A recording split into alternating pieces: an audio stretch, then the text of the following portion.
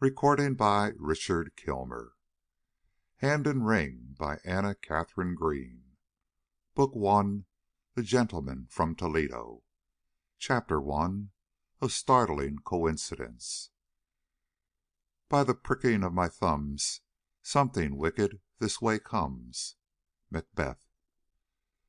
The town clock of Silby had just struck 12, court had adjourned, and Judge Evans, with one or two of the leading lawyers of the county, stood in the doorway of the courthouse discussing in a friendly way the eccentricities of criminals as developed in the case then before the court. Mr. Lord had just ventured the assertion that crime as a fine art was happily confined to France, to which District Attorney Ferris had replied, "And why? Because atheism has not yet acquired such a hold upon our upper class that gentlemen think it possible to meddle with such matters. It is only when a student, a doctor, a lawyer, determines to put aside from his path the secret stumbling block to his desires or his ambition that the true intellectual crime is developed. That brute whom you see slouching along over the way is the type of the average criminal of the day."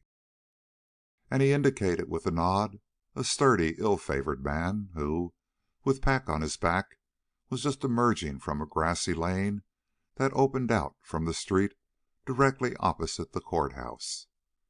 "Such men are often seen in the dock," remarked Mr. Orcutt, of more than local reputation as a criminal lawyer, "and often escape the penalty of their crimes," he added, watching, with a curious glance, the lowering brow and furtive look of the man, who, upon perceiving the attention he had attracted, increased his pace till he almost broke into a run. "Looks as if he had been up to mischief," observed Judge Evans. "Rather as if he had heard the sentence which was passed upon the last tramp who paid his respects to this town," corrected Mr. Lord. "Revenons à nos moutons," resumed the District Attorney. "Crime as an investment does not pay in this country. The regular burglar leads a dog's life of it, and when you come to the murderer, how few escape suspicion if they do the gallows. I do not know of a case where a murder for money has been really successful in this region." "Then you must have some pretty cute detective work going on here," remarked a young man who had not before spoken. "No, no, nothing to brag of. But the brutes are so clumsy, that is the word, clumsy. They don't know how to cover up their tracks." "The smart ones don't make tracks," interposed a rough voice near them, and a large, red-haired, slightly humpbacked man, who from the looks of those about was evidently a stranger in the place, shuffled forward from the pillar against which he had been leaning, and took up the thread of conversation. "I tell you," he continued, in a gruff tone somewhat out of keeping with the studied abstraction of his keen gray eye, "that half the criminals are caught because they do make tracks and then resort to such extraordinary means to cover them up. The true secret of success in this line lies in striking your blow with a weapon picked up on the spot, and in choosing for the scene of your tragedy a thoroughfare where, in the natural course of events, other men will come and go and unconsciously tread out your traces, provided you have made any. This dissipates suspicion, or starts it, in so many directions that justice is at once confused, if not ultimately baffled. Look at that house yonder," the stranger pursued, pointing to a plain dwelling on the opposite corner. "While we have been standing here, several persons of one kind or another, and among them a pretty rough-looking tramp, have gone into the side gate and so around to the kitchen door and back. I don't know who lives there, but say it is a solitary old woman, above keeping help, and that an hour from now some one, not finding her in the house, searches through the garden and comes upon her lying dead behind the woodpile, struck down by her own axe. On whom are you going to lay your hand in suspicion? On the stranger, of course, the rough-looking tramp that everybody thinks is ready for bloodshed at the least provocation. But suspicion is not conviction, and I would dare wager that no court, in face of a persistent denial on his part that he even saw the old woman when he went to her door, would bring in a verdict of murder against him, even though silver from her private drawer were found concealed upon his person. The chance that he spoke the truth, and that she was not in the house when he entered, and that his crime had been merely one of burglary or theft, would be enough to save him from the hangman. "That is true," assented Mr. Lord, "unless all other persons who had been seen to go into the yard were not only reputable men, but were willing to testify to having seen the woman alive up to the time he invaded her premises." But the humpbacked stranger had already lounged away. "What do you think about this, Mr. Byrd?" inquired the District Attorney, turning to the young man before alluded to. "You are an expert in these matters, or ought to be. What would you give for the tramp's chances if the detectives took him in hand?" "I, sir," was the response, "I am so comparatively young and inexperienced in such affairs that I scarcely dare presume to express an opinion. But I have heard it said by Mr. Gryce, whom you know stands foremost among the detectives of New York, that the only case of murder in which he utterly failed to get any clue to work upon was that of a Jew who was knocked down in his own shop in broad daylight. But this will not appear so strange when you learn the full particulars.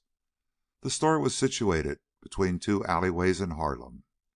It had an entrance back and an entrance front. Both were in constant use. The man was found behind his counter, having evidently been hit on the head by a slung shot while reaching for a box of hosiery. But though a succession of people were constantly passing by both doors, there was for that very reason no one to tell which of all the men who were observed to enter the shop came out again with blood upon his conscience. Nor were the circumstances of the Jew's life such as to assist justice. The most careful investigation failed to disclose the existence of any enemy, nor was he found to possess in this country at least any relative who could have hoped to be benefited by the few dollars he had saved from a late bankruptcy. The only conclusion to be drawn is that the man was secretly in the way of some one and was secretly put out of it, but for what purpose or by whose hand, time has never disclosed. "There is one, however, who knows both," affirmed Judge Evans, impressively. "The man himself?" "God." The solemnity with which this was uttered caused a silence, during which Mr. Orcutt looked at his watch. "I must go to dinner," he announced, withdrawing, with a slight nod, across the street. The rest stood for a few minutes abstractly contemplating his retreating figure, as with an energetic pace all his own, he passed down the little street that opened opposite to where they stood and entered the unpretending cottage of a widow lady with whom he was in the habit of taking his midday meal whenever he had a case before the court. A lull was over the whole village, and the few remaining persons on the courthouse steps were about to separate when Mr. Lord uttered an exclamation and pointed to the cottage in which they had just seen Mr. Orcutt disappear. Immediately all eyes looked that way and saw the lawyer standing on the stoop, having evidently issued with the utmost precipitation from the house. "He is making signs," cried Mr. Lord to Mr. Ferris, and scarcely knowing what they feared, both gentlemen crossed the way and hurried down the street toward their friend, who, with unusual tokens of disturbance in his manner, ran forward to meet them. "A murder!" he excitedly exclaimed as soon as he came within speaking distance. "A strange and startling coincidence. Mrs. Clemmens has been struck on the head and is lying covered with blood at the foot of her dining-room table." Mr. Lord and the District Attorney stared at each other in a maze of surprise and horror easily to be comprehended, and then they rushed forward. "Wait a moment," the latter suddenly cried, stopping short and looking back. "Where is the fellow who talked so learnedly about murder and the best way of making a success of it? He must be found at once. I don't believe in coincidences." And he beckoned to the person they had called Byrd, who with very pardonable curiosity was hurrying their way. "Go find Hunt, the constable," he cried. "Tell him to stop and retain the humpback. A woman here has been found murdered, and that fellow must have known something about it."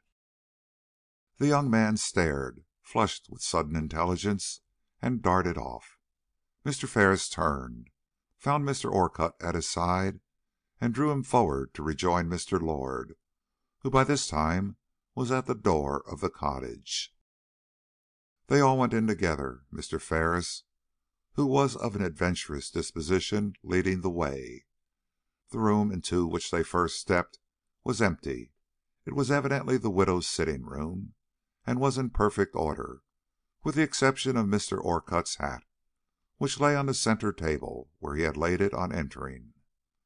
Neat without being prim, the entire aspect of the place was one of comfort, ease, and modest luxury.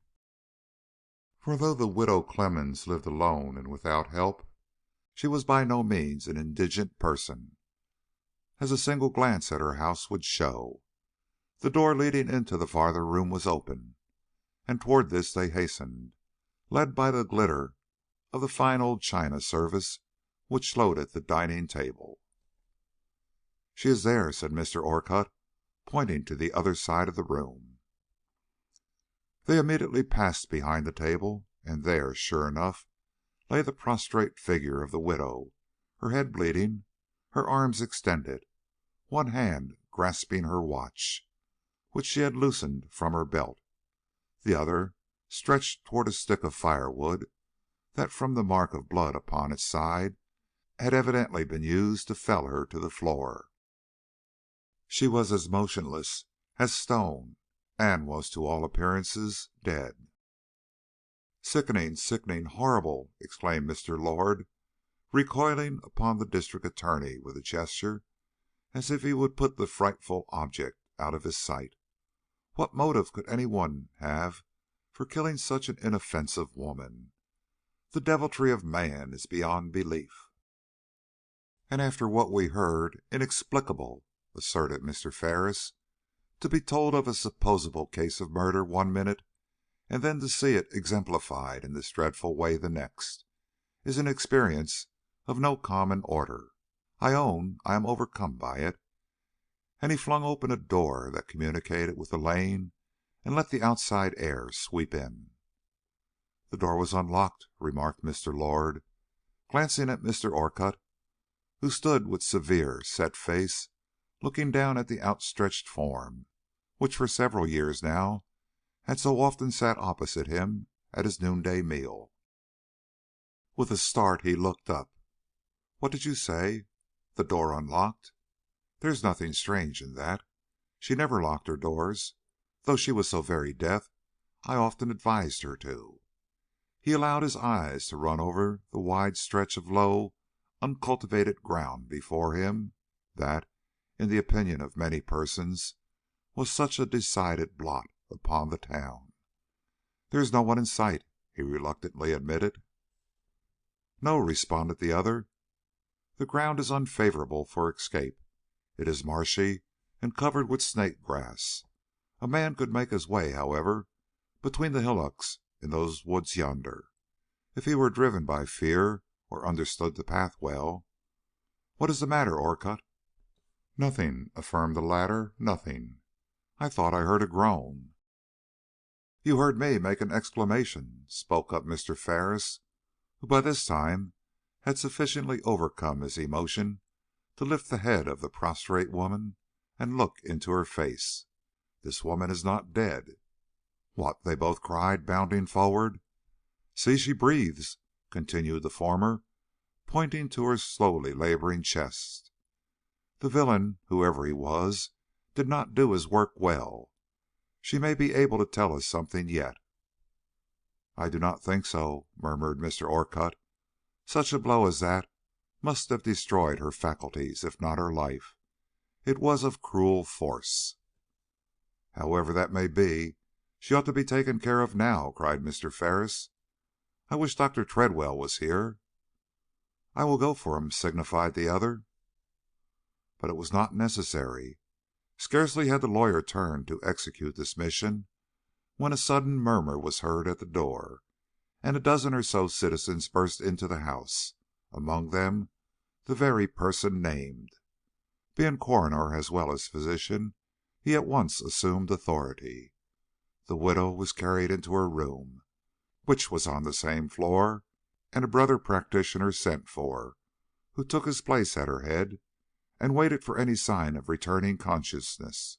The crowd, remanded to the yard, spent their time alternately in furtive questioning of each other's countenances and an eager lookout for the expected return of the strange young man who had been sent after the incomprehensible hunchback of whom all had heard. The coroner, closeted with the district attorney in the dining room, busied himself in noting certain evident facts.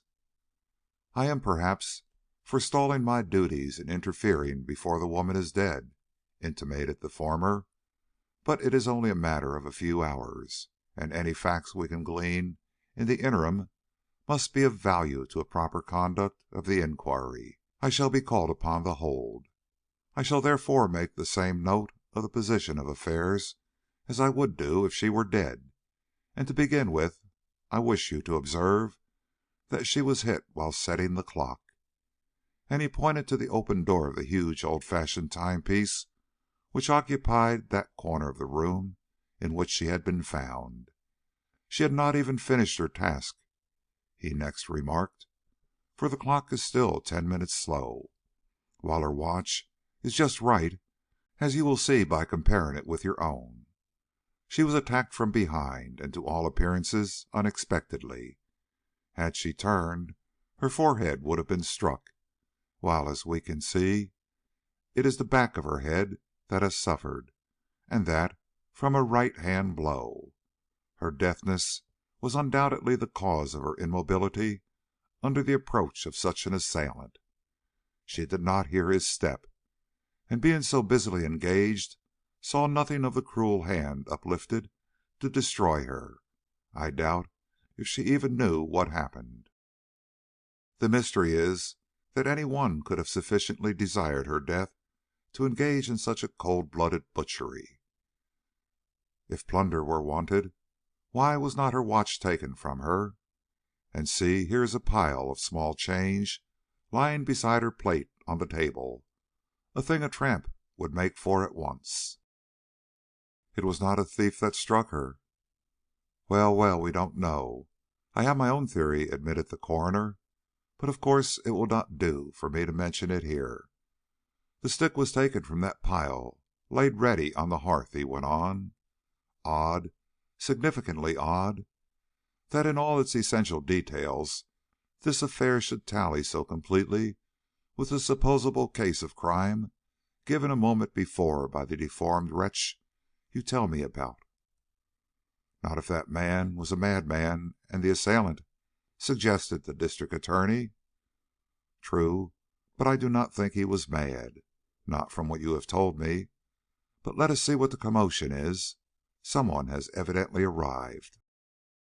It was Mr. Byrd, who had entered by the front door, and, deaf to the low murmur of the impatient crowd without, stood waiting in silent patience for an opportunity to report to the District Attorney the results of his efforts. Mr. Ferris at once welcomed him. "What have you done?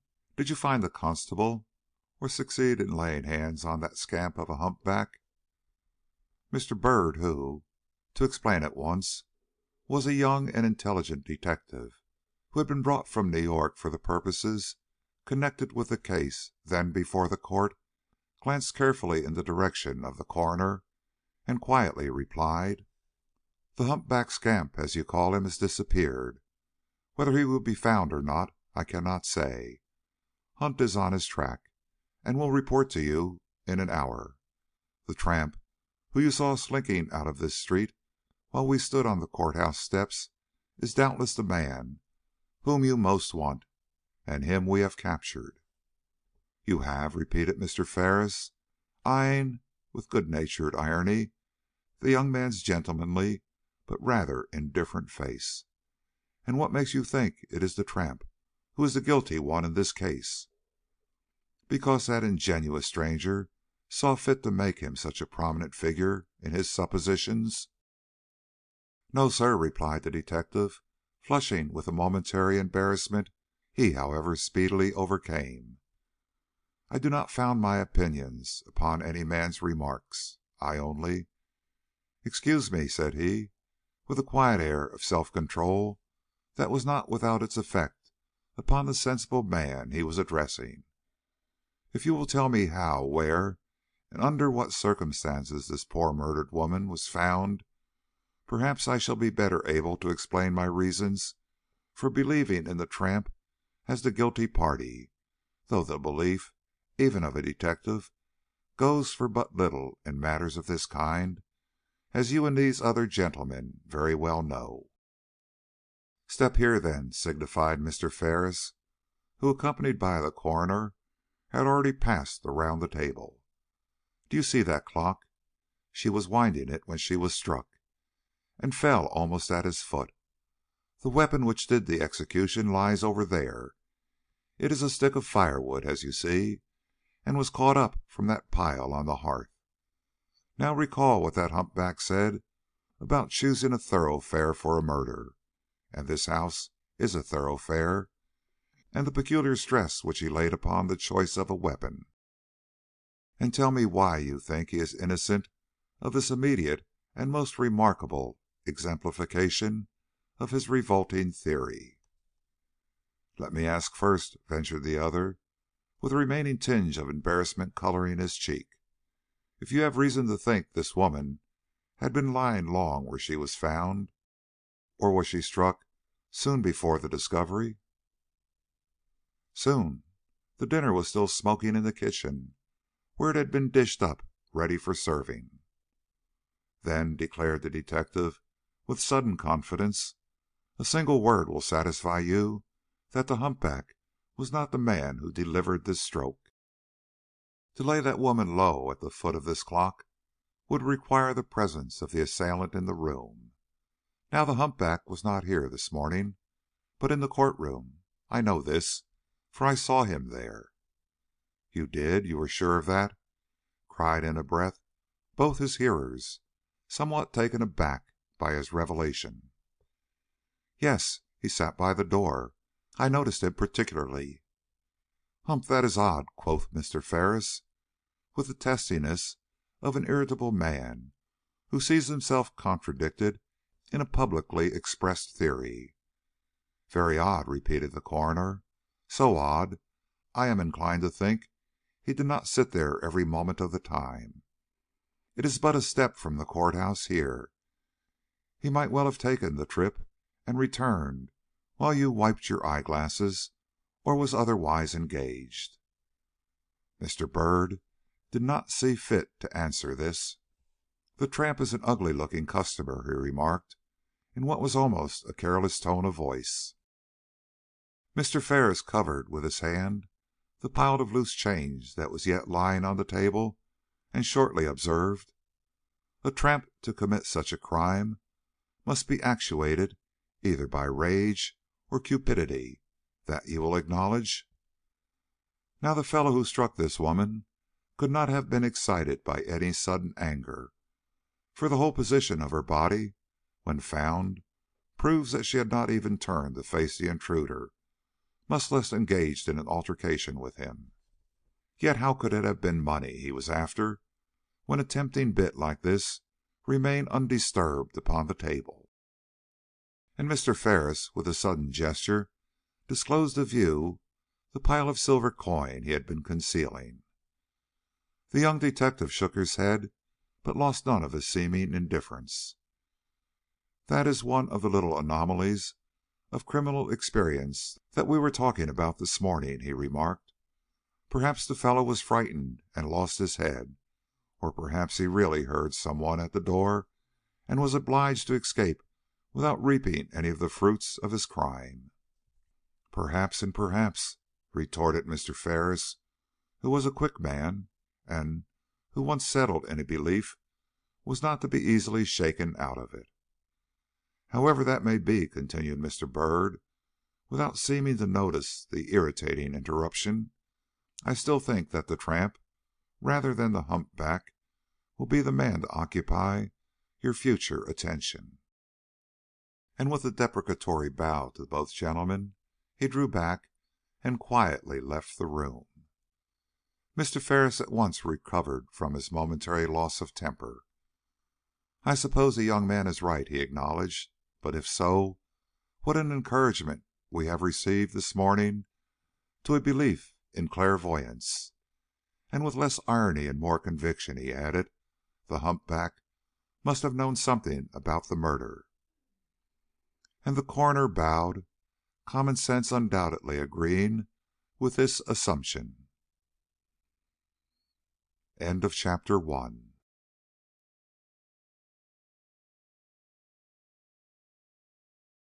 Chapter 2. An Appeal to Heaven. Her step was royal, queen-like. Longfellow.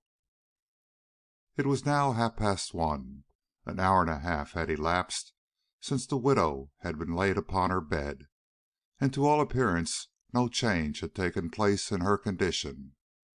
Within the room where she lay were collected the doctor and one or two neighbors of the female sex, who watched every breath she drew, and stood ready to notice the slightest change in the stony face that, dim with the shadow of death, stared upon them from the unruffled pillows. In the sitting-room, Lawyer Orcutt conversed in a subdued voice with Mr. Ferris, in regard to such incidents of the widow's life as had come under his notice in the years of their daily companionship, while the crowd about the gate vented their interest in loud exclamations of wrath against the tramp who had been found, and the unknown humpback who had not. Our story leads us into that crowd in front. "I don't think she'll ever come to," said one, who from his dusty coat might have been a miller. "Blows like that haven't much let up about them." "Doctor says she will die before morning," put in a pert young miss, anxious to have her voice heard. "Then it will be murder and no mistake, and that brute of a tramp will hang as high as Haman." "Don't condemn a man before you've had a chance to hear what he has to say for himself," cried another, in a strictly judicial tone. "How do you know as he came to this house at all?" "Miss Perkins says he did, and Mrs. Phillips, too. They saw him go into the gate." "And what else did they see? I warrant he wasn't the only beggar that was roaming around this morning." "No, there was a tin peddler in the street, for I saw him my own self, and Mrs. Clemmens standing in the door flourishing her broom at him. She was mighty short with such folks. Wouldn't wonder if some of the unholy wretches killed her out of spite. They're a wicked lot, the whole of them." Widow Clemmens had a quick temper, but she had a mighty good heart notwithstanding. See how kind she was to them Hubbles, and how hard she was to the Pratt girl. "Well, I know, but—" and so on, in a hum and a buzz about the head of Mr. Byrd, who, engaged in thought seemingly far removed from the subject in hand, stood leaning against the fence, careless and insouciant. Suddenly there was a lull, then a short cry, then a woman's voice rose clear, ringing and commanding, and Mr. Byrd caught the following words: "What is this I hear? Mrs. Clemmens dead? Struck down by some wandering tramp? Murdered in her own house?" In an instant every eye, including Mr. Byrd's, was fixed upon the speaker. The crowd parted, and the young girl who had spoken from the street came into the gate. She was a remarkable-looking person, tall and large and majestic in every proportion of an unusually noble figure. She was of a make and possessed a bearing to attract attention had she borne a less striking and beautiful countenance. As it was, the glance lingered but a moment on the grand curves and the lithe loveliness of that matchless figure, and passed at once to the face. Once there, it did not soon wander, for though its beauty was incontestable, the something that lay behind that beauty was more incontestable still, and held you, in spite of yourself, long after you had become acquainted with the broad white brow, the clear deep changing gray eye, the straight but characteristic nose, and the ruddy nervous lip. You felt that, young and beautiful as she was, and charming as she might be, she was also one of nature's unsolvable mysteries, a woman whom you might study, obey, adore, but whom you could never hope to understand, a sphinx without an Oedipus.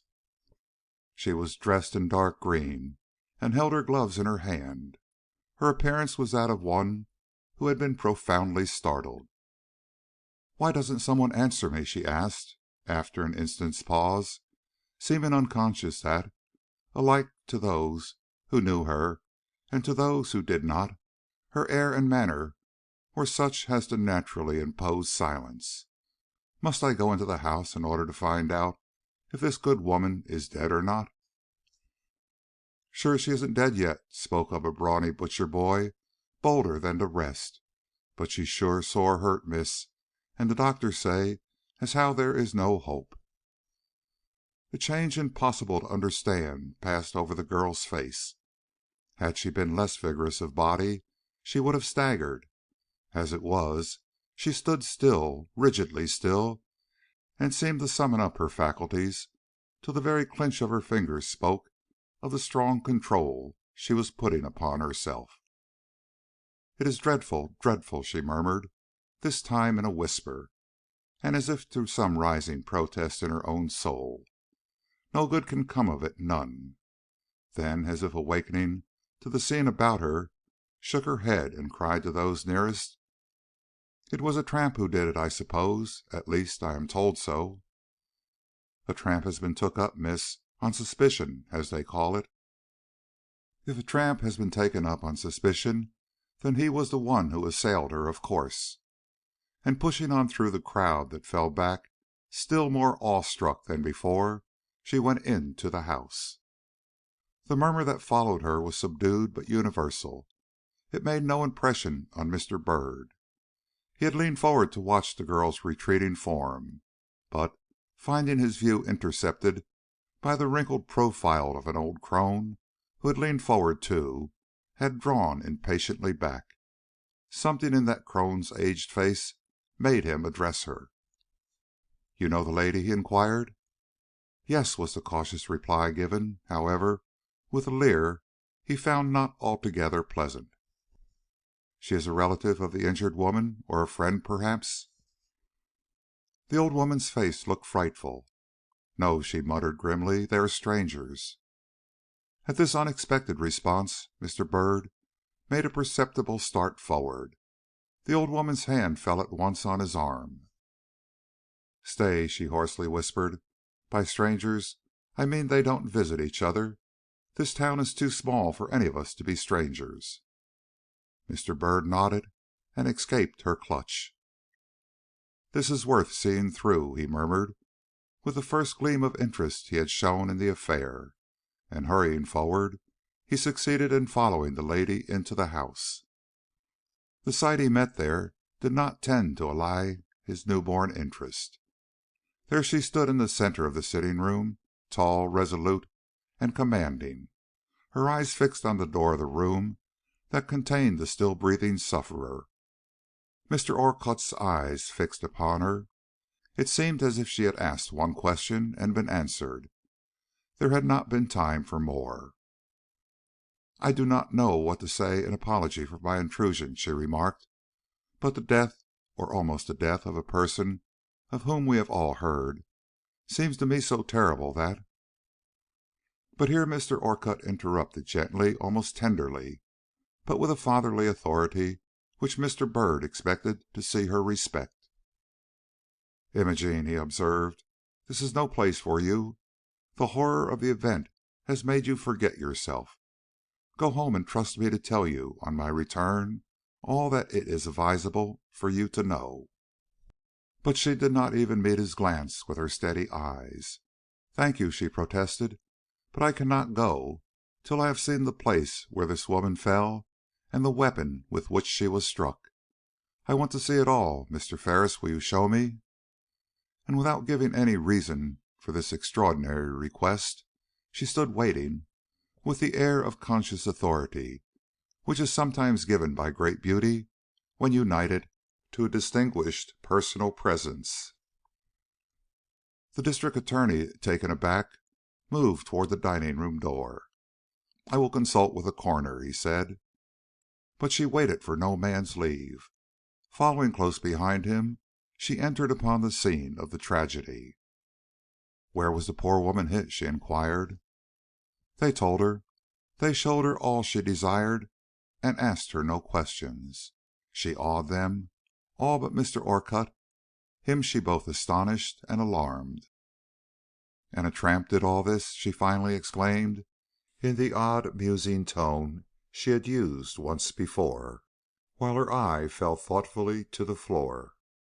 Suddenly she started, or so Mr. Byrd fondly imagined, and moved a pace, setting her foot carefully down upon a certain spot in the carpet beneath her. She espied something, he thought, and watched to see if she would stoop. But no, she held herself still more erectly than before, and seemed, by her rather desultory inquiries, to be striving to engage the attention of the others from herself.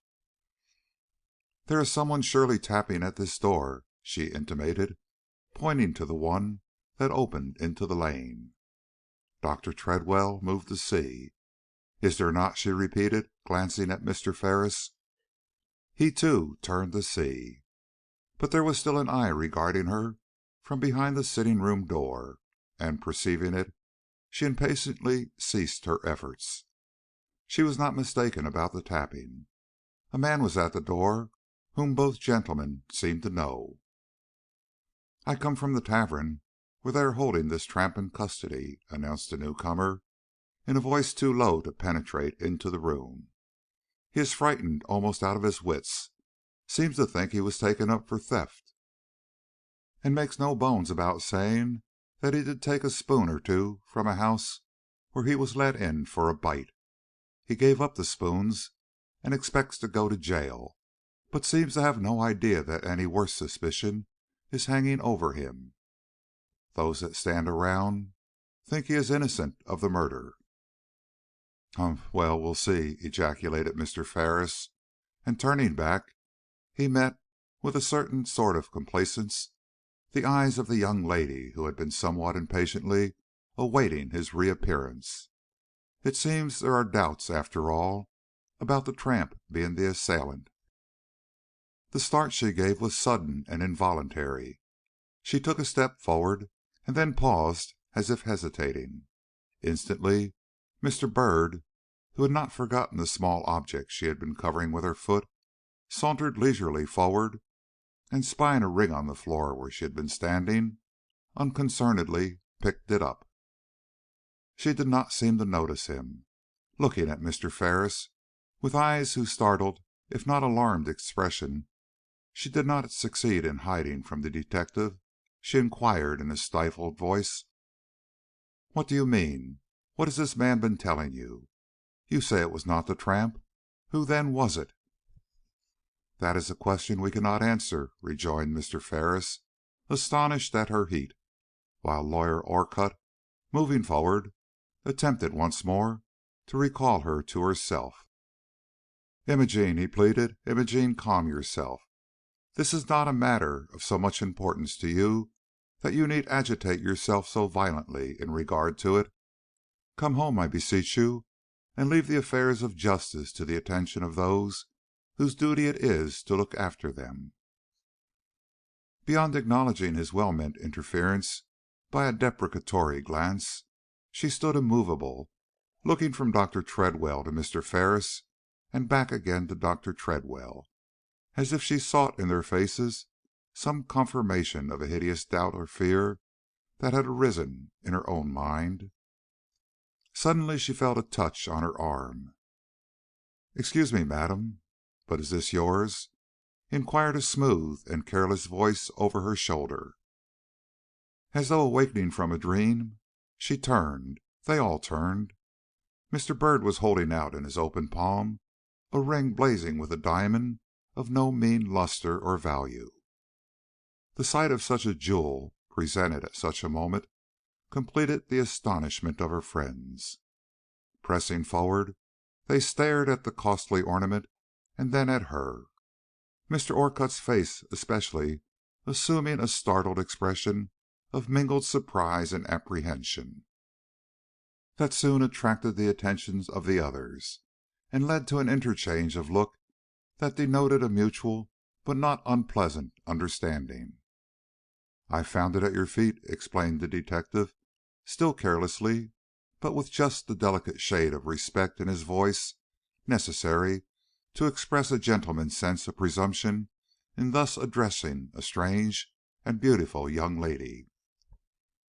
The tone, if not the explanation, seemed to calm her, as powerful natures are calmed in the stress of a sudden crisis. "Thank you," she returned, not without signs of great sweetness in her look and manner. "Yes, it is mine," she added slowly, reaching out her hand and taking the ring. "I must have dropped it without knowing it." And meeting the eyes of Mr. Orcutt, fixed upon her with that startled look of inquiry already alluded to, she flushed, but placed the jewel nonchalantly on her finger. This cool appropriation of something he had no reason to believe hers startled the youthful detective immeasurably.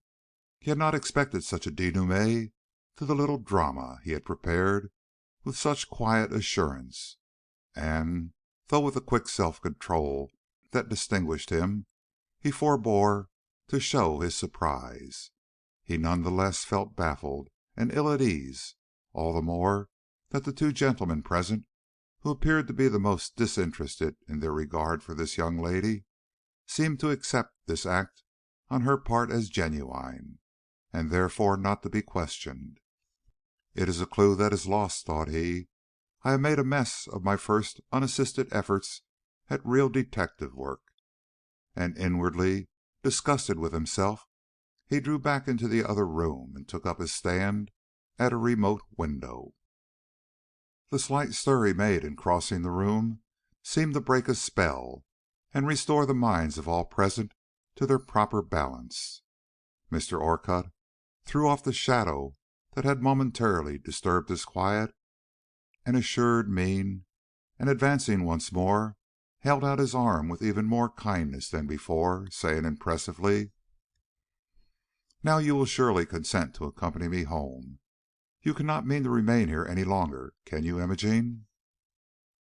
Before she could reply, before her hand could lay itself on his arm, a sudden hush, like that of awe, passed solemnly through the room, and the physician, who had been set to watch over the dying gasps of the poor sufferer within, appeared on the threshold of the bedroom door, holding up his hand with a look that at once commanded attention and awoke the most painful expectancy in the hearts of all who beheld him. "She stirs, she moves her lips," he announced, and again paused, listening. Immediately there was a sound from the dimness behind him, a low sound, inarticulate at first, but presently growing loud enough and plain enough to be heard in the utmost recesses of the furthermost room on that floor. "Hand, ring," was the burden of the short ejaculation they heard. "Ring, hand," till a sudden gasp cut short the fearful iteration, and all was silent again. "Great heavens!" came in an awe-struck whisper from Mr. Ferris, as he pressed hastily toward the place from which these words had issued. But the physician at once stopped and silenced him. "She may speak again," he suggested. "Wait." But though they listened breathlessly and with ever-growing suspense, no further break occurred in the deep silence, and soon the doctor announced: "She has sunk back into her old state. She may rouse again, and she may not." As though released from some painful tension, the coroner, the district attorney, and the detective all looked up. They found Miss Dare standing by the open window, with her face turned to the landscape, and Mr. Orcutt gazing at her with an expression of perplexity that had almost the appearance of dismay. The look passed instantly from the lawyer's countenance as he met the eyes of his friends, but Mr. Byrd, who was still smarting under a sense of his late defeat, could not but wonder what that gentleman had seen in Miss Dare during the period of their late preoccupation to call up such an expression to his usually keen and composed face. The clinch of her white hand on the window sill told nothing, but when in a few moments later she turned toward them again, Mr. Byrd saw, or thought he saw, the last lingering remains of a great horror fading out of her eyes, and was not surprised when she walked up to Mr. Orcutt and said, somewhat hoarsely, "I wish to go home now. This place is a terrible one to be in." Mr. Orcutt, who was only too glad to comply with her request, again offered her his arm. But anxious as they evidently were to quit the house, they were not allowed to do so without experiencing another shock. Just as they were passing the door of the room where the wounded woman lay, the physician in attendance again appeared before them with that silently uplifted hand. "Hush," he said, "she stirs again. I think she is going to speak." And once more that terrible suspense held each and every one enthralled. Once more that faint, inarticulate murmur eddied through the house, growing gradually into speech that this time took a form that curdled the blood of the listeners, and made Mr. Orcutt and the young woman at his side drop apart from each other as though a dividing sword had passed between them. "May the vengeance of Heaven light upon the head of him who has brought me to this pass," were the words that now rose ringing and clear from that bed of death. "May the fate that has come upon me be visited upon him, measure for measure, blow for blow, death for death." Strange and awe-inspiring words that drew a pall over that house and made the dullest person there gasp for breath. In the silence that followed, a silence that could be felt, the white faces of lawyer and physician, coroner and detective, turned and confronted each other. But the young lady who lingered in their midst looked at no one, turned to no one. Shuddering and white, she stood gazing before her as if she already beheld that retributive hand descending upon the head of the guilty. Then she awoke to the silence of those around her, gave a quick start, and flashed forward to the door, and so out into the street before Mr. Orcutt could rouse himself sufficiently from the stupor of the moment to follow her. End of chapter 2.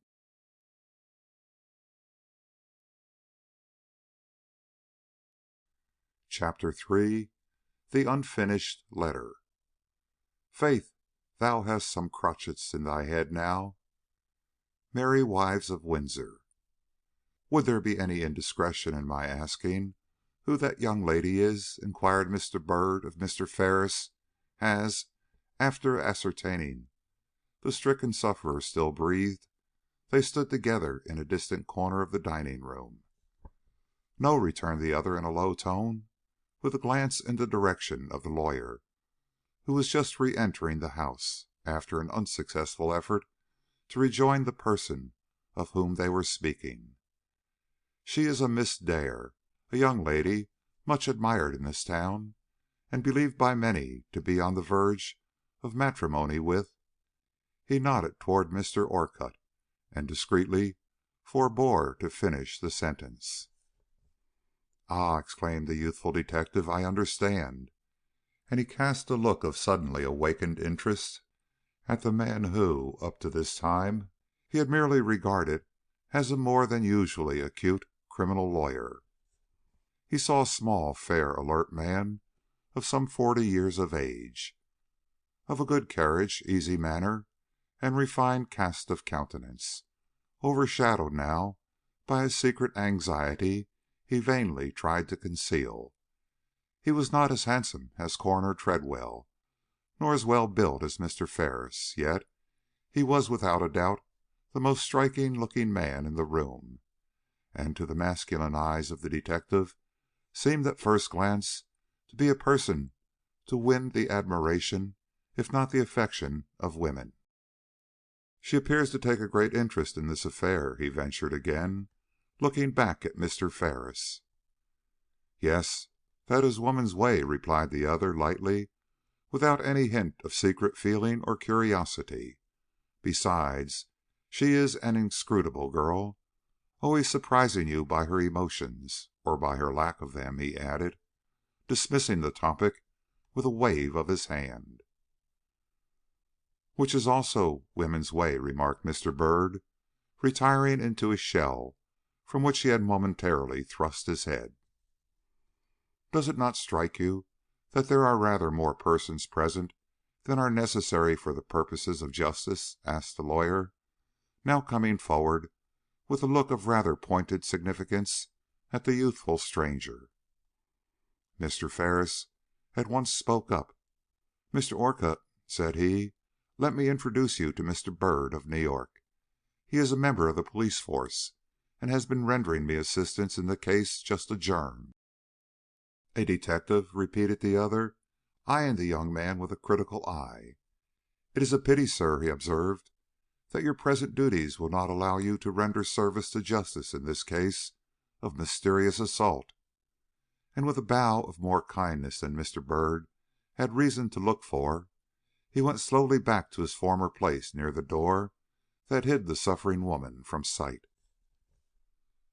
However kindly expressed, Mr. Byrd felt that he had received his dismissal, and was about to withdraw when the coroner, who had been absent from their midst for the last few minutes, approached them from the foot of the stairs and tapped the detective on the arm. "I want you," said he. Mr. Byrd bowed, and with a glance toward the District Attorney, who returned him a nod of approval, went quickly out with the coroner. "I hear you are a detective," observed the latter, taking him upstairs into a room which he carefully locked behind them. "A detective on the spot in a case like this is valuable. Are you willing to assume the duties of your profession and act for justice in this matter?" "Dr. Tredwell," returned the young man, instantly conscious of a vague inward shrinking from meddling further into the affair, "I am not at present master of my proceedings, to say nothing of the obedience I owe to my superiors at home. I am just now engaged in assisting Mr. Ferris in the somewhat pressing matter now before the court, and do not know whether it would meet with his approval to have me mix up matters in this way." "Mr. Ferris is a reasonable man," said the coroner. "If his consent is all that is necessary—" "But it is not, sir. I must have orders from New York." "Oh, as to that, I will telegraph at once." But still the young man hesitated, lounging in his easy way against the table by which he had taken his stand.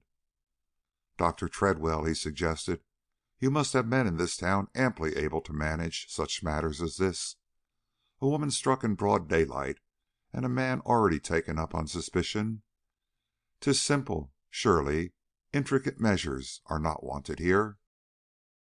"So you still think it is the tramp that struck her?" quoth the coroner, a trifle baffled by the other's careless manner.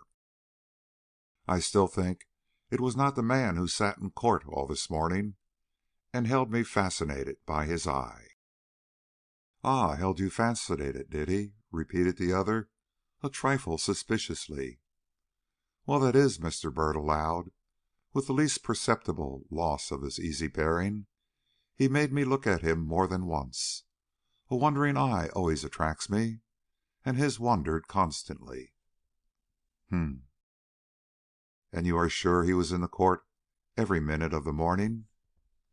"There must be other witnesses who can testify to that," answered the detective, with the perceptible irritation of one weary of a subject which he feels he has already amply discussed.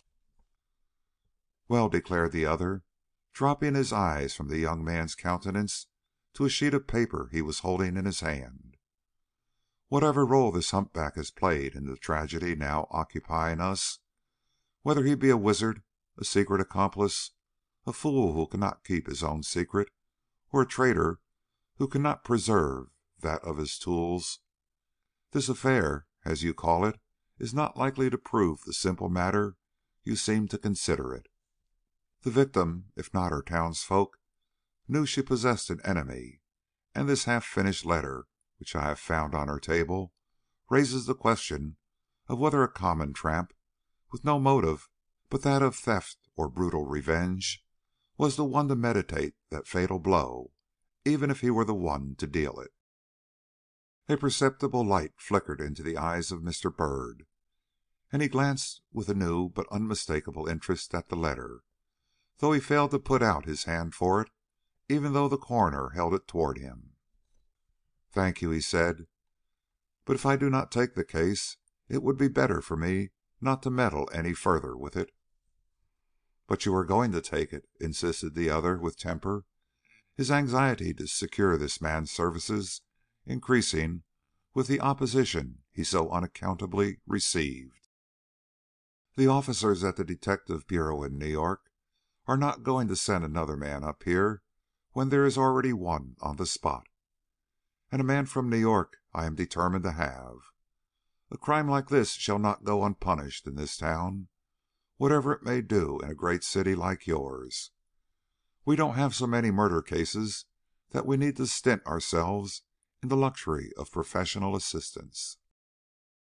"But," protested the young man, still determined to hold back whatever arguments might be employed or inducements offered him, "how do you know I am the man for your work? We have many sorts and kinds of detectives in our bureau, some for one kind of business, some for another. The following up of a criminal is not mine." "What, then, is yours?" asked the coroner, not yielding a jot of his determination. The detective was silent. "Read the letter," persisted Dr. Tredwell, shrewdly conscious that if once the young man's professional instinct was aroused, all the puerile objections which influenced him would immediately vanish. There was no resisting that air of command. Taking the letter in his hand, the young man read: "Dear Emily, I don't know why I sit down to write to you to day. I have plenty to do, and morning is no time for indulging in sentimentalities. But I feel strangely lonely and strangely anxious. Nothing goes just to my mind, and somehow the many causes for secret fear which I have always had assume an undue prominence in my mind. It is always so when I am not quite well. In vain I reason with myself, saying that respectable people do not lightly enter into crime, but there are so many to whom my death would be more than welcome that I constantly see myself in the act of being—" "Struck, shot, murdered," suggested Dr. Tredwell, perceiving the young man's eyes lingering over the broken sentence. "The words are not there," remonstrated Mr. Byrd, but the tone of his voice showed that his professional complacency had been disturbed at last. The other did not answer, but waited with the wisdom of the trapper who sees the quarry nosing around the toils. "There is evidently some family mystery," the young man continued, glancing again at the letter. "But," he remarked, "Mr. Orcutt is a good friend of hers, and can probably tell us what it all means." "Very likely," the other admitted, "if we choose to ask him." Quick as lightning, the young man's glance flashed to the coroner's face. "You would rather not put the question to him?" he inquired. "No, as he is the lawyer who, in all probability, will be employed by the criminal in this case. I am sure he would rather not be mixed up in any preliminary investigation of the affair. The young man's eyes did not waver. He appeared to take a secret resolve. "Has it not struck you," he insinuated, "that Mr. Orcutt might have other reasons for not wishing to give any expression of opinion in regard to it?" The surprise in the coroner's eye was his best answer. "No," he rejoined. Mr. Byrd at once resumed all his old nonchalance. "The young lady who was here appeared to show such agitated interest in this horrible crime, I thought that, in kindness to her, he might wish to keep out of the affair as much as possible." "Miss Dare? Bless your heart, she would not restrict him in any way. Her interest in the matter is purely one of curiosity. It has been carried, perhaps, to a somewhat unusual length for a woman in her position and breeding, but that is all, I assure you.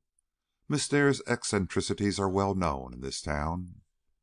"Then the diamond ring was really hers?" Mr. Byrd was about to inquire, but stopped. Something in his memory of this beautiful woman made it impossible for him to disturb the confidence of the coroner in her behalf, at least while his own doubts were so vague and shadowy. The coroner, however, observed the young detective's hesitation, and smiled. "Are you thinking of Miss Dare as having anything to do with this shocking affair?" he asked. Mr. Byrd shook his head, but he could not hide the flush that stole up over his forehead. The coroner actually laughed, a low, soft, decorous laugh, but none the less one of decided amusement. "Your line is not in the direction of spotting criminals, I must allow," said he. "Why, Miss Dare is not only as irreproachable a young lady as we have in this town, but she is a perfect stranger to this woman and all her concerns. I doubt if she even knew her name until to day." A laugh is often more potent than an argument. The face of the detective lighted up, and he looked very manly and very handsome as he returned the letter to the coroner, saying, with a sweep of his hand, as if he tossed an unworthy doubt away forever: "Well, I do not wish to appear obstinate. If this woman dies, and the inquest fails to reveal who her assailant is, I will apply to New York for leave to work up the case. That is, if you continue to desire my assistance. Meanwhile—" "You will keep your eyes open," intimated the coroner, taking back the letter and putting it carefully away in his breast pocket. "And now, mum."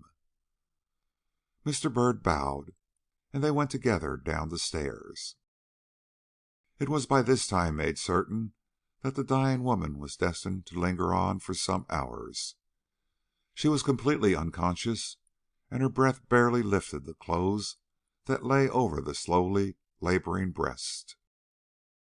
But such vitality as there was held its own with scarcely perceptible change, and the doctor thought it might be midnight before the solemn struggle would end. "In the meantime, expect nothing," he exclaimed. "She has said her last word. What remains will be a mere sinking into the eternal sleep." This being so, Mr. Orcutt and Mr. Ferris decided to leave. Mr. Byrd saw them safely out, and proceeded to take one or two private observations of his own. They consisted mostly in noting the precise position of the various doors in reference to the hearth where the stick was picked up and the clock where the victim was attacked.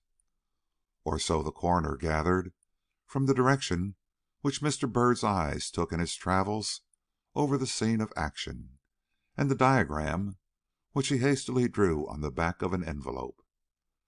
The table was noticed, too, and an inventory of its articles taken, after which he opened the side door and looked carefully out into the lane. To observe him now with his quick eye flashing from spot to spot, his head lifted, and a visible air of determination infused through his whole bearing, you would scarcely recognize the easy, graceful, indolent youth who, but a little while before, lounged against the tables and chairs and met the most penetrating eye with the sleepy gaze of a totally uninterested man. Dr. Treadwell, alert to the change, tapped the letter in his pocket complacently.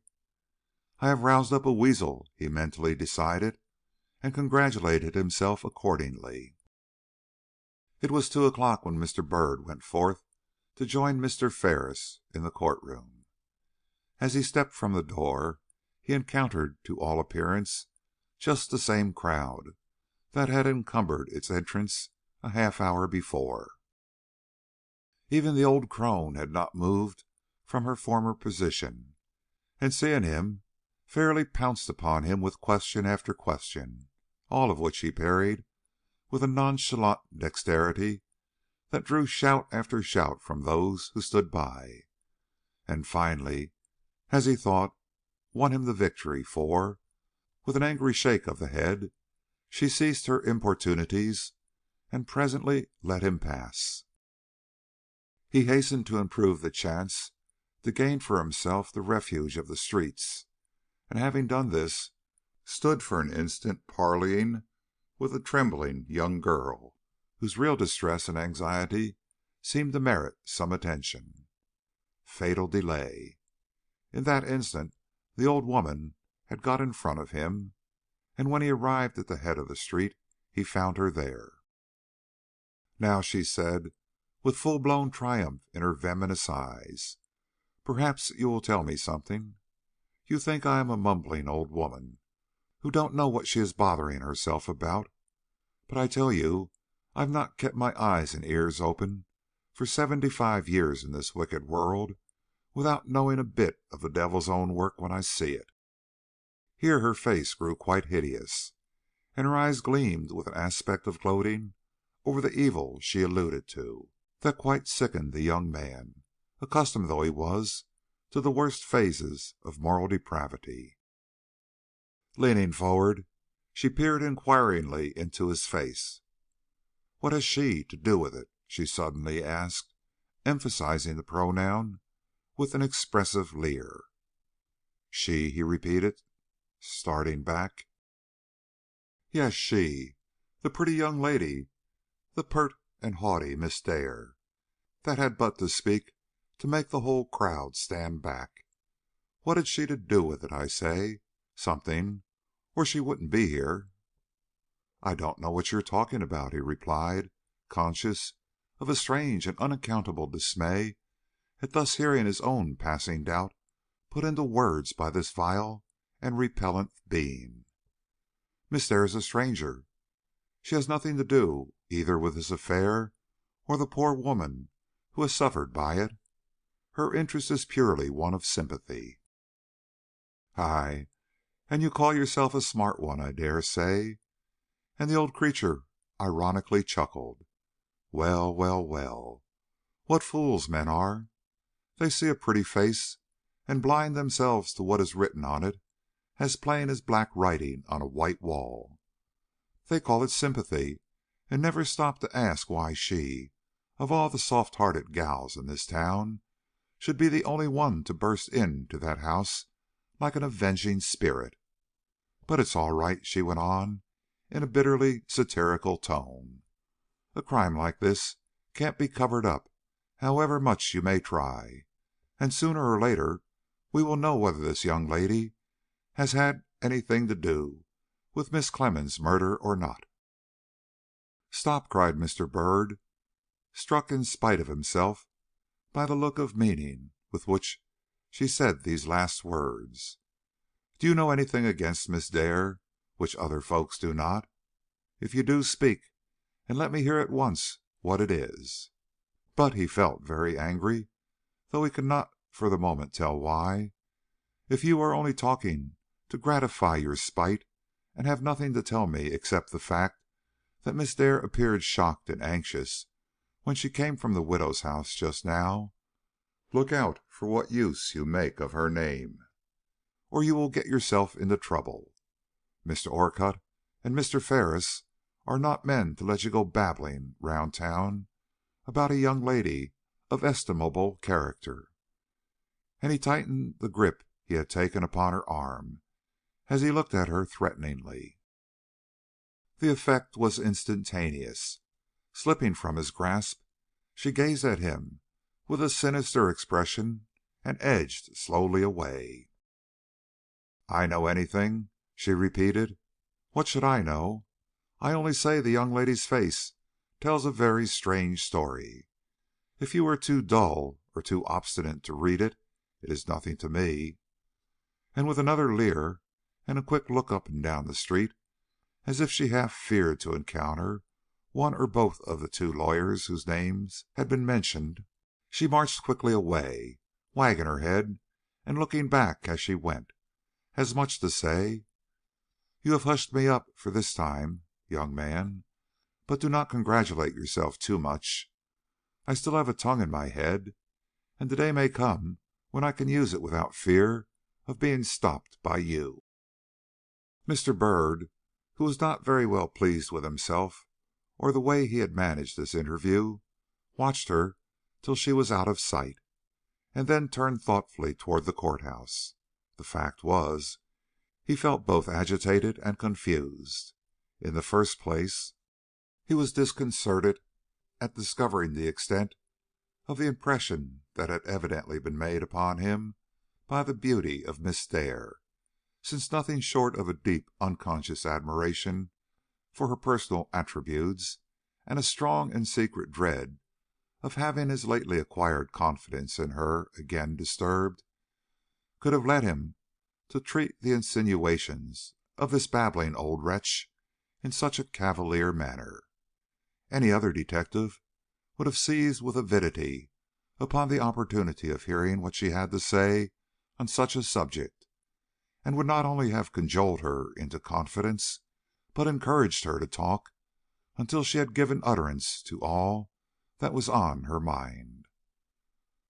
But in the stress of a feeling to which he was not anxious to give a name, he had forgotten that he was a detective, and remembered only that he was a man, and the consequence was that he had frightened the old creature and cut short words that it was possibly his business to hear.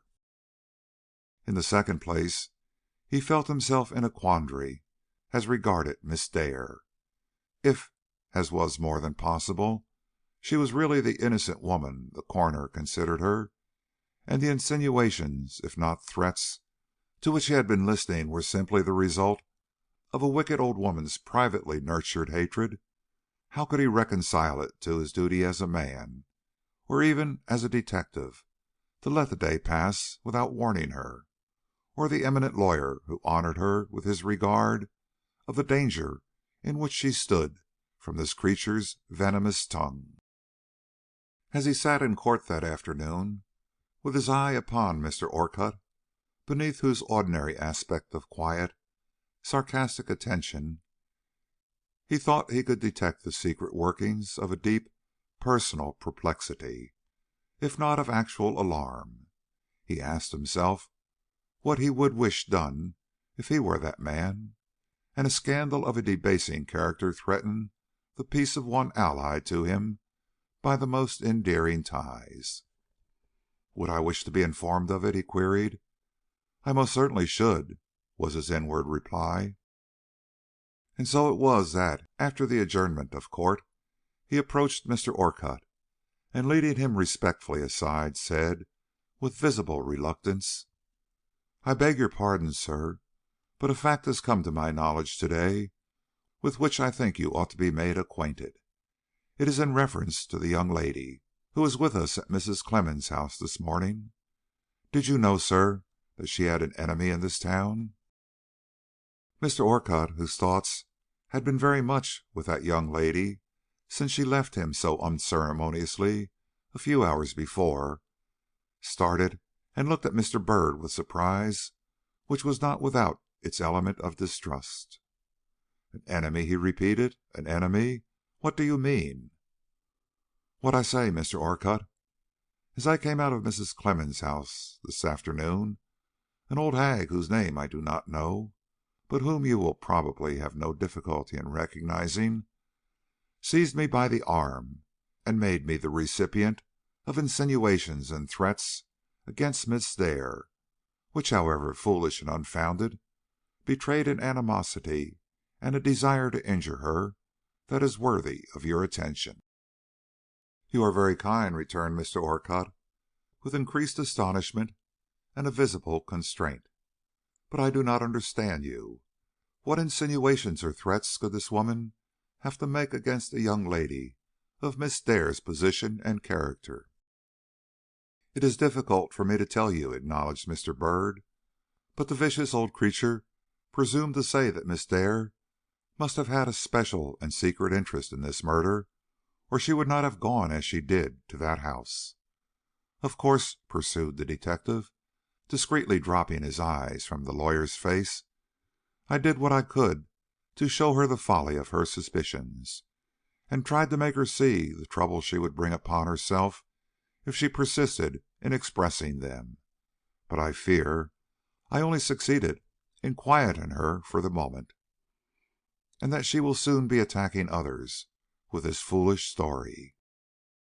Mr. Orcutt, who, whatever his own doubts or apprehensions, could not fail to be totally unprepared for a communication of this kind, gave utterance to a fierce and bitter exclamation, and fixed upon the detective his keen and piercing eye. "Tell me just what she said," he demanded. "I will try to do so," returned Mr. Byrd, and calling to his aid a very excellent memory, he gave a verbatim account of the conversation that had passed between him and the old woman. Mr. Orcutt listened, as he always did, without interruption or outward demonstration. But when the recital was over, and Mr. Byrd ventured to look at him once more, he noticed that he was very pale and greatly changed in expression. Being himself in a position to understand somewhat of the other's emotion, he regained by an effort the air of polite nonchalance that became him so well, and quickly suggested, "Miss Dare will, of course, be able to explain herself." The lawyer flashed upon him a quick glance. "I hope you have no doubts on the subject," he said. Then, as the detective's eye fell a trifle before his, paused and looked at him with the self-possession gained in 15 years of practice in the criminal courts, and said, "I am Miss Dare's best friend. I know her well, and can truly say that not only is her character above reproach, but that I am acquainted with no circumstances that could in any way connect her with this crime. Nevertheless, the incidents of the day have been such as to make it desirable for her to explain herself, and this, as you say, she will probably have no difficulty in doing. If you will, therefore, wait till to-morrow before taking any one else into your confidence, I promise you to see Miss Dare myself, and from her own lips learn the cause of her peculiar interest in this affair. Meanwhile, let me request you to put a curb upon your imagination, and do not allow it to soar too high in the regions of idle speculation."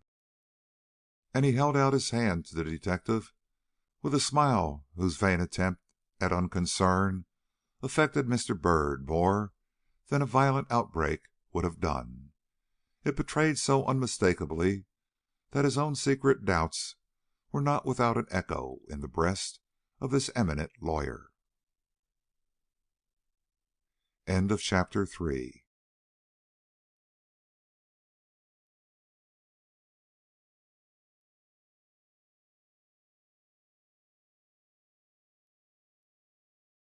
Chapter 4.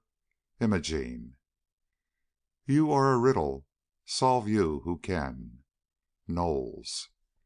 Mr. Orcutt was a man who, for many years, had turned a deaf ear and a cold eye on the various attractions and beguilements of women, either from natural coldness of disposition or for some other latent cause, traceable perhaps to some fact in his past history and not to be inquired into by gossiping neighbors and so-called friends.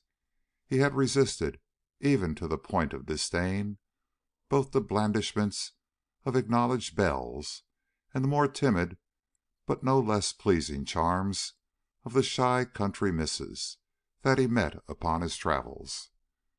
But one day all this was changed.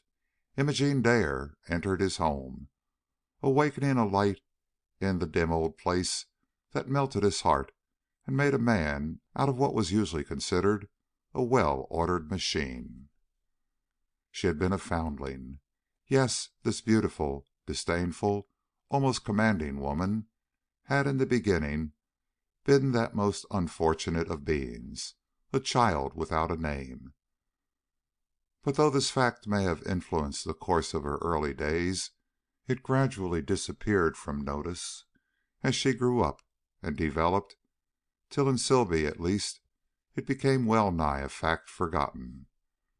Her beauty, as well as the imposing traits of her character, was the cause.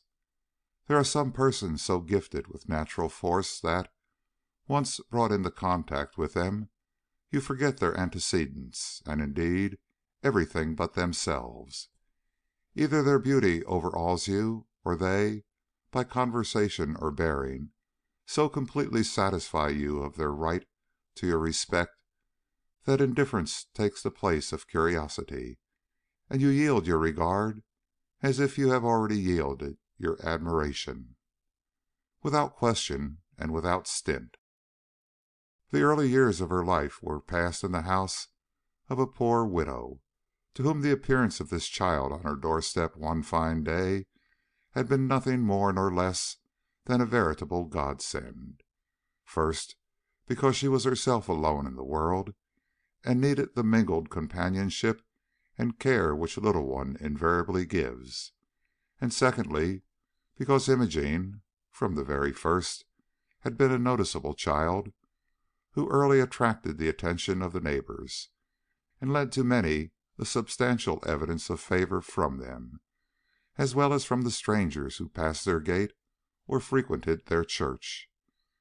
Insensible to herself, and without help of circumstance or rearing, the girl was a magnet to which all good things insensibly tended, and the widow saw this, and while reaping the reward, stinted neither her affection nor her gratitude. When Imogene was 11, this protector of her infancy died, but another home instantly offered. A wealthy couple of much kindness, if little culture, adopted her as their child, and gave her every benefit in life save education. This never having possessed themselves, they openly undervalued. But she was not to be kept down by the force of any circumstances, whether favorable or otherwise. All the graces of manner and refinements of thought which properly belonged to the station she had now attained, but which, in the long struggle after wealth, had escaped the honest couple that befriended her, became by degree her own, tempering without destroying her individuality, any more than the new life of restraint that now governed her physical powers was able to weaken or subdue that rare and splendid physique which had been her fairest birthright. In the lap of luxury, therefore, and in full possession of means to come and go and conform herself to the genteel world and its fashion, she passed the next 4 years, but scarcely had she obtained the age of 15 when bankruptcy, followed by death, again robbed her of a home, and set her once more adrift upon the world. This time she looked to no one for assistance, refusing all offers, many of them those of honorable marriage. She sought for work, and after a short delay found it in the household of Mr. Orcutt. The aged sister who governed his home and attended to all its domestic details hired her as a sort of assistant, rightly judging that the able young body and the alert hand would bring into the household economy, just that life and interest which her own failing strength had now for some time refused to supply. That the girl was a beauty, and something more, who could not from the nature of things be kept in that subordinate position, she either failed to see or, seeing, was pleased to disregard. She never sought to impose restraint upon the girl any more than she did upon her brother. When in the course of events she saw that his eye was at least attracted and his imagination fired by the noble specimen of girlhood that made its daily appearance at his own board, that she had introduced a dangerous element into that quiet home, that ere long would devastate its sacred precincts and endanger, if not destroy, its safety and honor, she had no reason to suspect.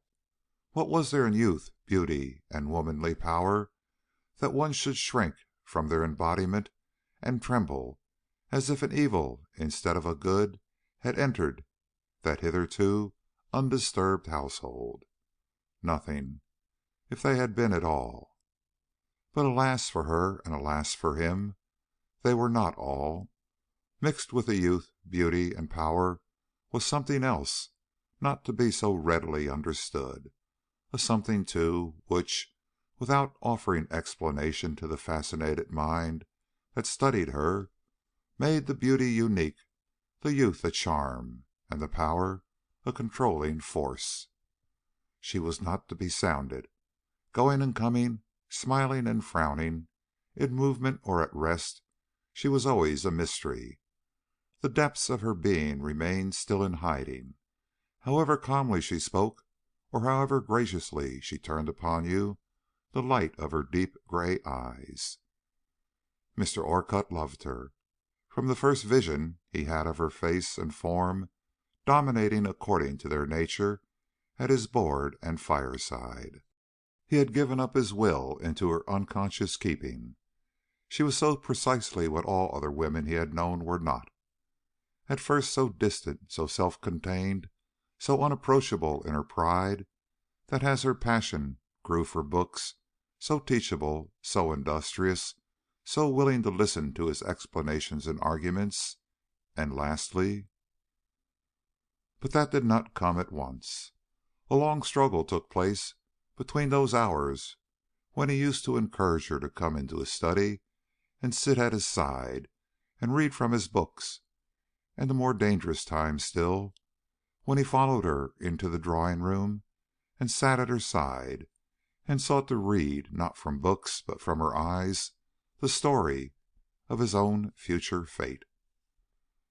For powerful as was his passion, and deeply as his heart had been touched, he did not yield to the thought of marriage with such a passion involved, without a conflict. He would make her his child, the heiress of his wealth and the support of his old age. This was his first resolve, but it did not last. The first sight he had had of her, on return from a visit to Buffalo, which he had insisted upon her making during the time of his greatest mental conflict, had assured him that this could never be, that he must be husband and she wife, or else their relations must entirely cease. Perhaps the look in which she met him had something to do with this. It was such a blushing, humble, yes, for her, really humble and beautiful look. He could not withstand it.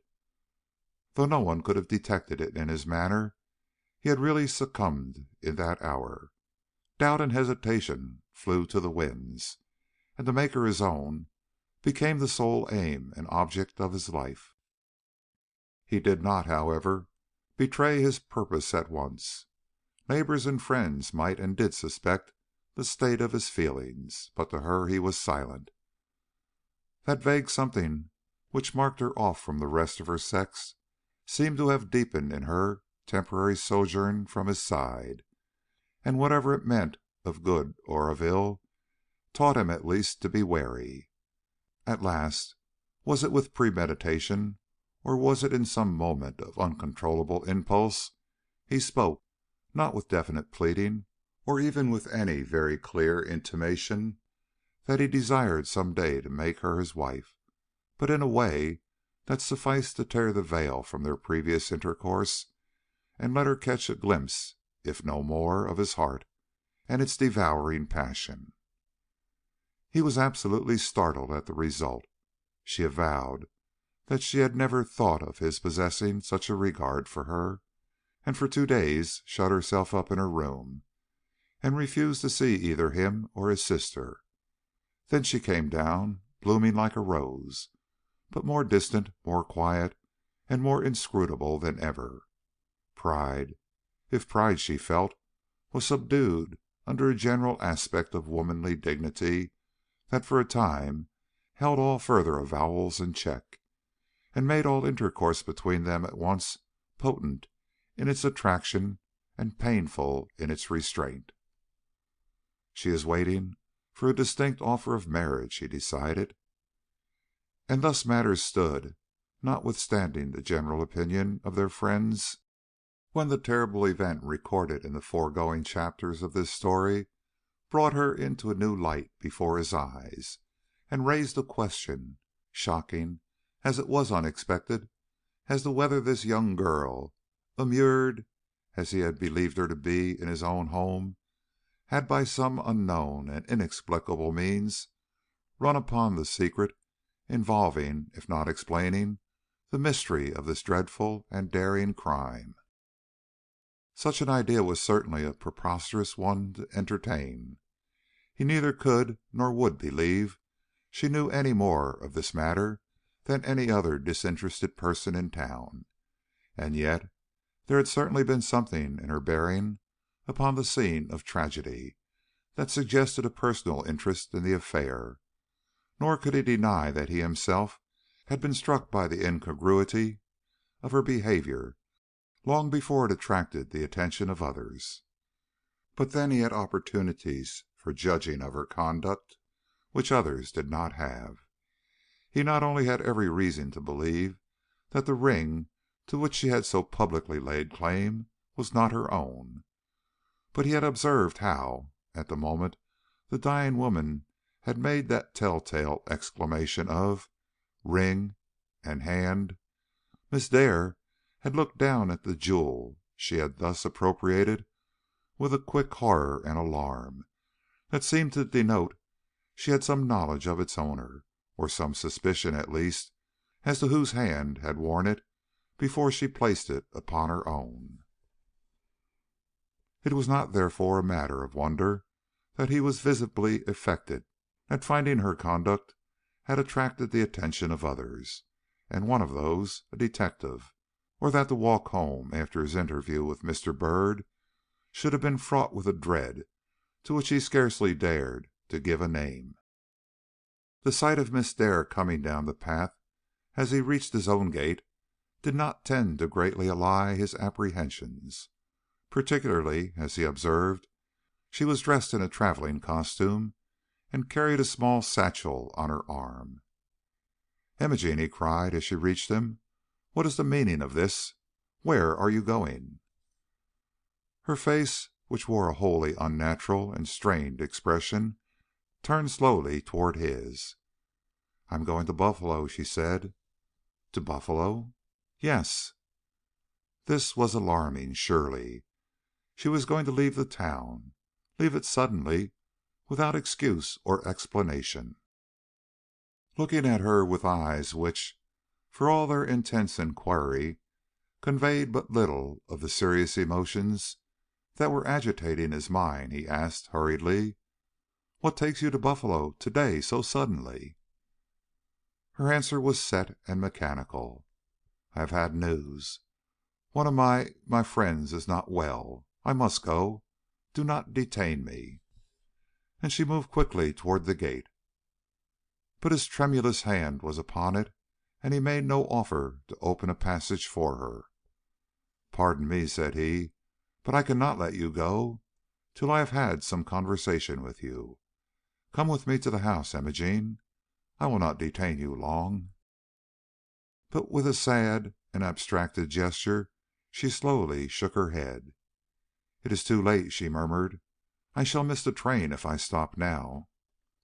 "Then you must miss it," he cried, bitterly, forgetting everything else in the torture of his uncertainty. "What I have to say cannot wait. Come." This tone of command from one who had hitherto adapted himself to her every whim, seemed to strike her. Paling quickly, she for the first time looked at him with something like a comprehension of his feelings, and quietly replied: "Forgive me. I had forgotten for the moment the extent of your claims upon me. I will wait till to-morrow before going." And she led the way back to the house. When they were alone together in the library, he turned toward her with a look whose severity was the fruit of his condition of mind rather than of any natural harshness or imperiousness. "Now, Imogene," he said, "tell me why you desire to leave my house." Her face, which had assumed the mask of cold impassiveness, confronted him like that of a statue, but her voice, when she spoke, was sufficiently gentle. "Mr. Orcutt," was her answer, "I have told you. I have a call elsewhere which must be attended to. I do not leave your house. I merely go to Buffalo for a few days." But he could not believe this short statement of her intentions. In the light of these new fears of his, this talk of Buffalo and a call there looked to him like the merest subterfuge. Yet her gentle tone was not without its effect, and his voice visibly softened as he said: "You are intending, then, to return?" Her reply was prefaced by a glance of amazement. "Of course," she responded at last. "Is not this my home?" Something in the way she said this carried a ray of hope to his heart. Taking her hand in his, he looked at her long and searchingly. "Imogene," he exclaimed, "there is something serious weighing upon your heart. What is it? Will you not make me the confidant of your troubles? Tell me what has made such a change in you since noon and its dreadful event." But her expression did not soften, and her manner became even more reserved than before. "I have not anything to tell," said she. "Not anything?" he repeated. "Not anything." Dropping her hand, he communed a moment with himself. That a secret of possible consequence lay between them he could not doubt. That it had reference to and involved the crime of this morning he was equally sure. But how was he to make her acknowledge it? How was he to reach her mind and determine its secrets without alarming her dignity or wounding her heart? To press her with questions seemed impossible, even if he could have found words with which to formulate his fears. Her firm, set face and steady, unrelenting eyes assured him only too plainly that the attempt would be met by failure, if it did not bring upon him her scorn and contempt.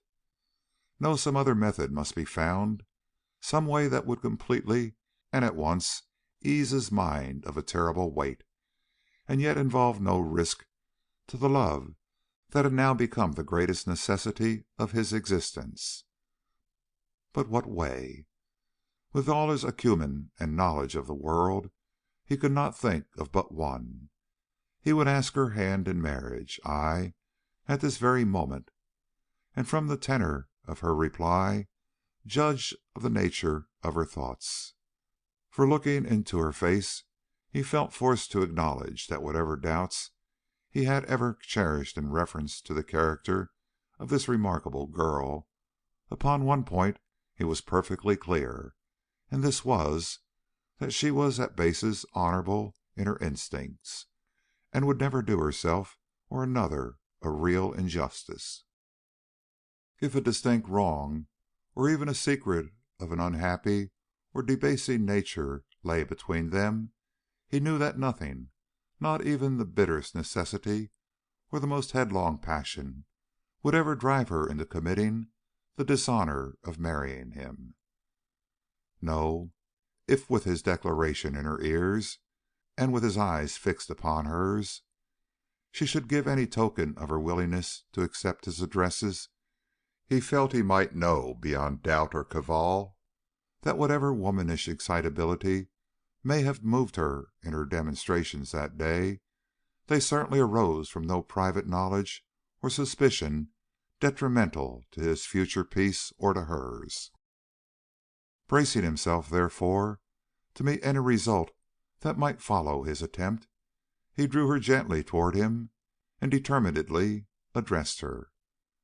"Imogene, I told you at the gate that I had something to say to you. So I have, and though it might not be wholly unexpected to you, yet I doubt if it would have left my lips to night if the events of the day had not urged me to offer you my sympathy and protection." He paused, almost sickened at that last phrase. She had grown so terribly white and breathless. But something in her manner, notwithstanding, seemed to encourage him to proceed, and smothering his doubts, trampling, as it were, upon his rising apprehensions, he calmed down his tone and went quietly on. "Imogene, I love you." She did not shrink. "Imogene, I want you for my wife. Will you listen to my prayer and make my home forever happy with your presence?" Ah, now she showed feeling. Now she started and drew back, putting out her hands as if the idea he had advanced was insupportable to her. But it was only for a moment. Before he could say to himself that it was all over, that his worst fears had been true, and that nothing but the sense of some impassable gulf between them could have made her recoil from him like this, she had dropped her hands and turned toward him with a look whose deep inquiry and evident struggle after an understanding of his claims spoke of a mind clouded by trouble, but not alienated from himself by fear. She did not speak, however, not for some few minutes, and when she did, her words came in short and hurried gasps. "You are kind," was what she said. "To be your wife," she had difficulty in uttering the word, but it came at last, "would be an honor and a protection. I appreciate both. But I am in no mood to-night to listen to words of love from any man. Perhaps 6 months hence." But he already had her in his arms. The joy and relief he felt were so great he could not control himself. "Imogene," he muttered, "my Imogene," and scarcely heeded her when, in a burst of subdued agony, she asked to be released, saying that she was ill and tired, and must be allowed to withdraw to her room. But a second appeal woke him from his dream. If his worst fears were without foundation, if her mind was pure of aught that unfitted her to be his wife, there was yet much that was mysterious in her conduct, and consequently much which he longed to have explained. "Imogene," he said, "I must ask you to remain a moment longer. Hard as it is for me to distress you, there is a question which I feel it necessary to put to you before you go. It is in reference to the fearful crime which took place to-day.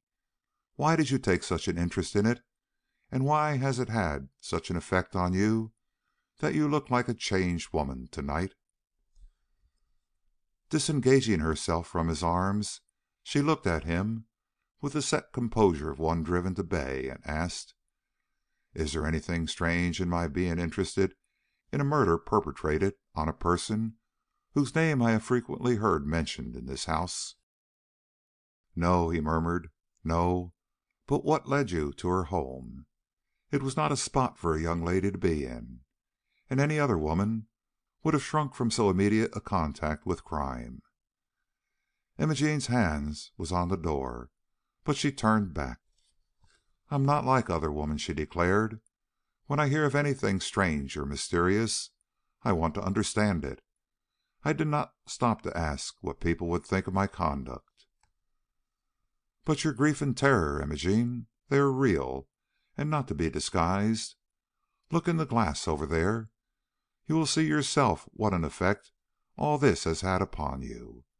If Mrs. Clemmens is a stranger to you, if you know no more of her than you have always led me to suppose, why should you have been so unnaturally impressed by to-day's tragedy?" It was a searching question, and her eye fell slightly. but her steady demeanor did not fail her. "Still," she said, "because I am not like other women, I cannot forget such horrors in a moment."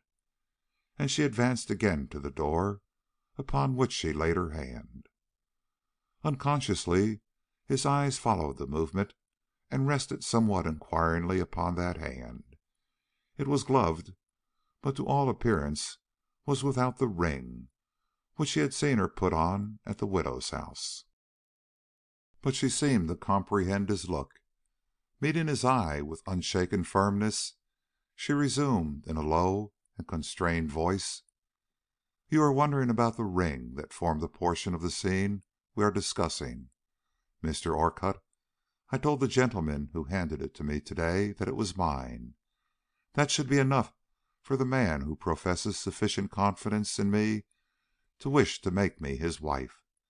But since your looks confess a curiosity in regard to this diamond, I will say that I was as much astonished as anybody to see it picked up from the floor at my feet. The last time I had seen it was when I dropped it, somewhat recklessly, into a pocket. How or when it fell out, I cannot say. As for the ring itself," she haughtily added, "young ladies frequently possess articles of whose existence their friends are unconscious." Here was an attempt at an explanation which, though meagre and far from satisfactory, had at least a basis in possibility. But Mr. Orcutt, as I have before said, was certain that the ring was lying on the floor of the room where it was picked up before Imogene had made her appearance there, and was therefore struck with dismay at this conclusive evidence of her falsehood. Yet, as he said to himself, she might have some association with the ring, might even have an owner's claim upon it, incredible as this appeared, without being in the possession of such knowledge as definitely connected it with this crime. And led by this hope, he laid his hand on hers as it was softly turning the knob of the door, and said with emotion: "Imogene, one moment. This is a subject which I am as anxious to drop as you are. In your condition it is almost cruelty to urge it upon you. But of one thing I must be assured before you leave my presence, and that is, that whatever secrets you may hide in your soul, or whatever motive may have governed your treatment of me and my suit to night, they do not spring from any real or supposed interest in this crime, which ought from its nature to separate you and me.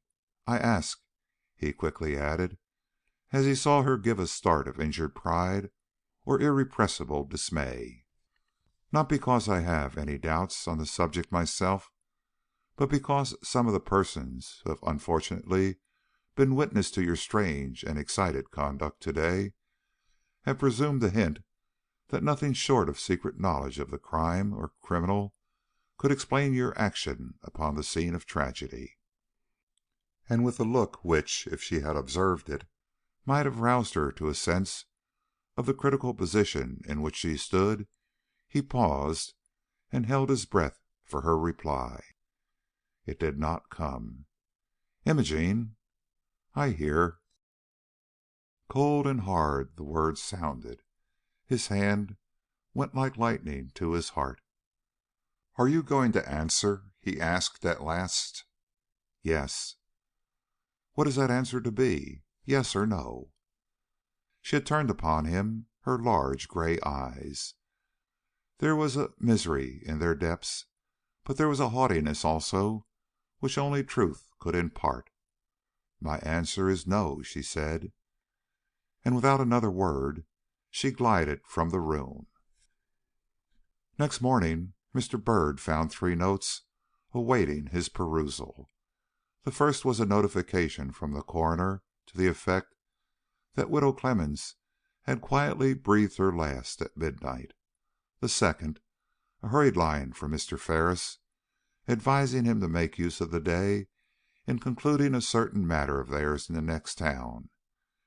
And the third, a letter from Mr. Orcutt, couched in the following terms: Mr. Byrd, Dear Sir, I have seen the person named between us, and I here state upon my honor that she is in possession of no facts which it concerns the authorities to know. Tremont B. Orcutt. End of chapter 4.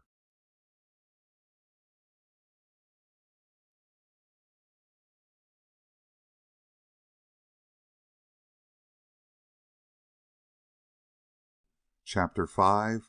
Horace Byrd. But now I'm cabin-cribbed confined, bound into saucy doubts and fears.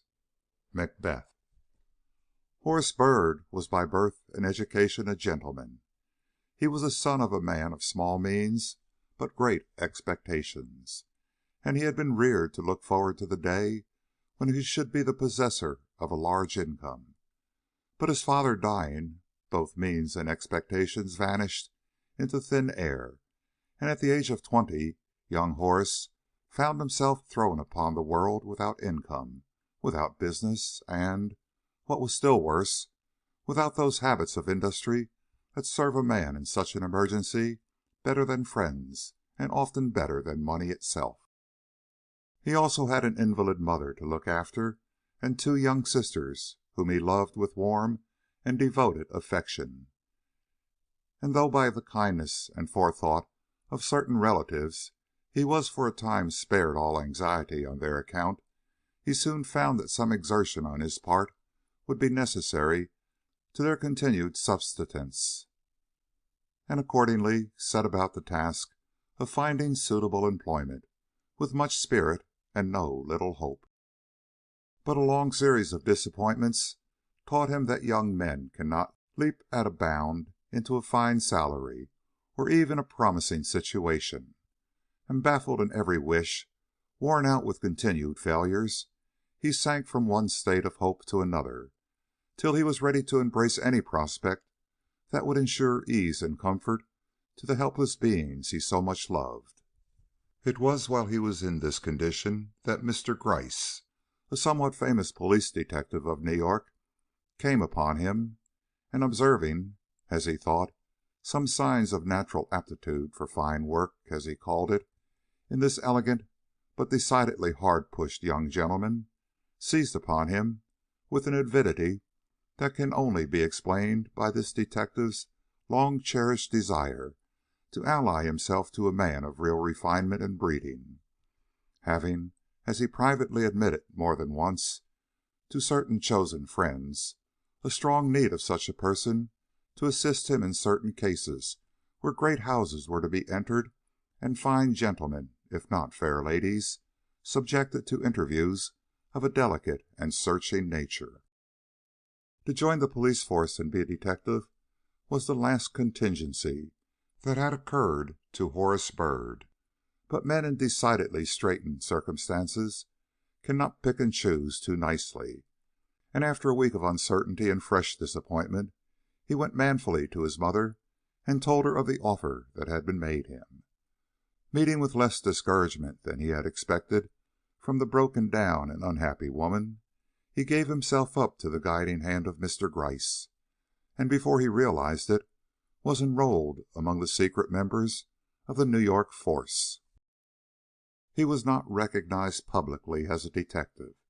His name was not even known to any but the highest officials. He was employed for special purposes, and it was not considered desirable that he should be seen at police headquarters. But being a man of much ability and of a solid, reliable nature, he made his way notwithstanding, and by the time he had been in the service a year, was looked upon as a good fellow and a truly valuable acquisition to the bureau. Indeed, he possessed more than the usual qualifications for his calling. Strange had the fact appeared, not only to himself, but to the few friends acquainted with his secret. In the first place, he possessed much acuteness without betraying it. Of an easy bearing and a polished address, he was a man to please all and alarm none. Yet he always knew what he was about, and what you were about, too, unless indeed you possessed a power of dissimulation much beyond ordinary. when the chances were that his gentlemanly instincts would get in his way, making it impossible for him to believe in a guilt that was too hardy to betray itself and too insensible to shame to blush before the touch of the Inquisitor. In the second place, he liked the business, notwithstanding the theories of that social code to which he had once paid deference, notwithstanding the frankness and candor of his own disposition. He found in this pursuit a nice adjustment of cause to effect and effect to cause, that at once pleased and satisfied his naturally mathematical mind. He did not acknowledge the fact, not even to himself. On the contrary, he was always threatening that in another month he should look up some new means of livelihood, but the coming month would invariably bring a fresh case before his notice, and then it would be, well, after this matter is probed to the bottom, or when that criminal is made to confess his guilt, till even his little sisters caught the infection and would whisper over their dolls, "Brother Horace is going to be a great man when all the bad and naughty people in the world are put in prison." As a rule, Mr. Byrd was not sent out of town, but on the occasion of Mr. Ferris desiring a man of singular discretion to assist him in certain inquiries connected with the case then on trial in Silby, there happened to be a deficiency of capable men in the bureau, and the superintendent was obliged to respond to the call by sending Mr. Byrd. He did not do it, however, without making the proviso that all public recognition of this officer in his real capacity was to be avoided, and so far the wishes of his superiors had been respected. No one outside the few persons mentioned in the first chapter of this story suspected that the easy, affable, and somewhat distinguished-looking young gentleman who honored the village hotel with his patronage was a secret emissary of the New York police. Mr. Byrd was, of all men, then, the very one to feel the utmost attraction toward, and at the same time the greatest shrinking from, the pursuit of such investigations as were likely to ensue upon the discovery of the mysterious case of murder which had so unexpectedly been presented to his notice. As a professional, he could not fail to experience that quick start of the blood which always follows the recognition of a big affair, while as a gentleman he felt himself recoil from probing into a matter that was blackened by a possibility against which every instinct in his nature rebelled. It was therefore with oddly mingled sensations that he read Mr. Orcutt's letter, and found himself compelled to admit that the coroner had possessed a truer insight than himself into the true cause of Miss Dare's eccentric conduct upon the scene of the tragedy. His main feeling, however, was one of relief. It was such a comfort to think that he could proceed in the case without the dread of stumbling upon a clue that, in some secret and unforeseen way, should connect this imposing woman with a revolting crime, or so he fondly considered. But he had not spent 5 minutes at the railroad station when, in pursuance to the commands of Mr. Ferris, he went to take the train to Monteith before he saw reason again to change his mind. For there among the passengers awaiting the New York express he saw Miss Dare, with a traveling bag upon her arm, and a look on her face that, to say the least, was of most uncommon character in a scene of so much bustle and hurry. She was going away, then, going to leave Silby and its mystery behind her. He was not pleased with the discovery. This sudden departure looked too much like escape, and gave him, notwithstanding the assurance he had received from Mr. Orcutt, an uneasy sense of having tampered with his duty as an officer of justice in thus providing this mysterious young woman with a warning that could lead to a result like this. Yet as he stood at the depot, surveying Miss Dare, in the few minutes they both had to wait, he asked himself over and over again how any thought of her possessing a personal interest in the crime which had just taken place could retain a harbor in his mind. She looked so noble in her quiet aspect of solemn determination, so superior in her young, fresh beauty, a determination that, from the lofty look it imparted, must have its birth in generous emotion, even if her beauty was but the result of a rarely modelled frame and a health of surpassing perfection. He resolved he would think of her no more in that or any other connection, that he would follow the example of her best friend and give his doubts to the wind. And yet such a burr is suspicion, that he no sooner saw a young man approaching her with the evident intention of speaking, than he felt an irresistible desire to hear what she would have to say, and led by this impulse, allowed himself to saunter nearer and nearer the pair, till he stood almost at their backs. The first words he heard were, "How long do you expect to remain in Buffalo, Miss Dare?" To which she replied, "I have no idea whether I shall stay a week or a month." Then the whistle of the advancing train was heard, and the two pressed hurriedly forward. The business which had taken Mr. Byrd to Monteith kept him in that small town all day. But though he missed the opportunity of attending the opening of the inquest at Sibley, he did not experience the vivid disappointment which might have been expected, his interest in that matter having in some unaccountable way subsided from the moment he saw Imogene Dare take the cars for Buffalo. It was 5 o'clock when he again returned to Sibley, the hour at which the western train was also due. In fact, it came steaming in while he stood there, and, as was natural perhaps, he paused a moment to watch the passengers alight. There were not many, and he was about to turn toward home when he saw a lady step upon the platform whose appearance was so familiar that he stopped, disbelieving the evidence of his own senses. Miss Dare returned? Miss Dare, who but a few hours before had left this very depot for the purpose, as she said, of making a visit of more or less length in the distant city of Buffalo. It could not be, and yet there was no mistaking her, disguised though she was by the heavy veil that covered her features.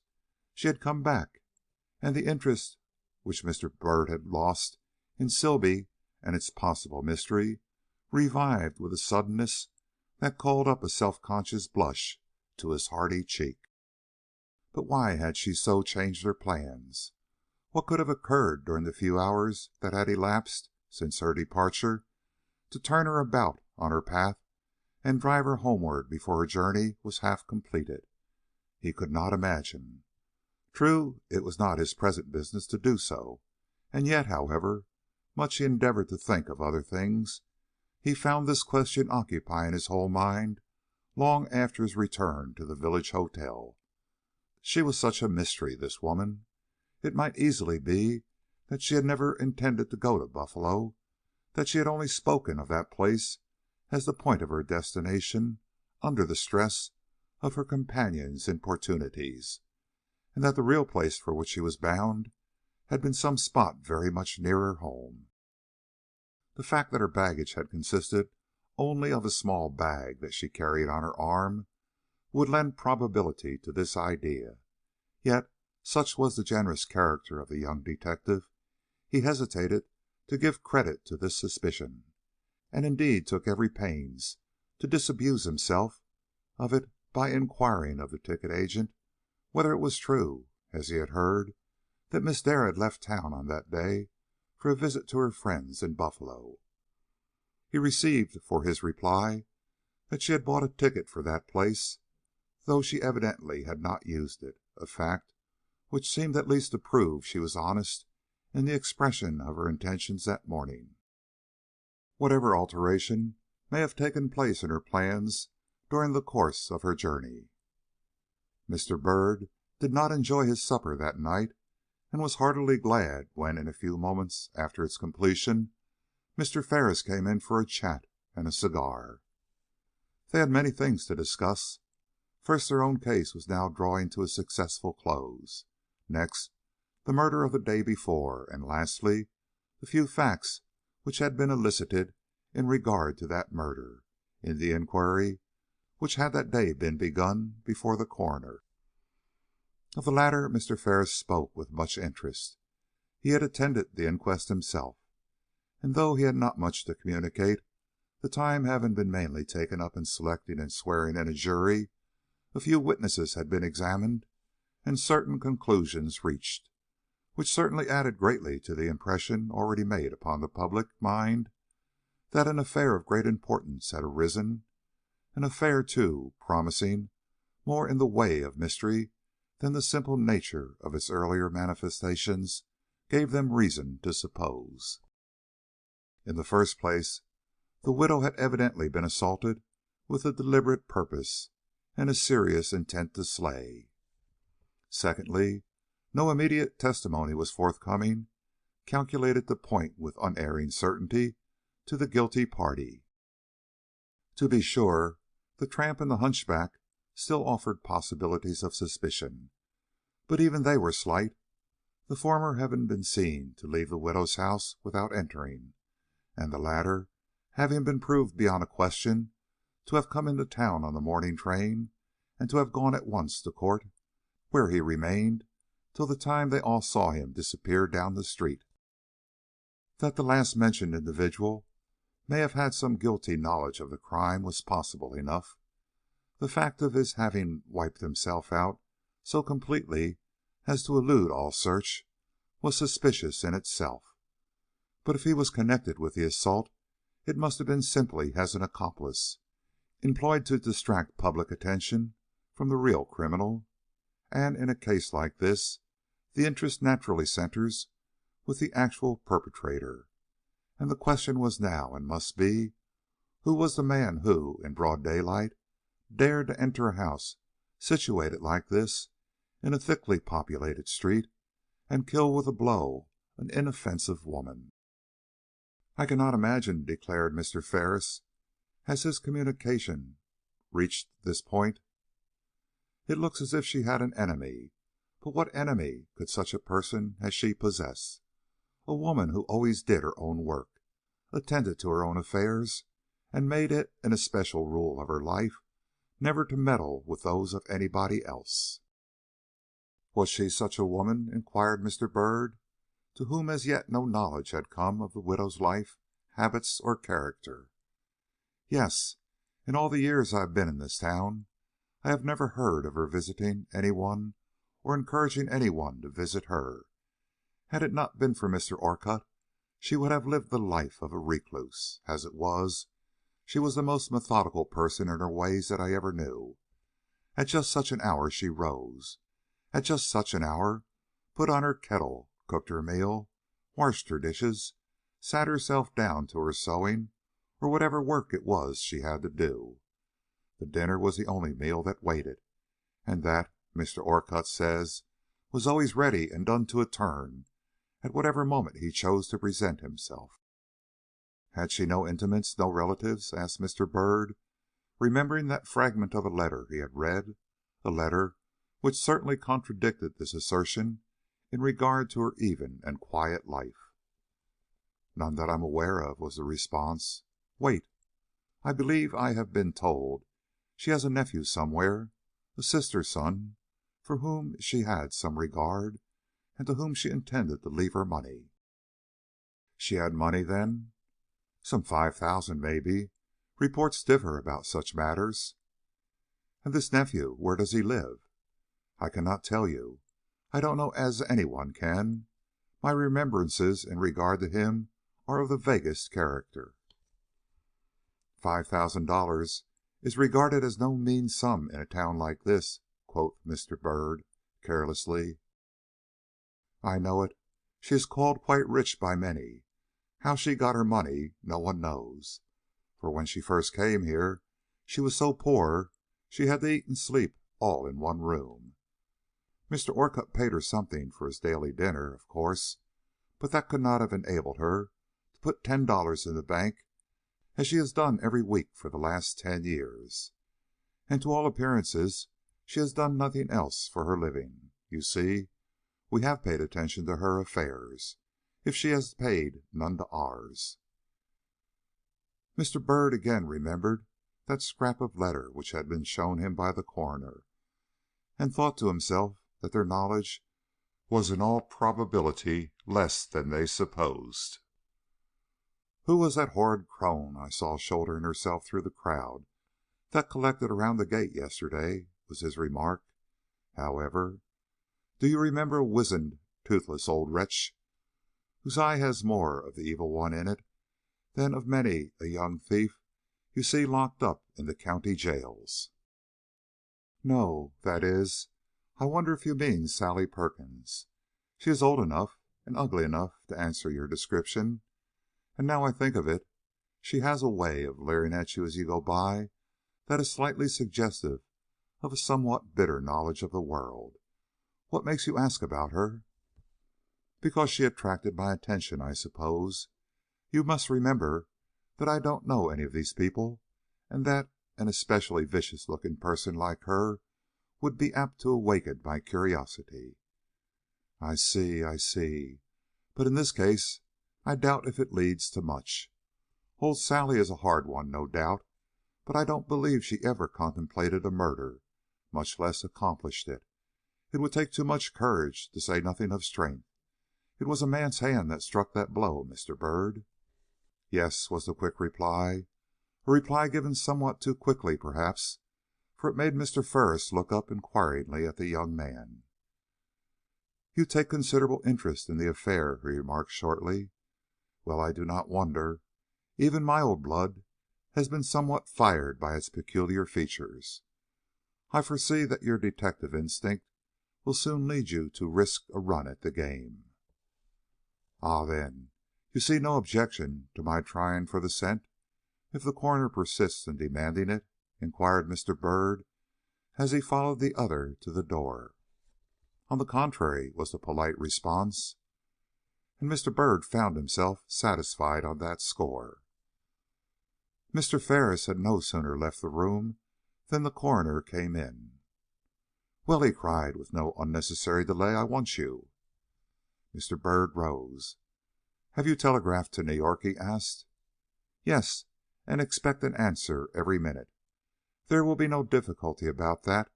The superintendent is my friend, and he will not be likely to cross me in my expressed wish." "But," essayed the detective. "We have no time for buts," broke in the coroner. "The inquest begins in earnest to morrow, and the one witness we most want has not yet been found. I mean the man or the woman who can swear to seeing someone approach or enter the murdered woman's house between the time the milkman left at 11:30 and the hour she was found by Mr. Orcutt lying upon the floor of her dining room in a dying condition." "That such a witness exists, I have no doubt. A street in which there are 6 houses, every one of which has to be passed by a person entering Widow Clemmens' gate, must produce one individual at least who can swear to what I want. To be sure, all whom I have questioned so far say that they were either eating dinner at the time or were in the kitchen serving it up. But, for all that, there were plenty who saw the tramp, and 2 women at least who are ready to take their oath that they not only saw him, but watched him long enough to observe him going round to the Widow Clemmens' kitchen door, and turn about again and come away as if for some reason he had changed his mind about entering. Now, if there were 2 witnesses to see all that, then there must have been one somewhere to notice that other person, known or unknown, who went through the street but a few minutes before the tramp. At all events, I believe such a witness can be found, and I mean to have him if I call up every man, woman, and child who was in the lane at the time.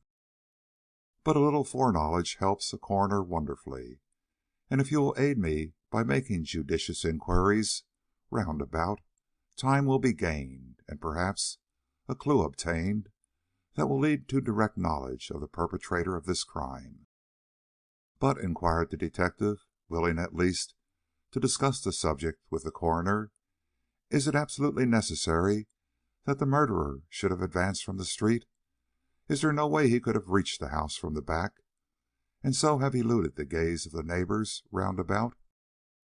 "No, that is, there is no regular path there, only a stretch of swampy ground, anything but pleasant to travel through.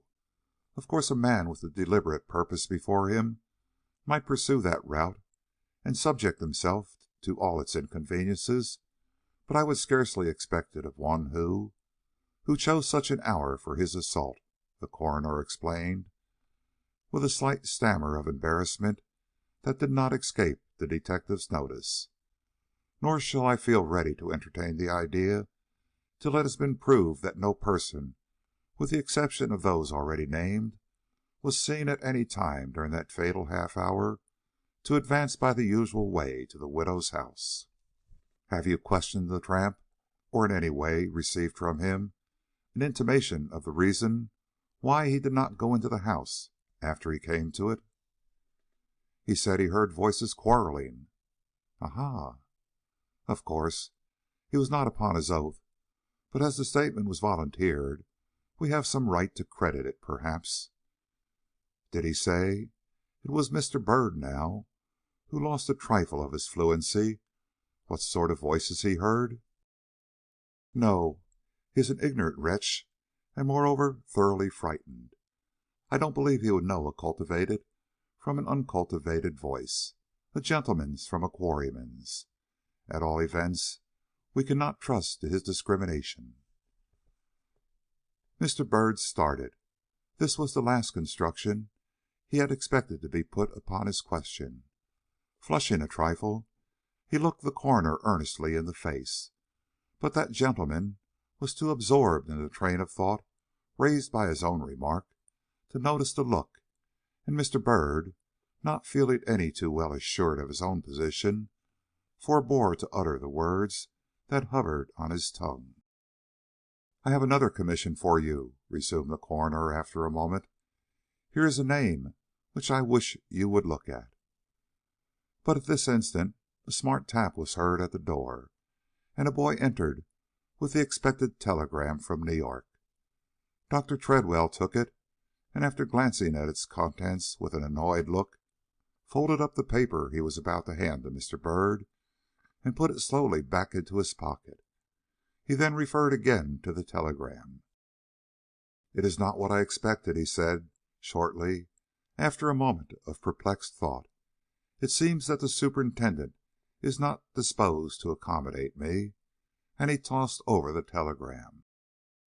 Mr. Byrd took it and read: "Expect a suitable man by the midnight express. He will bring a letter." A flush mounted to the detective's brow.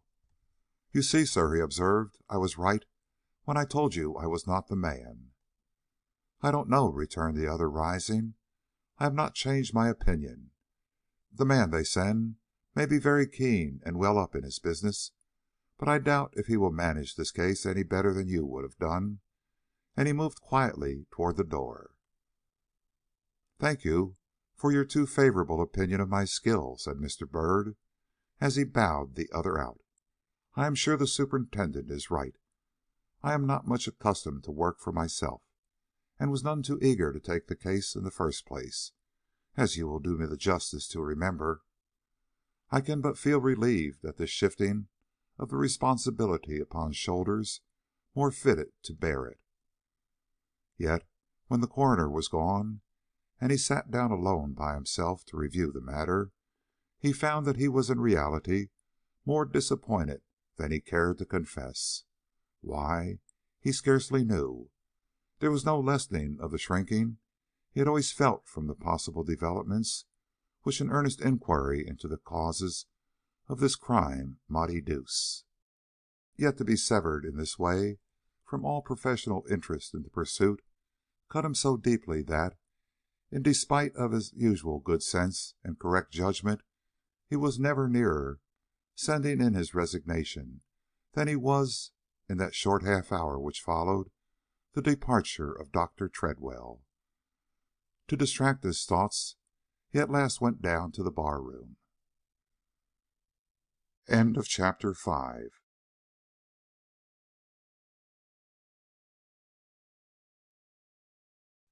Chapter 6. The Skill of an Artist.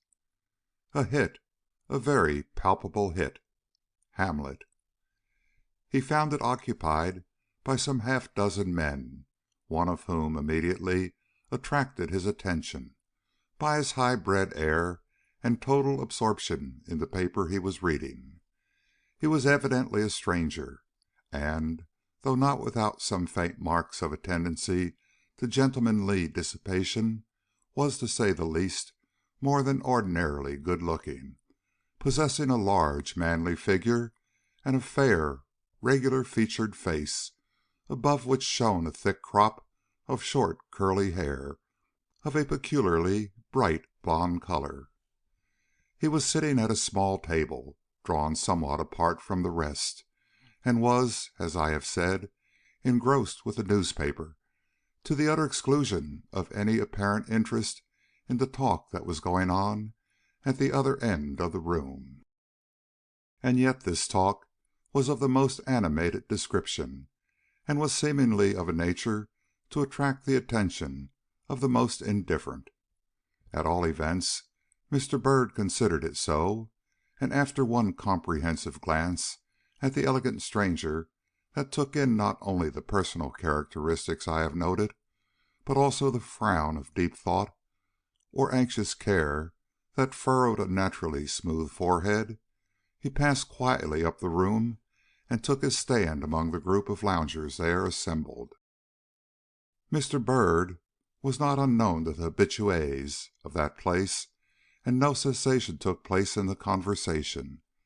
They were discussing an occurrence slight enough in itself, but made interesting and dramatic by the unconscious enthusiasm of the chief speaker, a young fellow of indifferent personal appearance, but with a fervid flow of words and a knack at presenting a subject that reminded you of the actor's power, and made you as anxious to watch his gesticulations as to hear the words that accompanied them. "I tell you," he was saying, "that it was just a leaf out of a play. I never saw its equal off the stage. She was so handsome, so impressive in her trouble or anxiety, or whatever it was that agitated her, and he so dark and so determined in his trouble or anxiety, or whatever it was that agitated him. They came in at different doors, she at one side of the depot, and he at another, and they met just where I could see them both, directly in the center of the room. 'You!' was her involuntary cry, and she threw up her hands before her face just as if she had seen a ghost or a demon. An equal exclamation burst from him, but he did not cover his eyes, only stood and looked at her as if he were turned to stone. In another moment she dropped her hands. 'Were you coming to see me?' came from her lips in a whisper so fraught with secret horror and anguish that it curdled my blood to hear it. 'Were you coming to see me?' was his response, uttered in an equally suppressed voice and with an equal intensity of expression.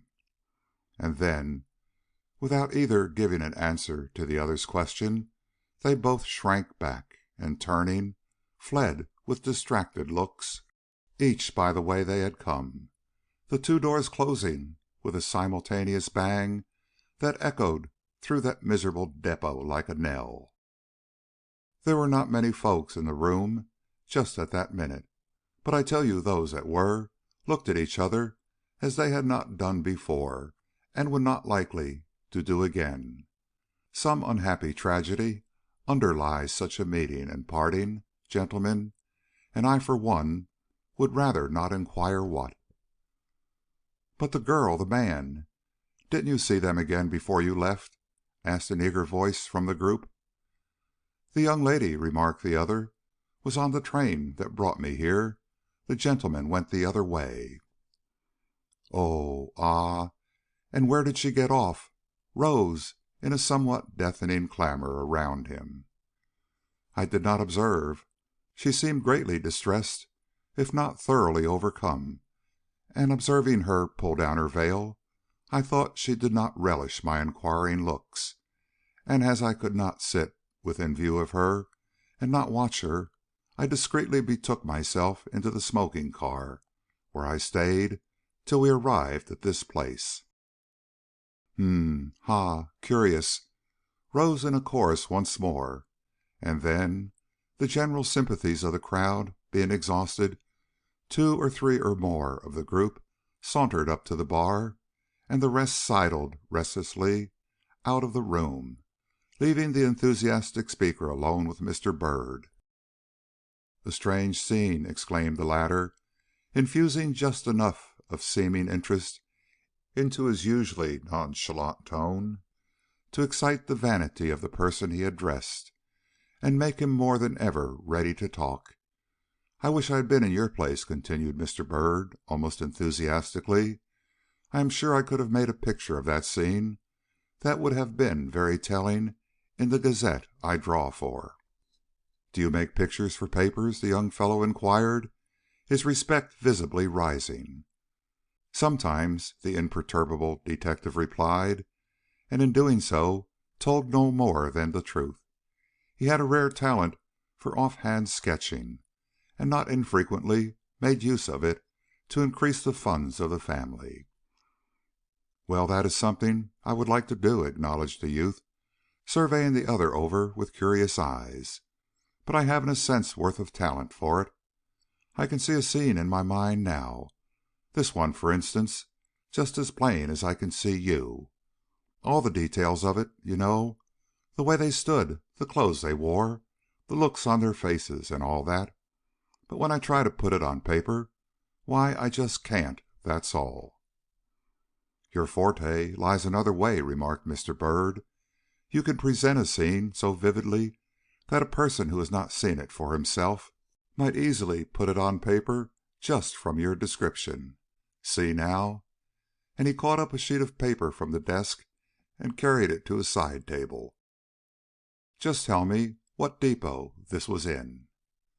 The young fellow, greatly interested at once, leaned over the detective's shoulder and eagerly replied, "The depot at Syracuse." Mr. Byrd nodded, and made a few strokes with his pencil on the paper before him. "How was the lady dressed?" he next asked. "In blue, dark blue cloth, fitting like a glove. Fine figure, you know. Very tall and unusually large, but perfect. I assure you, perfect. Yes, that is very like it," he went on, watching the quick, assured strokes of the other with growing wonder and an unbounded admiration. "You have caught the exact poise of the heads, as I live. And yes, a large hat with two feathers, sir, two feathers drooping over the side. So. A bag on the arm, two flounces on the skirt. Oh, the face. Well, handsome, sir, very handsome. Straight nose, large eyes, determined mouth, strong, violently agitated expression. Well, I will give up. A photograph couldn't have done her better justice. You are a genius, sir, a genius." Mr. Byrd received this tribute to his skill with some confusion and a deep blush, which he vainly sought to hide by bending lower over his work. "The man now," he suggested, with the least perceptible change in his voice, that, however, escaped the attention of his companion. "What was he like, young or old?" "Well, young, about 25, I should say, medium height, but very firmly and squarely built, with a strong face, large mustache, brilliant eyes, and a look, I cannot describe it, but you have caught that of the lady so well, you will, doubtless, succeed in getting his also." But Mr. Byrd's pencil moved with less certainty now, and it was some time before he could catch even the peculiar sturdy aspect of the figure which made this unknown gentleman, as the young fellow declared, look like a modern Hercules, though he was far from being either large or tall. The face, too, presented difficulties he was far from experiencing in the case of the lady, and the young fellow at his side was obliged to make several suggestions, such as, "A little more hair on the forehead, if you please." "There was quite a lock showing beneath his hat." Or, "A trifle less sharpness to the chin, so." Or, "Stay, you have it too square now. Tone it down a hair's breadth, and you will get it. before he received even the somewhat hesitating acknowledgment from the other of, "There, that is something like him." But he had not expected to succeed very well in this part of the picture, and was sufficiently pleased to have gained a very correct notion of the style of clothing the gentleman wore, which, it is needless to state, was most faithfully reproduced in the sketch, even if the exact expression of the strong and masculine face was not. "A really remarkable bit of work," admitted the young fellow, when the whole was completed, "and as true to the scene, too, as half the illustrations given in the weekly papers. Would you mind letting me have it as a souvenir?" he eagerly inquired. "I would like to show it to a chap who was with me at the time. The likeness to the lady is wonderful." Mr. Byrd, with his most careless air, had already thrust the picture into his pocket, from which he refused to withdraw it, saying, with an easy laugh, that it might come and play with him some time, and that he could not afford to part with it. At which remark the young fellow looked disappointed, and vaguely rattled some coins he had in his pocket, but meeting with no encouragement from the other, forbore to press his request, and turned it into an invitation to join him in a social glass at the bar.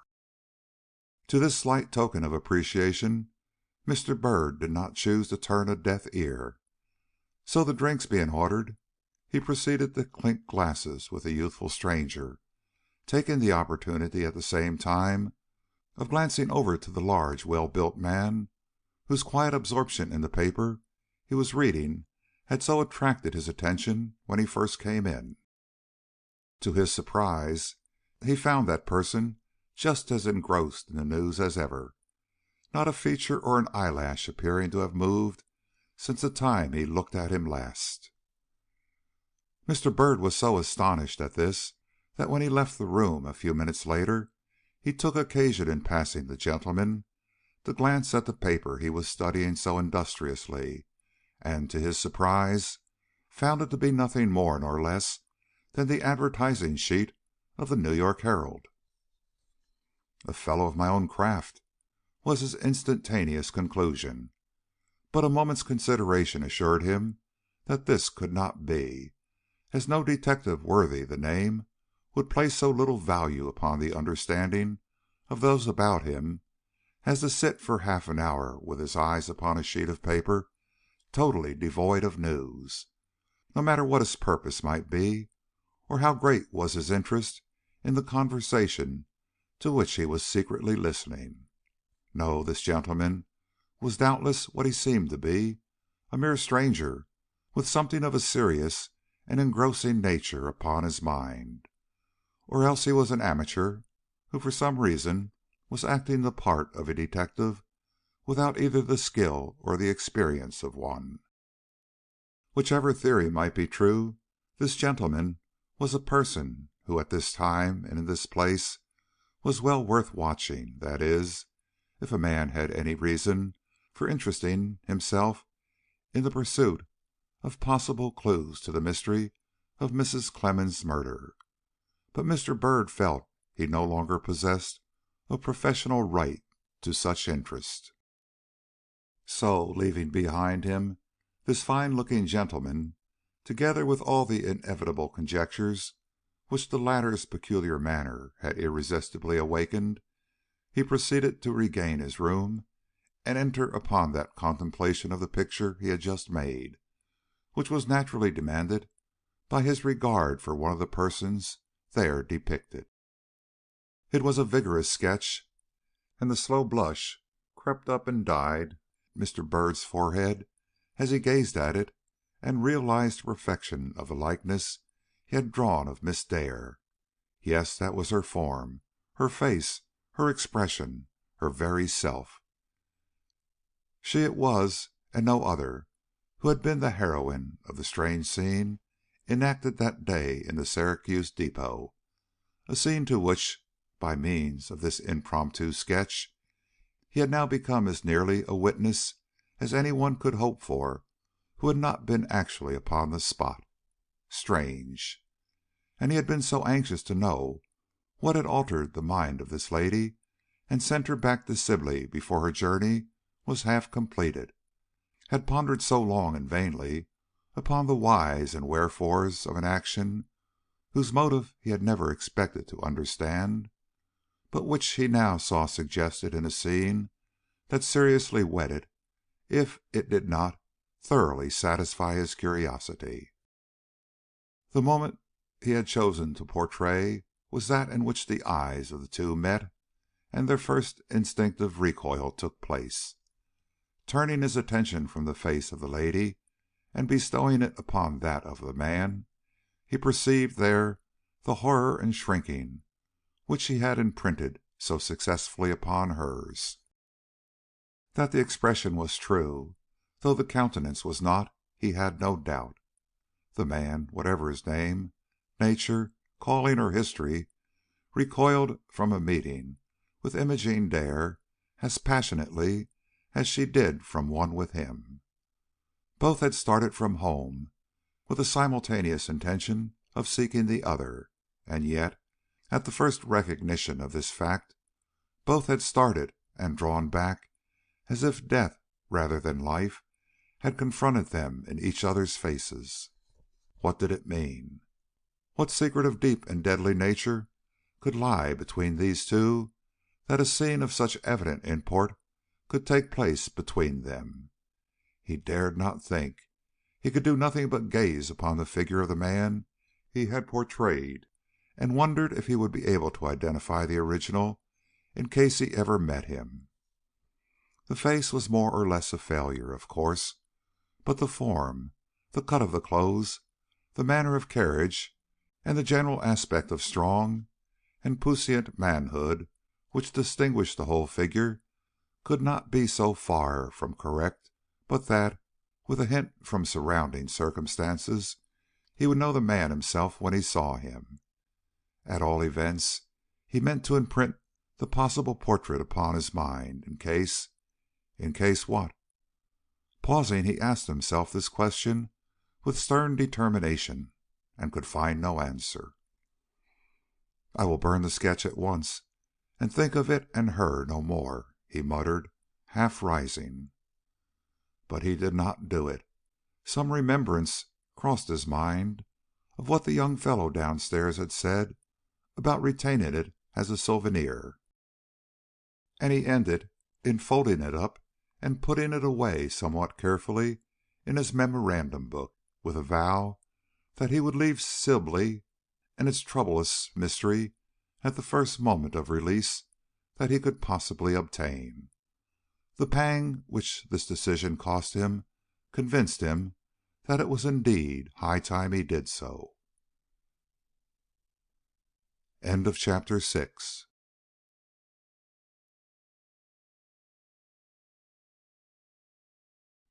Chapter 7. Miss Firman. I confess with all humility that at times the line of demarcation between truth and fiction is rendered so indefinite and indistinct that I cannot always determine with unerring certainty whether an event really happened to me or whether I only dreamed it. Longfellow.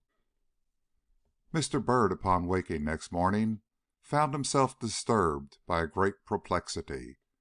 Were the words then ringing in his ear real words which he had overheard spoken outside of his door some time during the past night, or were they merely the empty utterances of a more than usual vivid dream? He could not tell. He could remember the very tone of voice in which he fancied them to have been spoken, a tone which he had no difficulty in recognizing as that of the landlord of the hotel, could even recall the faint sounds of bustle which accompanied them, as though the person using them had been showing another person through the hall, but beyond that all was indistinct and dreamlike. The words were these: "Glad to see you back, sir. This murder, following so close upon your visit, must have been a great surprise. A sad occurrence that, sir, a very mysterious one. Hope you have some information to give." "If it is a remembrance, and such words were uttered outside of my door last night," argued the young detective to himself. "The guest who called them forth can be no other than the tall and florid gentleman whom I encountered in the bar room. But is it a remembrance, or only a chimera of my own overwrought brain struggling with a subject it will not let drop? As Shakespeare says, that is the question." Fortunately, it was not one which it behooved him to decide, so for the 20th time he put the subject by and resolved to think of it no more. But perplexities of this kind are not so easily dismissed, and more than once during his hurried and solitary breakfast did he ask himself whether, in case the words were real, he had not found in the landlord of this very hotel the one witness for which the coroner was so diligently seeking. A surprise awaited him after breakfast, in the sudden appearance at his room door of the very gentleman last alluded to. "Ha, Byrd," said he, with cheerful vivacity, "here is a line from the superintendent which may prove interesting to you." And with a complacent smile, Dr. Treadwell handed over a letter which had been brought to him by the detective who had that morning arrived from New York. With a dim sense of foreboding which he would have found difficult to explain, Mr. Byrd opened the note and read the following words: "Dear Sir, I send with this a man fully competent to conduct a case of any ordinary difficulty. I acknowledge it is for our interest that you employ him to the exclusion of the person mentioned in your letter.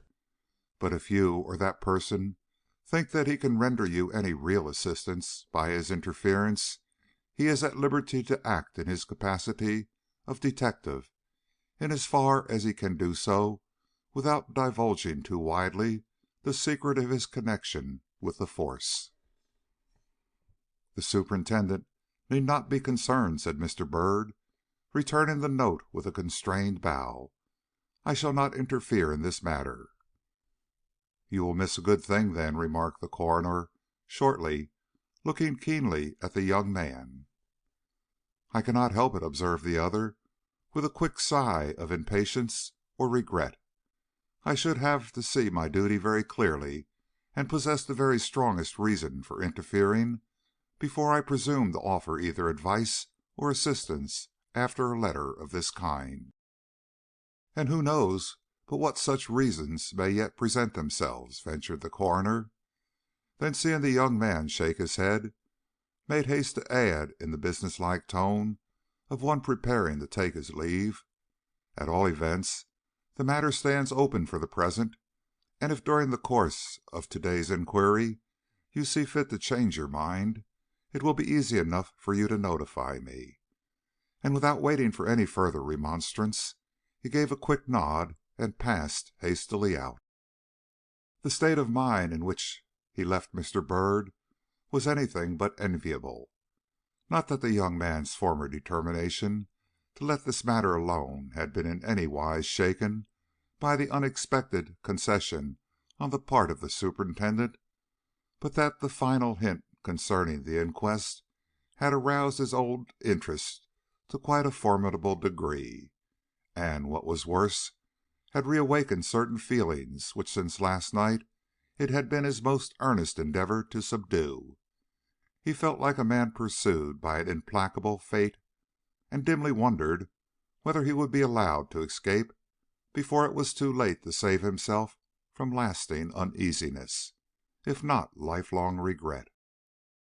A final stroke of business for Mr. Ferris kept him at the courthouse most of the morning, but his duty in that direction being at an end, he no longer found any excuse for neglecting the task imposed upon him by the coroner.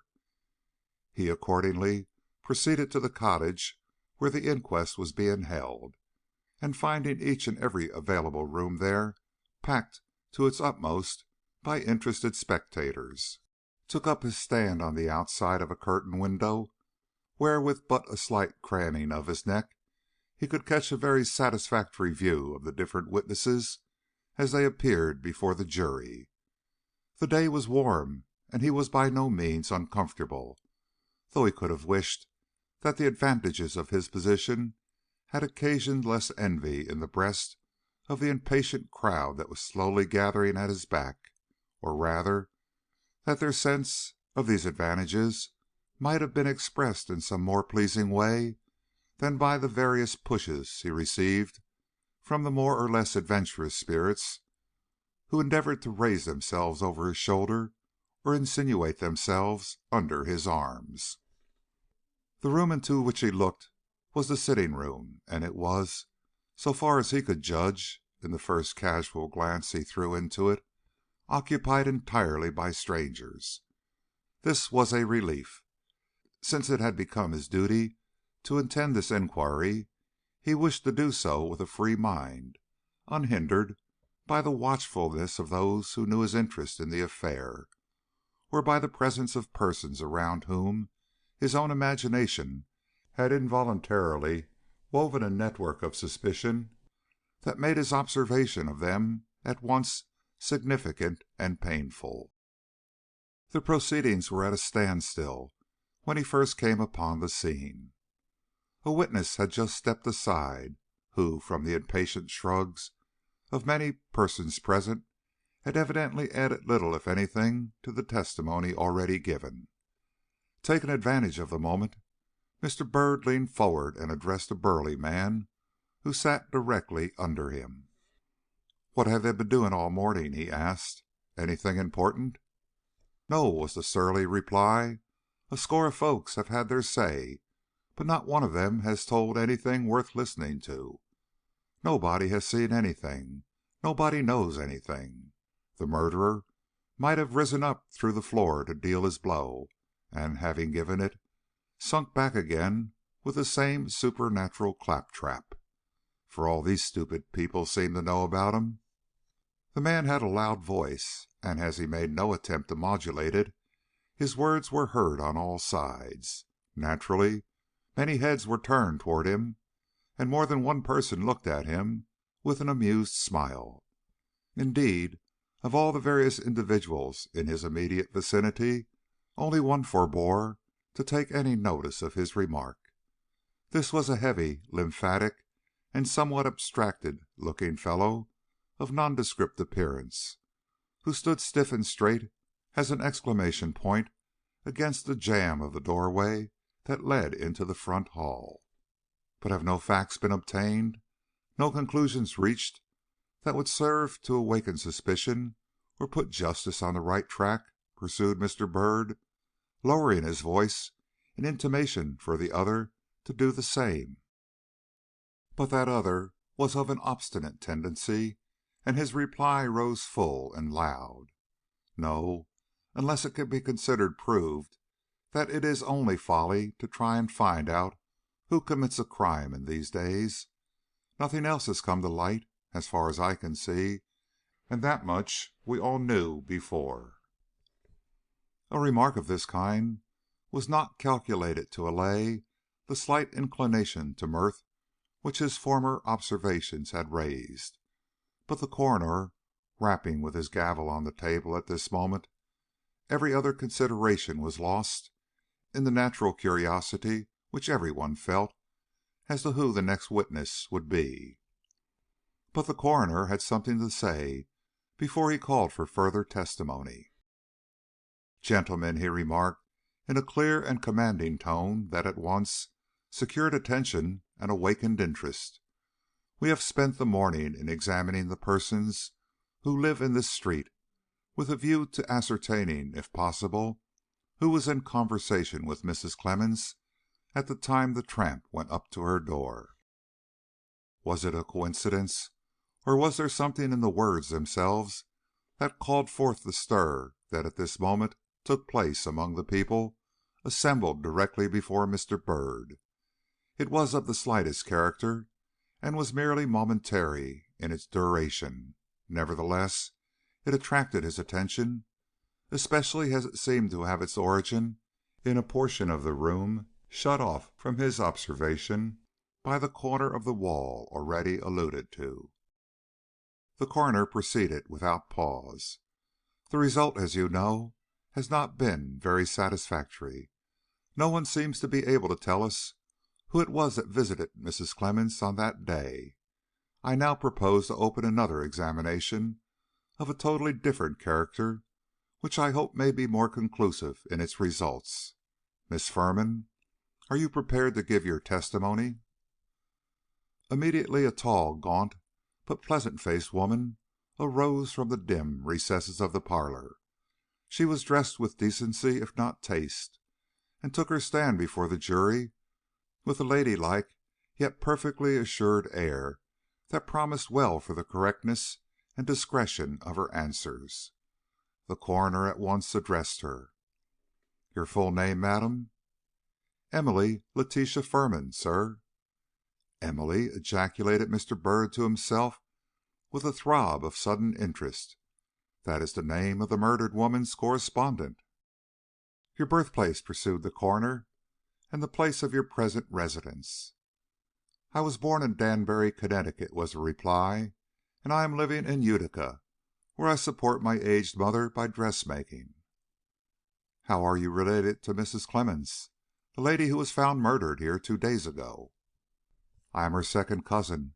Her grandmother and my mother were sisters." "Upon what terms have you always lived, and what can you tell us of her other relatives and connections?" "We have always been friends, and I can tell you all that it is generally known of the 2 or 3 remaining persons of her blood and kindred.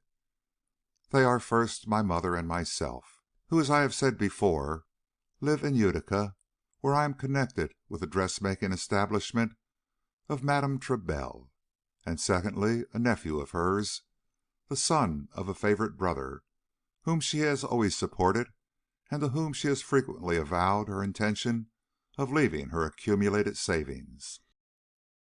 "The name of this gentleman and his place of residence?" "His name is Mansell, Craik Mansell, and he lives in Buffalo, where he has a situation of some trust in the large paper manufactory of Harrison, Goodman, and Chamberlain." "Buffalo?" Mr. Byrd gave an involuntary start, and became, if possible, doubly attentive. The coroner's questions went on. "Do you know this young man?" "Yes, sir. He has been several times to our house in the course of the last 5 years." "What can you tell us of his nature and disposition, as well as of his regard for the woman who proposed to benefit him so materially by her will?" "Well, sir," returned Miss Firman, "it is hard to read the nature and feelings of any man who has much character, and Craik Mansell has a good deal of character. But I have always thought of him a very honest and capable young man, who might do us credit some day if he were allowed to have his own way and not be interfered with too much. As for his feelings toward his aunt, they were doubtless those of gratitude, though I have never heard him express himself in any very affectionate terms toward her, owing, no doubt, to a natural reticence of disposition which has been observable in him from childhood." "You have, however, no reason to believe he cherished any feeling of animosity toward his benefactress," continued the coroner, somewhat carelessly, "or possessed any inordinate desire after the money she was expected to leave him at her death?" "No, sir.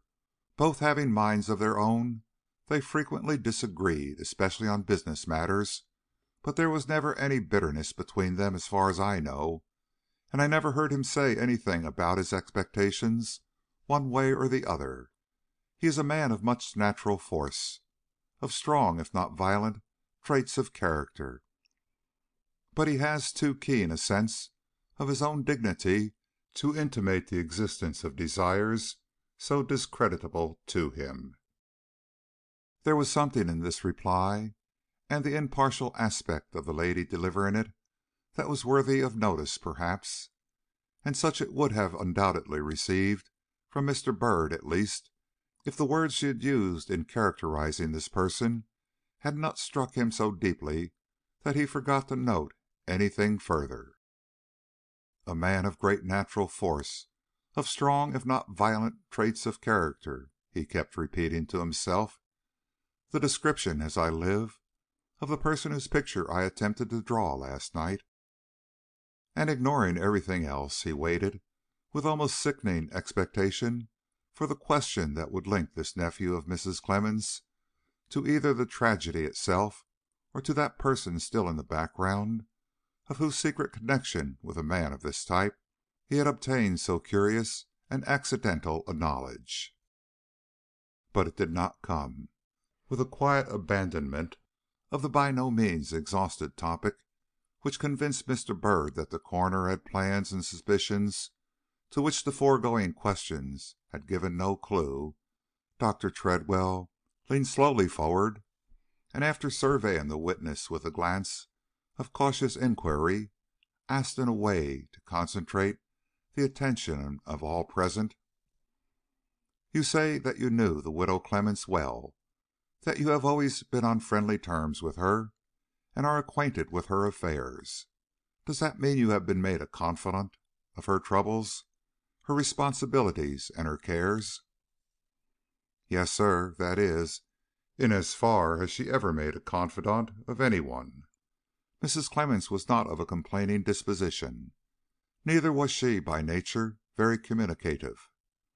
Only at rare times did she make mention of herself or her troubles, but when she did, it was invariably to me, sir, or so she used to say, and she was not a woman to deceive you in such matters." "Very well, then, you are in a position to tell us something of her history, and why it is she kept herself so close after she came to this town." But Miss Firman uttered a vigorous disclaimer to this. "No, sir," said she, "I am not. Mrs. Clemmens' history was simple enough, but her reasons for living as she did have never been explained. She was not naturally a quiet woman, and when a girl was remarkable for her spirits and fondness for company. Has she had any great sorrow since you knew her, any serious loss or disappointment that may have soured her disposition and turned her, as it were, against the world?" "Perhaps. She felt the death of her husband very much; indeed, has never been quite the same since she lost him." "And when was that, if you please?" "Full 15 years ago, sir, just before she came to this town." "Did you know Mr. Clemmens?"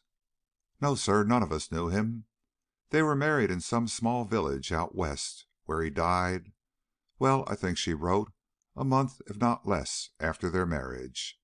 She was inconsolable for a time, and though she consented to come East, refused to take up her abode with any of her relatives, and so settled in this place, where she has remained ever since." The manner of the coroner suddenly changed to one of great impressiveness. "Miss Firman," he now asked, "did it ever strike you that the hermit life she led was due to any fear or apprehension which she may have secretly entertained?" "Sir?" The question was peculiar, and no one wondered at the start which the good woman gave.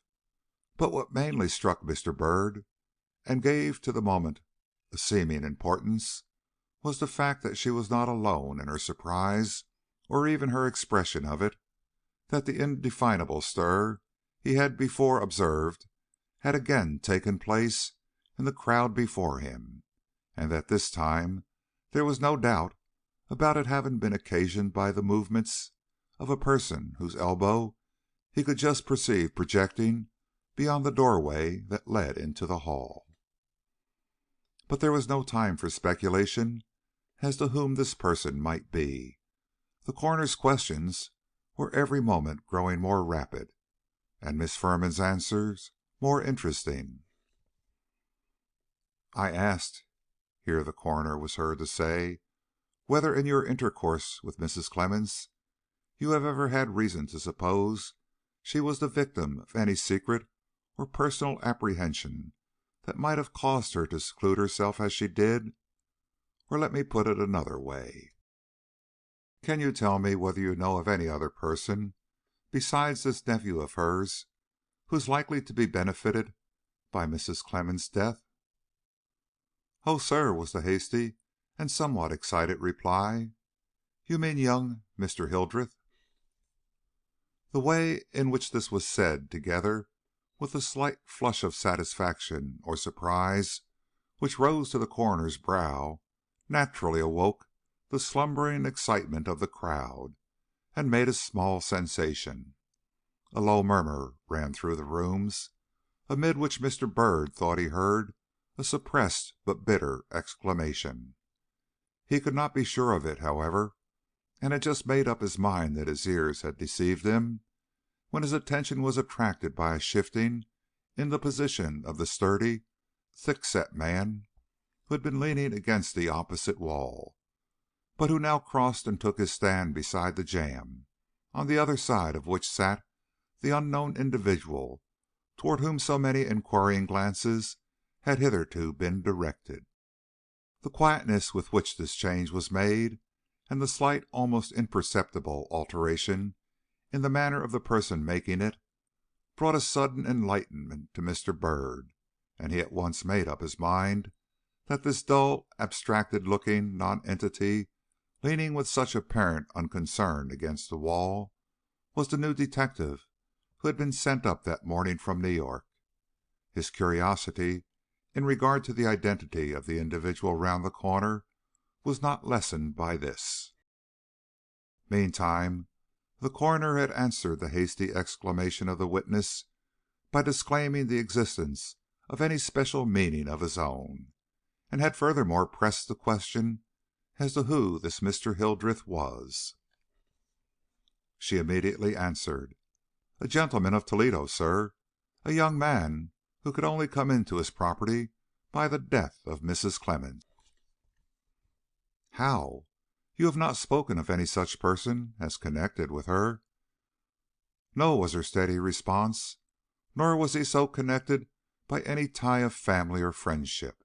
Indeed, I do not know as they were ever acquainted, or, as for that matter, ever saw each other's faces. The fact to which I allude was simply the result of a will, sir, made by Mr. Hildreth's grandfather." "A will? Explain yourself. I do not understand." "Well, sir, I do not know much about the law, and may make a dozen mistakes in telling you what you wish to know. But what I understand about the matter is this. Mr. Hildreth, the grandfather of the gentleman of whom I have just spoken, having a large property which he wanted to leave in bulk to his grandchildren, their father being a very dissipated and reckless man, made his will in such a way as to prevent its distribution among his heirs till after the death of two persons whom he mentioned by name.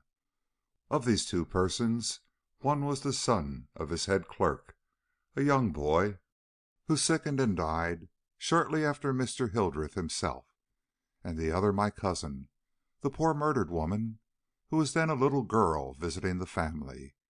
I do not know how she came to be chosen by him for this purpose, unless it was that she was particularly round and ruddy as a child, and looked as if she might live for many years." "And the Hildreths? What of them during these years?" "Well, I cannot exactly say, as I never had any acquaintance with them myself, but I know that the father, whose dissipated habits were the cause of this peculiar will tying up the property, died some little time ago. Also one or two of his children, but beyond that I know little, except that the remaining heirs are a young gentleman and one or two young girls, all of the worldliest and most fashionable description."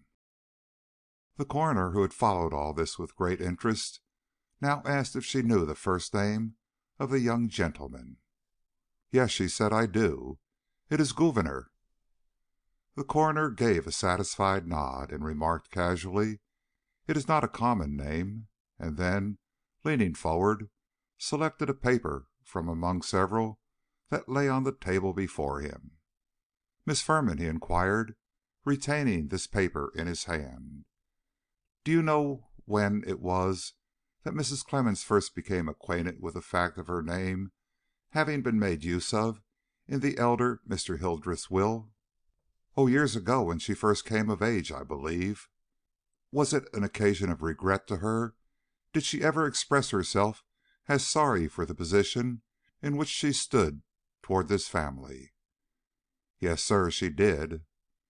The coroner's face assumed a yet greater gravity, and his manner became more and more impressive. "Can you go a step further and say that she ever acknowledged to herself to have cherished apprehensions of her personal safety during these years of weary waiting on the part of the naturally impatient heirs?" A distressed look crossed the amiable spinster's face as she looked around at the jury with an expression almost deprecatory in its nature. "I scarcely know what answer to give," she hesitatingly declared. "It is a good deal to say that she was apprehensive, but I cannot help remembering that she once told me her peace of mind had left her since she knew there were persons in the world to whom her death would be a matter of rejoicing."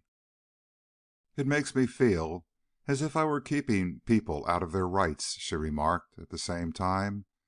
"And though it is not my fault, I should not be surprised if some day I had to suffer for it." "Was there ever any communication made to Mrs. Clemmens by persons cognizant of the relation in which she stood to these Hildreths, or any facts or gossip detailed to her concerning them, that would seem to give color to her fears and supply her with any actual grounds for her apprehensions?" "No, only such tales as came to her of their expensive ways of living and somewhat headlong rush into all fashionable freaks and follies." "And Gouverneur Hildreth? Any special gossip in regard to him?" "No." "There are some no's that are equivalent to affirmations. This was one of them." Naturally, the coroner pressed the question. "I must request you to think again," he persisted. Then, with a change of voice, "Are you sure you have never heard anything specially derogatory to this young man, or that Mrs. Clemmens had not?" "I have friends in Toledo who speak of him as the fastest man about town, if that could be called derogatory. As for Mrs. Clemmens, she may have heard as much, and she may have heard more. I cannot say. I know she always frowned when his father's name was mentioned." "Miss Firman," proceeded the coroner, "in the long years in which you have been more or less separated from Mrs. Clemmens, you have, doubtless, kept up a continual, if not frequent, correspondence with her?" "Yes, sir." "Do you think, from the commencement and general tone of this letter, which I found lying half finished on her desk, that it was written and intended for yourself?" Taking the letter from his outstretched hand, she fumbled nervously for her glasses, put them on, and then glanced hurriedly at the sheet, saying as she did so, "There can be no doubt of it. She had no other friend whom she would have been likely to address as 'dear Emily.' Gentlemen of the jury, you have a right to hear the words written by the deceased but a few hours, if not a few minutes, previous to the brutal assault that has led to the present inquiry. Miss Firman, as the letter was intended for yourself, will you be kind enough to read it aloud, after which you will hand it over to the jury?" With a gloomy shake of her head and a certain trembling in her voice that was due, perhaps, as much to the sadness of her task as to any foreboding of the real nature of the words she had to read, she proceeded to comply. "Dear Emily, I don't know why I sit down to write to you to day. I have plenty to do, and morning is no time for indulging in sentimentalities. But I feel strangely lonely and strangely anxious. Nothing goes just to my mind, and somehow the many causes for secret fears which I have always had assume an undue prominence in my mind. It is always so when I am not quite well. In vain I reason with myself, saying that respectable people do not lightly enter into crime. But there are so many to whom my death would be more than welcome that I constantly see myself in the act of being Good heavens!" ejaculated the spinster, dropping the paper from her hand, and looking dismally around upon the assembled faces of the now deeply interested spectators. Seeing her dismay, a man who stood at the right of the coroner, and who seemed to be an officer of the law, quietly advanced, and picking up the paper she had let fall, handed it to the jury. The coroner meanwhile recalled her attention to herself. "Miss Firman," said he, "allow me to put to you one final question, which, though it might not be called a strictly legal one, is surely justified by the gravity of the situation. If Mrs. Clemmens had finished this letter, and you in due course had received it, what conclusion would you have drawn from the words you have just read?" "I could have drawn but one, sir. I should have considered that the solitary life led by my cousin was telling upon her mind." "But these terrors of which she speaks, to what and whom would you have attributed them?" "I don't like to say it, and I don't know as I am justified in saying it, but it would have been impossible for me, under the circumstances, to have thought of any other source for them than the one we have already mentioned." "And that is?" inexorably pursued the coroner. "Mr. Gouverneur Hildreth." End of chapter 7.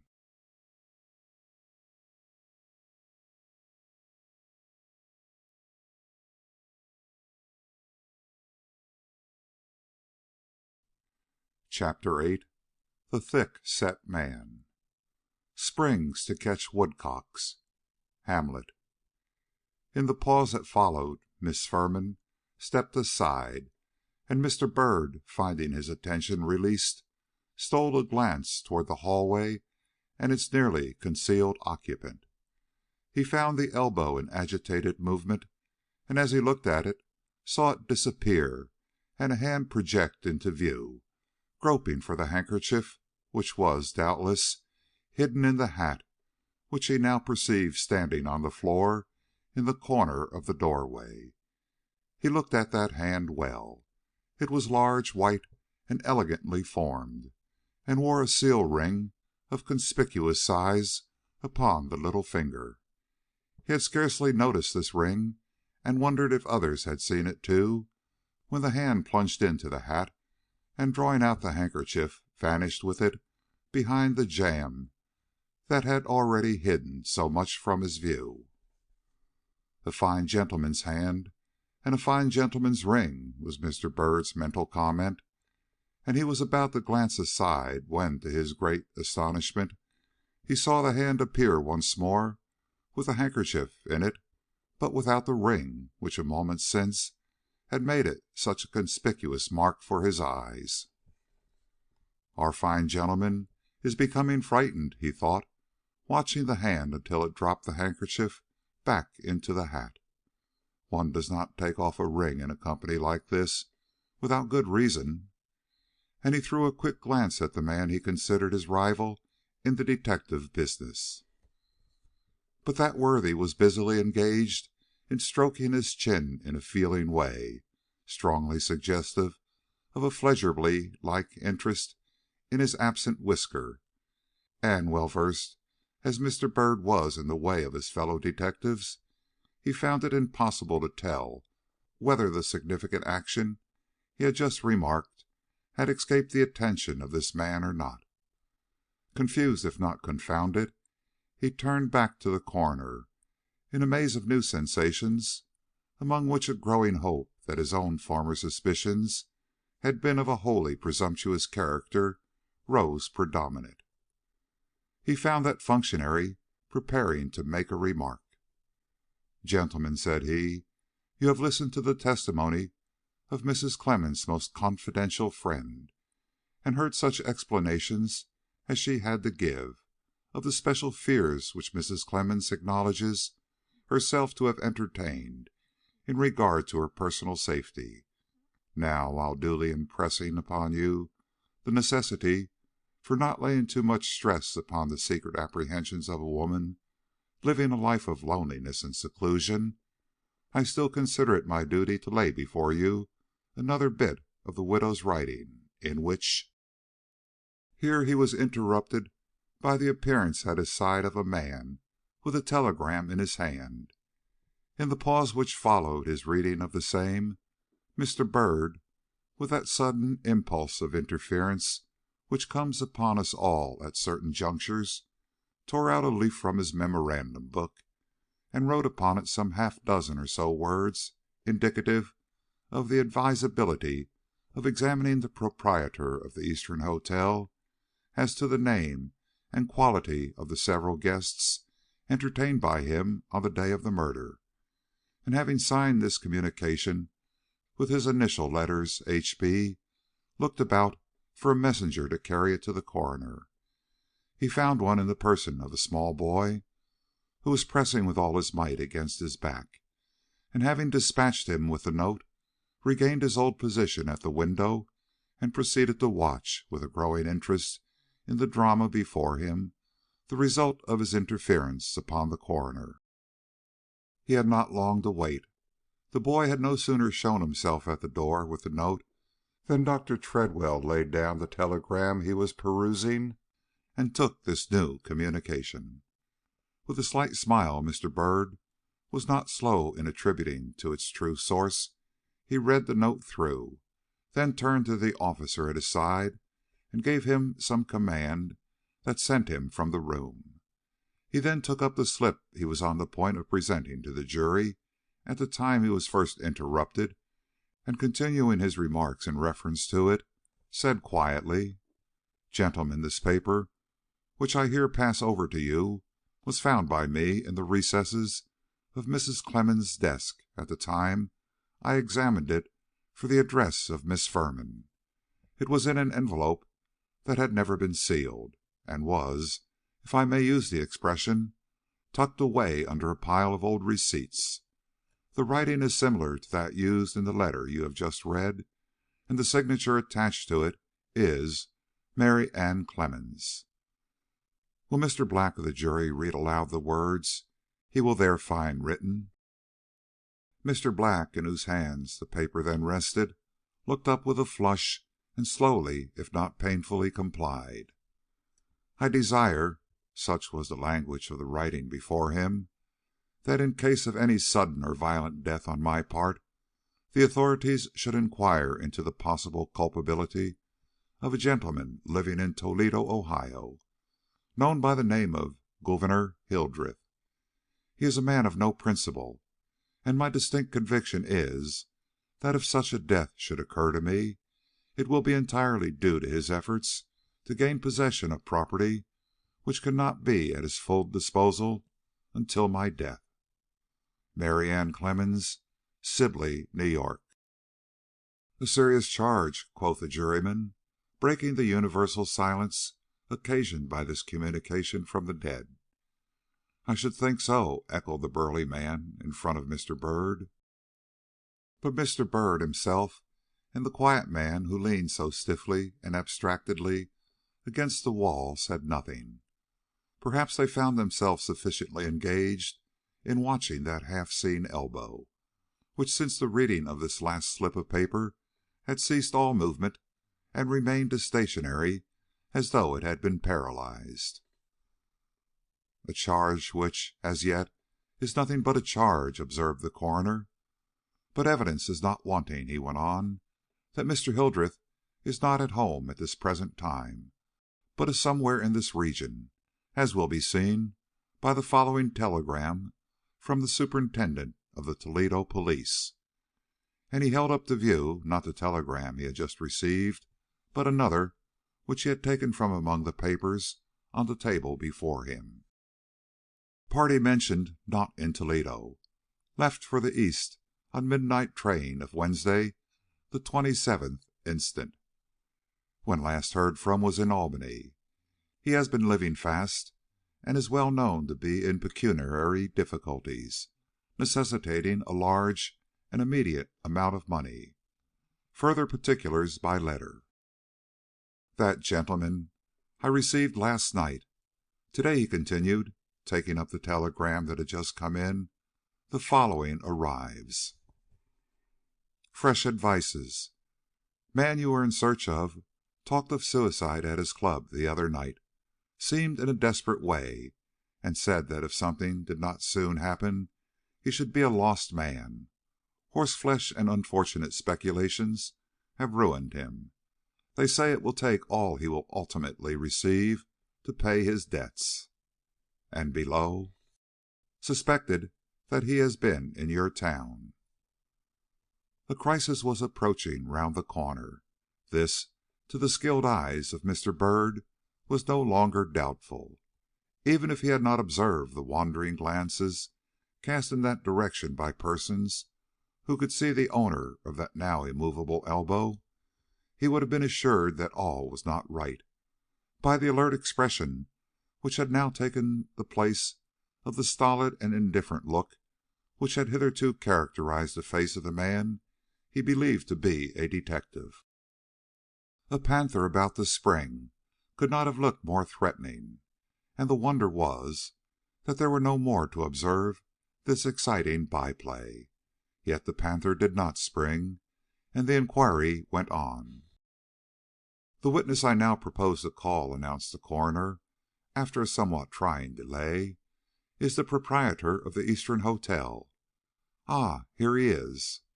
Mr. Symonds, have you brought your register for the past week?" "Yes, sir," answered the newcomer, with a good deal of flurry in his manner and an embarrassed look about him, which convinced Mr. Byrd that the words in regard to whose origin he had been so doubtful that morning had been real words and no dream. "Very well, then, submit it, if you please, to the jury, and tell us in the meantime whether you have entertained at your house this week any guest who professed to come from Toledo."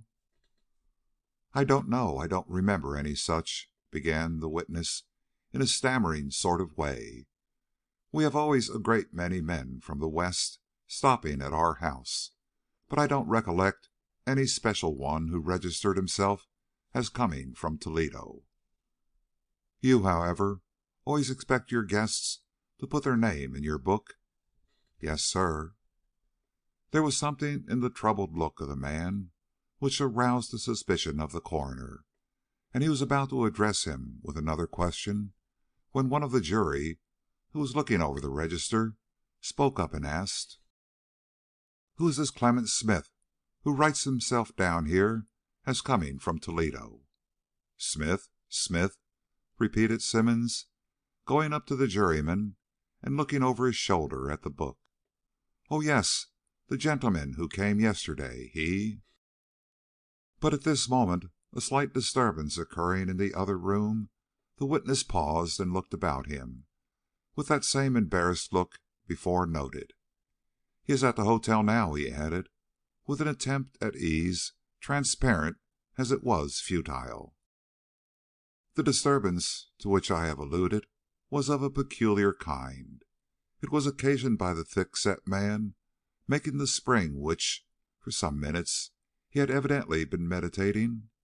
It was not a tragic leap, however, but a decidedly comic one, and had for its end and aim the recovery of a handkerchief which he had taken from his pocket at the moment when the witness uttered the name of Smith, and, by a useless flourish in opening it, flirted from his hand to the floor. At least, so the amused throng interpreted the sudden dive which he made, and the heedless haste that caused him to trip over the gentleman's hat that stood on the floor, causing it to fall and another handkerchief to tumble out. But Mr. Byrd, who had a detective's insight into the whole matter, saw something more than appeared in the profuse apologies which the thick-set man made, and the hurried manner in which he gathered up the handkerchiefs and stood looking at them before returning one to his pocket and the other to its place in the gentleman's hat.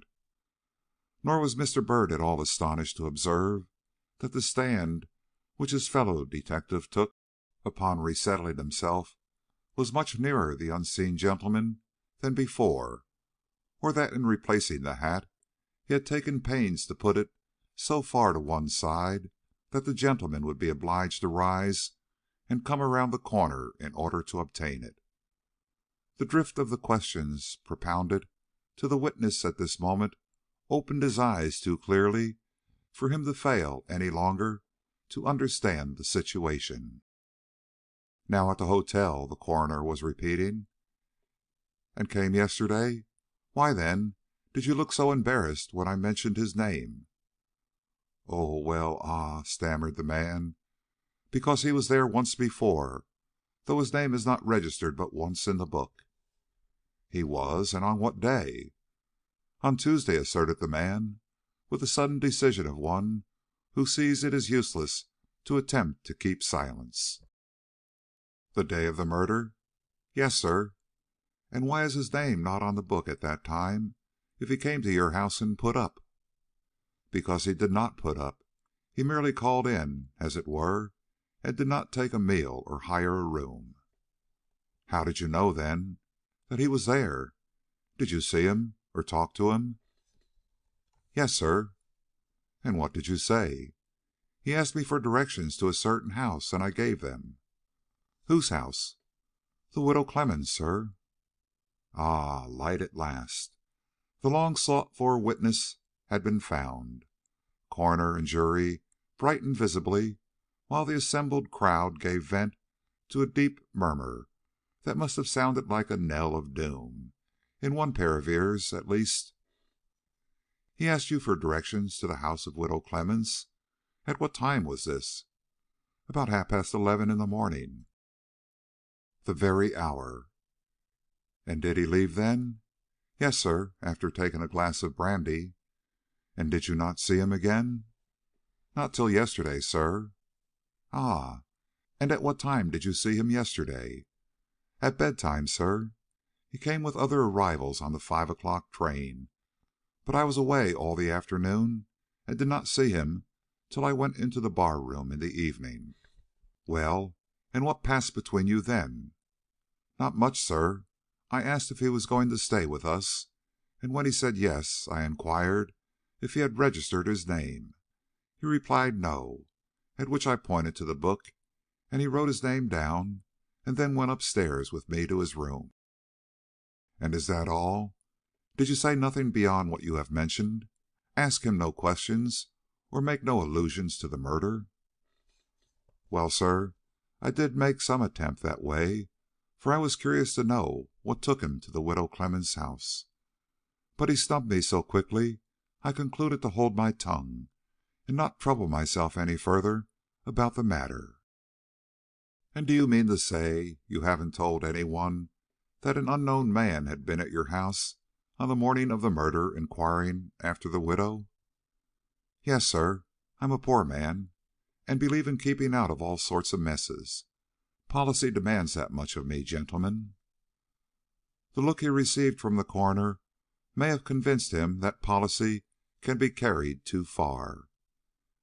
"And now," said Dr. Tredwell, "what sort of a man is this Clement Smith?" "He's a gentleman, sir, and not at all the sort of person with whom you would be likely to connect any unpleasant suspicion." The coroner surveyed the hotel keeper somewhat sternly. "We are not talking about suspicions," he cried; then, in a different tone, repeated, "This gentleman, you say, is still at your house?" "Yes, sir, or was at breakfast time. I have not seen him since." "We will have to call Mr. Smith as a witness," declared the coroner, turning to the officer at his side. "Go and see if you cannot bring him as soon as you did Mr. Symonds."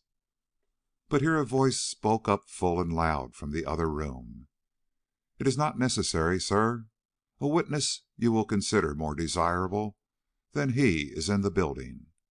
And a thick-set man showed himself for an instant to the coroner, then, walking back, deliberately laid his hand on the elbow which for so long a time had been the centre of Mr. Byrd's wandering conjectures.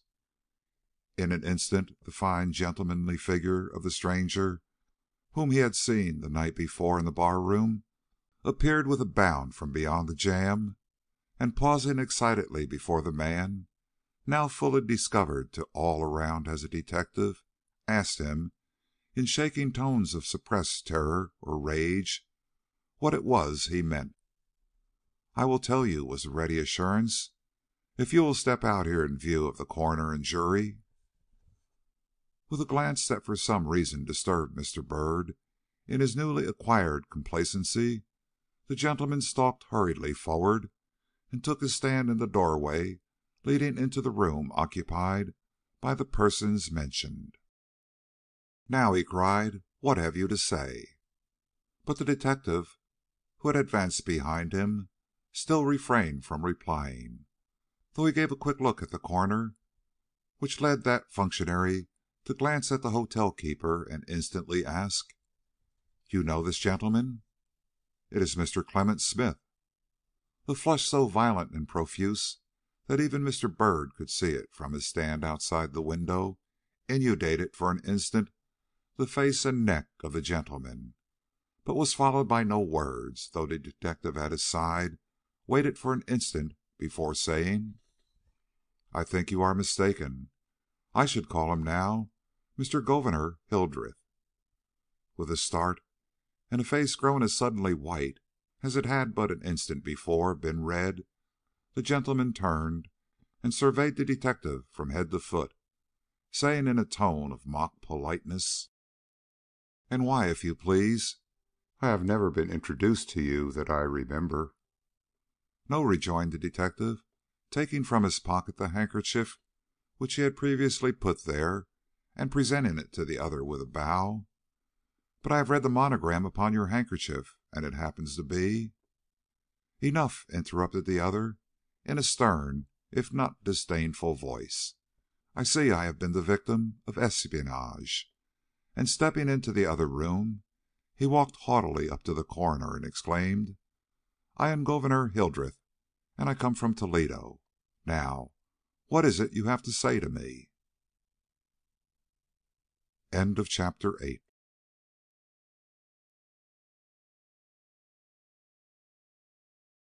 Chapter 9. Close Calculations.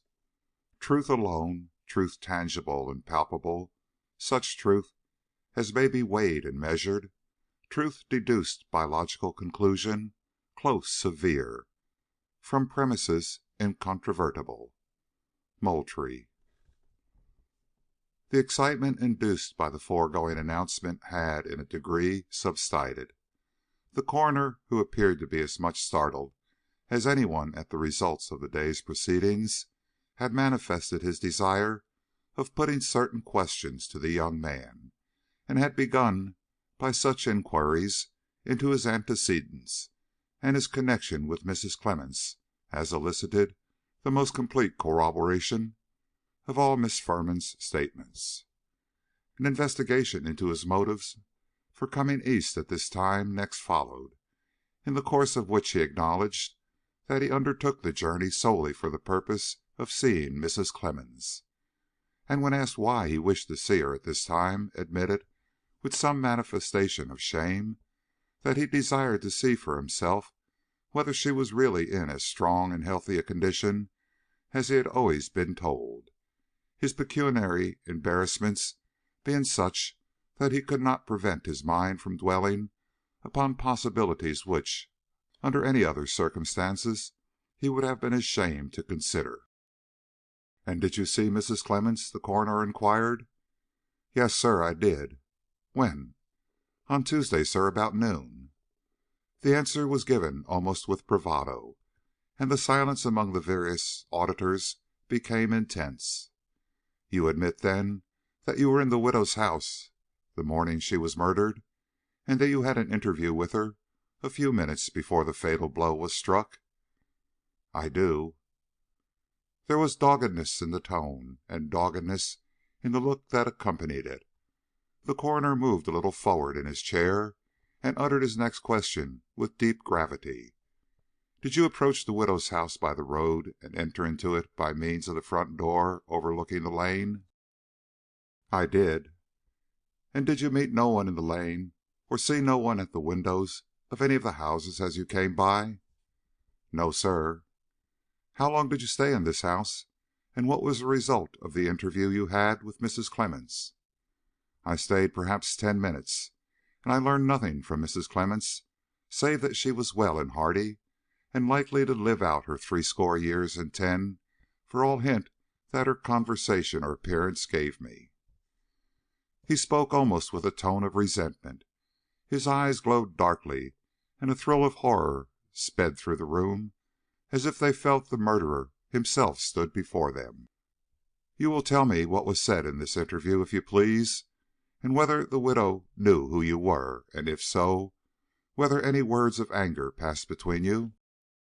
The face of the young man burned, and he looked at the coroner and then at the juryman, as if he would like to challenge the whole crew. But the color that showed in his face was the flush of shame, or so thought Mr. Byrd, and in his reply, when he gave it, there was a bitterness of self-scorn that reminded the detective more of the mortification of a gentleman caught in an act of meanness than the secret alarm of a man who had been beguiled into committing a dastardly crime.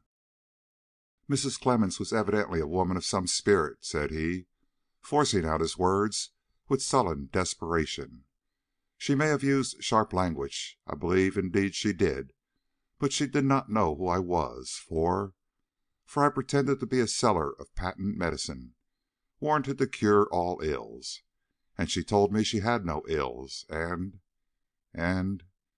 do you want a man to disgrace himself in your presence?" he suddenly flashed out, cringing under the gaze of the many curious and unsympathetic eyes fixed upon him. But the coroner, with a sudden assumption of severity, pardonable perhaps in a man with a case of such importance on his hands, recommended to the witness to be calm and not to allow any small feelings of personal mortification to interfere with a testimony of so much evident value, and without waiting for the witness to recover himself, asked again, "What did the widow say, and with what words did you leave?" "The widow said that she abominated drugs and never took them. I replied that she made a great mistake if she had any ailments." "Upon which she retorted that she had no ailment, and politely showed me the door. I do not remember that anything else passed between us." His tone, which had been shrill and high, dropped at the final sentence, and by the nervous workings of his lips, Mr. Byrd perceived that he dreaded the next question.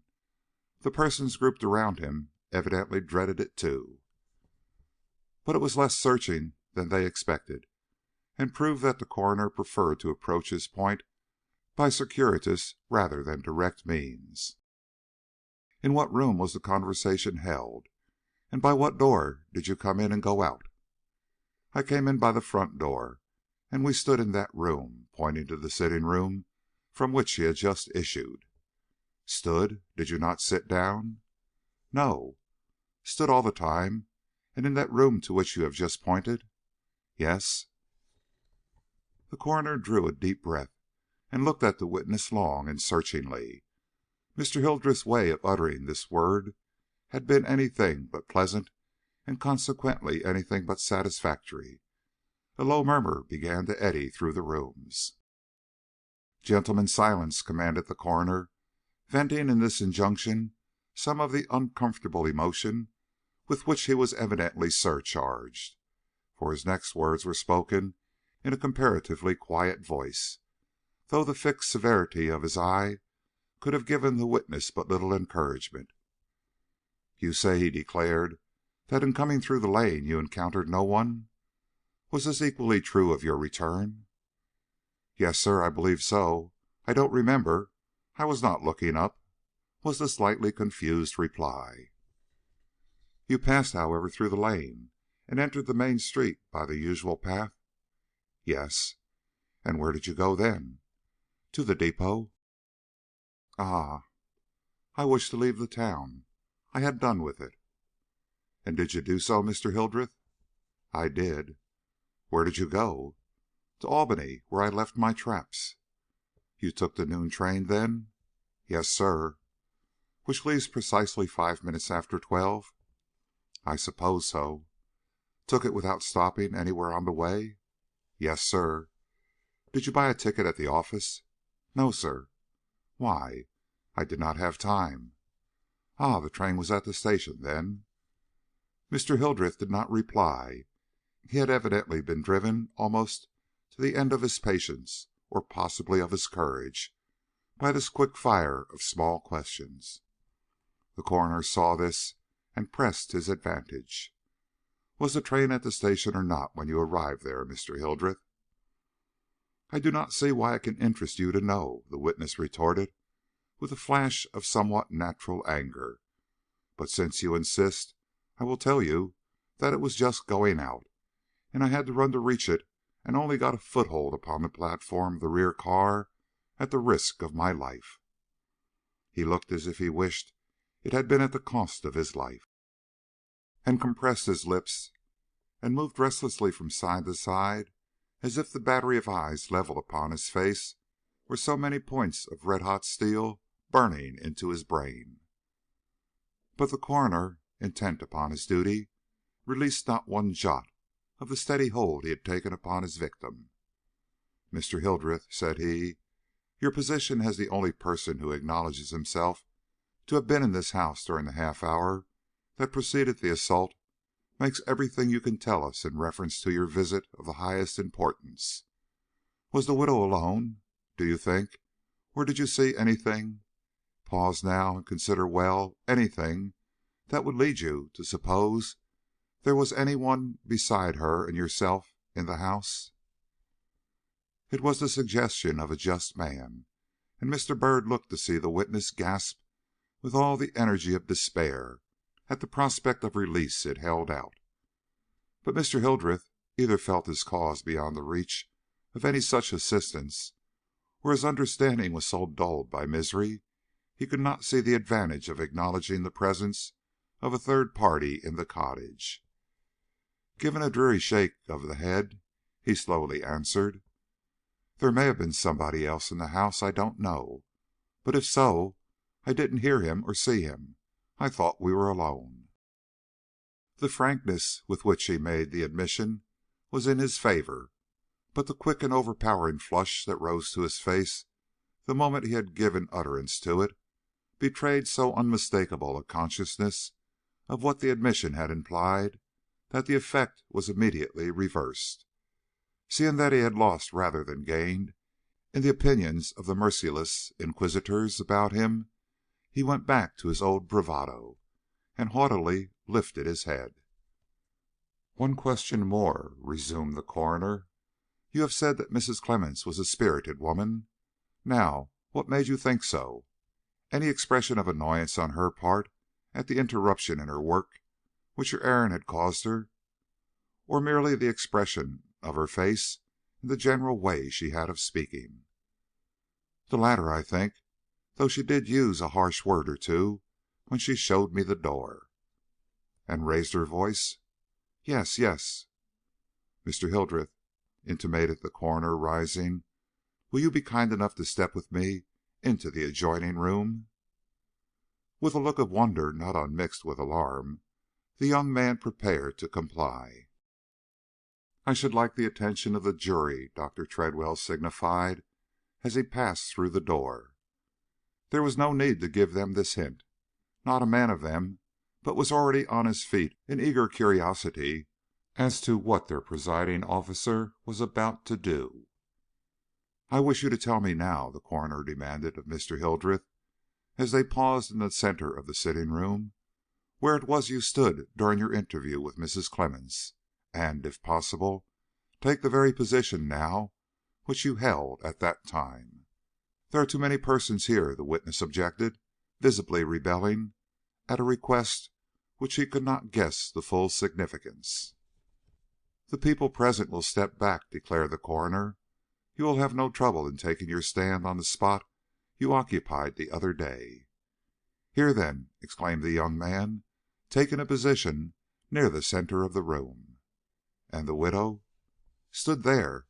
"Facing you?" "Yes." "I see," intimated the coroner, pointing toward the windows. "Her back was to the yard while you stood with your face toward it." Then, with a quick motion, summoned the witness back into the other room, asked, amid the breathless attention of the crowd, whom this bit of by play had wrought up to expectation, Did you observe any one go around to the back door while you stood there and go away again without attempting to knock?" Mr. Hildreth knitted his brow and seemed to think. "Answer," persisted the coroner. "It is not a question that requires thought." "Well, then, I did not," cried the witness, looking the other directly in the eye, with the first gleam of real manly feeling which he had yet displayed. "You did not see a tramp come into the yard, walk around to the kitchen door, wait a moment, as if hesitating whether he would rap, and then turn and come back again without doing so?" "No, sir." The coroner drew a piece of paper before him and began figuring on it. Earnestly, almost wildly, the young man watched him, drawing a deep breath and turning quite pale as the other paused and looked up. "Yet," affirmed the coroner, as if no delay had occurred since he received his last answer, "such a person did approach the house while you were in it, and if you had stood where you say, you must have seen him." It was a vital thrust, a relentless presentation of fact, and as such shook the witness out of his lately acquired composure. Glancing hastily about, he sought the assistance of some one both capable and willing to advise him in this crisis, but seeing no one, he made a vigorous effort and called together his own faculties. "Sir," he protested, a tremor of undisguised anxiety finding way into his voice, "I do not see how you make that all out. What proof have you that this tramp of which you speak came to the house while I was in it? Could he have not come before, or, what was better, could he have not come after?" The ringing tone with which the last question was put startled everybody. No such sounds had issued from his lips before. Had he caught a glimpse of hope, or was he driven to an extremity in his defence that forced him to assert himself? The eyes of Miss Firman and a few other women began to soften, and even the face of Mr. Byrd betrayed that a change was on the verge of taking place in his feelings. But the coroner's look and tone dashed cold water on this young and tender growth of sympathy. Passing over to the witness the paper on which he had been scribbling, he explained with dry significance: "It's only a matter of subtraction and addition, Mr. Hildreth. You have said that upon quitting this house you went directly to the depot, where you arrived barely in time to jump on the train as it was leaving the station. Now, to walk from this place to the depot at any pace you would be likely to use would occupy, let us say, 7 minutes. At 2 minutes before 12, then, you were still in this house. Well," he ejaculated, interrupting himself as the other opened his lips, "have you anything to say?" "No," was the dejected and hesitating reply. The coroner at once resumed: "But at 5 minutes before 12, Mr. Hildreth, the tramp walked into the widow's yard. Now, allowing only 2 minutes for your interview with that lady, the conclusion remains that you were in the house when he came up to it. Yet you declare that, although you stood in full view of the yard, you did not see him. You figure closer than an astronomer calculating an eclipse," burst from the young man's lips in a flash of that resolution which had for the last few minutes animated him. "How do you know your witnesses have been so exact to a second when they say this and that on the goings and comings you are pleased to put into an arithmetical problem? A minute or two, one way or the other, would make a sad discrepancy in your calculations, Mr. Coroner." "I know it," assented Dr. Tredwell, quietly ignoring the other's heat.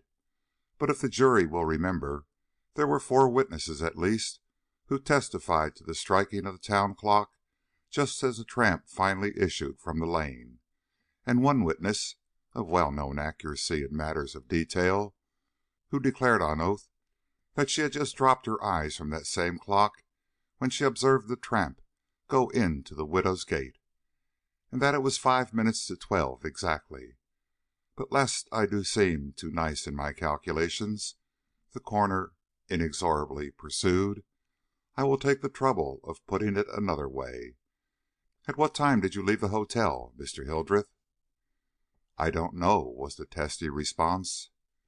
"Well, I can tell you," the coroner assured him. "It was about 20 minutes to 12, or possibly earlier, but no later.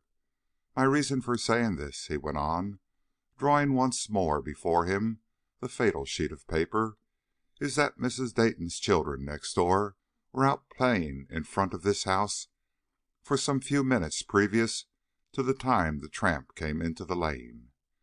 As you did not see them, you must have arrived here before they began their game, and that, at the least calculation, would make the time as early as 11:45. "Well," the fierce looks of the other seemed to say, "and what if it was?" "Mr. Hildreth," continued the coroner, "if you were in this house at 11:45 and did not leave it till 2 minutes before, and the interview was, as you say, a mere interchange of a dozen words or so, that could not possibly have occupied more than 3 minutes, where were you during all the rest of the time that must have elapsed after you finished your interview and the moment you left the house?" It was a knock-down question.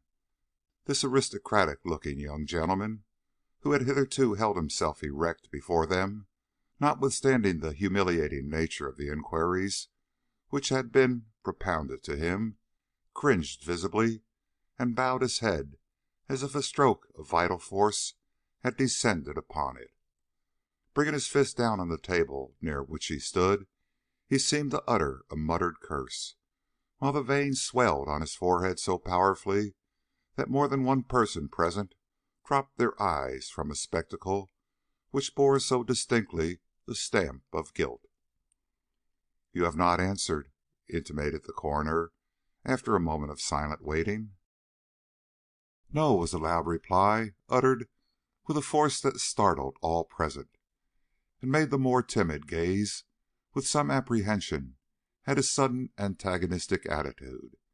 "It is not pleasant for a gentleman," he emphasized the word bitterly, "for a gentleman to acknowledge himself caught at a time like this in a decided equivocation.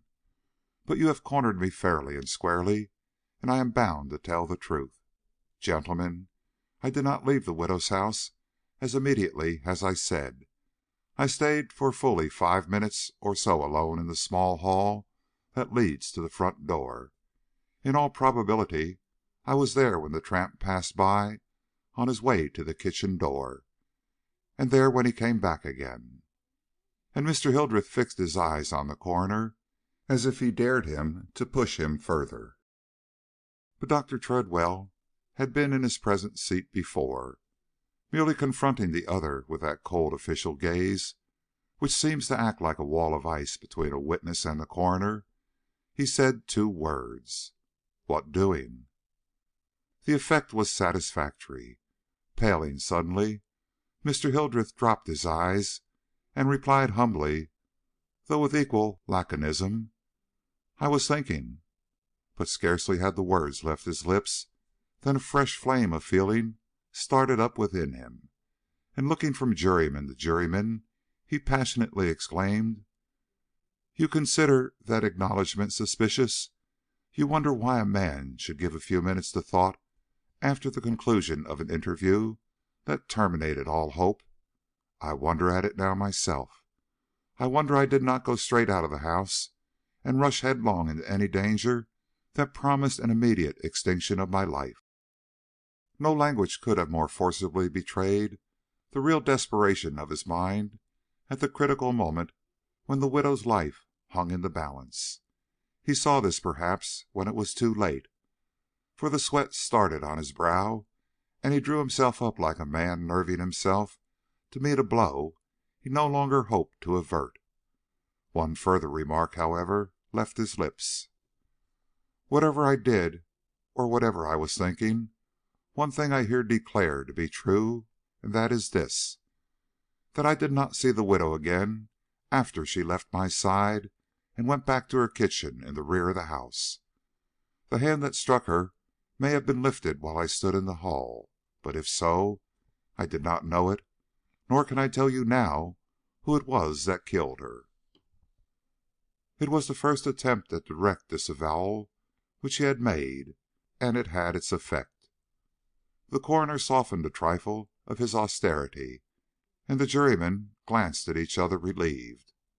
But the weight of suspicion against this young man was too heavy, and his manner had been too unfortunate, for this effect to last long.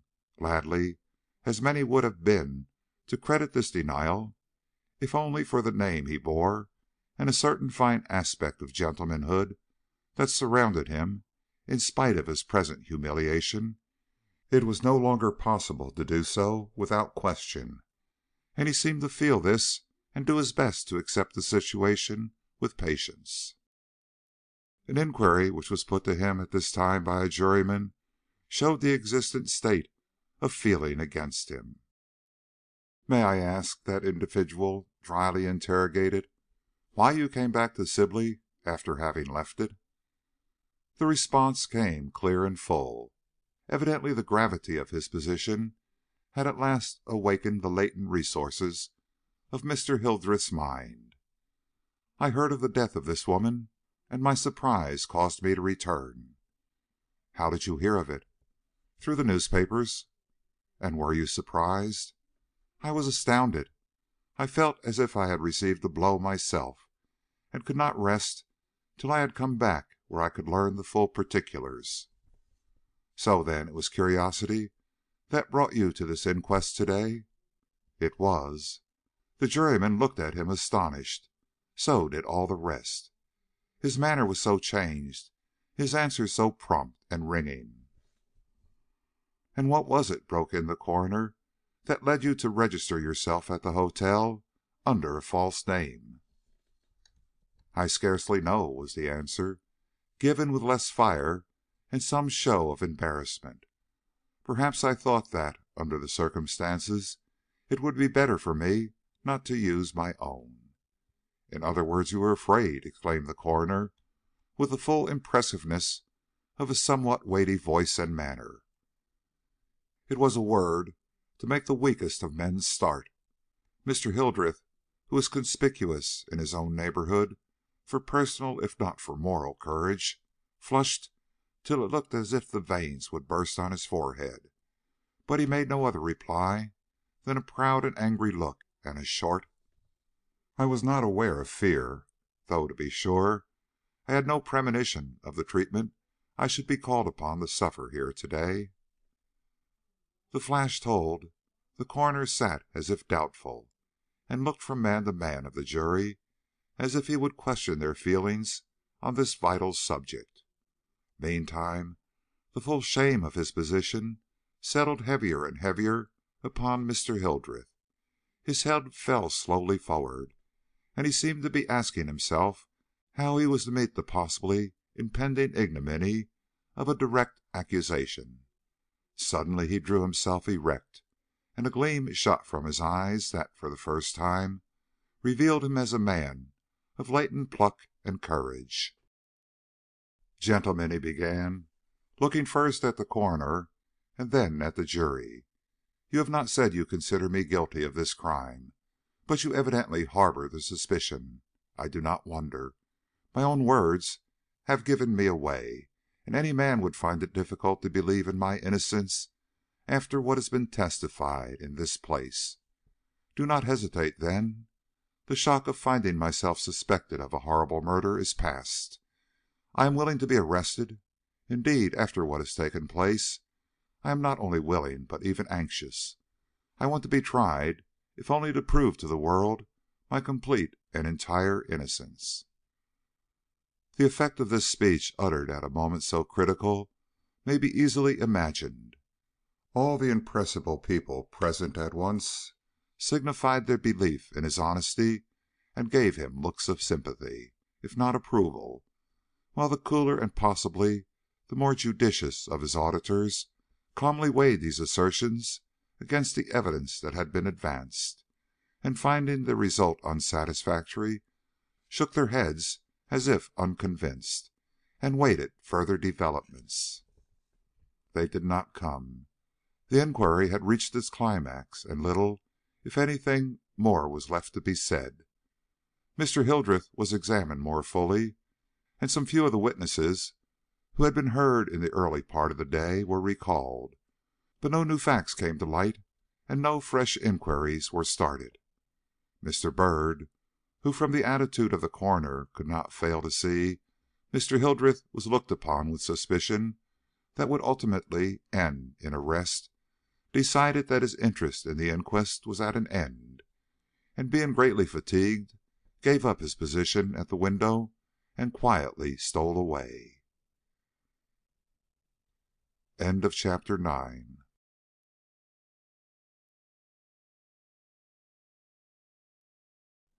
Chapter 10. The Final Test. Men are born with two eyes, but with one tongue, in order that they should see twice as much as they say. Colton.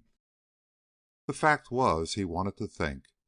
Detective though he was, and accustomed to the bravado with which every sort of criminal will turn to meet their fate when fully driven to bay, there had been something in the final manner of this desperate but evidently cultured gentleman which had impressed him against his own will, and made him question whether the suspected man was not rather the victim of a series of extraordinary circumstances than the selfish and brutal criminal which the evidence given seemed to suggest.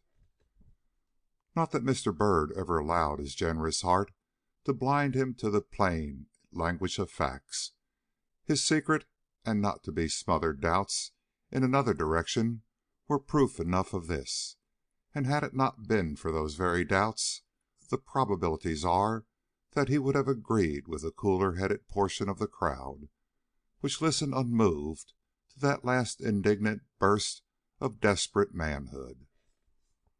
But with those doubts still holding possession of his mind, he could not feel so sure of Mr. Hildreth's guilt, and the struggle that was likely to ensue between his personal feelings on the one side and his sense of duty on the other did not promise to be so light as to make it possible for him to remain within eye and earshot of an unsympathetic crowd. If only the superintendent had not left it to my judgment to interfere, thought he, pacing the streets with ever-increasing uneasiness, the responsibility would have been shifted from my shoulders, and I would have left the young man to his fate in peace. But now I would be criminally at fault if I were to let him drift hopelessly to his doom, when by a lift of my finger I might possibly turn the attention of justice toward the real culprit. Yet the making up of his mind to interfere was a torture to Horace Byrd. If he was not conscious of any love for Imogene Dare, he was sufficiently under the dominion of her extraordinary fascinations to feel that any movement on his part toward the unraveling of the mystery that enveloped her would be like subjecting his own self to the rack of public inquiry and suspicion. Nor, though he walked the streets for hours, each moment growing more and more settled in his conviction of Mr. Hildreth's innocence, could he bring himself to the point of embracing the duty presented to him, till he had subjected Miss Dare to a new test, and won for himself absolute certainty as to the fact of her possessing a clue to the crime which had not been discovered in the coroner's inquiry. The possibility of innocence on her part is even greater than on that of Mr. Hildreth, he considered, and nothing, not even the peril of those dearest to me, could justify me in shifting the weight of suspicion from a guiltless man to an equally guiltless woman. It was therefore for the purpose of solving this doubt that he finally sought Mr. Ferris, and after learning that Mr. Hildreth was under surveillance and would in all probability be subjected to arrest on the morrow, asked for some errand that would take him to Mr. Orcutt's house. "I have a great admiration for that gentleman, and would like to make his acquaintance," he remarked carelessly, hiding his true purpose under his usual nonchalant tones. "But I do not want to seem to be pushing myself forward. So if you could give me some papers to carry to him, or some message requiring an introduction to his presence, I should feel very much obliged." Mr. Ferris, who had no suspicions of his own to assist him in understanding the motives that led to this request, easily provided the detective with the errand he sought. Mr. Byrd at once started for the lawyer's house. It was fully 2 miles away, but once arrived there he was thankful that the walk had been so long, as the fatigue following upon the activity of the afternoon had succeeded in quieting his pulses and calming down the fierce excitement which had held him under its control ever since he had taken the determination to satisfy his doubts by an interview with Miss Dare. Ringing the bell of the rambling old mansion that spread out its wide extensions through the vines and bushes of an old-fashioned and most luxuriant garden, he waited the issue with beating heart.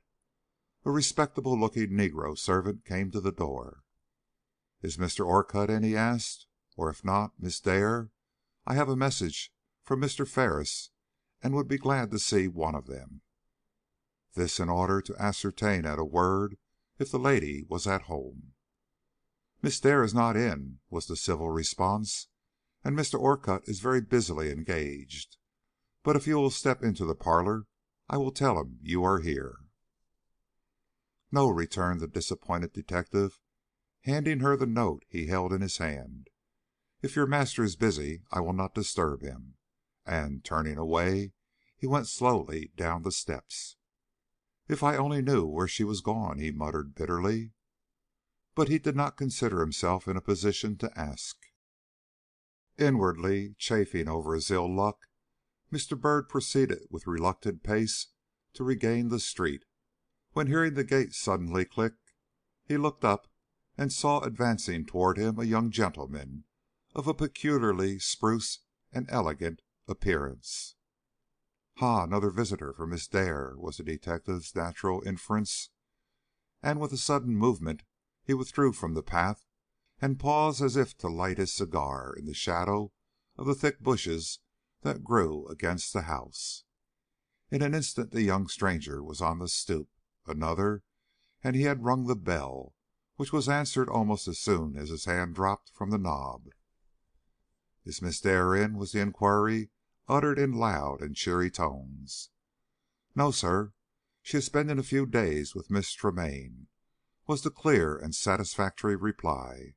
"Shall I tell her you have been here?" "No, I will call myself at Miss Tremaine's," rejoined the gentleman, and with a gay swing of his cane and a cheerful look overhead where the stars were already becoming visible, he sauntered easily off, followed by the envious thoughts of Mr. Byrd. "Miss Tremaine," repeated the latter musingly. "Who knows Miss Tremaine?"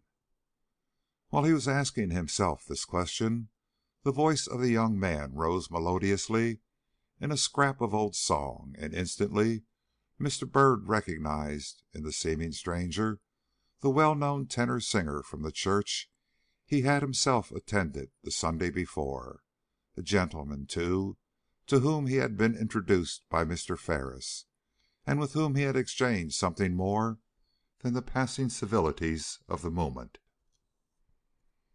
To increase his pace, overtake the young man, recall himself to his attention, and join him in his quick walk down the street was the work of a moment. The natural sequence followed. Mr. Byrd made himself so agreeable that by the time they arrived at Miss Tremaine's the other felt loath to part with him, and it resulted in his being urged to join this chance acquaintance in his call. Nothing could have pleased Mr. Byrd better, so waiving for once his instinctive objection to any sort of personal intrusion, he signified his acquiescence to the proposal and at once accompanied his new friend into the house of the unknown Miss Tremaine. He found it lit up as for guests. All the rooms on the ground floor were open, and in one of them he could discern a dashing and coquettish young miss holding court over a cluster of eager swains. "Ah, I forgot!" exclaimed Mr. Byrd's companion, whose name, by the way, was Duryea. It's Miss Tremaine's reception night. She is the daughter of one of the professors of the high school," he went on, whispering his somewhat late explanations into the ear of Mr. Byrd. "Every Thursday evening she throws her house open for callers, and the youth of the academy are only too eager to avail themselves of the opportunity of coming here. Well, it is all the better for us. Miss Dare despises boys, and in all likelihood we shall have her entirely to ourselves." A quick pang contracted the breast of Mr. Byrd. If this easy, almost rakish fellow at his side but knew the hideous errand which brought him to this house, what a scene would have ensued! But he had no time for reflection, or even for that irresistible shrinking from his own designs which he now began to experience.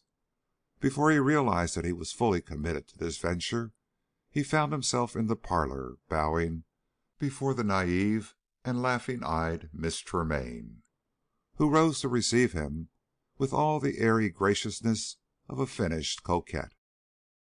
Miss Dare was not visible, and Mr. Byrd was just wondering if he would be called upon to enter into a sustained conversation with his pretty hostess, when a deep, rich voice was heard in the adjoining room, and looking up, he saw the stately figure he so longed and yet dreaded to encounter advancing toward them through the open door.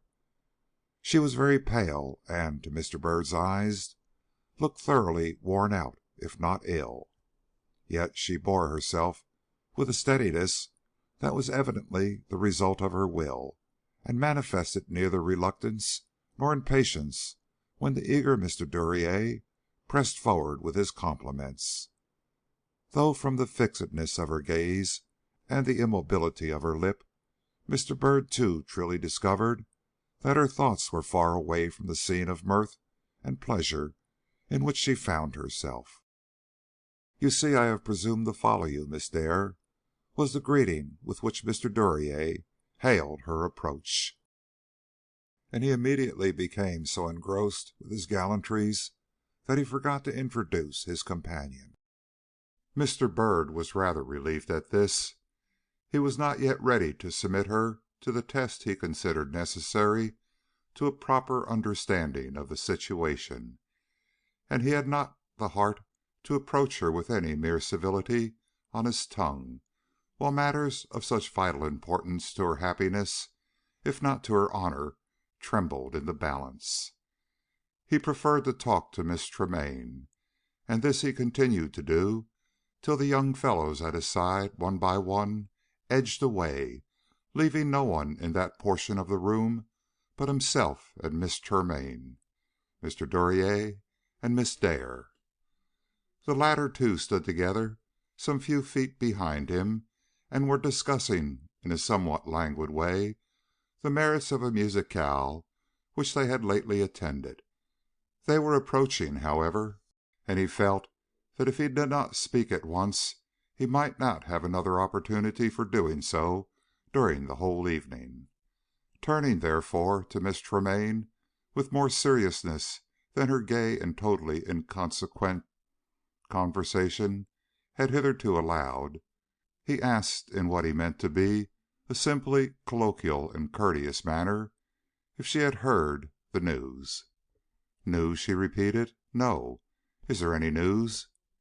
"Yes, I call it news, but perhaps you are not interested in the murder that has lately taken place in this town." "Oh, yes, I am!" she exclaimed, all eagerness at once, while he felt rather than perceived that the couple at his back stood suddenly still, as if his words had worked their spell over one heart there at least. "Papa knew Mrs. Clemmens very well," the little lady proceeded with a bewitchingly earnest look. "Have they found their murderer, do you think? Anything less than that would be no news to me." "There is every reason to suppose," he began, and stopped, something in the deadly silence behind him making it impossible for him to proceed. Happily he was not obliged to. An interruption occurred in the shape of a newcomer, and he was left with that fatal last word on his lips to await the approach of that severely measured step behind him, which by this time he knew was bringing the inscrutable Miss Dare to his side. "Miss Dare, allow me to present to you Mr. Byrd. Mr. Byrd, Miss Dare." The young detective bowed. With rigid attention to forms of etiquette, he uttered the first few acknowledgments necessary to the occasion, and then glanced up. She was looking him full in the face. "We have met before," he was about to observe, but not detecting the least sign of recognition in her gaze, restrained the words and hastily dropped his eyes. "Mr. Duryea informs me you are a stranger in town," she remarked, moving slowly to one side in a way to rid herself of that gentleman's too immediate presence. "Have you a liking for the place, or do you meditate any lengthy stay?" "No, that is," he rejoined, somewhat shaken in his theories by the self-possession of her tone and the ease and quietness with which she evidently prepared to enter into a sustained conversation. "I may go away to morrow, and I may linger on for an indefinite length of time. It all depends upon certain matters which will be determined for me to night. Sibley is a very pretty place," he observed, startled at his own temerity in venturing the last remark. "Yes." The word came as if forced, and she looked at Mr. Duryea. "Do you wish anything, Miss Dare?" that gentleman suddenly asked. "You do not look well." "I am not well," she acknowledged. "No, thank you," she cried, as he pushed a chair toward her. "It is too warm here. If you do not object, we will go into the other room." And with a courteous glance that included both gentlemen in its invitation, she led the way into the adjoining apartment. Could it have been with the purpose of ridding herself of the assiduities of Mr. Duryea?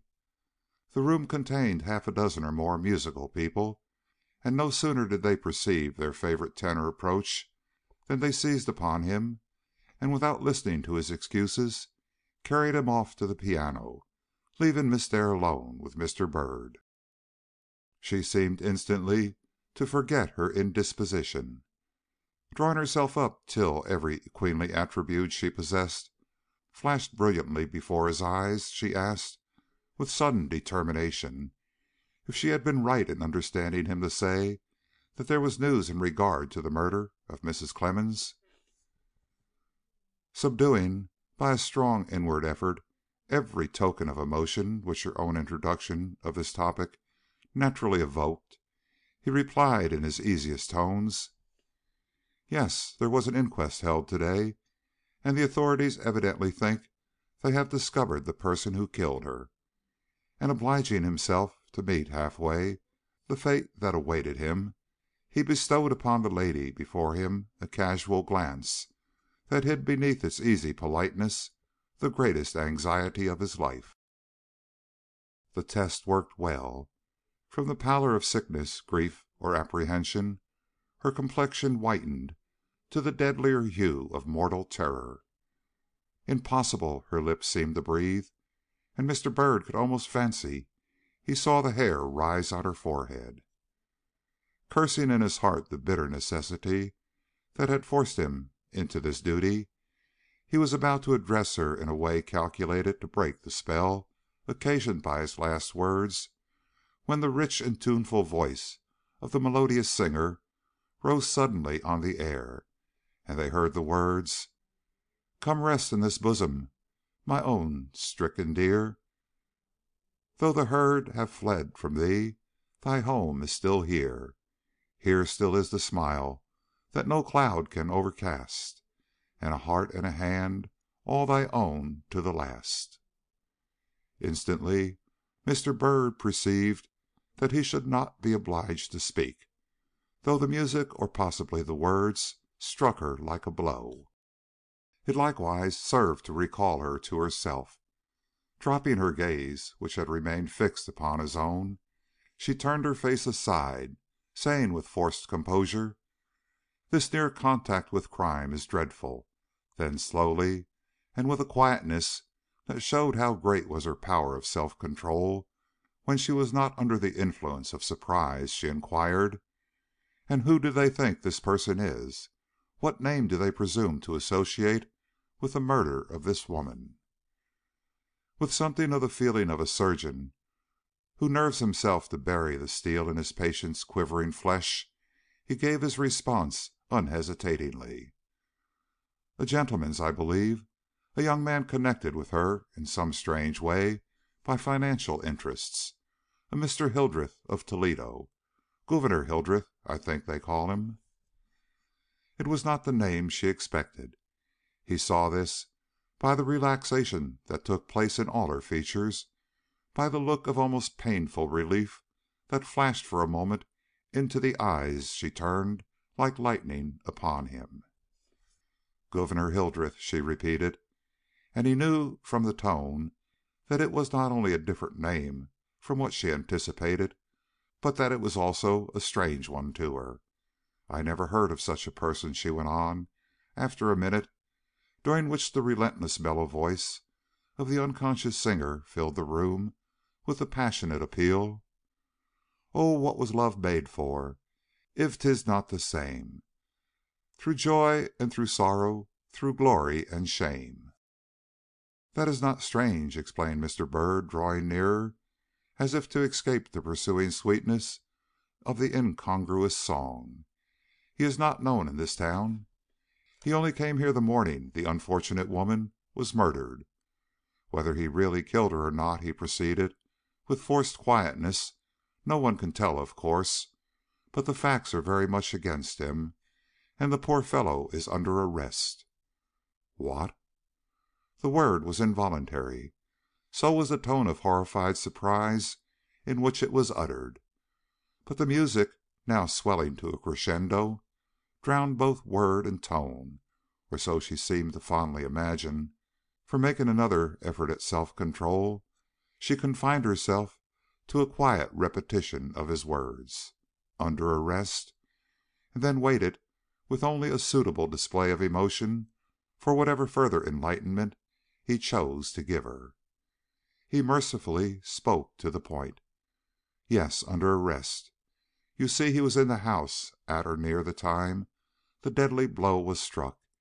He was in the front hall, he says, and nowhere near the woman or her unknown assailant. But there is no evidence against any one else, and the facts so far proved show he had an interest in her death, and so he has to pay the penalty of circumstances. And he may be guilty, who knows?" the young detective pursued, seeing she was struck with horror and dismay. "Dreadful as it is to imagine that a gentleman of culture and breeding could be brought to commit such a deed." But she seemed to have ears for but one phrase of all this. "He was in the front hall," she repeated. "How did he get there? What called him there?" "He had been visiting the widow, and was on his way out. He paused to collect his thoughts," he said. "It seemed unaccountable, Miss Dare, but the whole thing is strange and very mysterious." She was deaf to his explanations.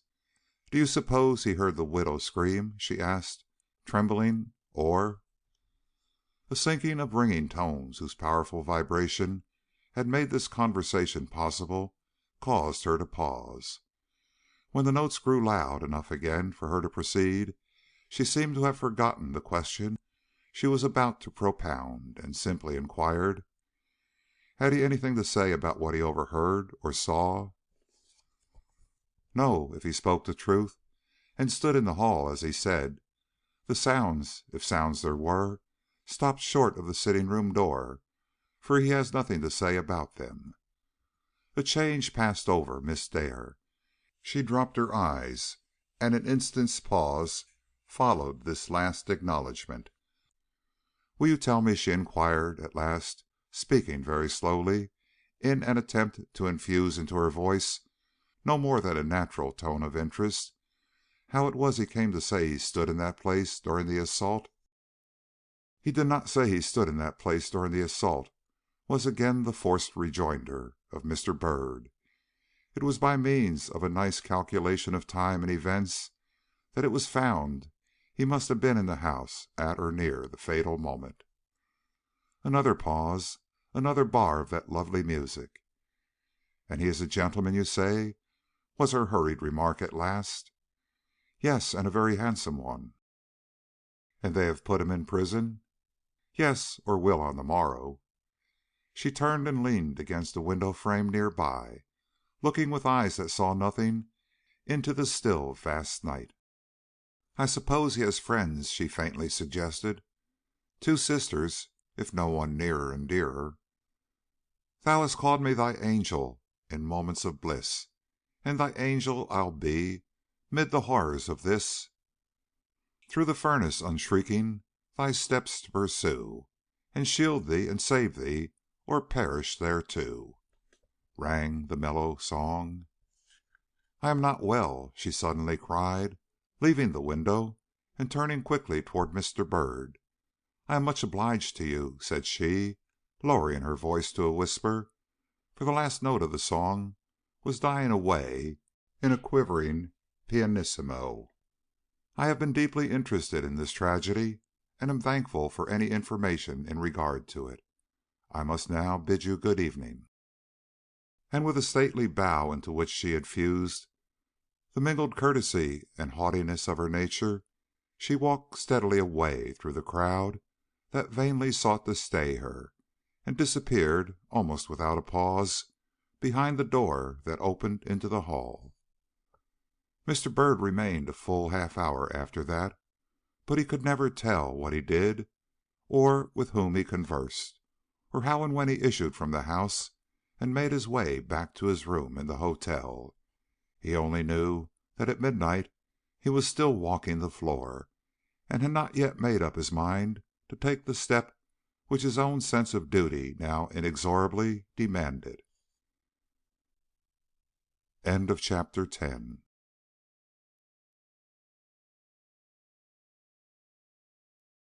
Chapter 11. Decision. Who dares to say that he alone has found the truth? Longfellow.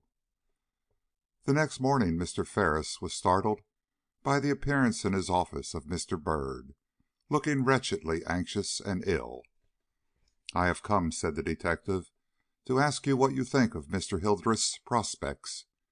Have you made up your mind to have him arrested for this crime?" "Yes," was the reply. "The evidence against him is purely circumstantial, but it is very strong, and if no fresh developments occur, I think there can be no doubt about my duty. Each and every fact that comes to light only strengthens the case against him. When he came to be examined last night, a ring was found on his person which he acknowledged to having worn on the day of the murder." "He took it off during the inquest," murmured Mr. Byrd. "I saw him."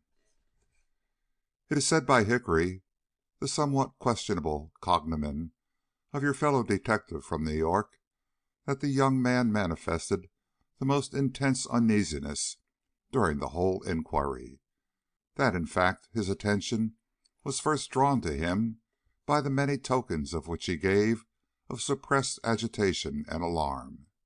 Indeed, Mr. Hickory at one time thought he should be obliged to speak to this stranger in order to prevent a scene.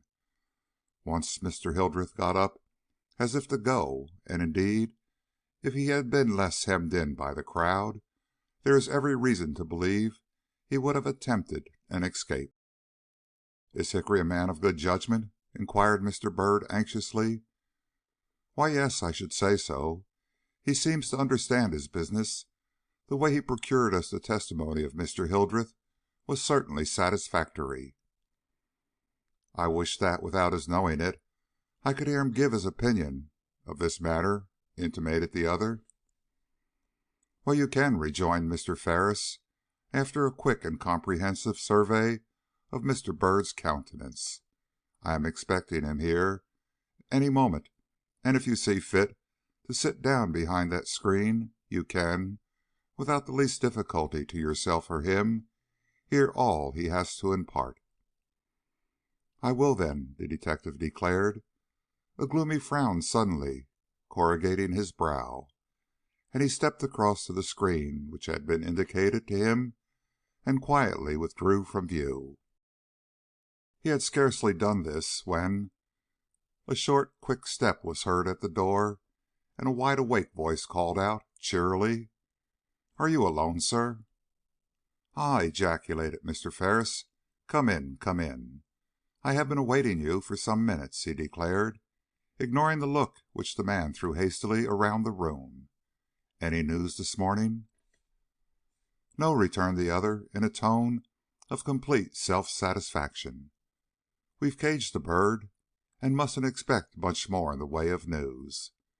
I'm on my way to Albany now to pick up such facts about him as may be lying around there loose, and shall be ready to start for Toledo any day next week that you may think proper." "You are, then, convinced that Mr. Hildreth is undeniably the guilty party in this case?" exclaimed the District Attorney, taking a whiff at his cigar. "Convinced? That is a strong word, sir. A detective is never convinced," protested the man. "He leaves that for the judge and jury. But if you ask me if there is any doubt about the direction in which all the circumstantial evidence in this case points, I must retort by asking you for a clue, or the tag end of a clue, guiding me elsewhere. I know," he went on, with the volubility of a man whose work is done, and who feels he has the right to a momentary indulgence in conversation, "that it is not an agreeable thing to subject a gentleman like Mr. Hildreth to the shame of a public arrest. But facts are not partial, sir, and the gentleman has no more rights in law than the coarsest fellow that we take up for butchering his mother. But you know all this without my telling you, and I only mention it to excuse any obstinacy I may have manifested on the subject. He is mightily cut up about it," he again proceeded, as he found Mr. Ferris forbore to reply. "I am told he didn't sleep a wink all night, but spent his time alternately in pacing the floor like a caged lion, and in a wild sort of stupor that had something of the hint of madness in it. If my grandfather had only known, was the burden of his song, and when one approached him, he either told them to keep their eyes off him, or else buried his face in his hands with an entreaty for them not to disturb the last hours of a dying man. He evidently has no hope of escaping the indignity of arrest, and as soon as it was light enough for him to see, he asked for paper and pencil. They were brought him, and a man stood over him while he wrote. It proved to be a letter to his sisters enjoining them to believe in his innocence, and wound up with what was very much like an attempt at a will, although it looks as if he meditated suicide, and we have been careful to take from him every possible means of his effecting his release in this way, as well as set a strict though secret watch upon him." A slight noise took place behind the screen, which at any other time Mr. Hickory would have been the first to notice and inquire into. As it was, it had only the effect of unconsciously severing his train of thought and starting him alertly to his feet. "Well," he said, facing the District Attorney with a cheerful vivacity, "any orders?" "No," responded Mr. Ferris. "A run down to Albany seems to be the best thing for you at present. On your return we will consult again." "Very well, sir. I shall not be absent more than 2 days, and in the meantime you will let me know if anything important occurs." And handing over his new address, Hickory speedily took his leave. "Well, Mr. Byrd, what do you think of him?" For reply, Mr. Byrd stepped forth and took his stand before the District Attorney. "Has Coroner Tredwell informed you," said he, "that the superintendent has left it to my discretion to interfere in this matter, if I thought that by doing so I could further the ends of justice?" "Yes," was the language of the quick, short nod he received. "Very well," continued the other. "You will pardon me, then, if I ask you to convey to Mr. Hildreth the following message: that if he is guiltless of this crime, he need have no fear of the results of the arrest to which he may be subjected, that a man has interested himself in this matter who pledges his word not to rest till he has discovered the guilty party and freed the innocent from suspicion." "What!" cried Mr. Ferris, astonished at the severe but determined bearing of the young man who, up to this time, he had only seen under his lighter and more indifferent aspect. "You don't agree with this fellow, then, in his conclusions regarding Mr. Hildreth?" "No, sir. Hickory, as I judge, is an egotist. He discovered Mr. Hildreth and brought him to the notice of the jury. Therefore, Mr. Hildreth is guilty." "And you?" "I am open to doubt about it. Not that I would acknowledge it to any one but you, sir." "Why?" "Because if I work in this case at all, or make any effort to follow up the clue which I believe myself to have received, it must be done secretly and without raising the suspicion of any one in this town. I am not in a position, as you know, to work openly, even if it were advisable to do so, which it certainly is not. What I do must be accomplished under cover, and I ask you to help me in my self-imposed and by no means agreeable task by trusting me to pursue my inquiries alone, until such time as I assure myself beyond a doubt that my own convictions are just, and that the man who murdered Mrs. Clemmens is some one entirely separated from Mr. Hildreth and any interests that he represents." "You are, then, going to take up this case?" The answer given was short, but it meant the deliberate shivering of the faintest dream of love that had ever visited Mr. Byrd's imagination. "I am." End of chapter 11. End of book 1.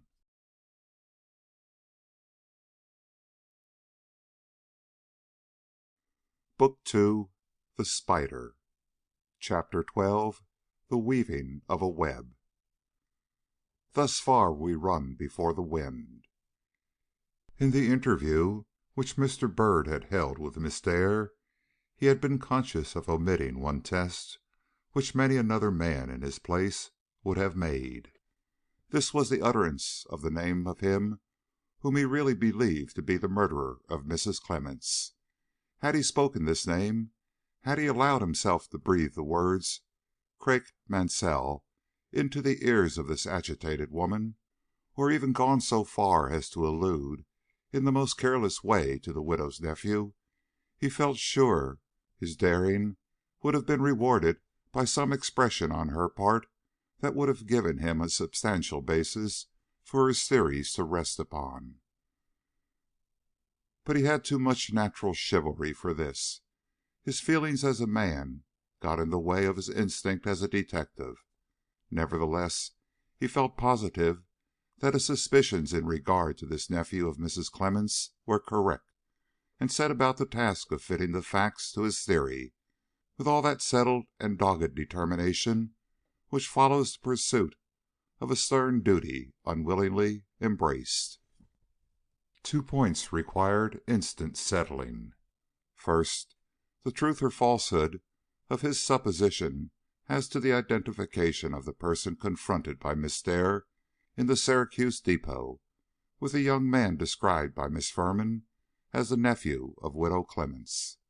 Secondly, the existence or non-existence of proof going to show the presence of this person at or near the house of Mrs. Clemmens during the time of the assault.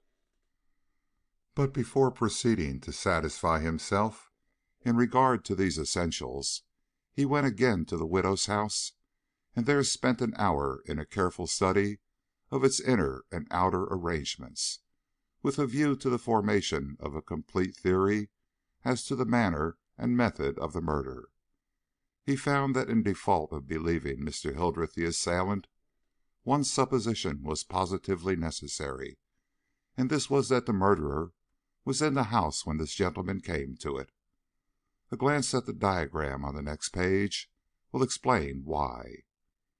The house, as you will see, has but 3 entrances: the front door, at which Mr. Hildreth unconsciously stood guard; the kitchen door, also unconsciously guarded during the critical moment by the coming and going of the tramp through the yard; and the dining-room door, which, though all to appearances free from the surveillance of any eye, was so situated in reference to the clock at which the widow stood when attacked, that it was manifestly impossible for any one to enter it and cross the room to the hearth without attracting the attention of her eye, if not her ear. To be sure, there was the bare possibility of his having come in by the kitchen door after the departure of the tramp, but such a contingency was scarcely worth considering. The almost certain conclusion was that he had been in the house for some time, and was either in the dining-room when Mrs. Clemmens returned to it from her interview with Mr. Hildreth, or else came down to it from the floor above by means of the staircase that so strangely descended into that very room. Another point looked equally clear. The escape of the murderer, still in default of considering Mr. Hildreth as such, must have been by means of one of the back doors, and must have been in the direction of the woods.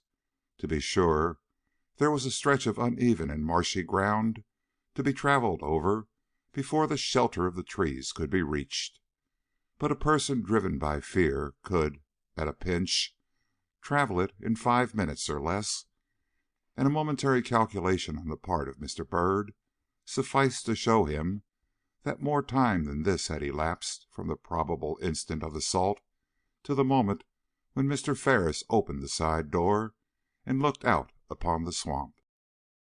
The dearth of dwellings on the left-hand side of the street, and consequently the comparative immunity from observation which was given to that portion of the house which overlooked the swamp, made him conclude that this outlet from the dining-room had been the one made use of in the murderer's flight.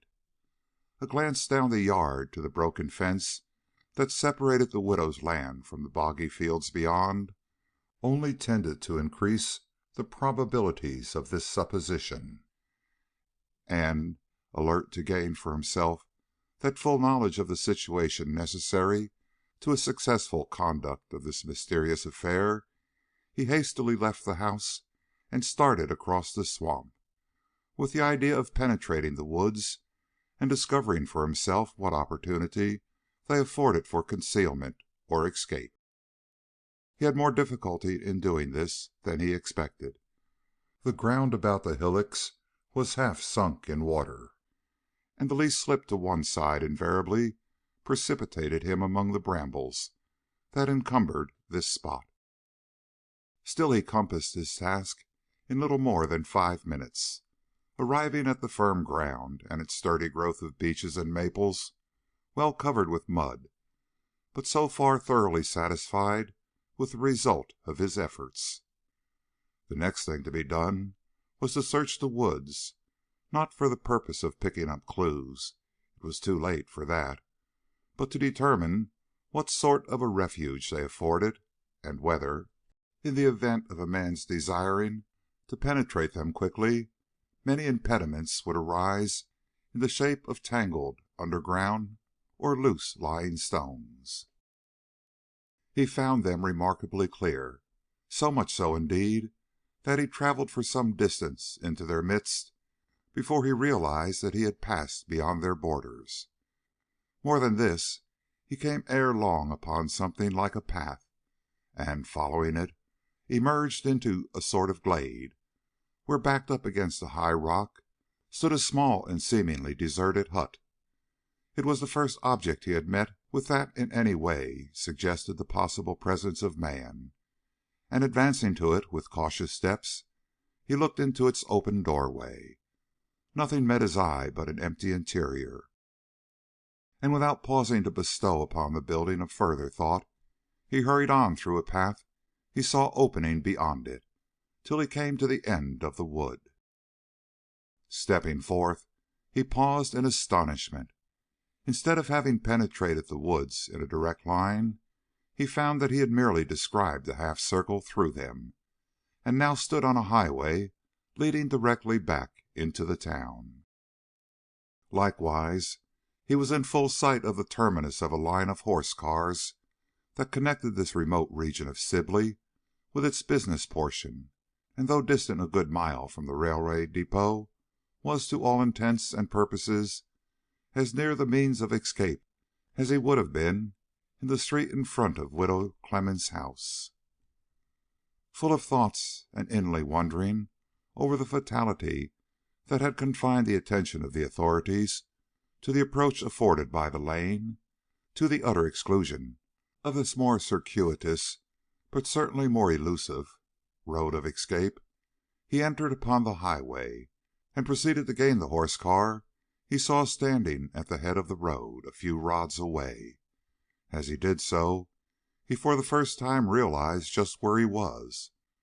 The elegant villa of Professor Darling, rising before him on the ridge that ran along on the right-hand side of the road, made it at once evident that he was on the borders of that choice and aristocratic quarter known as the West Side. It was a new region to him, and pausing for a moment, he cast his eyes over the scene which lay stretched out before him. He had frequently heard it said that the view commanded by the houses on the ridge was the finest in the town, and he was not disappointed in it. As he looked across the verdant basin of marshy ground around which the road curved like a horseshoe, he could see the city spread out like a map before him. So unobstructed, indeed, was the view he had of its various streets and buildings, that he thought he could even detect, amid the taller and more conspicuous dwellings, the humble walls and newly shingled roof of the widow's cottage. But he could not be sure of this. His eyesight was anything but trustworthy for long distances, and hurrying forward to the car, he took his seat just as it was about to start. It carried him straight into town, and came to a standstill not 10 feet from the railroad depot. As he left it and betook himself back to his hotel, he gave to his thoughts a distinct though inward expression. If, he mused, my suppositions in regard to this matter are true, and another man than Mr. Hildreth struck the fatal blow, then I have just travelled over the self-same route he took in his flight. But were his suppositions true? It remained for him to determine. End of chapter 12.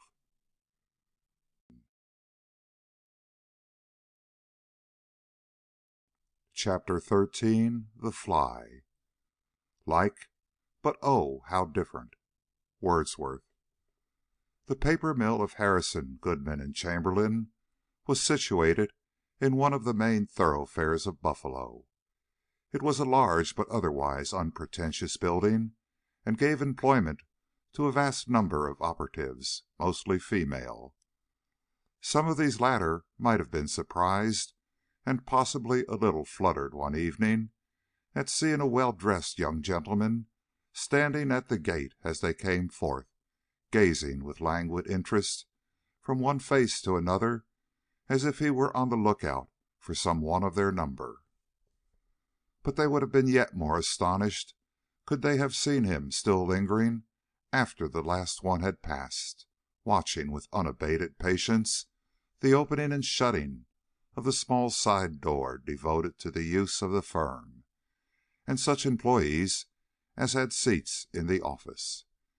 It was Mr. Byrd, and his purpose there at this time of day was to see and review the whole rank and file of the young men employed in the place, in the hope of being able to identify the nephew of Mrs. Clemmens by his supposed resemblance to the person whose character of face and form had been so minutely described to him. For Mr. Byrd was a just man and a thoughtful one, and knowing this identification to be the keystone of his lately formed theory, desired it to be complete and of no doubtful character. He accordingly held fast to his position, watching and waiting, seemingly in vain, for the dark, powerful face and the sturdily built frame of the gentleman whose likeness he had attempted to draw in conjunction with that of Miss Dare. But though he saw many men of all sorts and kinds issue from one door or another of this vast building, not one of them struck him with that sudden and unmistakable sense of familiarity which he had a right to expect, and he was just beginning to doubt if the whole framework of his elaborately formed theory was not destined to fall into ruins, when the small door, already alluded to, opened once more, and a couple of gentlemen came out. The appearance of one of them gave Mr. Byrd a start.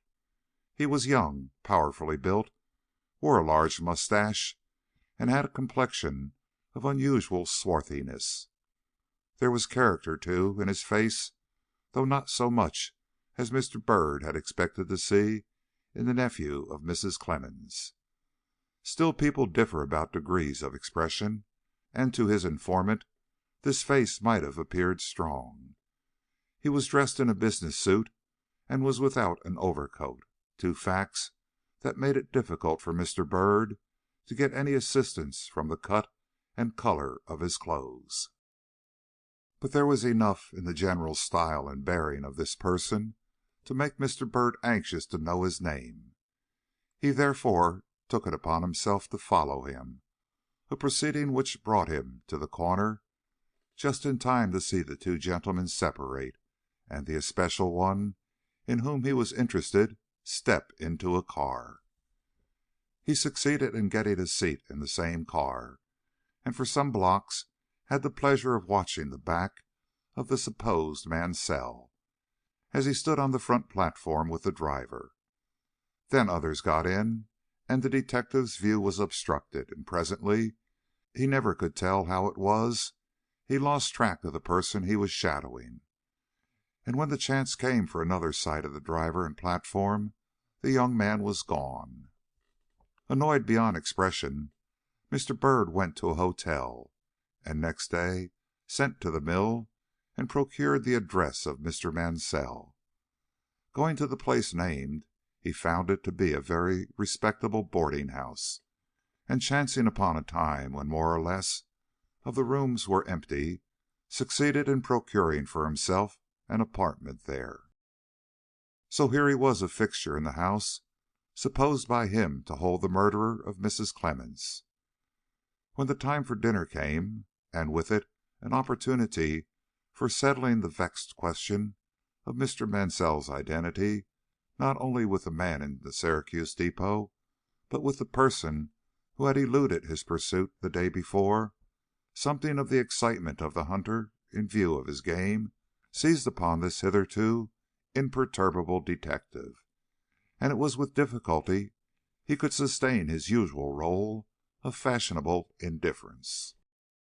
He arrived at the table before any of the other boarders, and presently a goodly array of amiable matrons, old and young gentlemen, and pretty girls came filing into the room, and finally, yes, finally, the gentleman whom he had followed from the mill the day before, and whom he now had no hesitation in fixing upon as Mr. Mansell. But the satisfaction occasioned by the settlement of this perplexing question was dampened somewhat by a sudden and uneasy sense of being himself at a disadvantage. Why he should feel thus he did not know. Perhaps the almost imperceptible change which took place in that gentleman's face as their eyes first met may have caused the unlooked-for sensation, though why Mr. Mansell should change at the sight of one who must have been a perfect stranger to him was more than Mr. Byrd could understand. It was enough that the latter felt he had made a mistake in not having donned the disguise before entering this house, and that, oppressed by the idea, he withdrew his attention from the man he had come to watch and fixed it upon more immediate and personal matters. The meal was half over. Mr. Byrd, who, as a stranger of more than ordinary good looks and prepossessing manners, had been placed by the obliging landlady between her own daughter and a lady of doubtful attractions, was endeavoring to improve his advantages and make himself as agreeable as possible to both of his neighbors, when he heard a lady near him say aloud, You are late, Mr. Mansell." And looking up, in his amazement he saw, entering the door, well, in the presence of the real owner of this name, he wondered he could ever have fixed upon the other man as the original of the person that had been described to him. The strong face, the somber expression, the Herculean frame were unique, and in the comparison which they inevitably called forth, made all other men in the room look dwarfed, if not actually commonplace. Greatly surprised at this new turn of affairs, and satisfied that he at last had before him the man who had confronted Miss Dare in the Syracuse depot, he turned his attention back to the ladies.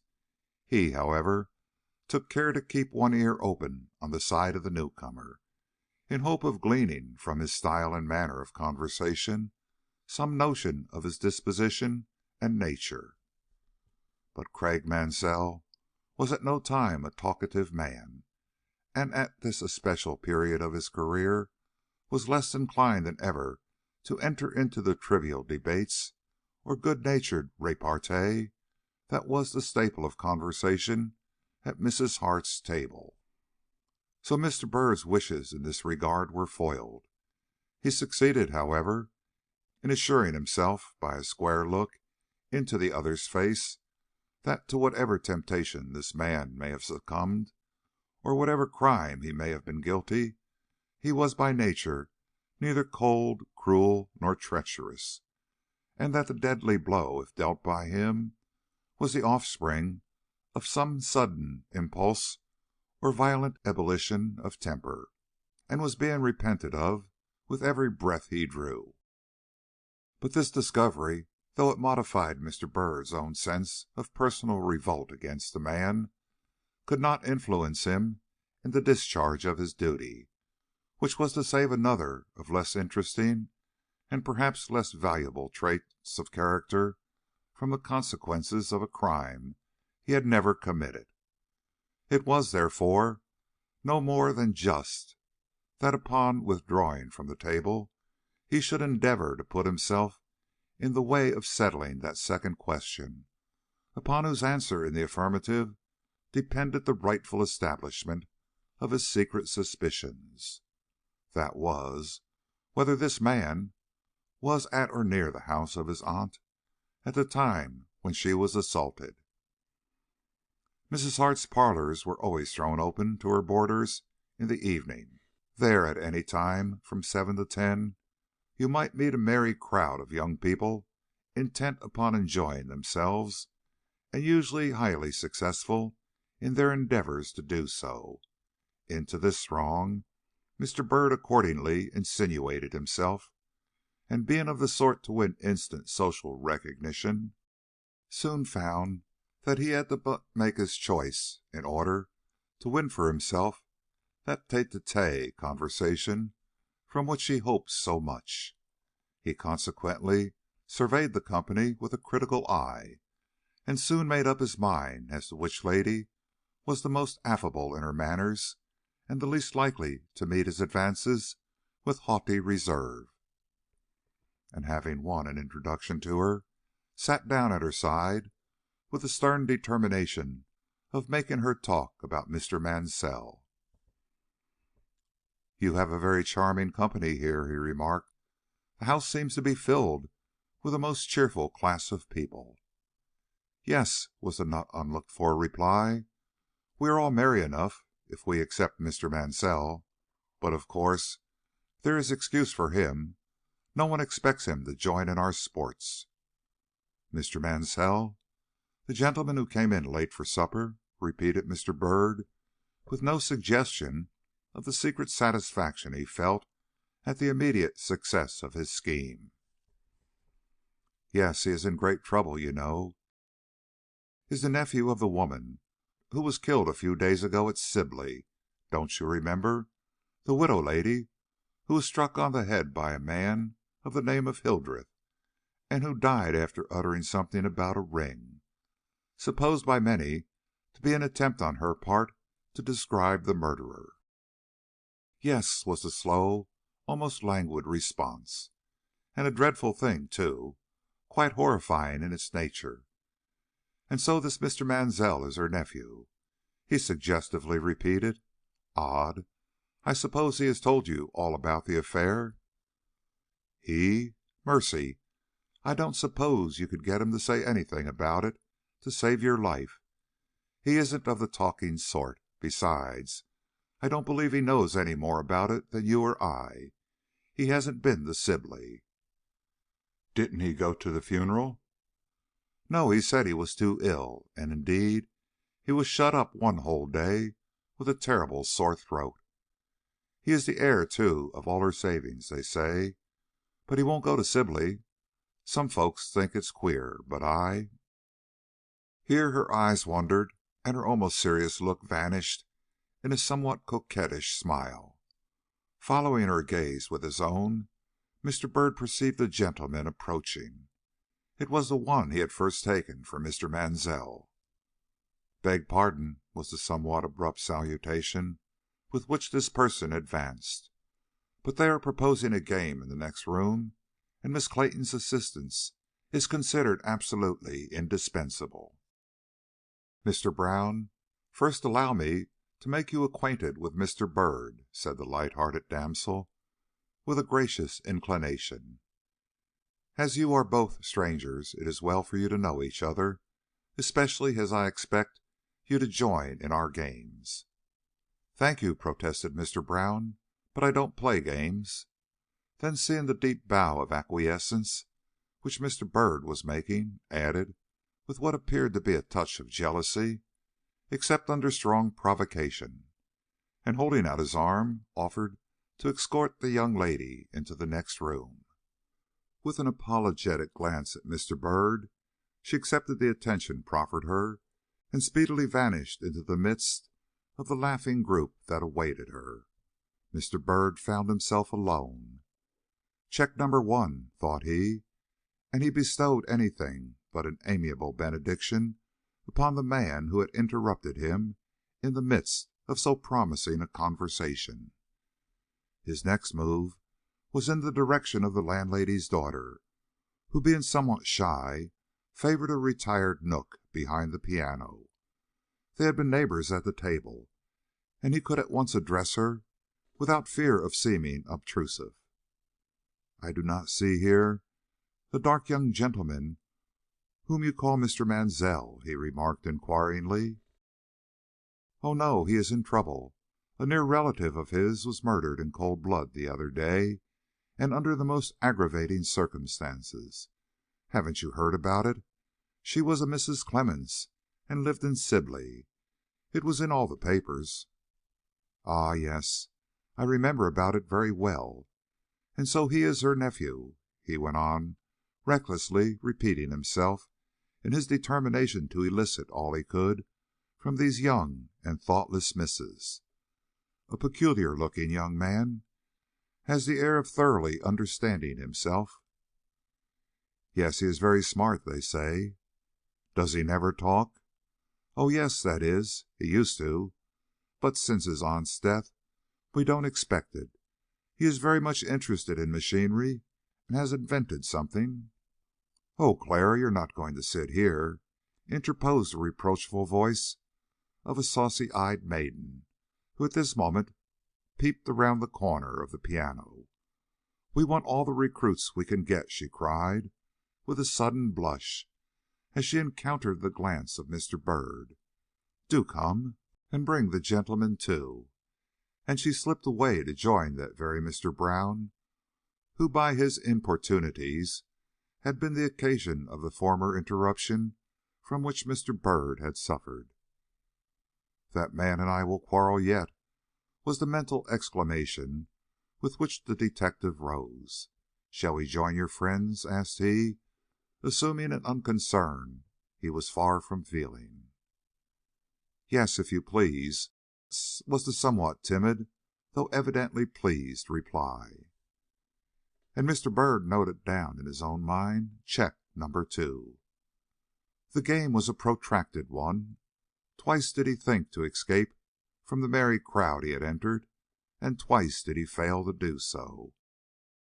The indefatigable Brown would not let him slip, and it was only by a positive exertion of his will that he finally succeeded in withdrawing himself. "I wish to have a word with your mother," he explained, in reply to the look of protest with which Miss Hart honored his departure. "I hear she retires early, so you will excuse me if I leave somewhat abruptly." And to Mrs. Hart's apartment he at once proceeded, and by dint of his easy assurance soon succeeded in leading her, as he had already done the rest, into a discussion of the one topic for which he had an interest. He had not time, however, to glean much from her, for just as she was making the admission that Mr. Mansell had not been home at the time of the murder, a knock was heard at the door, and with an affable bow and a short, quick stare of surprise at Mr. Byrd, the ubiquitous Mr. Brown stepped in and took a seat on the sofa, with every appearance of intending to make a call. At this third check Mr. Byrd was more than annoyed.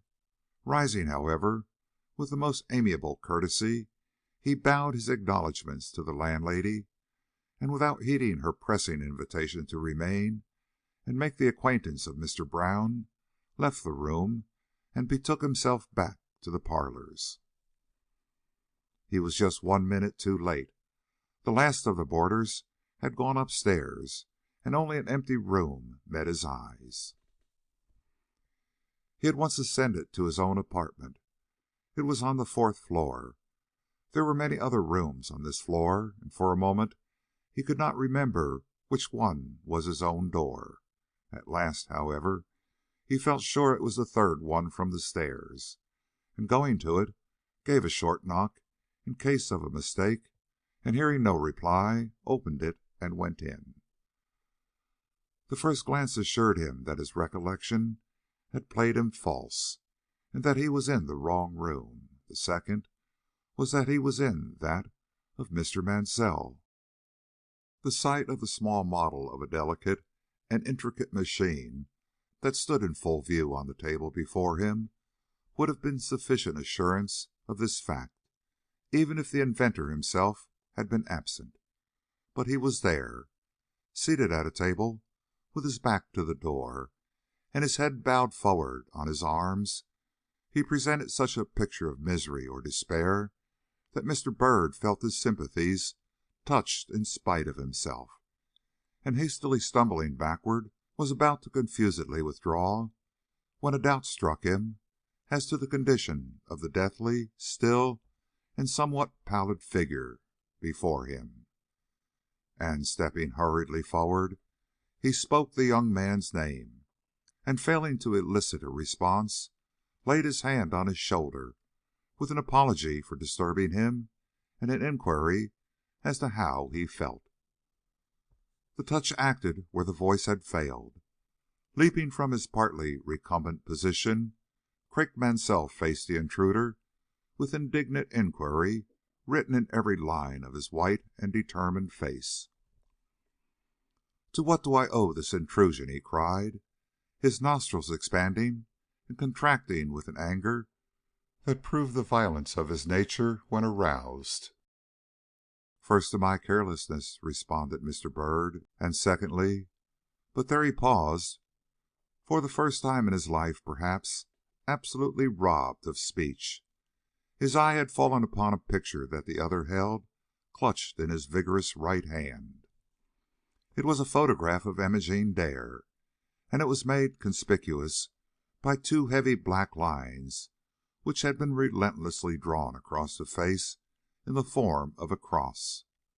"Secondly," he went on, after a moment, resolutely tearing his gaze away from this startling and suggestive object, "to my fears. I thought you looked ill, and could not forbear making an effort to reassure myself that all was right." "Thank you," ejaculated the other, in a heavy, weariful tone. "I am perfectly well," and with a short bow he partially turned his back, with a distinct intimation that he desired to be left alone. Mr. Byrd could not resist this appeal, Glad as he would have been for even a moment's conversation with this man, he was, perhaps unfortunately, too much of a gentleman to press himself forward against the expressed wishes even of a suspected criminal. He accordingly withdrew to the door, and was about to open it and go out, when it was flung violently forward, and the ever obtrusive Brown stepped in. The second intrusion was more than unhappy Mr. Mansell could stand. Striding passionately forward, he met the unblushing Brown at full tilt, and angrily pointing to the door, asked if it was not the custom of gentlemen to knock before entering the room of strangers. "I beg pardon," said the other, backing across the threshold with a profuse display of confusion. "I had no idea of its being a stranger's room. I thought it was my own. I was sure that my door was a third from the stairs. Excuse me, excuse me," and he bustled noisily out. This precise reproduction of his own train of thought and action confounded Mr. Byrd. Turning with a deprecatory glance at the perplexed and angry occupant of the room, he said something about not knowing the person who had just left them, and then, conscious that a further contemplation of the stern and suffering countenance before him would unnerve him for the duty he had to perform, hurriedly withdrew. End of chapter 13.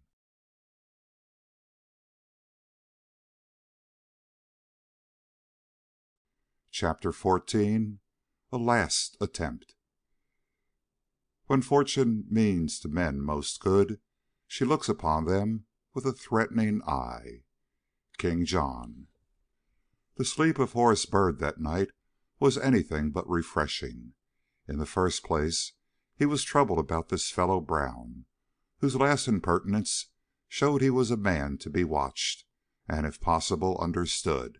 Secondly, he was haunted by a vision of the unhappy youth he had just left, seeing again and again, both in his dreams and in the rush of heated fancies which followed his awakening, that picture of utter despair which the opening of his neighbor's door had revealed. He could not think of that poor mortal as sleeping.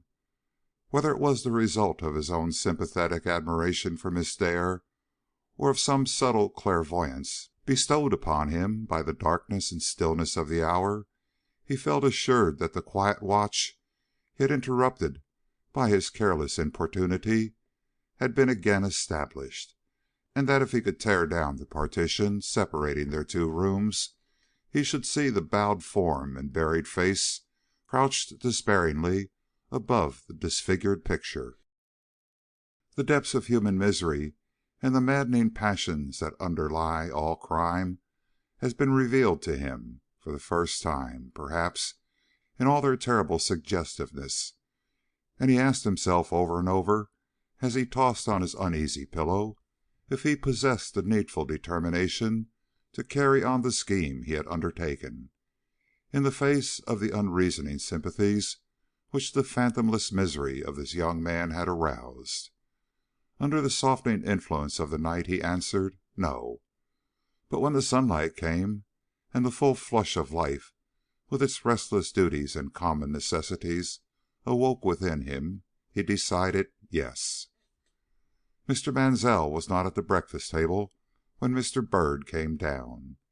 His duties at the mill were peremptory, and he had already taken his coffee and gone. But Mr. Brown was there, and at the sight of him Mr. Byrd's caution took alarm, and he bestowed upon this intrusive busybody a close and searching scrutiny.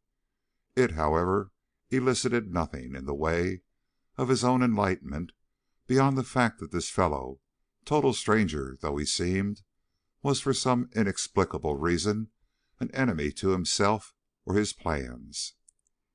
Not that Mr. Brown manifested this by any offensive token of dislike or even of mistrust.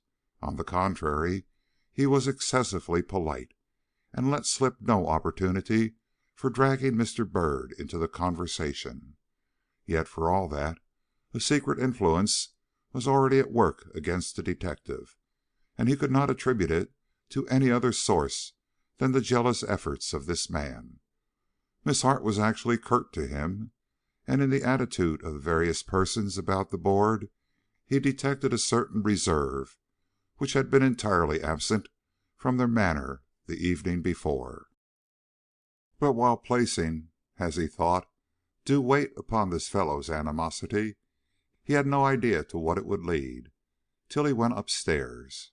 Mrs. Hart, who had hitherto treated him with the utmost cordiality, now called him into the parlor, and told him frankly that she would be obliged to him if he would let her have his room.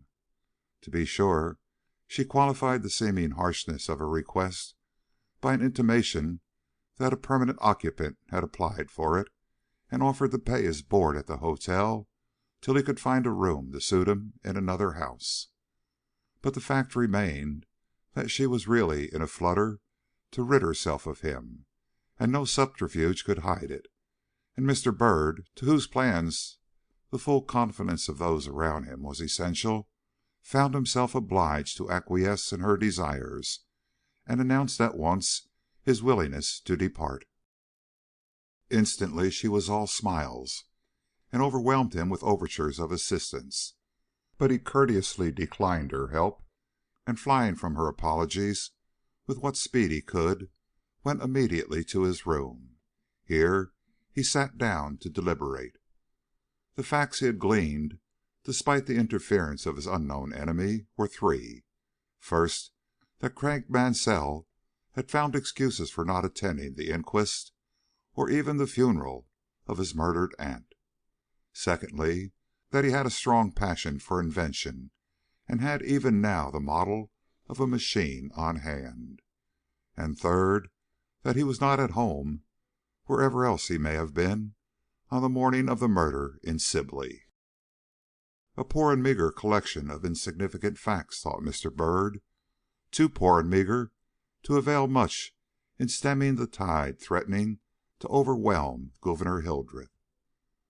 But what opportunity remained for making them weightier? He was turned from the house that held the few persons from whom he could hope to glean more complete and satisfactory information, and he did not know where else to seek it unless he went to the mill. And this was an alternative from which he shrank, as it would, in the first place, necessitate a revelation of his real character, and secondly, make known the fact that Mr. Mansell was under the surveillance of the police, if not in the actual attitude of a suspected man. A quick and hearty, "Sure you are very good, sir," uttered in the hall without, roused him from his meditations and turned his thoughts in a new direction. What if he could learn something from the servants? He had not thought of them. This girl, now, whose work constantly carried her into the various rooms on this floor, would of course know whether Mr. Mansell had been away on the day of the murder, even if she could not tell the precise time of his return. At all events, it was worth while to test her with a question or two before he left, even if he had to resort to the means of spurring her memory with money. His failure in other directions did not necessitate a failure here. He accordingly called her in, and showing her a bright silver dollar, asked her if she thought it good enough pay for a short answer to a simple question. To his great surprise, she blushed and drew back, shaking her head and muttering that her mistress didn't like to have the girls talk to the young men about the house, and finally going off with a determined toss of her frowsy head that struck Mr. Byrd aghast, and made him believe more than ever that his evil star hung in the ascendant, and that the sooner he quit the house the better. In 10 minutes he was in the street. But one thing now remained for him to do. He must make the acquaintance of one of the mill owners, or possibly an overseer or an accountant, and from him learn where Mr. Mansell had been at the time of his aunt's murder. To this duty he devoted the day, but here also he was met by unexpected difficulties.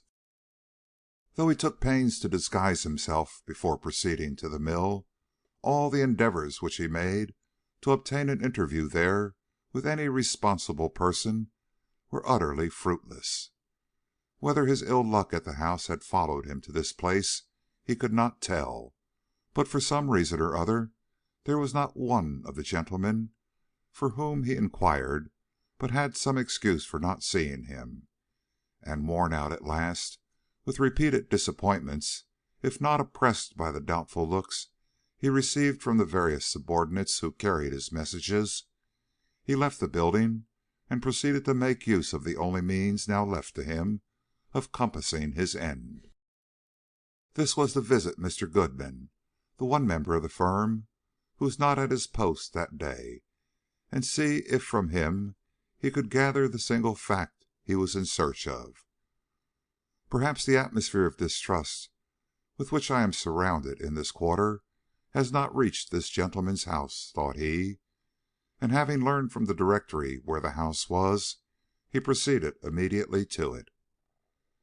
His reception was by no means cordial. Mr. Goodman had been ill the night before, and was in no mood to see strangers. Mansell, he coolly repeated, in acknowledgment of the other's inquiry as to whether he had a person of that name in his employ. Yes, our bookkeeper's name is Mansell. May I ask, and here Mr. Byrd felt himself subjected to a thorough, if not severe scrutiny, why you come to me with inquiries concerning him? Because, the determined detective responded, adopting at once the bold course, you can put me in possession of a fact which it eminently benefits the cause of justice to know. I am an emissary, sir, from the district attorney at Sibley, and the point I want settled is where Mr. Mansell was on the morning of the 26th of September. This was business, and the look that involuntarily leaped into Mr. Goodman's eye proved that he considered it so. He did not otherwise betray his feelings, however, but turning quietly toward a chair into which he slowly settled himself before replying, "And why do you not ask the gentleman himself where he was? He probably would be quite ready to tell you." The inflection he gave to these words warned Mr. Byrd to be careful. The truth was, Mr. Goodman was Mr. Mansell's best friend, and as such had his own reasons for not being especially communicative in his regard to this stranger. The detective vaguely felt this, and immediately changed his manner. "I have no doubt of that, sir," he ingenuously answered, "but Mr. Mansell has had so much to distress him lately that I was desirous of saving him from the unpleasantness which such a question would necessarily cause. It is only a small matter, sir. A person, it is not essential to state whom, has presumed to raise the question among the authorities in Sibley as to whether Mr. Mansell, as heir of the poor Mrs. Clemmens' small property, might not have had some hand in her dreadful death. There was no proof to sustain the assumption, and Mr. Mansell was not even known to have been in the town on or after the day of her murder, but justice, having listened to the aspersion, felt bound to satisfy itself of its falsity, and I was sent here to learn where Mr. Mansell was upon that fatal day. I find he was not in Buffalo, but this does not mean he was in Sibley. I am sure that, if you will, you can supply me with facts that will lead to a complete and satisfactory alibi for him." But the hard caution of the other was not to be moved. "I am sorry," said he, "but I can give you no information in regard to Mr. Mansell's travels. You will have to ask the gentleman himself." "You did not send him out on business of your own, then?" "No." "But you knew he was going?" "Yes." "And can you tell me when he came back?" "He was in his place on Wednesday." The cold, dry nature of these replies convinced Mr. Byrd that something more than the sullen obstinacy of an uncommunicative man lay behind this determined reticence. Looking at Mr. Goodman inquiringly, he calmly remarked, "You are a friend of Mr. Mansell?" The answer came quickly and coldly. "He is a constant visitor at my house." Mr. Byrd made a respectful bow. "You can, then, have no doubts of his ability to prove an alibi?" "I have no doubts concerning Mr. Mansell," was the stern and uncompromising reply. Mr. Byrd at once felt he had received his dismissal, but before making up his mind to go, he resolved upon one further effort. Calling to his aid his full power of acting, he slowly shook his head with a thoughtful air, and presently murmured half aloud and half, as it were, to himself, "I thought possibly he might have gone to Washington." Then, with a casual glance at Mr. Goodman, added, "He is an inventor, I believe?" "Yes," was again the laconic response. "Has he not a machine at present which he desires to bring to the notice of some capitalist?" "I believe he has," was the forced and none too amiable answer. Mr. Byrd at once leaned confidingly forward. "Don't you think," he asked, "that he may have gone to New York to consult with some one about this pet hobby of his? It would certainly be a natural thing for him to do, and if only I knew it was so, I could go back to Sibley with an easy conscience." His disinterested air and the tone of kindly concern which he had adopted seemed at last to produce its effect on his companion.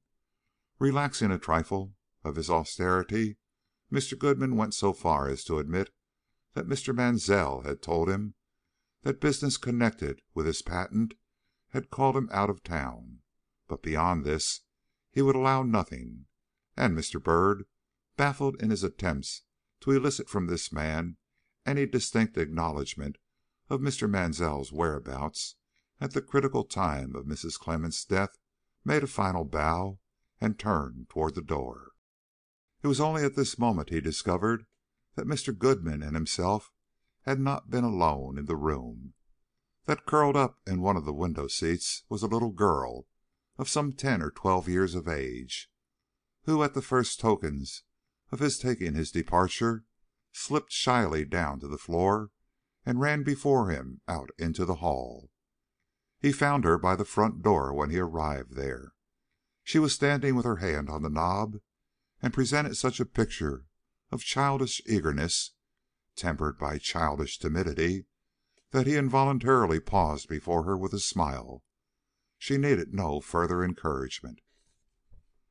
"Oh, sir, I know about Mr. Mansell," she cried. "He wasn't in that place you talk about, for he wrote a letter to papa just the day before he came back, and the postmark on the envelope was Monteith. I remember, because it was the name of the man who made our big map." And looking up with the eager zeal which marks the liking of very little folks for some one favorite person among their grown acquaintances, she added earnestly, "I do hope you won't let them say anything bad about Mr. Mansell. He is so good." And without waiting for a reply, she ran off, her curls dancing, her eyes sparkling, all her innocent little form alive with the joy of having done a kindness, as she thought, for her favorite, Mr. Mansell. Mr. Byrd, on the contrary, felt a strange pang that the information he had sought for so long and vainly should come at last from the lips of an innocent child. Monteith, as you remember, was the next station to Sibley. End of chapter 14.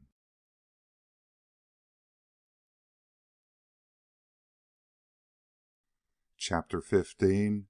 The End of a Tortuous Path. Thus bad begins, and worse remains behind. Hamlet. The arrest of Mr. Hildreth had naturally quieted public suspicion by fixing attention upon a definite point, so that when Mr. Byrd returned to Sibley, he found that he could pursue whatever inquiries he chose without awakening the least mistrust that he was on the lookout for the murderer of Mrs. Clemmens. The first use he made of his time was to find out if Mr. Mansell, or any man answering to his description, had been seen to take the train from the Sibley station on the afternoon or evening of the fatal Tuesday. The result was unequivocal. No such person had been seen there, and no such person was believed to have been at the station at any time during that day. This was his first disappointment. He next made the acquaintance of the conductors on that line of street cars by means of which he believed Mr. Mansell to have made his escape, but with no better result. Not one of them remembered having taken up of late any passenger from the terminus of the appearance described by Mr. Byrd. And this was his second disappointment. His next duty was obviously to change his plan of action and make the town of Monteith the center of his inquiries. But he hesitated to do this till he had made one other visit to the woods, in whose recesses he still believed the murderer to have plunged immediately upon dealing the fatal blow. He went by the way of the street railroad, not wishing to be again seen crossing the bog, and arrived at the hut in the center of the glade without meeting any one or experiencing the least adventure. This time he went in, but nothing was to be seen save bare logs, a rough hearth where a fire had once been built, and the rudest sort of bench and table. And hurrying forth again, he looked doubtfully up and down the glade in pursuit of some hint to guide him in his future researches. Suddenly he received one. The thick wall of foliage, which at first glance revealed but the two outlets already traversed by him, showed upon close inspection a third path, opening well behind the hut, and leading, as he soon discovered, in an entirely opposite direction from that which had taken him to the west side. Merely stopping to cast one glance at the sun, which was still well overhead, he set out on this new path. It was longer and much more intricate than the other. It led through hollows and up steeps, and finally out into an open blackberry patch where it seemed to terminate. But a close study of the surrounding bushes soon disclosed signs of a narrow and thread-like passage curving about a rocky steep. Entering this, he presently found himself drawn again into the woods, which he continued to traverse till he came to a road cut through the heart of the forest, for the use of the lumbermen. Here he paused. Should he turn to the right or left? He decided to turn to the right. Keeping in the road, which was rough with stones, where it was not marked with the hoofs of both horses and cattle, he walked for some distance. Then he emerged into open space again, and discovered that he was on the hillside overlooking Monteith, and that by a mile or two's further walk over the highway that was dimly to be described at the foot of the hill, he would reach the small station devoted to the uses of the quarrymen that worked in this place.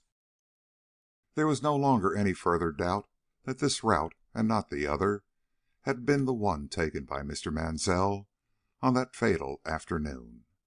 But he was determined not to trust any further to mere surmises.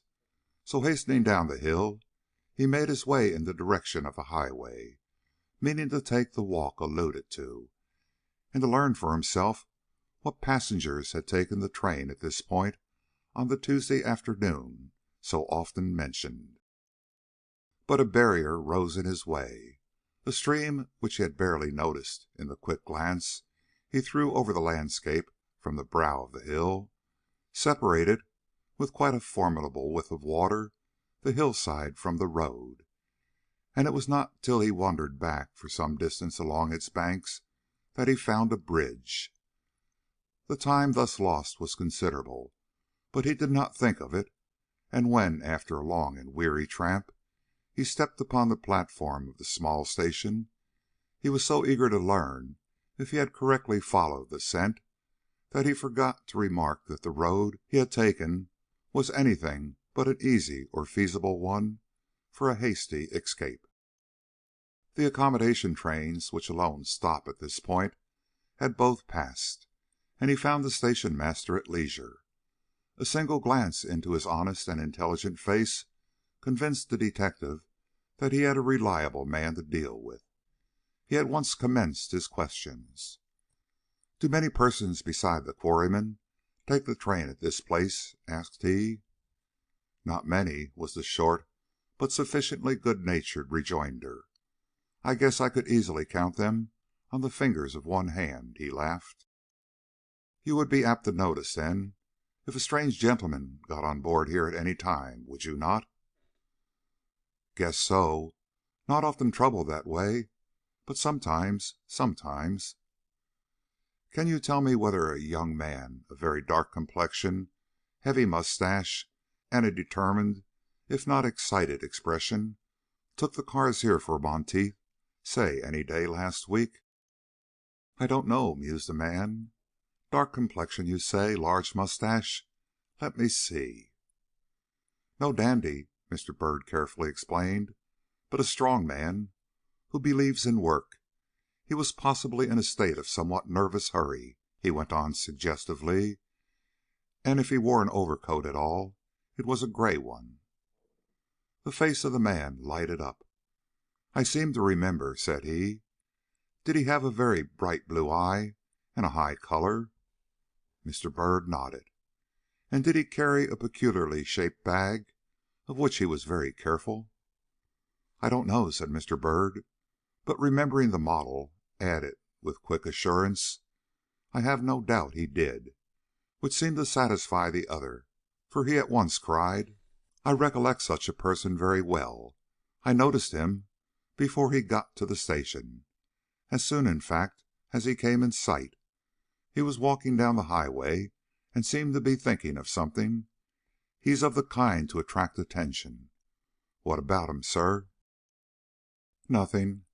He was in trouble of some kind, and he went from home without saying where he was going, and his friends are anxious about him. That is all. Do you think you could swear to his face if you saw it?" "I think I could. He was the only stranger that got on to the cars that afternoon."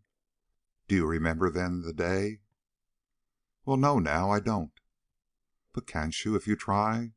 Wasn't there something done by you that day which will assist your memory?" Again that slow "let me see" showed that the man was pondering. Suddenly he slapped his thigh and exclaimed, "You might be a lawyer's clerk now, mightn't you? Or perhaps a lawyer himself. I do remember that a large load of stone was sent off that day, and a minute's look at my book—" "It was Tuesday," he presently affirmed. Mr. Byrd drew a deep breath. There is sadness mixed with the satisfaction of such a triumph. "I am much obliged to you," he said, in acknowledgment of the other's trouble. "The friends of this gentleman will now have little difficulty in tracing him. There is but one thing further I should like to make sure of." And taking from his memorandum book the picture he kept concealed there, he showed him the face of Mr. Mansell, now altered to a perfect likeness, and asked him if he recognized it. The decided yes which he received made further questions unnecessary. End of chapter 15.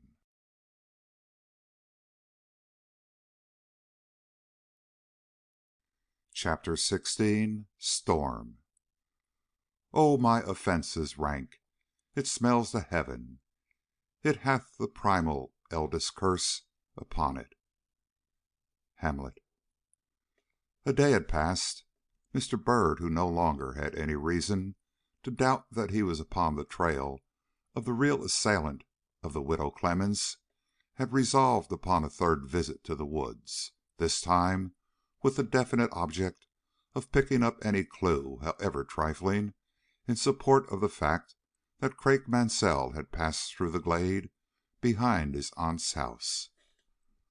The sky, when he left the hotel, was one vast field of blue, but by the time he reached the terminus of the car route, stepped out upon the road leading to the woods, dark clouds had overcast the sun, and a cool wind replaced the quiet zephyrs which had all day fanned the brilliant autumn foliage.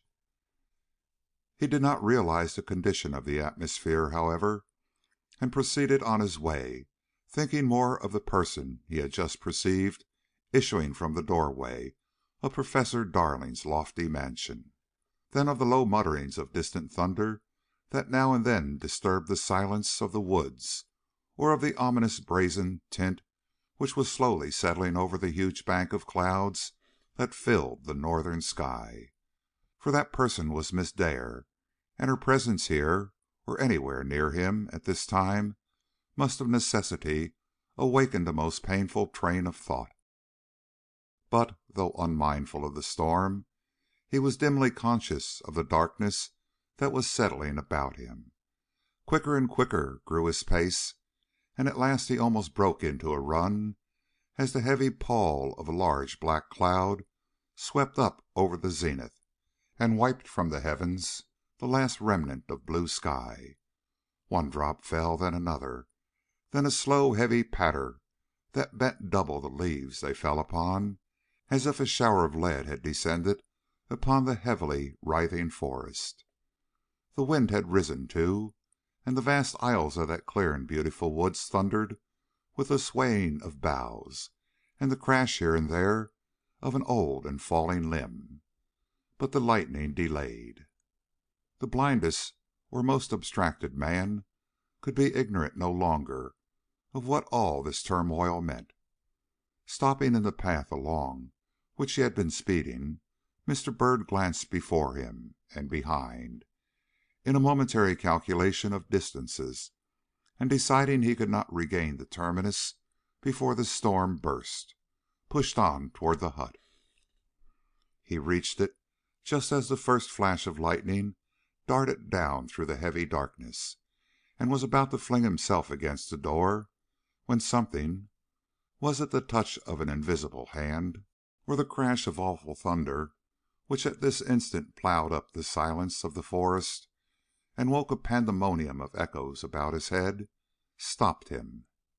He never knew. He only realized that he shuddered and drew back with a feeling of great disinclination to enter the low building before him, alone, and that presently taking advantage of another loud crash of falling boughs, he crept around the corner of the hut and satisfied his doubts by looking into the small square window opening to the west. He found there was ample reason for all the hesitation he had felt. A man was sitting there, who at the first glimpse appeared to him to be none other than Craik Mansell, but reason soon assured him that this could not be, though the shape, the attitude, that old attitude of despair which he remembered so well, was so startlingly like that of the man whose name was uppermost in his thoughts that he recoiled in spite of himself. A second flash swept blindingly through the woods. Mr. Byrd advanced his head and took another glance at the stranger. It was Mr. Mansell. No other man would sit so quiet and unmoved during the rush and clatter of a terrible storm. Look! Not a hair on his head has stirred, not a movement has taken place in the hands clasped so convulsively beneath his brow. He is an image, a stone, and would not hear though the roof fell in. Mr. Byrd himself forgot the storm, and only queried what his duty was in this strange and surprising emergency. But before he could come to any definite conclusion, he was subjected to a new sensation. A stir that was not the result of the wind or the rain had taken place in the forest before him. A something, he could not tell what, was advancing upon him from the path he had himself travelled so short a time before, and its step, if step it were, shook him with a vague apprehension that made him dread to lift his eyes. But he conquered the unmanly instinct, and merely taking the precaution to step somewhat further back from view, looked in the direction of his fears, and saw a tall, firmly built woman, whose grandly poised head, held high, in defiance of the gale, the lightning, and the rain, proclaimed her to be none other than Imogene Dare. It was a juxtaposition of mental, moral, and physical forces that almost took Mr. Byrd's breath away. He had no doubt whom she had come to see, or to what sort of tryst he was about to be made an unwilling witness. But he could not have moved if the blast then surging through the trees had uprooted the huge pine behind, which he had involuntarily drawn at the first impression he had received of her approach. He must watch that white face of hers slowly evolve itself from the surrounding darkness, and he must be present when the dreadful bolts swept down from heaven, if only to see her eyes in the flare of its ghostly flame. It came while she was crossing the glade, fierce, blinding, more vivid and searching than at any time before. It flashed down through the cringing boughs, and like a mantle of fire enveloped her form, throwing out its every outline, and making of the strong and beautiful face an electric vision which Mr. Byrd was never able to forget. A sudden swoop of wind followed, flinging her almost to the ground, but Mr. Byrd knew from that moment that neither wind nor lightning, not even the fear of death, would stop this woman if once she was determined upon any course. Dreading the next few moments inexpressibly, yet forcing himself, as a detective, to remain at his post, though every instinct of his nature rebelled, Mr. Byrd drew himself up against the side of the low hut and listened. Her voice, rising between the mutterings of thunder and the roar of the ceaseless gale, was plainly to be heard. "Craik Mansell," said she, in a strained tone that was not without its severity, "you sent for me, and I am here." Ah, this was her mode of greeting, was it? Mr. Byrd felt his breath come easier, and listened for the reply with intensest interest. But it did not come. The low rumbling of the thunder went on, and the wind howled through the gruesome forest, but the man she had addressed did not speak. "Craik," her voice still came from the doorway where she had seemingly taken her stand. "Do you not hear me?" A stifled groan was the sole reply. She appeared to take one step forward, but no more. "I can understand," said she, and Mr. Byrd had no difficulty in hearing her words, though the turmoil overhead was almost deafening. "Why the restlessness of despair should drive you into seeking this interview, I have longed to see you too, if only to tell you that I wish Heaven's thunderbolts had fallen upon us both on that day when we sat and talked of our future prospects, and—" A lurid flash cut short her words. Strange and awesome sounds awoke in the air above, and the next moment a great branch fell crashing down upon the roof of the hut, beating in one corner, and sliding thence heavily to the ground, where it lay with all its quivering leaves uppermost, not 2 feet from the doorway where this woman stood. A shriek like that of a lost spirit went up from her lips. "I thought the vengeance of Heaven had fallen," she gasped, and for a moment not a sound was heard within or without the hut, save that low flutter of the disturbed leaves. "It is not to be," she then whispered, with a return of her old calmness that was worse than any shriek. "Murder is not to be avenged thus." Then shortly, "A dark and hideous line of blood is drawn between you and me, Craik Mansell. I cannot pass it, and you must not, forever and forever and forever. But that does not hinder me from wishing to help you, and so I ask in all sincerity what it is you want me to do for you to-day." A response came this time. "Show me how to escape the consequences of my act," were his words, uttered in a low and muffled voice. She did not answer at once. "Are you threatened?" she inquired at last, in a tone that proved she had drawn one step nearer to the bowed form and hidden face of the person she addressed. "My conscience threatens me," was the almost stifled reply. Again the heavy silence, all the more impressive that the moments before had been so prolific of heaven's most terrible noises. "You suffer because another man is forced to endure suspicion for a crime he never committed?" she whisperingly exclaimed. Only a groan answered her, and the moments grew heavier and heavier, more and more oppressive, though the hitherto accompanying outcries of the forest had ceased, and a faint lightening of the heavy darkness was taking place overhead. Mr. Byrd felt the pressure of the situation so powerfully, he drew near to the window he had hitherto avoided, and looked in. She was standing a foot behind the crouched figure of the man between whom and herself she had avowed a line of blood to be drawn. As he looked, she spoke. "Craik," said she, and the deathless yearning of love spoke in her voice at last, "there is but one thing to do. Expiate your guilt by acknowledging it.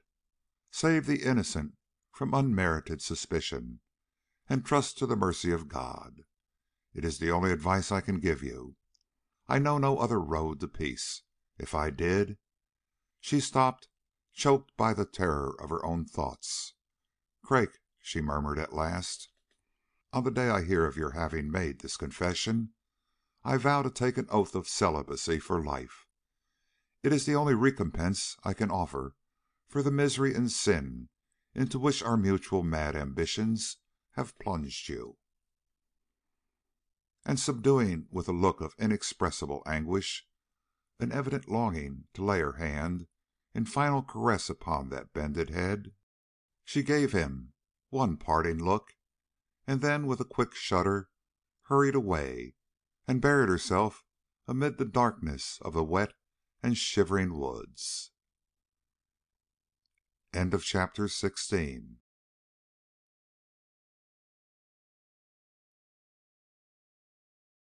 Chapter 17. A Surprise. "Season your admiration for a while." Hamlet. When all was still again, Mr. Byrd advanced from his place of concealment and softly entered the hut. Its solitary occupant sat as before, with his head bent down upon his clasped hands, but at the first sound of Mr. Byrd's approach he rose and turned. The shock of the discovery which followed sent the detective reeling back against the door. The person who faced him with such quiet assurance was not Craik Mansell. End of chapter 17.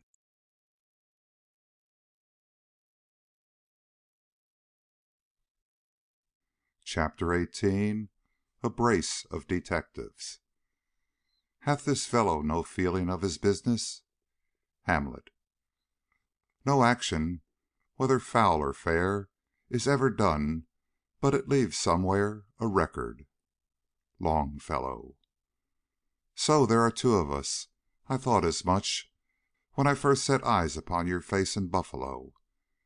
This exclamation, uttered in a dry and musing tone, woke Mr. Byrd from the stupor into which this astonishing discovery had thrown him. Advancing upon the stranger, who in size, shape, and coloring was almost the facsimile of the person he had so successfully represented, Mr. Byrd looked him scrutinizingly over. The man bore the ordeal with equanimity. He even smiled. "You don't recognize me, I see." Mr. Byrd at once recoiled. "Ah," cried he, "you are that Jack-in-the-box Brown." "Alias Frank Hickory, at your service." This name, so unexpected, called up a flush of mingled surprise and indignation to Mr. Byrd's cheek. "I thought," he began. "Don't think," interrupted the other, who, when excited, affected laconicism. "No." Then with affability proceeded, "You are the gentleman," he paid that much deference to Mr. Byrd's air and manner, "who I was told might lend me a helping hand in this Clemmens affair. I didn't recognize you before, sir. Wouldn't have stood in your way if I had. Though, to be sure, I did want to see this matter through myself. I thought I had the right, and I've done it, too, as you must acknowledge, if you have been present in this terrible place very long." This self-satisfied, if not boastful allusion to a scene in which this strange being had played so unworthy, if not unjustifiable, a part, sent a thrill of revulsion through Mr. Byrd. Drawing hastily back with an instinct of dislike he could not conceal, he cast a glance through the thicket of trees that spread beyond the open door, and pointedly asked, "Was there no way of satisfying yourself of the guilt of Craik Mansell except by enacting a farce that may lead to the lifelong remorse of the woman out of whose love you have made a trap?" A slow flush, the first possibly that had visited the hardy cheek of this thick-skinned detective for years, crept over the face of Frank Hickory. "I don't mean she shall ever know," he sullenly protested, kicking at the block upon which he had been sitting. "But it was a mean trick," he frankly enough admitted the next moment. "If I hadn't been the tough old hickory knot that I am, I couldn't have done it, I suppose. The storm, too, made it seem a bit trifling. But well, well," he suddenly interjected in a more cheerful tone, "'tis too late now for tears and repentance. The thing is done and can't be undone, and at all events I reckon we are both satisfied now as to who killed Widow Clemmens." Mr. Byrd could not resist a slight sarcasm. "I thought you were satisfied in that regard before," said he. "At least I understood that at a certain time you were very positive it was Mr. Hildreth." "So I was," the fellow good naturedly allowed. "So I was. The byways of a crime like this are dreadful dark and uncertain. It isn't strange that a fellow gets lost sometimes. But I got a jog on my elbow that sent me into the right path," said he, "as perhaps you did too, sir, eh?" Not replying to this latter insinuation, Mr. Byrd quietly repeated, "You got a jog on your elbow? When, may I ask?" "3 days ago, just," was the emphatic reply. "And from whom?" Instead of replying, the man leaned back against the wall of the hut and looked at his interlocutor in silence. "Are we going to join hands over this business?" he cried at last. "Or are you thinking of pushing your way on alone after you have got from me all that I know?" The question took Mr. Byrd by surprise. He had not thought of the future.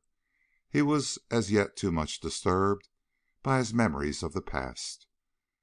To hide his discomfiture, he began to pace the floor, an operation which his thoroughly wet condition certainly made advisable. "I have no wish to rob you of any glory you may hope to reap from the success of the plot you have carried on here to day," he presently declared, with some bitterness. "But if this Craik Mansell is guilty, I suppose it is my duty to help you in the collection of all suitable and proper evidence against him." "Then," said the other, who had been watching him with rather an anxious eye, "let us to work." And sitting down on the table, he motioned to Mr. Byrd to take a seat upon the block at his side. But the latter kept up his walk. Hickory surveyed him for a moment in silence. Then he said, "You must have something against this young man, or you wouldn't be here. What is it? What first set you thinking about Craik Mansell?" Now this was a question Mr. Byrd could not and would not answer. After what had just passed in the hut, he felt it impossible to mention to this man the name of Imogene Dare in connection with that of the nephew of Mrs. Clemmens. He therefore waived the other's interrogation and remarked: "My knowledge was rather the fruit of surmise than fact. I did not believe in the guilt of Gouverneur Hildreth, and was so forced to look about me for some one whom I could conscientiously suspect. I fixed upon this unhappy man in Buffalo. How truly your own suspicions unfortunately reveal." "And I had to have my wits started by a horrid old woman," murmured the evidently abashed Hickory. "Horrid old woman?" repeated Mr. Byrd. "Not Sally Perkins?" "Yes, a sweet one, isn't she?" Mr. Byrd shuddered. "Tell me about it," said he, coming and sitting down in the seat the other had previously indicated to him. "I will, sir, I will. But first let's look at the weather. Some folks would think it just as well for you to change that toggery of yours. What do you say to going home first and talking afterward?" "I suppose it would be wise," admitted Mr. Byrd, looking down at his garments, whose decidedly damp condition he had scarcely noticed in his excitement. "And yet I hate to leave this spot till I learn how you came to choose it as the scene of the tragic comedy you have enacted here to day, and what position it is likely to occupy in the testimony which you have collected against this young man." "Wait, then," said the bustling fellow, "till I build you the least bit of a fire to warm you. It won't take but a minute," he averred, piling together some old sticks that cumbered the hearth, and straightway setting a match to them. "See, isn't that pleasant? And now just cast your eye at this," he continued, drawing a comfortable-looking flask out of his pocket and handing it over to the other with a dry laugh. "Isn't this pleasant?" And he threw himself down on the floor and stretched out his hands to the blaze with a gusto which the dreary hour he had undoubtedly passed made perfectly natural, if not excusable.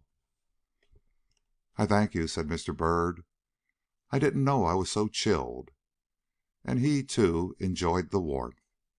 "And now," he pursued after a moment, "go on. Let us have the thing out at once." But the other was in no hurry. "Very good, sir," he cried. "But first, if you don't mind, suppose you tell me what brought you to this hut to day?" "I was on the lookout for clues. In my study of the situation, I decided that the murderer of Mrs. Clemmens escaped not from the front, but from the back of the house. Taking the path I imagined him to have trod, I came upon this hut. It naturally attracted my attention, and to day I came back to examine it more closely in the hope of picking up some signs of his having been here, or at least having passed through the glade on his way to the deeper woods." "And what if you had succeeded in this, sir? What if some token of his presence had rewarded your search?" "I should have completed a chain of proof of which only this one link is lacking. I could have shown how Craik Mansell fled from this place on last Tuesday afternoon, making his way through the woods to the highway, and thence to the quarry station at Monteith, where he took the train which carried him back to Buffalo." "You could? Show me how." Mr. Byrd explained himself more definitely. Hickory at once rose. "I guess we can give you the link," he dryly remarked. "At all events, suppose you just step here and tell me what conclusion you draw from the appearance of this pile of brush." Mr. Byrd advanced and looked at a small heap of hemlock that lay in a compact mass in one corner. "I have not disturbed it," pursued the other. "It is just as it was when I found it." "Looks like a pillow," declared Mr. Byrd. "Has been used for such, I am sure. For see, the dust in this portion of the floor lies lighter than elsewhere. You can almost detect the outline of a man's recumbent form," he went on, slowly leaning down to examine the floor more closely. "As for the boughs, they have been cut from the tree with a knife, and," lifting up a sprig, He looked at it, then passed it over to Hickory with a meaning glance that directed attention to one or two short hairs of dark brown color that were caught in the rough bark. He did not even throw his pocket handkerchief over the heap before lying down, he observed. Mr. Hickory smiled. "You are up in your business, I see," and drawing his new colleague to the table, he asked him what he saw there. At first sight, Mr. Byrd exclaimed nothing, but in another moment he picked up an infinitesimal chip from between the rough logs that formed the top of this somewhat rustic piece of furniture, and turning it over in his hand, pronounced it to be a piece of wood from a lead pencil. "Here are several of them," remarked Mr. Hickory, "and what is more, it is easy to tell just the color of the pencil from which they were cut. It was blue." "That is so," assented Mr. Byrd. "Quarrymen, charcoal burners, and the like are not much in the habit of sharpening pencils," suggested Hickory. "Is the pencil now to be found in the pocket of Mr. Mansell a blue one?" "It is." "Have you anything more to show me?" asked Mr. Byrd. "Only this," responded the other, taking out of his pocket the torn off corner of a newspaper. "I found this blowing about under the bushes out there," said he. "Look at it, and tell me from what paper it was torn." "I don't know," said Mr. Byrd. "None that I am acquainted with." "You don't read the Buffalo Courier?" "Oh, is this?" "A corner from the Buffalo Courier. I don't know, but I mean to find out. If it is, and the date proves to be correct, we won't have much trouble about the little link, will we?" Mr. Byrd shook his head, and they again crouched down over the fire. "And now, what did you learn in Buffalo?" inquired the persistent Hickory. "Not much," acknowledged Mr. Byrd. "The man Brown was entirely too ubiquitous to give me my full chance. Neither at the house nor at the mill was I able to glean anything beyond an admission from the landlady that Mr. Mansell was not at home at the time of his aunt's murder. I couldn't even learn where he was on that day, or where he had ostensibly gone. If it had not been for the little girl of Mr. Goodman—" "Ah, I had no time to go to that house," interjected the other suggestively. "I should have come home as wise as I went," continued Mr. Byrd. "She told me that on the day before Mr. Mansell returned he wrote to her father from Monteith, and that settled my mind in regard to him. It was pure luck, however." The other laughed long and loud. "I didn't know I did it up so well," he cried. "I told the landlady you were a detective, or acted like one, and she was very ready to take the alarm, having, as I judge, a motherly liking for her young boarder. Then I took Messrs. Chamberlain and Harrison into my confidence, and having got from them all the information they could give me, told them there was evidently another man on the track of this Mansell, and warned them to keep silence till they heard from the prosecuting attorney in Sibley. But I didn't know who you were, or, at least, I wasn't sure, or, as I said before, I shouldn't have presumed." The short, dry laugh with which he ended this explanation had not ceased when Mr. Byrd observed: "You have not told me what you gathered in Buffalo." "Much," quoth Hickory, reverting to his favorite laconic mode of speech. "First, that Mansell went from home on Monday, the day before the murder, for the purpose, as he said, of seeing a man in New York about his wonderful invention. Secondly, that he never went to New York, but came back the next evening, bringing his model with him and looking terribly used up and worried. Thirdly, that to get this invention before the public had been his pet aim and effort for a whole year, that he believed in it as you do in your Bible, and would have given his heart's blood, if it would have done any good, to start the thing and prove himself right in his estimate of its value. The money to do this was all that was lacking, no one believing in him sufficiently to advance him the $5,000 considered necessary to build the machine and get it in working order. That, in short, he was a fanatic on the subject, and often said he would be willing to die within the year if he could first prove to the unbelieving capitalists whom he had vainly importuned for assistance the worth of the discovery he believed himself to have made. Fourthly, but what is it you wish to say, sir? $5,000 is just the amount Widow Clemmens is supposed to leave him, remarked Mr. Byrd. Precisely, was the short reply. And fourthly, suggested the former. Fourthly, he was in the mill on Wednesday morning, where he went about his work as usual, until some one who knew his relation to Mrs. Clemmens looked up from the paper he was reading, and, in pure thoughtlessness, cried, "So they have killed your aunt for you, have they?" A barbarous jest that caused everybody near him to start in indignation, but which made him recoil as if one of these thunderbolts we have been listening to this afternoon had fallen at his feet. "And he didn't get over it," Hickory went on. "He had to beg permission to go home.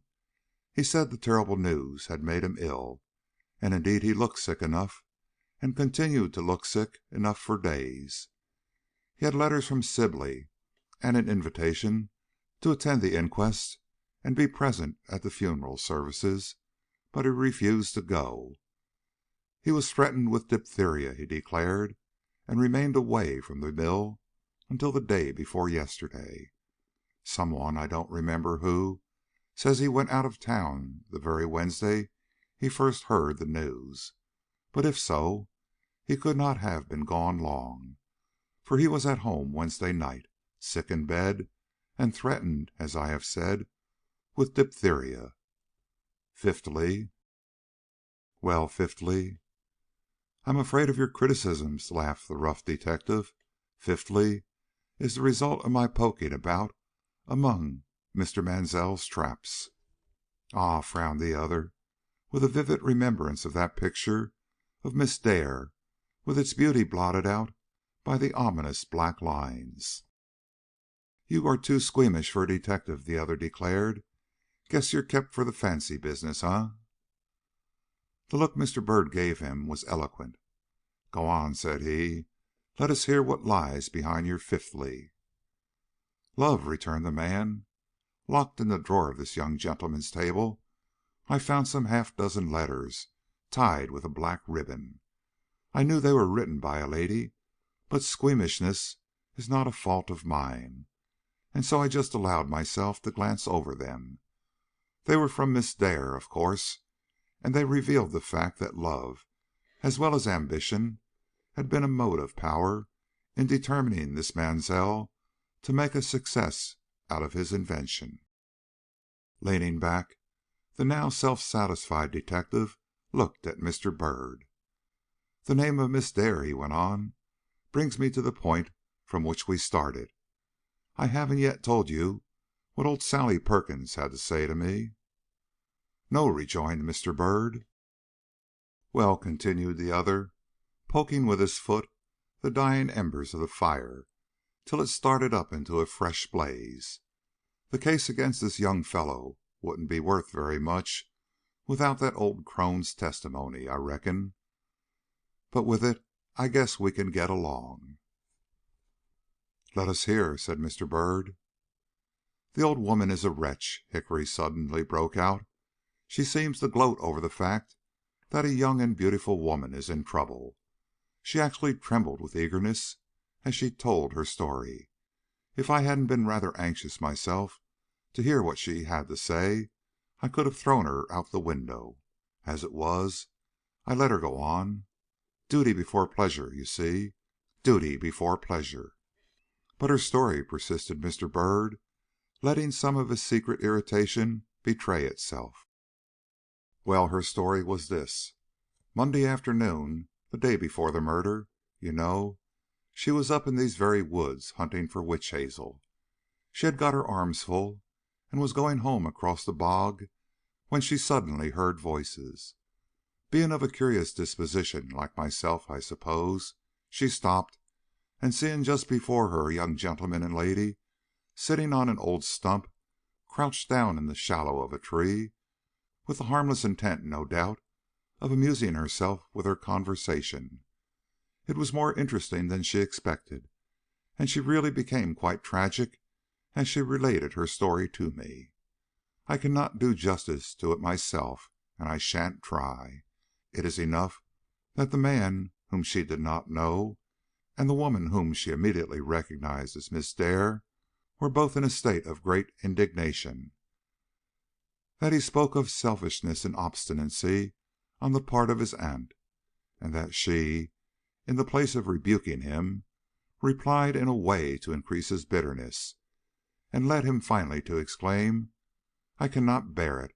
To think that with just the advance of the very sum she proposes to give me some day, I could make her fortune and my own, and win you, all in one breath. It is enough to drive a man mad to see all that he craves in this world so near his grasp, and yet have nothing, not even hope, to comfort him."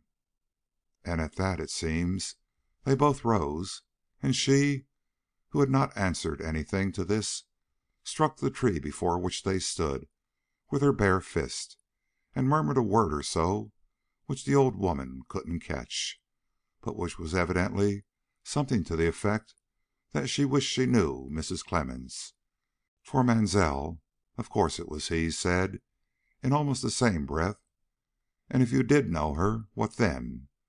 A question which elicited no reply at first, but which finally led her to say, "Oh, I think that, possibly, I might be able to persuade her." All this, the detective went on, old Sally related with the greatest force, but in regard to what followed she was not so clear. Probably they interrupted their conversation with some lover's by-play, for they stood very near together, and he seemed to be earnestly pleading with her. "Do take it," old Sally heard him say. "I shall feel as if life held some outlook for me, if you will only gratify me in this respect." But she answered, "No, it is of no use. I am as ambitious as you are, and fate is evidently against us," and put his hand back when he endeavored to take hers, but finally yielded so far as to give it to him for a moment, though she immediately snatched it away, again crying, "I cannot. You must wait till tomorrow." And when he asked why tomorrow, she answered, "A night has been known to change the whole current of a person's affairs." To which he replied, "True," and looked thoughtful, very thoughtful, as he met her eyes and saw her raise that white hand of hers and strike the tree again with a passionate force that made her fingers bleed. "And she was right," concluded the speaker. "That night, or if not that night, the next 24 hours, did make a change, as even old Sally Perkins observed. Widow Clemmens was struck down, and Craik Mansell became the possessor of the $5,000 he so much wanted in order to win for himself a fortune and a bride." Mr. Byrd, who had been sitting with his face turned aside during this long recital, slowly rose to his feet. "Hickory," said he, and his tone had an edge of suppressed feelings in it that made the other start, "don't ever let me hear you say in my presence that you think this young and beautiful woman was the one to suggest murder to this man, for I won't hear it. And now," he continued more calmly, "tell me why this babbling old wretch did not enliven the inquest with her wonderful tale. It would have been a fine offset to the testimony of Miss Firman. She said she wasn't fond of coroners, and had no wish to draw the attention of 12 of her own town folk upon herself. She didn't mean to commit herself with me," pursued Hickory, rising also. "She was going to give me a hint of the real state of affairs, or rather, set me working in the right direction, as this little note which she tucked under the door of my room at the hotel will show. But I was too quick for her, and had her by the arm before she could shuffle down the stairs. It was partly to prove her story was true, and not a romance made up for the occasion, that I lured this woman here this afternoon." "You are not as bad a fellow as I thought," Mr. Byrd admitted, after a momentary contemplation of the other's face. "If I might only know how you managed to effect this interview." "Nothing easier. I found in looking over the scraps of paper which Mansell had thrown into the waste paper basket in Buffalo the draft of a note which he had written to Miss Dare, under an impulse which he afterward probably regretted. It was a summons to their usual place of tryst at or near this hut, and though unsigned, was of a character, as I thought, to effect its purpose. I just sent it to her, that's all." The nonchalance with which this was said completed Mr. Byrd's astonishment. "You are a worthy disciple of Gryce," he asserted, leading the way to the door. "Think so?" exclaimed the man, evidently flattered at what he considered a great compliment. "Then shake hands," he cried, with a frank appeal Mr. Byrd found it hard to resist. "Ah, don't you want to?" he somewhat ruefully declared. "Will it change your feelings any if I promise to ignore what happened here to day? My trick with Miss Dare and what she revealed, and all that? If it will, I swear I won't even think of it any more if I can help it. And at all events, I won't tattle about it, even to the superintendent. It shall be a secret between you and me, and she won't know but what it was her lover she talked to after all." "You are willing to do all this?" inquired Mr. Byrd. "Willing and ready," cried the man. "I believe in duty to one's superiors, but duty doesn't always demand of one to tell everything he knows. Besides, it won't be necessary, I imagine. There is enough against this poor fellow without that." "I fear so," ejaculated Mr. Byrd. "Then it is a bargain?" said Hickory. "Yes." And Mr. Byrd held out his hand. The rain had now ceased, and they prepared to return home. Before leaving the glade, however, Mr. Byrd ran his eye over the other's person and apparel, and in some wonder inquired, "How do you fellows ever manage to get up such complete disguises? I declare you look enough like Mr. Mansell in the back to make me doubt even now who I am talking to." "Oh," laughed the other, "it's easy enough. It's my specialty, you see, and one in which I am thought to excel. But to tell the truth, I hadn't much to contend with in this case. In build I am famously like this man, as you must have noticed when you saw us together in Buffalo. Indeed, it was our similarity in this respect that first put the idea of personifying him into my head. My complexion had been darkened already, and as for such accessories as hair, voice, manner, dress, etc., a 5 minutes' study of my model was sufficient to prime me up in all that, enough, at least, to satisfy the conditions of an interview which did not require me to show my face." "But you did not know when you came here that you would not have to show your face," persisted Mr. Byrd, anxious to understand how this man dared risk his reputation on an undertaking of this kind. "No, and I did not know that the biggest thunderstorm of the season was going to spring up and lend me its darkness to complete the illusion I had attempted. I only trusted my good fortune and my wits," he added, with a droll demureness. "Both had served me before, and both were likely to serve me again. And say she had detected me in my little game, what then? Women like her don't babble." There was no reply to make to this, and Mr. Byrd's thoughts being thus carried back to Imogene Dare and the unhappy revelations she had been led to make, he walked on in a dreary silence his companion had sufficient discretion not to break. CHAPTER XIX.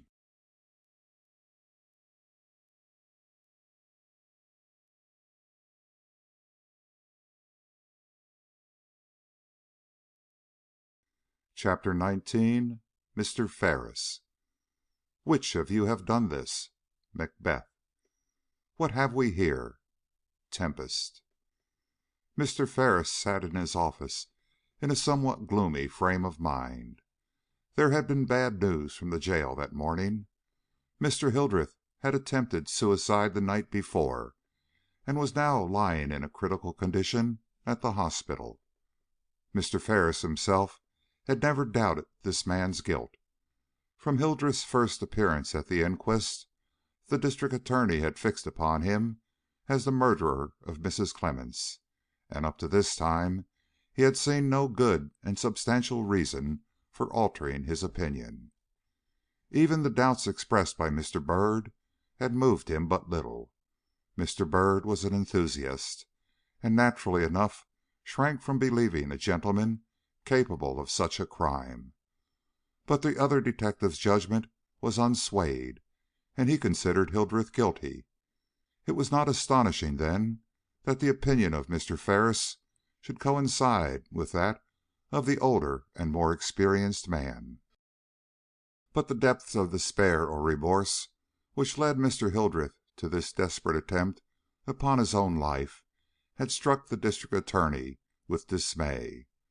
Though not overly sensitive by nature, he could not help feeling sympathy for the misery that had prompted such a deed, and while secretly regarding this unsuccessful attempt at suicide as an additional proof of guilt, he could not forbear satisfying himself by a review of the evidence elicited at the inquest, that the action of the authorities in arresting this man had been both warrantable and necessary. The result was satisfactory in all but one point. When he came to the widow's written accusation against one by the name of Gouverneur Hildreth, he was impressed by a fact that had hitherto escaped his notice. This was the yellowness of the paper upon which the words were written.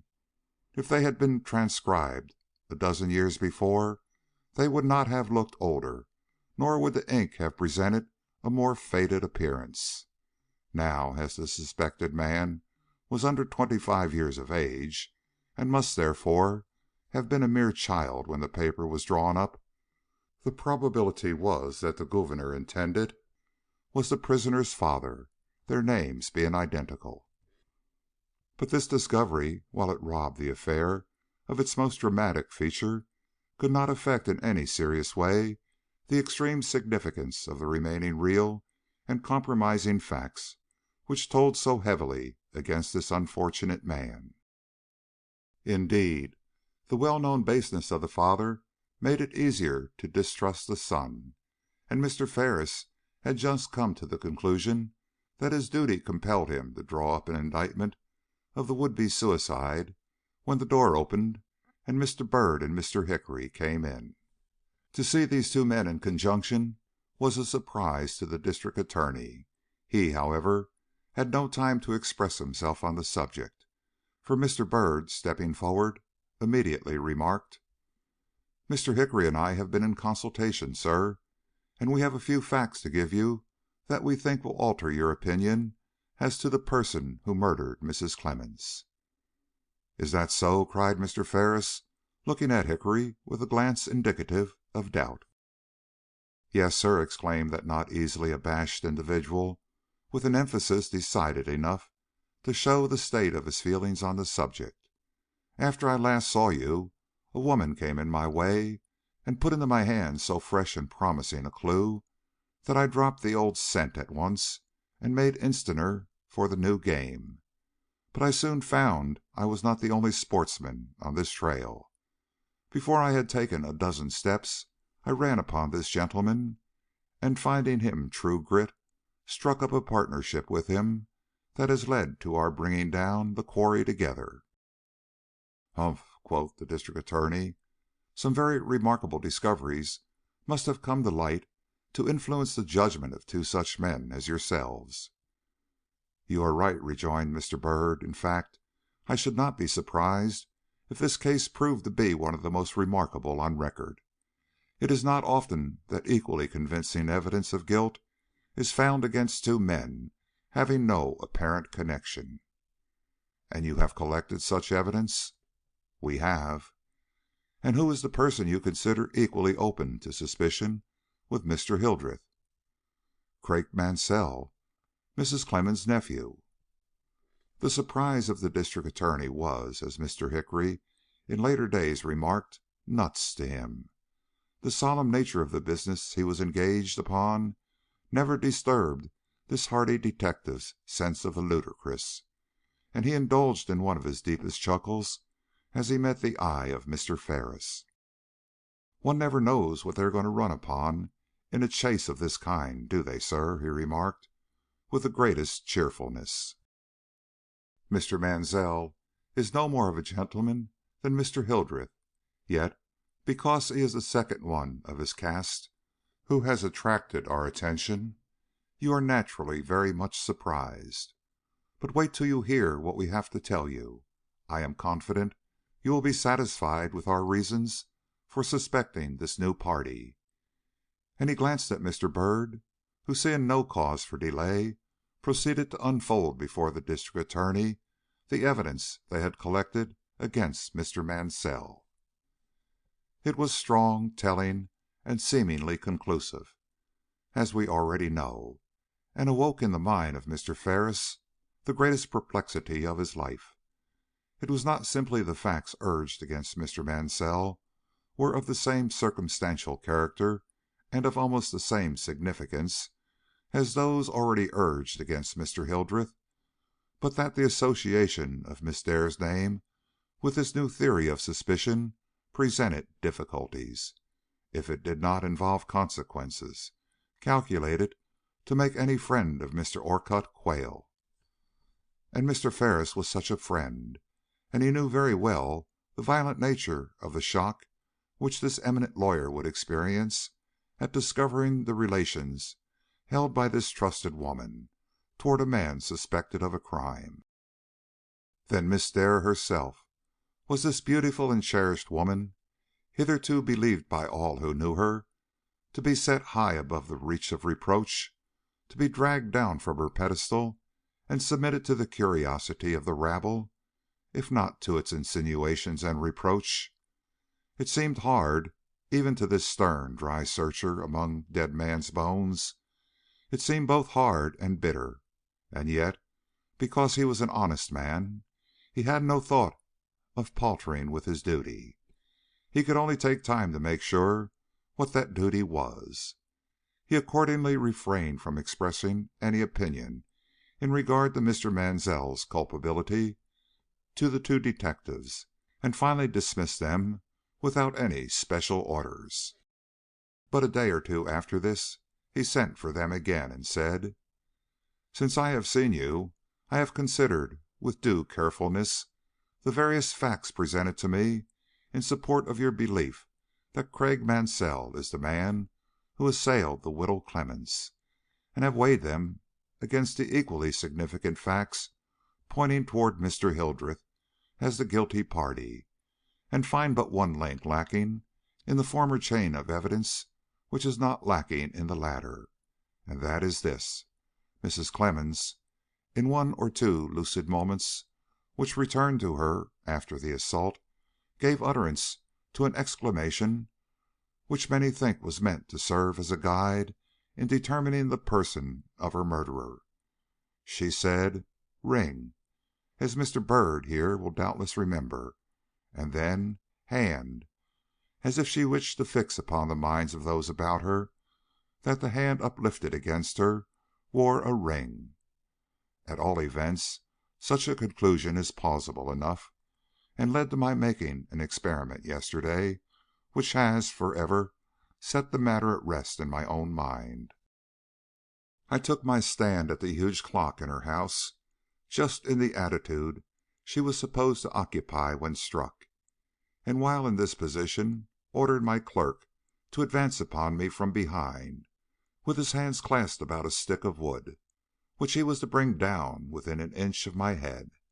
This was done, and while this arm was in the act of descending, I looked to see if by a quick glance from the corner of my eye I could detect the broad seal ring. I had previously pushed upon his little finger. I discovered that I could, that indeed it was all of the man which I could distinctly see without turning my head completely around. The ring, then, is an important feature in this case, a link without which any chain of evidence, forged for the express purpose of connecting a man with this murder, must necessarily remain incomplete and consequently useless.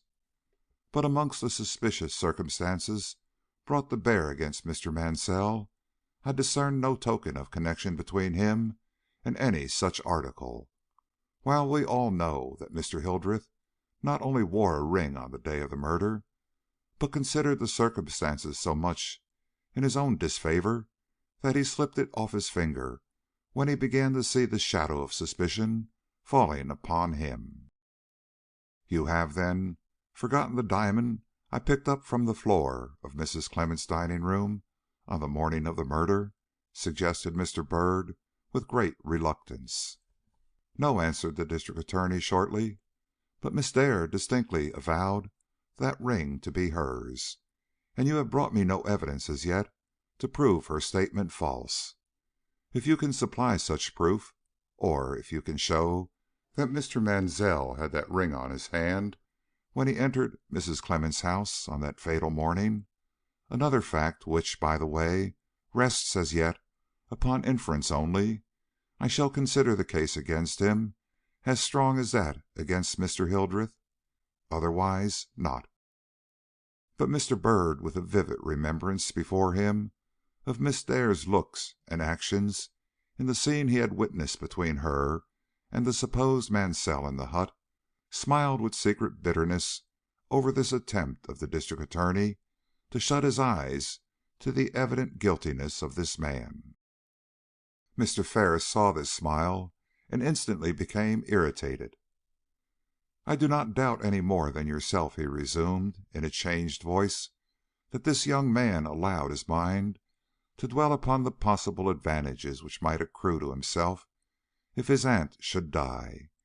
He may even have gone so far as to meditate the commission of a crime to insure these advantages. But whether the crime which did indeed take place the next day in his aunt's house was the result of his meditations, or whether he found his own purpose forestalled by an attack made by another person possessing no less interest than himself in seeing this woman dead, is not determined by the evidence you bring." "Then you do not favor his arrest?" inquired Mr. Byrd. "No. The vigorous measures which were taken in Mr. Hildreth's case, and the unfortunate event to which they have led, are terrible enough to satisfy the public craving after excitement for a week at least. I am not fond of driving men to madness myself, and unless I can be made to see that my duty demands a complete transferal of my suspicions from Hildreth to Mansell, I can advise nothing more than a close but secret surveillance of the latter's movements until the action of the grand jury determines whether the evidence against Mr. Hildreth is sufficient to hold him for trial." Mr. Byrd, who had such solid, if private and uncommunicable, reasons for believing in the guilt of Craik Mansell, was somewhat taken back at this unlooked-for decision of Mr. Ferris, and remembering the temptation which a man like Hickory must feel to make his cause good at all hazards, cast a sharp look toward the blunt-spoken detective, in some doubt as to whether he could be relied upon to keep his promise in the face of this manifest disappointment. But Hickory had given his words, and Hickory remained firm, and Mr. Byrd, somewhat relieved in his own mind, was about to utter his acquiescence in the District Attorney's views when a momentary interruption occurred which gave him an opportunity to exchange a few words aside with his colleague. "Hickory," he whispered, "what do you think of this objection which Mr. Ferris makes?" "I," was the hurried reply. "Oh, I think there is something in it." "Something in it?" "Yes. Mr. Mansell is the last man to wear a ring, I must acknowledge. Indeed, I took some pains while in Buffalo to find out if he ever indulged in such vanity, and was told decidedly no. As to the diamond you mentioned, that is certainly entirely too rich a jewel for a man like him to possess. I am afraid the absence of this link in our chain of evidence is fatal. I shouldn't wonder if the old scent was the best, after all." "But Miss Dare, her feelings and her convictions, as manifested by the words she made use of in the hut," objected Mr. Byrd. "Oh, she thinks he is guilty, of course." "She thinks?" Mr. Byrd stared at his companion for a minute in silence. "She thinks? Then there was a possibility, it seems, that it was only her thought, and that Mr. Mansell was not really the culpable man he had been brought to consider him." But here an exclamation, uttered by Mr. Ferris, called their attention back to that gentleman. He was reading a letter which had evidently been just brought in, and his expression was one of amazement, mixed with doubt. As they looked toward him, they met his eye, that had a troubled and somewhat abashed expression, which convinced them that the communication he held in his hand was in some way connected with the matter under consideration. Surprised themselves, they unconsciously started forward, when, in a dry and not altogether pleased tone, the District Attorney observed: "This affair seems to be full of coincidence. You talk of a missing link, and it is immediately thrust under your nose. Read that." And he pushed toward them the following epistle, roughly scrawled on a sheet of common writing paper: "If Mr. Ferris is anxious for justice, and can believe that suspicion does not always attach itself to the guilty, let him, or some one whose business it is, inquire of Miss Imogene Dare, of this town, how she came to claim as her own the ring that was picked up on the floor of Mrs. Clemmens' house." "Well," cried Mr. Byrd, glancing at Hickory, "what are we to think of this?" "Looks like the work of old Sally Perkins," observed the other, pointing out the lack of date and signature. "So it does," acquiesced Mr. Byrd, in a relieved tone. "The miserable old wretch is growing impatient." But Mr. Ferris, with a gloomy frown, shortly said: "The language is not that of an ignorant old creature like Sally Perkins, whatever the writing may be. Besides, how could she have known about the ring? The persons who were present at the time it was picked up are not of the gossiping order." "Who, then, do you think wrote this?" inquired Mr. Byrd. "That is what I wish you to find out," declared the District Attorney. Mr. Hickory at once took it in his hand. "Wait," he said, "I have an idea." And he carried the letter to one side, where he stood examining it for several minutes. When he came back he looked tolerably excited and somewhat pleased. "I believe I can tell you who wrote it," said he. "Who?" inquired the District Attorney. For reply the detective placed his finger upon a name that was written in the letter. "Imogene Dare!" exclaimed Mr. Ferris, astonished. "She herself," proclaimed the self-satisfied detective. "What makes you think that?" the District Attorney slowly asked. "Because I have seen her writing and studied her signature, and ably as she has disguised her hand in the rest of the letter, it betrays itself in her name. See here." And Hickory took from his pocketbook a small slip of paper containing her autograph, and submitted it to the test of comparison.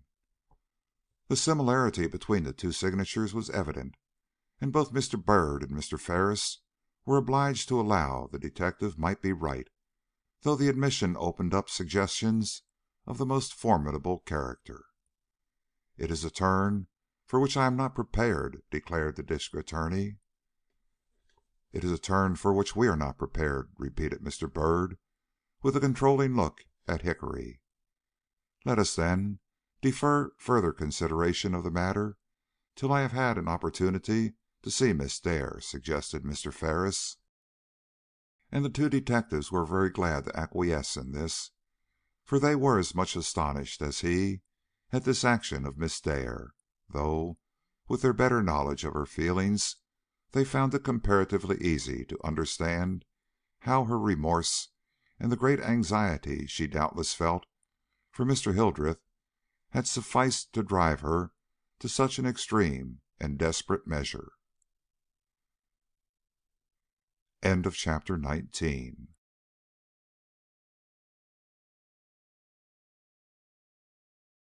Chapter 20. A Crisis. Queen. Alas, how is it with you, that you do bend your eye on vacancy, and with the incorporeal air do hold discourse? Your bedded hair, like life in excrements, starts up and stands on end. Whereon do you look? Hamlet. On him, on him. Look you, how pale he glares! His form and cause conjoined, preaching to stones, would make them capable. Do not look upon me, lest, with this piteous action, you convert my stern effects. Then what I have to do will want true color, tears perchance for blood. Hamlet. That my readers may understand even better than Byrd and Hickory how it was that Imogene came to write this letter, I must ask them to consider certain incidents that had occurred in a quarter far removed from the eye of the detectives. Mr. Orcutt's mind had never been at rest concerning the peculiar attitude assumed by Imogene Dare at the time of Mrs. Clemmens' murder. Time and thought had not made it any more possible for him to believe now than then that she knew anything of the matter beyond what appeared to the general eye. But he could not forget the ring. It haunted him. 50 times a day he asked himself what she had meant by claiming as her own a jewel which had been picked up from the floor of a strange house at a time so dreadful, and which, in despite of her explanations to him, he found it impossible to believe was hers or ever could have been hers. He was even tempted to ask her, but he never did. The words would not come. Though they faltered again and again upon his lips, he could not give utterance to them. No, though with every passing day he felt like the bond uniting her to him was growing weaker and weaker, and that if something did not soon intervene to establish confidence between them, he would presently lose all hope of the treasure for the possession of which he was now ready to barter away half the remaining years of his life. Her increasing reticence and the almost stony look of misery that now confronted him without let or hindrance from her wide gray eyes were not calculated to reassure him or make his future prospects look any brighter. Her pain, if pain it were, or remorse, if remorse it could be, was not of a kind to feel the influence of time, and struck with dismay, alarm, in spite of himself, if not for her reason, at least for his own, he watched her from day to day, feeling that now he would give his life not merely to possess her, but to understand her and the secret that was gnawing at her heart. At last there came a day when he could no longer restrain himself. She had been seated in his presence, and had been handed a letter which for the moment seemed to thoroughly overwhelm her. We know what that letter was.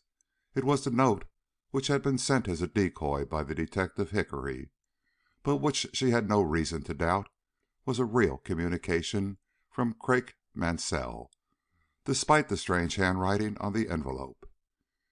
It prayed her for an interview. It set the time and mentioned the place of meeting, and created for the instant such a turmoil in her usually steady brain that she could not hide it from the searching eyes that watched her. "What is it, Imogene?" inquired Mr. Orcutt, drawing near her with a gesture of such uncontrollable anxiety it looked as if he were about to snatch the letter from her hand. For reply she rose, walked to the grate, in which a low wood fire was burning, and plunged the paper in among the coals. When it was all consumed, she turned and faced Mr. Orcutt. "You must excuse me," she murmured, "but the letter was one which I absolutely desired no one to see." But he did not seem to hear her apology. He stood with his gaze fixed on the fire, and his hand clenched against his heart, as if something in the fate of that wretched sheet of paper reminded him of the love and hope that were shriveling up before his eyes. She saw his look, and drooped her head with a sudden low moan of mingled shame and suffering. "Am I killing you?" she faintly cried. "Are my strange wild ways driving you to despair? I had not thought of that. I am so selfish. I had not thought of that." This evidence of feeling, the first she had ever shown him, moved Mr. Orcutt deeply. Advancing toward her with sudden passion, he took her by the hand. "Killing me?" he repeated. "Yes, you are killing me. Don't you see how fast I am growing old? Don't you see how the dust lies thick upon the books that used to be my solace and delight? I do not understand you, Imogene. I love you, and I do not understand your grief, or what it is that is affecting you in this terrible way. Tell me, let me know the nature of the forces with which I have to contend, and I can bear all the rest." This appeal, forced as it was from lips unused to prayer, seemed to strike her, absorbed though she was in her own suffering. Looking at him with real concern, she tried to speak, but the words faltered on her tongue. They came at last, however, and he heard her say: "I wish I could weep, if only to show you I am not utterly devoid of womanly sympathy for an anguish I cannot cure. But the fountain of my tears is dried at its source. I do not think I can ever weep again. I am condemned to tread a path of misery and despair, and must traverse it to the end without weakness and without help. Do not ask me why, for I can never tell you, and do not detain me now, or try to make me talk, for I must go where I can be alone and silent." She was slipping away, but he caught her by the wrist and drew her back. His pain and perplexity had reached their climax. "You must speak," he cried. "I have paltered long enough with this matter. You must tell me what it is that is destroying your happiness and mine." But her eyes, turning toward him, seemed to echo that "must" in a look of disdain eloquent enough to scorn all help from words, and in the indomitable determination of her whole aspect he saw that he might slay her, but that he could never make her speak. Loosing her with a gesture of despair, he turned away. When he glanced back again, she was gone. The result of this interview was naturally an increased doubt and anxiety on his part. He could not attend to his duties with any degree of precision. He was so haunted by uneasy surmises as to what might have been the contents of the letter which he had thus seen her destroy before his eyes. As for her words, they were like her conduct, an insolvable mystery for which he had no key. His failure to find her at home when he returned that night added to his alarm, especially as he remembered the vivid thunderstorm that had deluged the town in the afternoon. Nor, though she came in very soon and offered both excuses and explanations for her absence, did he experience any appreciable relief, or feel at all satisfied that he was not threatened with some secret and terrible catastrophe. Indeed, the air of vivid and feverish excitement which pervaded every look of hers from this time, making each morning and evening distinctive in his memory as a season of fresh fear and renewed suspense, was enough of itself to arouse this sense of an unknown, but surely approaching danger. He saw that she was on the lookout for some event, he knew not what, and studied the papers as sedulously as she, in the hope of coming upon some revelation that should lay bare the secret of this new condition of hers. At last he thought he had found it. Coming home one day from the court, he called her into his presence, and without pause or preamble, exclaimed, with almost cruel abruptness, "An event of possible interest to you has just taken place. The murderer of Mrs. Clemmens has just cut his throat." He saw that before he had finished the first clause, that he had struck at the very citadel of her terrors and her woe. At the end of the second sentence, he knew beyond all doubt now what it was she had been fearing, if not expecting. Yet she had not said a word, and by no movement betrayed that the steel had gone through and through her heart. A demon, the maddening demon of jealousy, gripped him for the first time with relentless force. "Ah, you have been looking for it," he cried in a choked voice. "You know this man, then, knew him, perhaps, before the murder of Mrs. Clemmens, knew him, and perhaps loved him." She did not reply. He struck his forehead with his hand, as if the moment was perfectly intolerable to him. "Answer," he cried. "Did you know Gouverneur Hildreth or not?" "Gouverneur Hildreth?" Oh, the sharp surprise, the wailing anguish of her tone! Mr. Orcutt stood amazed. "It is not he who has made this attempt upon his life?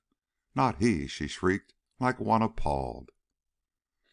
Perhaps because all other expression or emotion failed him, Mr. Orcutt broke forth into a loud and harrowing laugh. "And who else should it be?" he cried.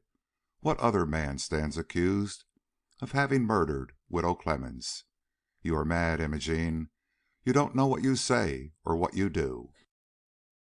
"Yes, I am mad," she repeated, "mad," and then leaned her forehead forward on the back of a high chair beside which she had been standing, and hid her face and struggled with herself for a moment, while the clock went on ticking, and the wretched surveyor of her sorrow stood looking at her bended head like a man who does not know whether it is he or she who is in the most danger of losing his reason. At last a word struggled forth from between her clasped hands. "When did it happen?" she gasped, without lifting her head. "Tell me all about it.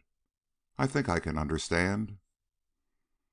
The noted lawyer smiled a bitter smile, and spoke for the first time without pity and without mercy. "He has been trying for some days to effect his death. His arrest and the little prospect there is of his escaping trial seem to have maddened his gentlemanly brain. Firearms were not procurable, neither was poison nor a rope, but a pewter plate is enough in the hands of a desperate man. He broke one in two last night, and—" He paused, sick and horror-stricken. Her face had risen upon him from the back of the chair, and was staring upon him like that of a Medusa. Before that gaze the flesh crept on his bones, and the breath of life refused to pass his lips.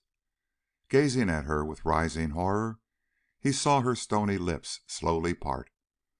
"Don't go on," she whispered. "I can see it all without the help of words." Then, in a tone that seemed to come from some far-off world of nightmare, she painfully gasped, "Is he dead?" Mr. Orcutt was a man who, up to the last year, had never known what it was to experience a real and controlling emotion. Life with him had meant success in public affairs, and a certain social preeminence that made his presence in any place the signal of admiring looks and respectful attentions.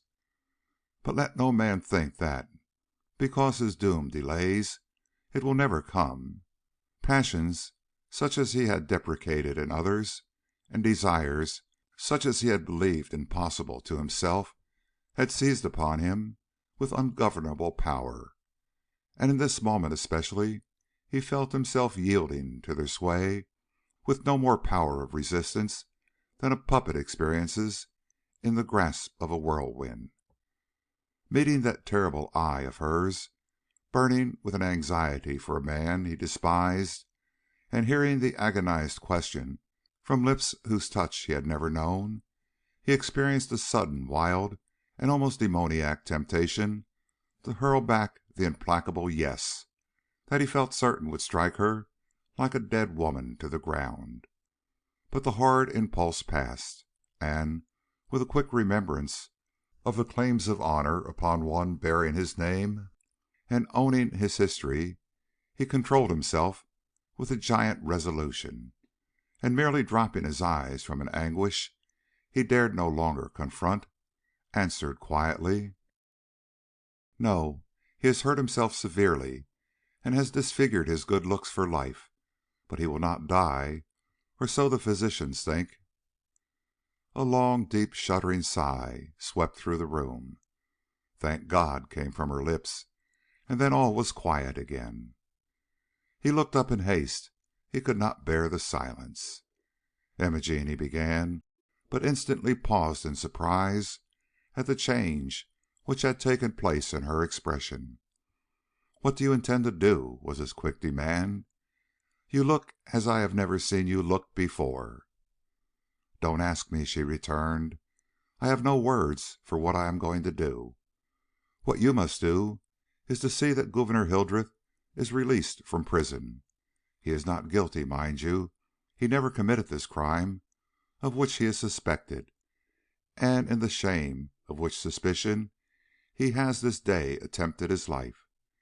If he is kept in restraint, which is so humiliating to him, and if he dies there, it will be murder, do you hear? Murder. And he will die there if he's not released. I know his feelings only too well." "But Imogene—" "Hush! Don't argue. 'Tis a matter of life and death, I tell you. He must be released. I know," she went on hurriedly, "what it is you want to say. You think you cannot do this, that the evidence is all against him, that he went to prison of his own free will and cannot hope for release till his guilt or innocence has been properly inquired into. But I know you can effect his enlargement if you will. You are a lawyer and understand all the crooks and turns by which a man can sometimes be made to evade the grasp of justice. Use your knowledge. Avail yourself of your influence with the authorities, and I—" She paused and gave him a long, long look. He was at her side in an instant. "You would what?" he cried, taking her hand in his and pressing it impulsively. "I would grant you whatever you ask," she murmured in a weariful tone. "Would you be my wife?" he passionately inquired. "Yes," was the choked reply, "if I did not die first." He caught her to his breast in rapture. He knelt at her side and threw his arms about her waist. "You shall not die," he cried. "You shall live and be happy. Only marry me to-day." "Not till Gouverneur Hildreth be released," she interposed gently. He started as if touched by a galvanic battery, and slowly rose up and coldly looked at her. "Do you love him so madly you would sell yourself for his sake?" he sternly demanded. With a quick gesture she threw back her head as though the indignant "no" that sprang to her lips would flash out whether she would or not. But she restrained herself in time. "I cannot answer," she returned. But he was master now, master of this dominating spirit that had held him in check for so long a time, and he was not to be put off. "You must answer," he sternly commanded. "I have the right to know the extent of your feeling for this man, and I will. Do you love him, Imogene Dare? Tell me, or here I swear I will do nothing for him, either now or at a time when he may need my assistance more than you know." This threat, uttered as he uttered it, could have but one effect. Turning aside so that he could not see the shuddering revolt in her eyes, she mechanically whispered, And what if I did? Would it be so very strange? Youth admires youth, Mr. Orcutt, and Mr. Hildreth is very handsome and very unfortunate. Do not oblige me to say more." Mr. Orcutt, across whose face a dozen different emotions had flitted during the utterance of these few words, drew back till half the distance of the room lay between them. "Nor do I wish to hear any more," he rejoined slowly. "You have said enough, quite enough. I understand now all the past, all your terrors, and all your secret doubts and unaccountable behavior. The man you loved was in danger, and you did not know how to manage his release. Well, well, I am sorry for you, Imogene.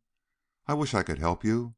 I love you passionately, and would make you my wife in the face of your affection for this man if I could do for you what you request.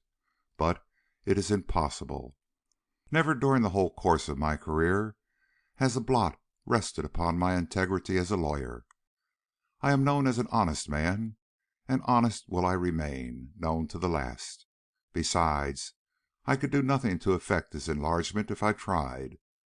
Nothing but the plainest proof that he is innocent or that another man is guilty would avail now to release him from the suspicion which his own admissions have aroused." "Then there is no hope?" was her slow and despairing reply. "None at present, Imogene," was his stern, almost as despairing answer. As Mr. Orcutt sat over his lonely hearth that evening, a servant brought to him the following letter: "Dear friend, it is not fit that I should remain any longer under your roof. I have a duty before me which separates me forever from the friendship and protection of honorable men and women. No home but such as I can provide for myself by the work of my own hands shall henceforth shelter the disgraced head of Imogene Dare. Her fate, whatever it may prove to be, she bears alone, and you, who have been so kind, shall never suffer from any association with one whose name must henceforth become the sport of the crowd, if not the execration of the virtuous. If your generous heart rebels at this, choke it relentlessly down. I shall be already gone when you read these lines, and nothing you could do or say would make me come back. Good bye, and may Heaven grant you forgetfulness of one whose only return to your benefactions has been to make you suffer almost as much as she suffers herself." As Mr. Orcutt read these last lines, District Attorney Ferris was unsealing the anonymous missive which has already been laid before my readers.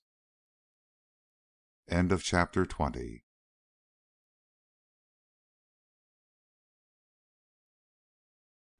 Chapter 21. Heart's Martyrdom.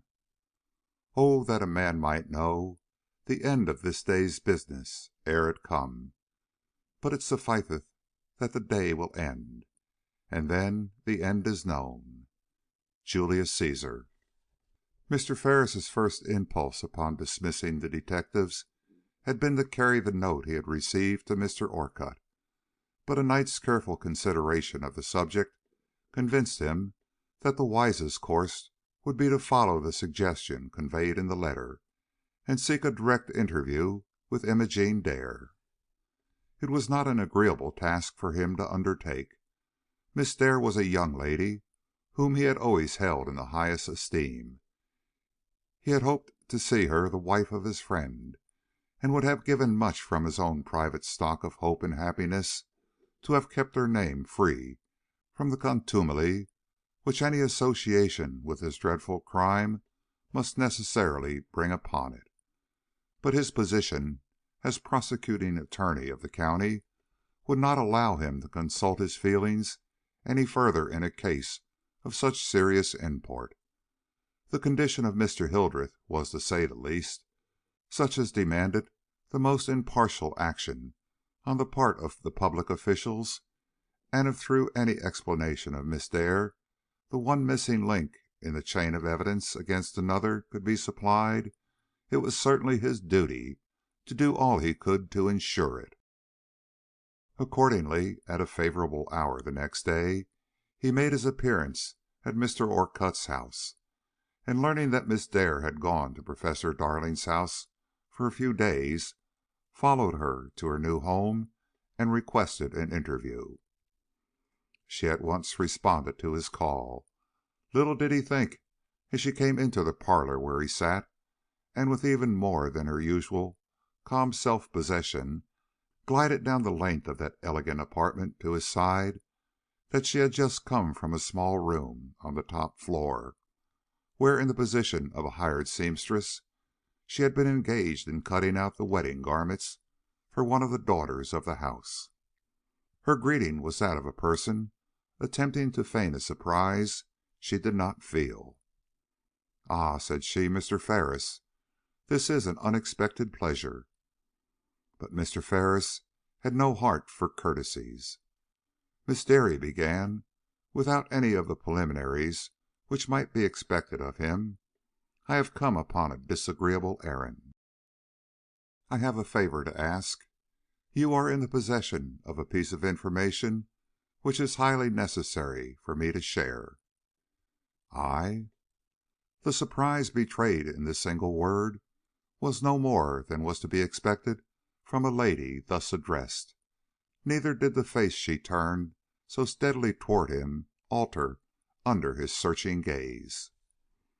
"If I can tell you anything that you wish to know," she quietly declared, "I am certainly ready to do so, sir."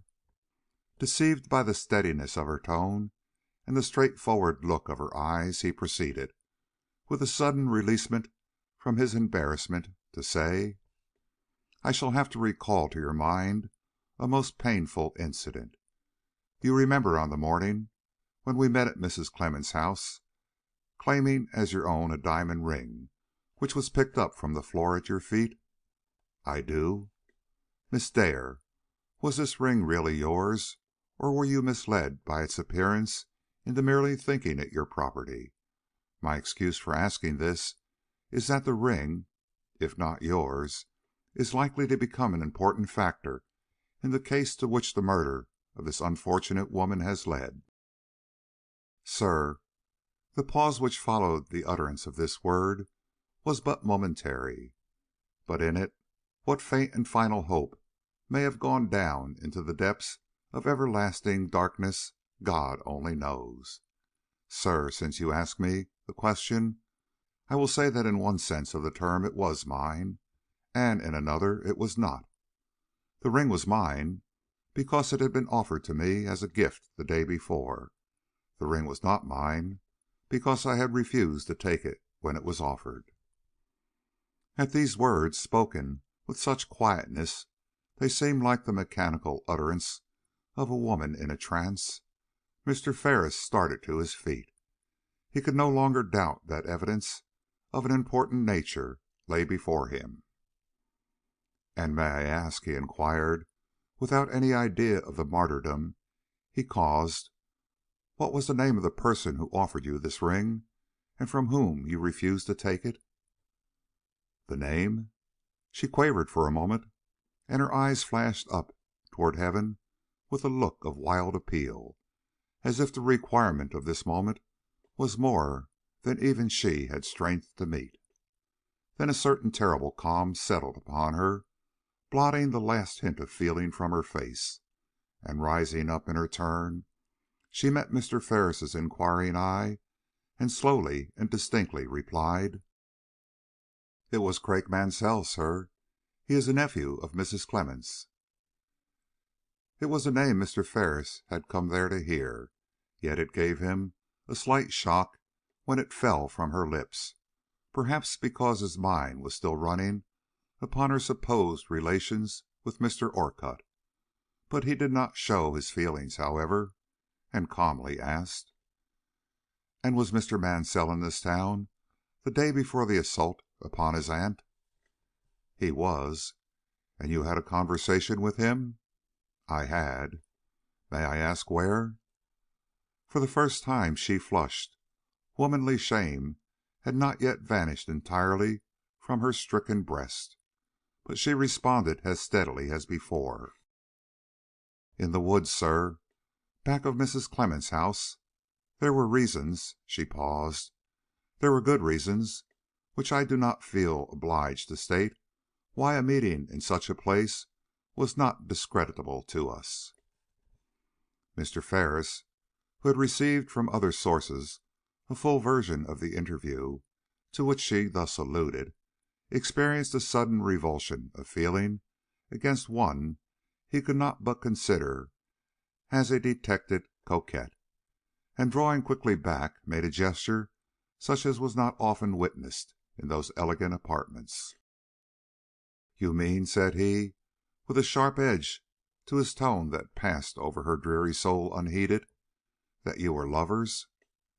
"I mean," said she, like the automaton she surely was at that moment, "that he had paid me honorable addresses, and that I had no reason to doubt his motives or my own in seeking such a meeting."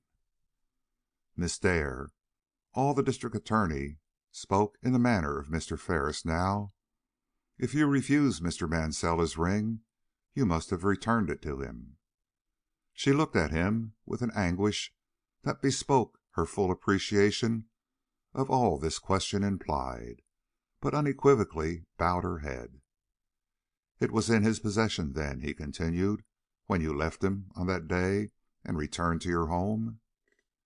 "Yes," her lips seemed to say, though no distinct utterance came from them.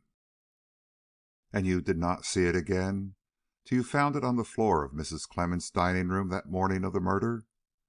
"No."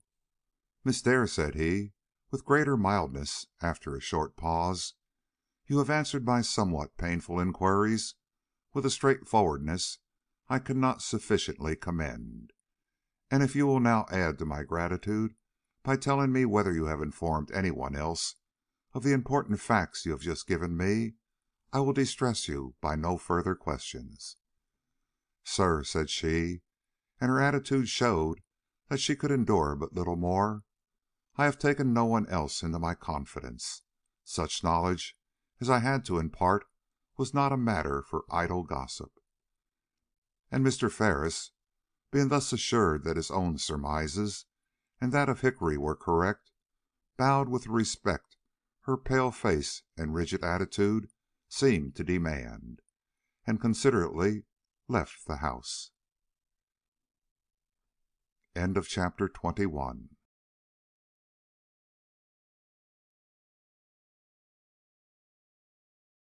Chapter 22. Craik Mansell. "Bring me unto my trial when you will." Henry VI. "He is here." Mr. Ferris threw aside his cigar and looked up at Mr. Byrd, who was standing before him. "You had no difficulty, then?" "No, sir. He acted like a man in hourly expectation of some such summons.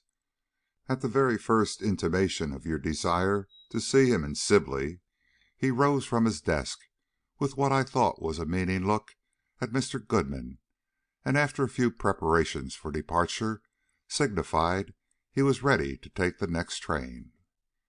"And did he ask you no questions?" "Only one. He wished to know if I were a detective, and when I responded yes, observed with an inquiring look, 'I am wanted as a witness, I suppose?'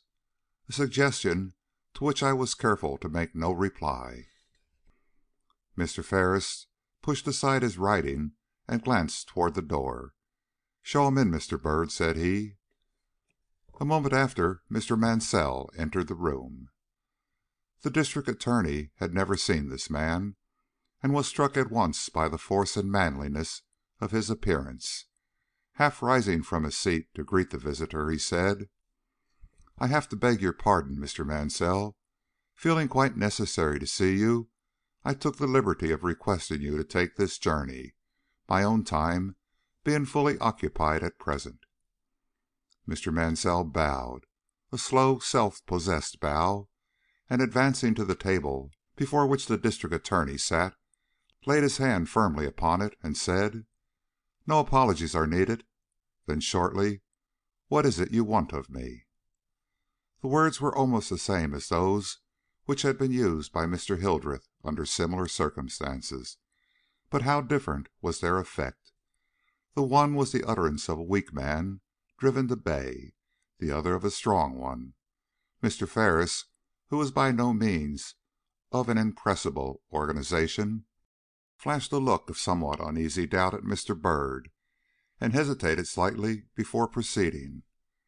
"We have sent for you in this friendly way," he remarked at last, "in order to give you that opportunity for explaining certain matters connected with your aunt's sudden death which your well-known character and good position seem to warrant. We think you can do this. At all events, I have accorded myself the privilege of supposing so, and any words you may have to say will meet with all due consideration. As Mrs. Clemmens' nephew, you, of course, desire to see her murderer brought to justice?" The slightly rising inflection given to the last few words made them to all intents and purposes a question, and Mr. Byrd, who stood near by, waited anxiously for the decided "yes" which seemed the only possible reply under the circumstances, but it did not come. Surprised and possibly anxious, the District Attorney repeated himself.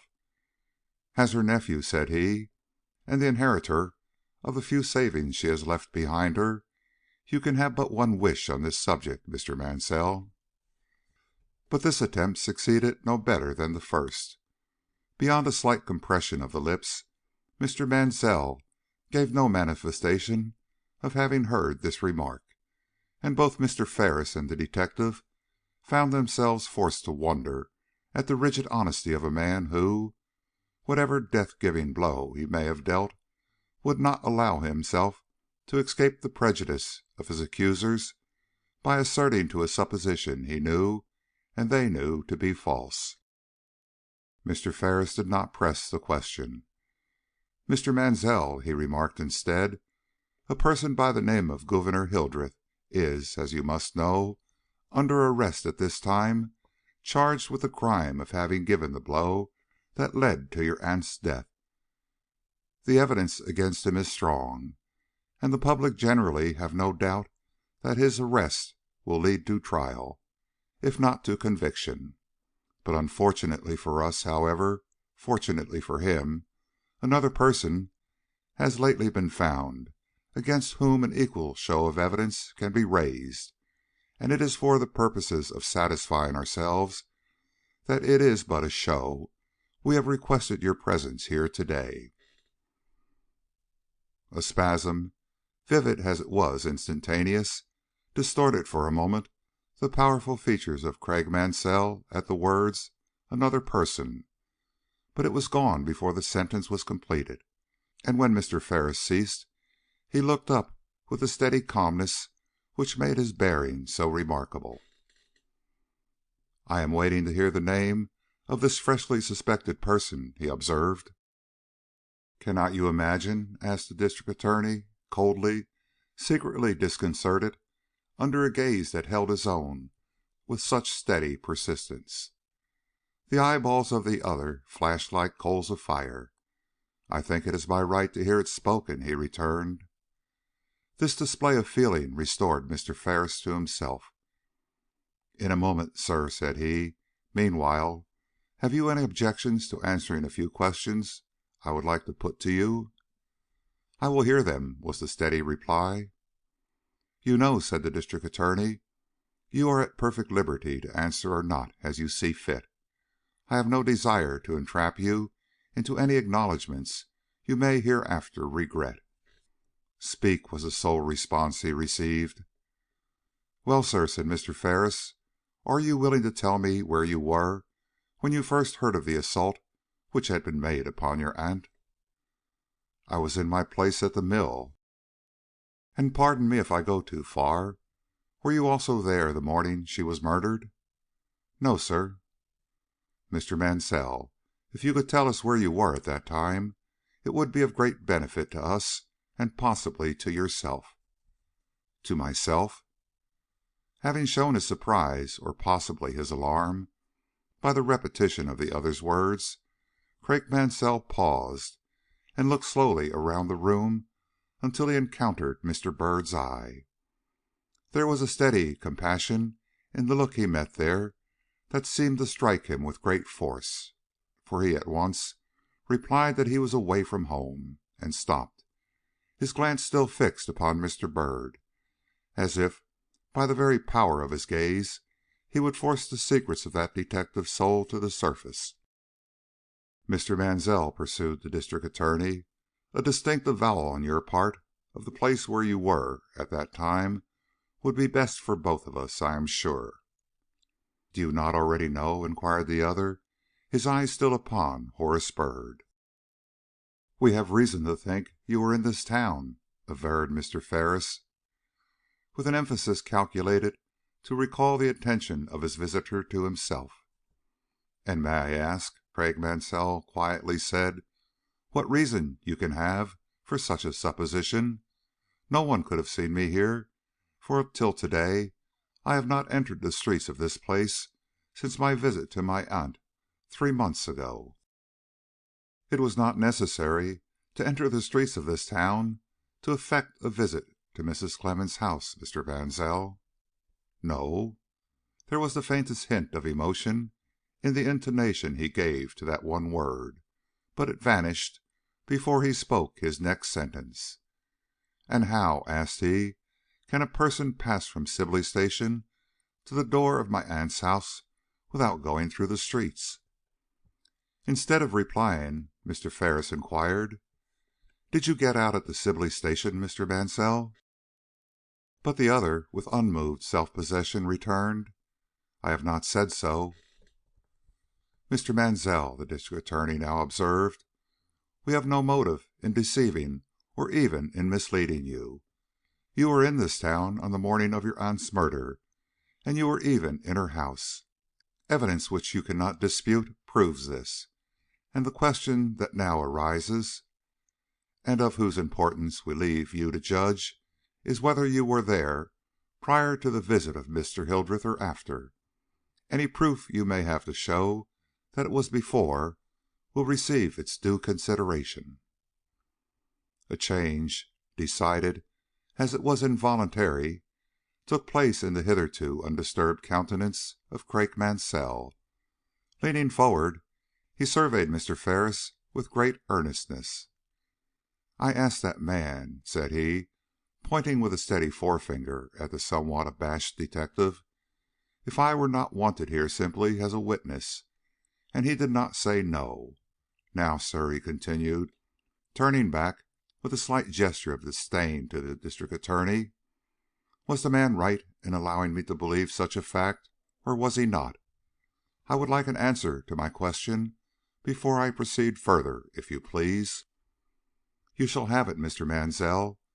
If this man did not answer you, it was probably because he did not feel justified in doing so. He knew I had summoned you here in the hope of receiving such explanations of your late conduct as should satisfy me you had nothing to do with your aunt's murder. The claims upon my consideration, which are held by certain persons allied with you in this matter," Mr. Ferris's look was eloquent of his real meaning here, "are my sole justification for this somewhat unusual method of dealing with a suspected man." A smile, bitter, oh, how bitter in its irony, traversed the firm set lips of Craik Mansell for a moment.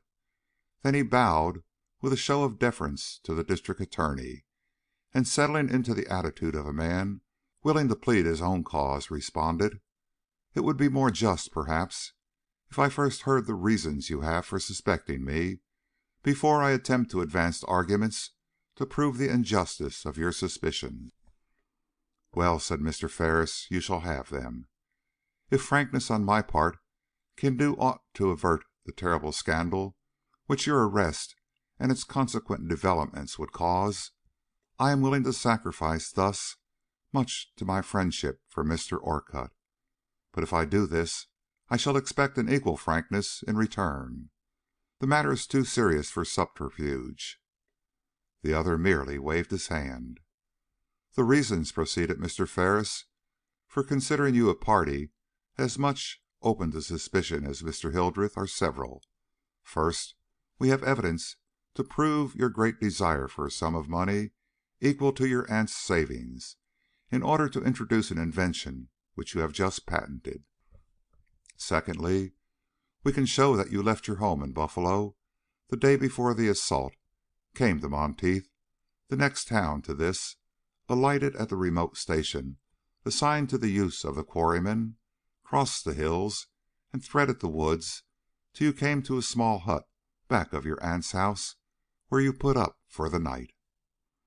Thirdly, evidence is not lacking to prove that while there you visited your aunt once, if not twice, the last time on the very morning she was killed, entering the house in a surreptitious way by the back door, and leaving it in the same suspicious manner.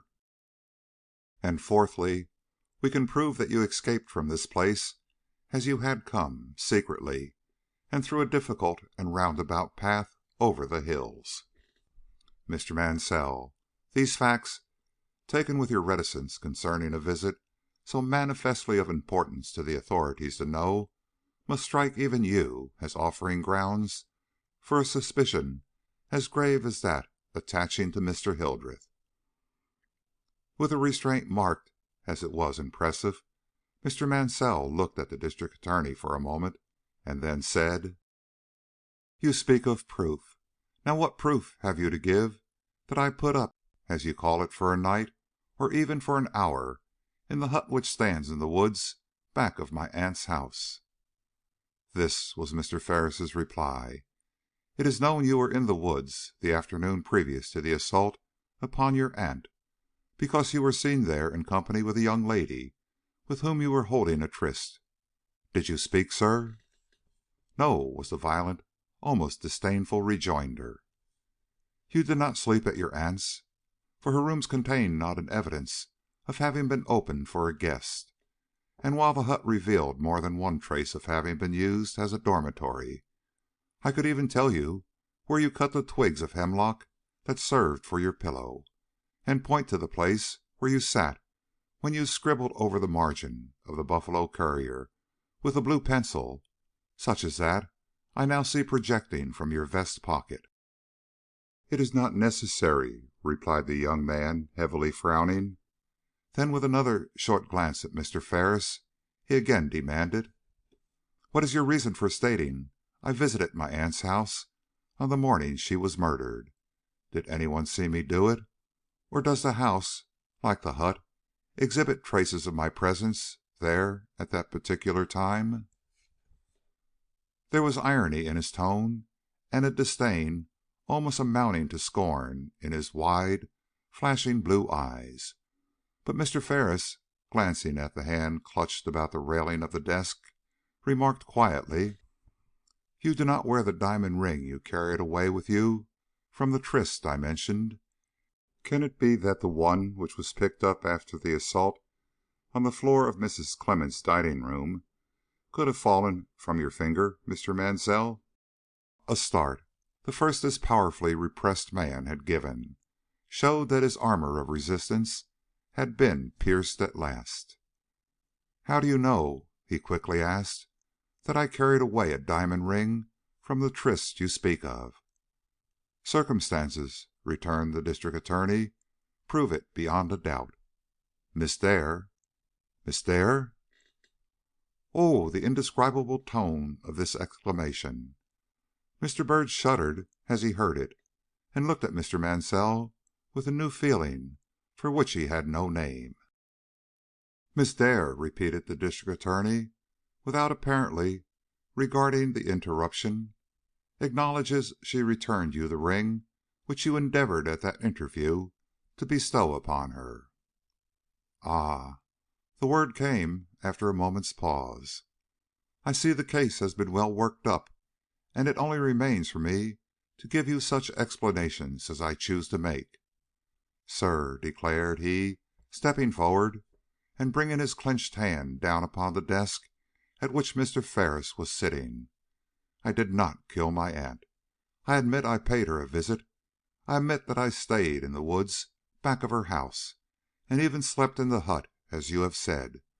But that was on the day previous to her murder, and not after it. I went to see her for the purpose of again urging the claims of my invention upon her. I went secretly, and by the roundabout way you describe, because I had another purpose in visiting Sibley, which made it expedient for me to conceal my presence in the town.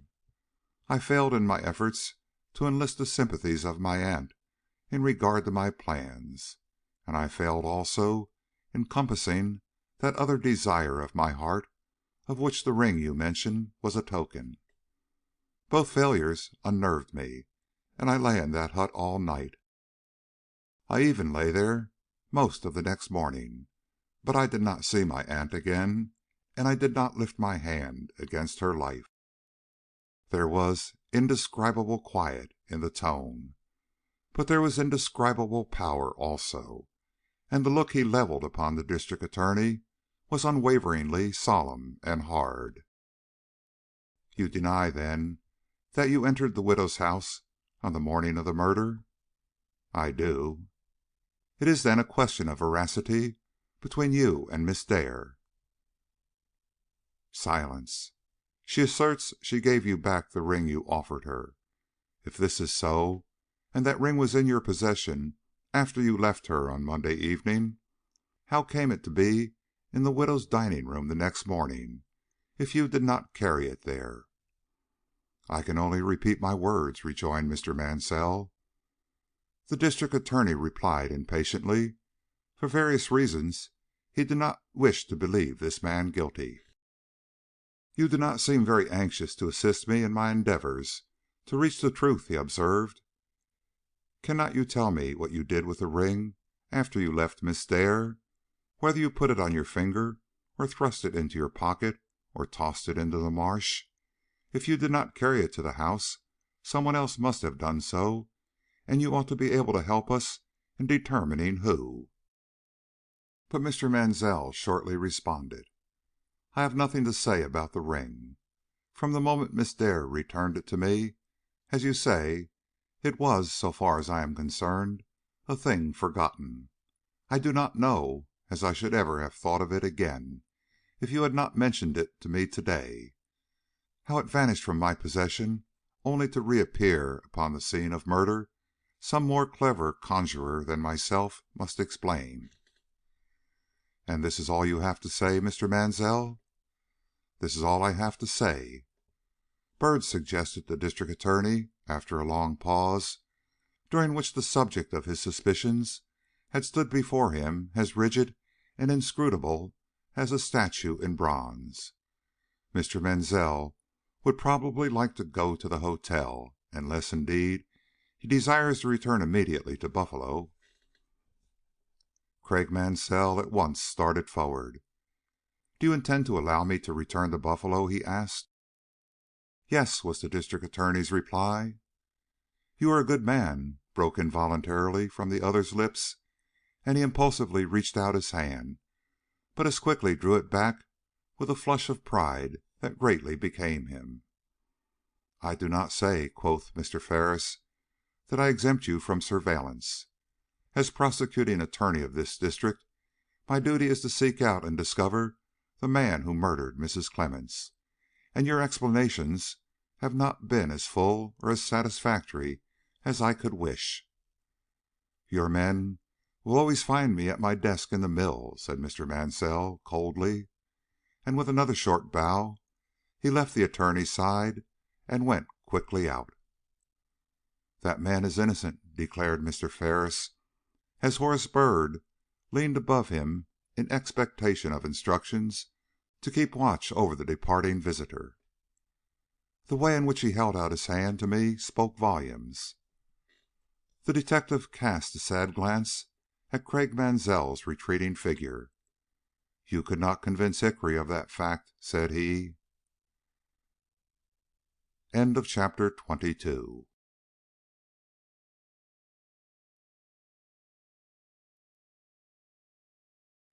Chapter 23. Mr. Orcutt. What is it she does now? Macbeth. My resolution's placed. I have nothing of woman in me. Now, from head to foot, I am marble, constant. Antony and Cleopatra. These words rang in the ears of Mr. Ferris, for he felt himself disturbed by them. Hickory did not believe Mr. Mansell innocent. At last he sent for that detective. "Hickory," he asked, "why do you think Mansell, rather than Hildreth, committed this crime?" Now this query on the part of the District Attorney put Hickory into a quandary. He wished to keep his promise to Horace Byrd, and yet he greatly desired to answer his employer's questions truthfully. Without any special sympathies of his own, he had yet an undeniable leaning toward justice, and justice certainly demanded the indictment of Mansell. He ended by compromising matters. "Mr. Ferris," said he, "when you went to see Miss Dare the other day, what did you think of her state of mind?" "That it was a very unhappy one." "Did you think more than that, sir? Didn't you think she believed Mr. Mansell guilty of this crime?" "Yes," admitted the other, with reluctance. "If Miss Dare is attached to Mr. Mansell, she must feel certain of his guilt to offer testimony against him. Her belief should go for something, sir, for much, it strikes me, when you consider what a woman she is." This conversation increased Mr. Ferris's uneasiness. Much as he wished to spare the feelings of Miss Dare, and through her, those of his friend, Mr. Orcutt, the conviction of Mansell's criminality was slowly gaining ground in his mind. He remembered the peculiar manner of the latter during the interview they had held together, his quiet acceptance of the position of a suspected man, and his marked reticence in regard to the ring, though the delicate nature of the interests involved might be sufficient to explain his behavior in the latter regard. His whole conduct could not be said to be that of a disinterested man, even if it were not necessarily that of a guilty one. In whatever way Mr. Ferris looked at it, he could come to but one conclusion, and that was, the justice to Hildreth called for such official attention to the evidence which had been collected against Mansell as should secure the indictment of that man against whom could be brought the most convincing proof of guilt. Not that Mr. Ferris meant or in any wise considered it a good policy to have Mansell arrested at this time. As a friend of Mr. Orcutt, it was manifestly advisable for him to present whatever evidence he possessed against Mansell directly to the grand jury, for in this way he would not only save the lawyer from the pain and humiliation of seeing the woman he so much loved called up as a witness against the man who had successfully rivaled him in her affections, but would run the chance, at least, of eventually preserving from open knowledge the various details, if not the actual facts, which had led to this person being suspected of a crime. For the grand jury is a body whose business it is to make secret inquisition into criminal offences. Its members are bound by an oath to the privacy of their deliberations. If, therefore, they should find the proofs presented to them by the District Attorney insufficient to authorize an indictment against Mansell, nothing of their proceedings would transpire, while, on the contrary, if they decided that the evidence was such as to oblige them to indict Mansell instead of Hildreth, neither Mr. Orcutt nor Miss Dare could hold the District Attorney accountable for the exposures that must follow. The course, therefore, of Mr. Ferris was determined upon. All the evidence in his possession against both parties, together with the verdict of the coroner's jury, should go at once before the grand jury, Mansell, in the meantime, being so watched that a bench warrant issuing upon the indictment would have him safely in custody at any moment. But this plan for saving Mr. Orcutt's feelings did not succeed as fully as Mr. Ferris hoped. By some means or other, the rumor got abroad that another man than Hildreth had fallen under the suspicion of the authorities, and one day Mr. Ferris found himself stopped on the street by the very person he had for a week been endeavoring to avoid. "Mr. Orcutt," he cried, "how do you do? I did not recognize you at first." "No," was the sharp rejoinder. "I am not myself nowadays. I have a bad cold." With which impatient explanation he seized Mr. Ferris by the arm and said, "But what is this I hear? You have your eye on another party suspected of being Mrs. Clemmens' murderer?" The District Attorney bowed uneasily. He had hoped to escape the discussion of this subject with Mr. Orcutt. The lawyer observed the embarrassment his question had caused, and instantly turned pale, notwithstanding the hardihood which a long career at the bar had given him. "Ferris," he pursued, in a voice he strove hard to keep steady, "we have always been good friends, in spite of the many tilts we have had together before the court. Will you be kind enough to inform me if your suspicions are founded upon evidence collected by yourself, or at the instigation of parties professing to know more about this murder than they have hitherto revealed?"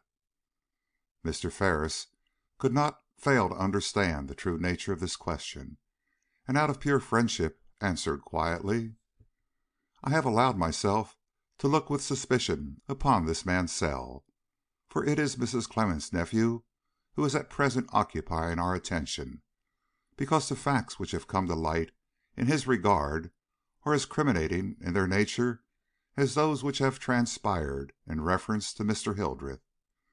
The examination into this matter, which my duty requires, has been anything but pleasant to me, Mr. Orcutt.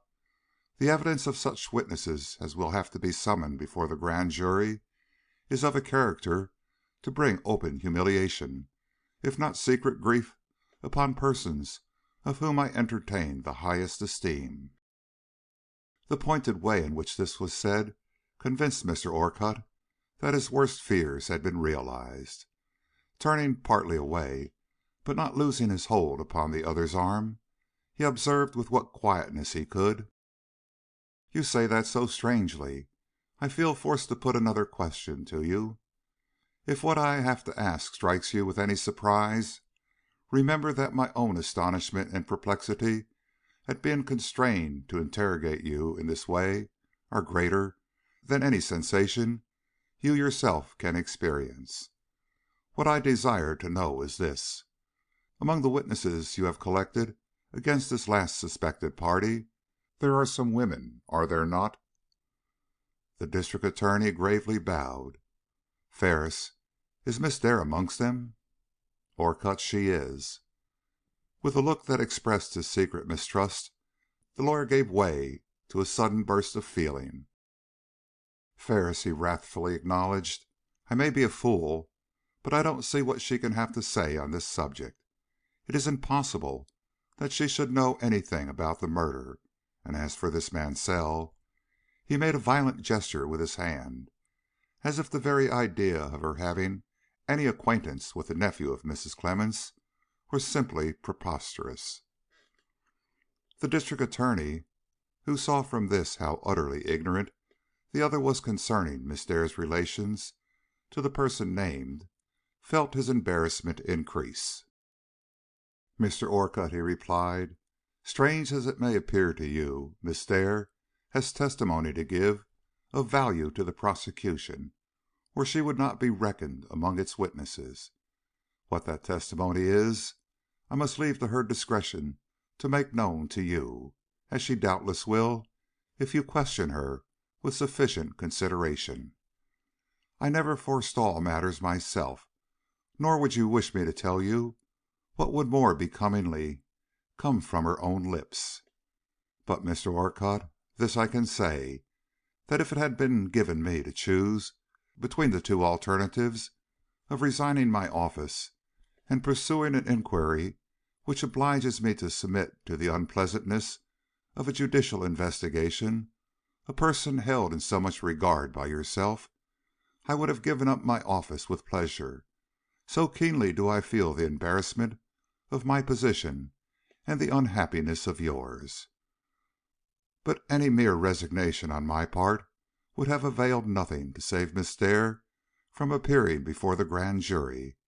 The evidence she has to give in this matter makes the case against Mansell as strong as that against Hildreth, and it would be the duty of any public prosecutor to recognize the fact and act accordingly." Mr. Orcutt, who had by the greatest effort succeeded in calming himself through this harangue, flashed sarcastically at this last remark, and surveyed Mr. Ferris with a peculiar look. "Are you sure," he inquired, in a slow, ironical tone, "that she has not succeeded in making it stronger?" The look, the tone, were unexpected, and greatly startled Mr. Ferris. Drawing nearer to his friend, he returned his gaze with marked earnestness. "What do you mean?" he asked, with secret anxiety. But the wary lawyer had already repented this unwise betrayal of his own doubts. Meeting his companion's eye with a calmness that amazed himself, he remarked, instead of answering: "It was through Miss Dare, then, that your attention was first drawn to Mrs. Clemmens' nephew?" "No," disclaimed Mr. Ferris, hastily. "The detectives already had their eyes upon him, but a hint from her went far toward determining me upon pursuing the matter," he allowed, seeing that his friend was determined upon hearing the truth. "So then," observed the other, with a stern dryness that recalled his manner at the bar, "she opened a communication with you herself?" "Yes." It was enough. Mr. Orcutt dropped the arm of Mr. Ferris, and with his usual hasty bow turned shortly away. The revelation which he believed himself to have received in this otherwise far from satisfactory interview was one that he could not afford to share, that is, not yet, not while any hope remained that circumstances would so arrange themselves as to make it unnecessary for him to do so. If Imogene Dare, out of her insane desire to free Gouverneur Hildreth from the suspicion that oppressed him, had resorted to perjury and invented evidence tending to show the guilt of another party, and remembering her admissions at their last interview and the language she had used in her letter of farewell, no other conclusion offered itself. What alternative was left to him but to wait till he had seen her before he proceeded to an interference that would separate her from himself by a gulf still greater than that which already existed between them? To be sure, the jealousy which consumed him, the passionate rage that seized his whole being when he thought of all she dared to do for the man she loved, or that he thought she loved, counseled him to nip this attempt of hers in the bud, and by means of a word to Mr. Ferris throw such a doubt upon her veracity as a witness against this new party should greatly influence the action of the former in the critical business he had in hand. But Mr. Orcutt, while a prey to unwonted passions, had not yet lost control of his reason, and reason told him that impulse was an unsafe guide for him to follow at this time. Thought alone, deep and concentrated thought, would help him out of this crisis with honor and safety. But thought would not come at call. In all his quick walk home, but one mad sentence formulated itself in his brain, and that was, "She loves him so, she is willing to perjure herself for his sake."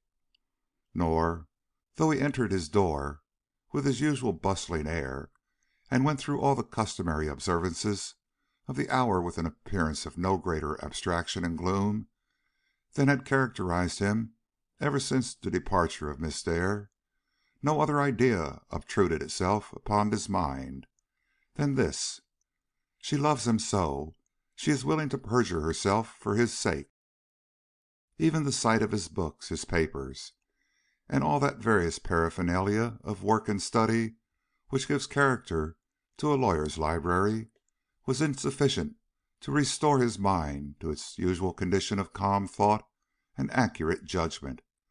Not till the clock struck 8, and he found himself almost without his own volition at Professor Darling's house, did he realize all the difficulties of his position and the almost intolerable nature of the undertaking which had been forced upon him by the exigencies of the situation. Miss Dare, who had refused to see him at first, came into his presence with an expression that showed him with what reluctance she had finally responded to his peremptory message. But in the few heavy moments he had been obliged to wait, he had schooled himself to expect coldness, if not absolute rebuff. He therefore took no heed of the haughty air of inquiry with which she turned upon him, but came at once to the point, saying almost before she had closed the door, "What is this you have been doing, Imogene?" A flush, such as glints across the face of a marble statue, visited for a moment the still whiteness of her set features. Then she replied: "Mr. Orcutt, when I left your house, I told you I had a wretched and unhappy duty to perform, that, when once accomplished, would separate us forever. I have done it, and the separation has come. Why attempt to bridge it?" There was a sad weariness in her tone, a sad weariness in her face, but he seemed to recognize neither. The demon jealousy, that hindrance to all unselfish feelings, had gripped him again, and the words that came to his lips were at once bitter and masterful. "Imogene," he cried, with as much wrath in his tone as he had ever betrayed in her presence, "you do not answer my question. I ask you, what have you been doing? And you reply your duty. Now, what do you mean by duty? Tell me at once and distinctly, for I will no longer be put off by any roundabout phrases concerning a matter of such vital importance." "Tell you?" This repetition of his words had a world of secret anguish in it which he could not help but notice. She did not succumb to it, however, but continued in another moment. "You said to me, in the last conversation we held together, that Gouverneur Hildreth could not be released from his terrible position without a distinct proof of innocence or the advancement of such evidence against another as should turn suspicion aside from him into a new and more justifiable quarter. I could not, any more than he, give a distinct proof of his innocence, but I could furnish the authorities with testimony calculated to arouse suspicion in a fresh direction, and I did it. For Gouverneur Hildreth had to be saved at any price, at any price." The despairing emphasis she laid upon the last phrase went like hot steel to Mr. Orcutt's heart, and made his eyes blaze with almost uncontrollable passion. "Je ne vois pas la nécessité," said he, in that low, restrained tone of bitter sarcasm which made his invective so dreaded by opposing counsel. "If Gouverneur Hildreth finds himself in an unfortunate position, he has only his own follies and inordinate desire for this woman's death to thank for it. Because you love him and compassionate him beyond all measure, that is no reason why you should perjure yourself and throw the burden of shame upon a man as innocent as Mr. Mansell." But this tone, though it had made many a witness quail before it, neither awed nor intimidated her. You do not understand," came from her white lips. "It is Mr. Hildreth who is perfectly innocent, and not—" But here she paused. "You will excuse me from saying more," she said. "You, as a lawyer, ought to know that I should not be compelled to speak on a subject like this except under oath." "Imogene." A change had passed over Mr. Orcutt. "Imogene, do you mean to affirm that you really have charges to make against Craik Mansell, that this evidence you propose to give is real, and not manufactured for the purpose of leading suspicion aside from Hildreth?" It was an insinuation against her veracity he never could have made or she have listened to a few weeks before. But the shield of her pride was broken between them, and neither he nor she seemed to give any thought to the reproach conveyed in these words. "What I have to say is the truth," she murmured. "I have not manufactured anything." With an astonishment he took no pains to conceal, Mr. Orcutt anxiously surveyed her. He could not believe this was so. Yet how could he convict her of falsehood in the face of that suffering expression of resolve which she wore? His methods as a lawyer came to his relief. "Imogene," he slowly responded, "if, as you say, you are in possession of positive evidence against this Mansell, how comes it that you jeopardize the interest of the man you love by so long withholding your testimony?" But instead of a flush of confusion which he expected, she flashed upon him with a sudden revelation of feeling that made him involuntarily start. "Shall I tell you?" she replied. "You will have to know sometime, and why not now?" "I kept back the truth," she replied, advancing a step, but without raising her eyes to his, "because it is not the aspersed Hildreth that I love, but—" Why did she pause? What was it she found so hard to speak? Mr. Orcutt's expression became terrible. "But the other," she murmured at last. "The other?" It was now her turn to start and look at him in surprise, if not in some fear. "What other?" he cried, seizing her by the hand. "Name him. I will have no further misunderstanding between us." "Is it necessary?" she asked with bitterness. "Will Heaven spare me nothing?"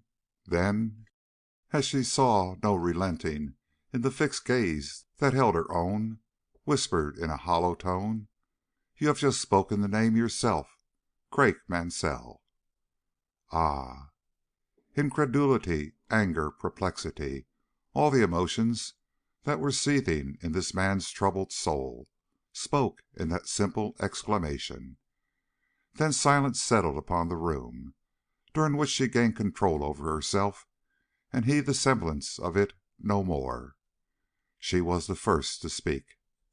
"I know," said she, "that this avowal on my part seems almost incredible to you, but it is no more so than that which you so readily received from me the other day in reference to Gouverneur Hildreth. A woman who spends a month away from home makes acquaintances which she does not always mention when she comes back.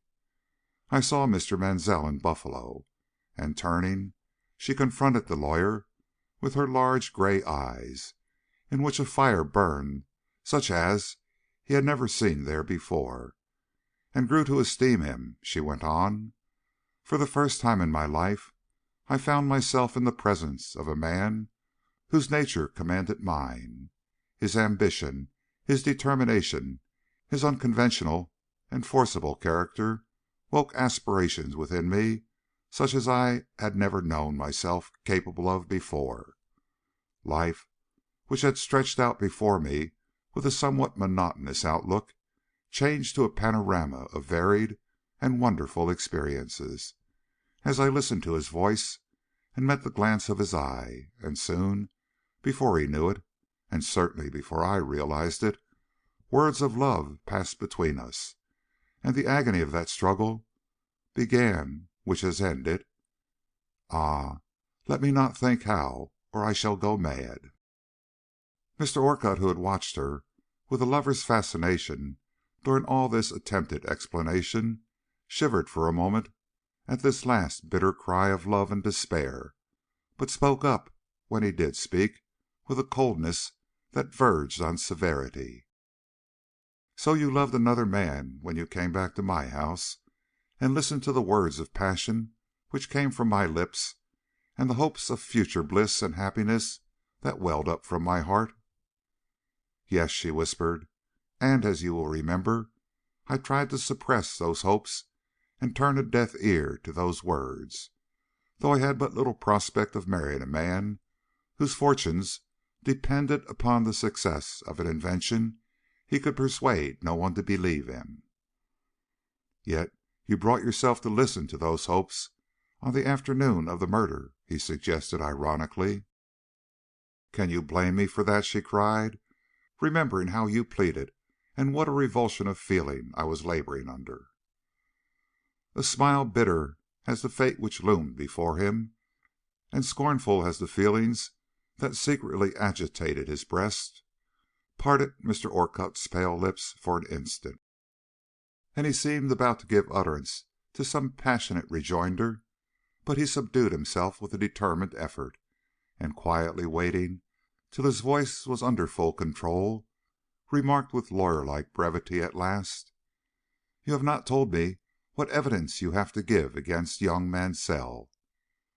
Her answer came with equal brevity, if not equal quietness. "No, I have told Mr. Ferris. Is not that enough?" But he did not consider it so. "Ferris is a district attorney," said he, "and has demanded your confidence for the purposes of justice, while I am your friend. The action you have taken is peculiar, and you may need advice, but how can I give it, or how can you receive it, unless there is a complete understanding between us?" Struck in spite of herself, moved perhaps by a hope she had not allowed herself to contemplate before, she looked at him long and earnestly. "And do you really wish to help me?" she inquired. "Are you so generous as to forgive the pain, and possibly the humiliation, I have inflicted upon you, and lend me your assistance in case my testimony works its due effect, and he be brought to trial instead of Mr. Hildreth?" It was a searching and pregnant question, for which Mr. Orcutt was possibly not fully prepared, but his newly gained self-control did not give way. "I must insist upon hearing the facts before I say anything of my intentions," he averred. "Whatever they may be, they cannot be more startling in their character than those which have been urged against Hildreth." "But they are," she whispered. Then, with a quick look around her, she put her mouth close to Mr. Orcutt's ear and breathed: "Mr. Hildreth is not the only man who, unseen by the neighbors, visited Mrs. Clemmens' house on the morning of the murder. Craik Mansell was there also." "Craik Mansell? How do you know that? Ah," he pursued, with the scornful intonation of a jealous man, "I forgot you are lovers."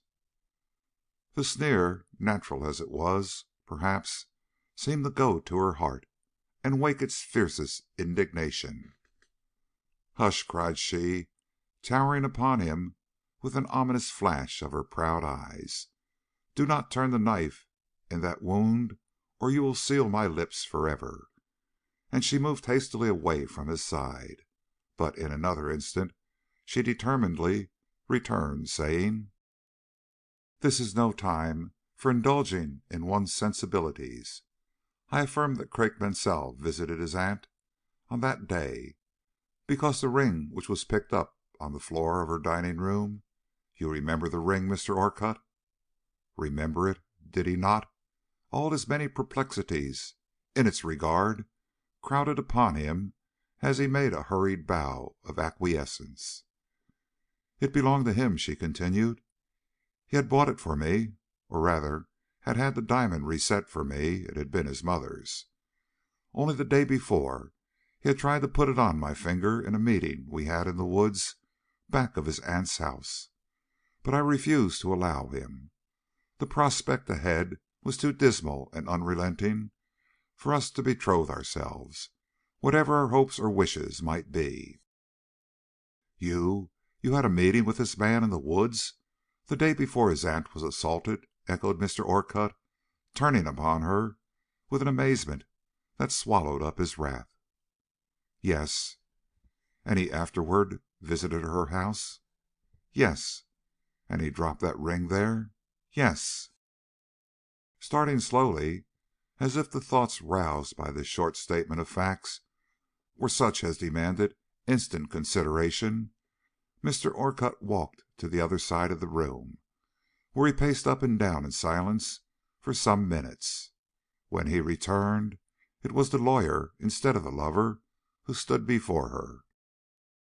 "Then it was the simple fact of finding this gentleman's ring on the floor of Mrs. Clemmens' dining room that makes you consider him the murderer of his aunt?" he asked, with a tinge of something like irony in his tone. "No," she breathed, rather than answered. "That was proof, of course, that he had been there, but I should never have thought of it as evidence of guilt if the woman herself had not uttered, in our hearing, that telltale exclamation of 'ring and hand,' and if, in the talk I had with Mr. Mansell the day before, he had not betrayed. Why do you stop me?" she whispered. "I did not stop you," he hastily assured her. "I am too anxious to hear what you have to say. Go on, Imogene. What did this Mansell betray? I ask, as a father might," he added, with some dignity and no little effort. But her fears had taken alarm, or her caution had been aroused, and she merely said, "The $5,000 which his aunt leaves him is just the amount he desired to start him in life." "Did he wish such an amount?" Mr. Orcutt asked. "Very much." "And acknowledged it in the conversation he had with you?" "Yes." "Imogene," declared the lawyer, "if you do not want to insure Mr. Mansell's indictment, I would suggest to you not to lay too great stress upon any talk you may have held with him." But she cried with unmoved sternness, and a relentless crushing down of all emotion that was at once amazing and painful to see. "The innocent is to be saved from the gallows, no matter what the fate of the guilty may be." And a short but agitated silence followed, which Mr. Orcutt broke at last by saying, "Are these all the facts you have to give me?" She started, cast him a quick look, bowed her head, and replied, "Yes." There was something in the tone of this assertion that made him repeat his question. "Are these all the facts you have to give me?" Her answer came ringing and emphatic now. "Yes," she avowed, "all." With a look of relief, slowly smoothing out the deep furrows of his brow, Mr. Orcutt, for the second time, walked thoughtfully away in evident consultation with his own thoughts. This time he was gone so long, the suspense became almost intolerable to Imogene. Feeling that she could endure it no longer, she followed him at last, and laid her hand upon his arm. "Speak!" she impetuously cried. "Tell me what you think, what I have to expect." But he shook his head. "Wait," he returned. "Wait till the grand jury has brought in a bill of indictment. It will, doubtless, be against one of these two men, but I must know which before I can say or do anything." "And do you think there can be any doubt about which of these two it will be?" she inquired, with sudden emotion. "There is always doubt," he rejoined, "about anything or everything a body of men may do. This is a very remarkable case, Imogene," he resumed, with increased somberness, "the most remarkable one, perhaps, that has ever come under my observation. What the grand jury will think of it, upon which party, Mansell or Hildreth, the weight of their suspicion will fall, neither I nor Ferris nor any other man can prophesy with any assurance. The evidence against both is, in so far as we know, entirely circumstantial. That you believe Mr. Mansell to be the guilty party—" "Believe?" she murmured. "I know it." "That you believe him to be the guilty party," the wary lawyer pursued, as if he had not heard her, "does not imply that they will believe it too. Hildreth comes of a bad stock, and his late attempt at suicide tells wonderfully against him. Yet the facts you have to give in Mansell's disfavor are strong, also, and Heaven only knows what the upshot will be. However, a few weeks will determine all that, and then—" Pausing, he looked at her, and as he did so, the austerity and self-command of the lawyer vanished out of sight, and the passionate gleam of a fierce and overmastering love shone again in his eyes. "And then," he cried, Then we will see what Tremont Orcutt can do to bring order out of this chaos." There was so much resolve in his look, such a hint of promise in his tone, that she flushed with something almost akin to hope. "Oh, generous," she began, but he stopped her before she could say more. "Wait," he repeated. "Wait till we see what action will be taken by the grand jury." And taking her hand, he looked earnestly, if not passionately, into her face. "Imogene," he commenced, "if I should succeed—" But there he himself stopped short, with a quick recalling of his own words, perhaps. "No," he cried, "I will say no more till we see which of these two men is to be brought to trial." And pressing her hand to his lips, he gave her one last look in which was concentrated all the secret passions which had been called forth by this hour, and hastily left the room. End of chapter 23.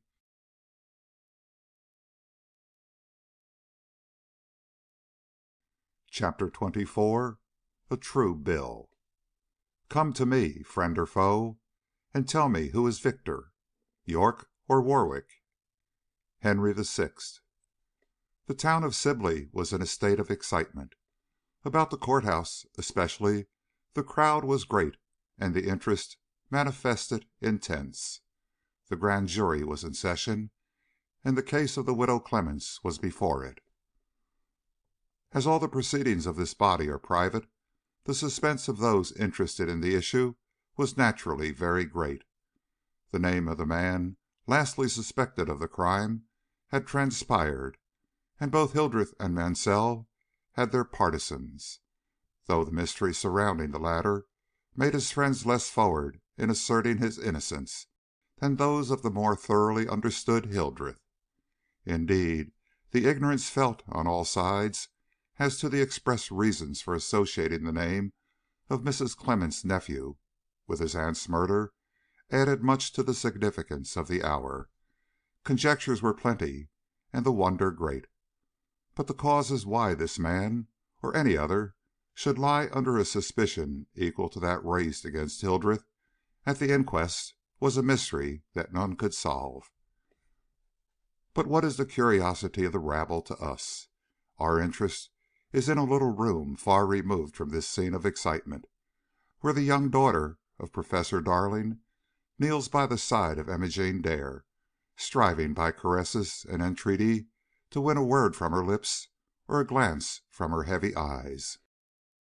"Imogene," she pleaded, "Imogene, what is this terrible grief? Why did you have to go to the courthouse this morning with papa? Why have you been almost dead with terror and misery ever since you got back? Tell me, or I shall perish of mere fright. For weeks now, ever since you were so good as to help me with my wedding clothes, I have seen that something dreadful was weighing upon your mind. But this which you are suffering now is awful. This I cannot bear. Can you not speak, dear? Words will do you good." Words? Oh, the despair, the bitterness of that single exclamation! Miss Darling drew back in dismay.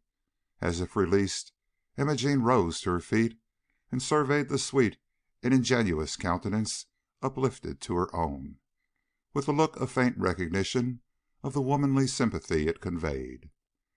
"Helen," she resumed, "you are happy.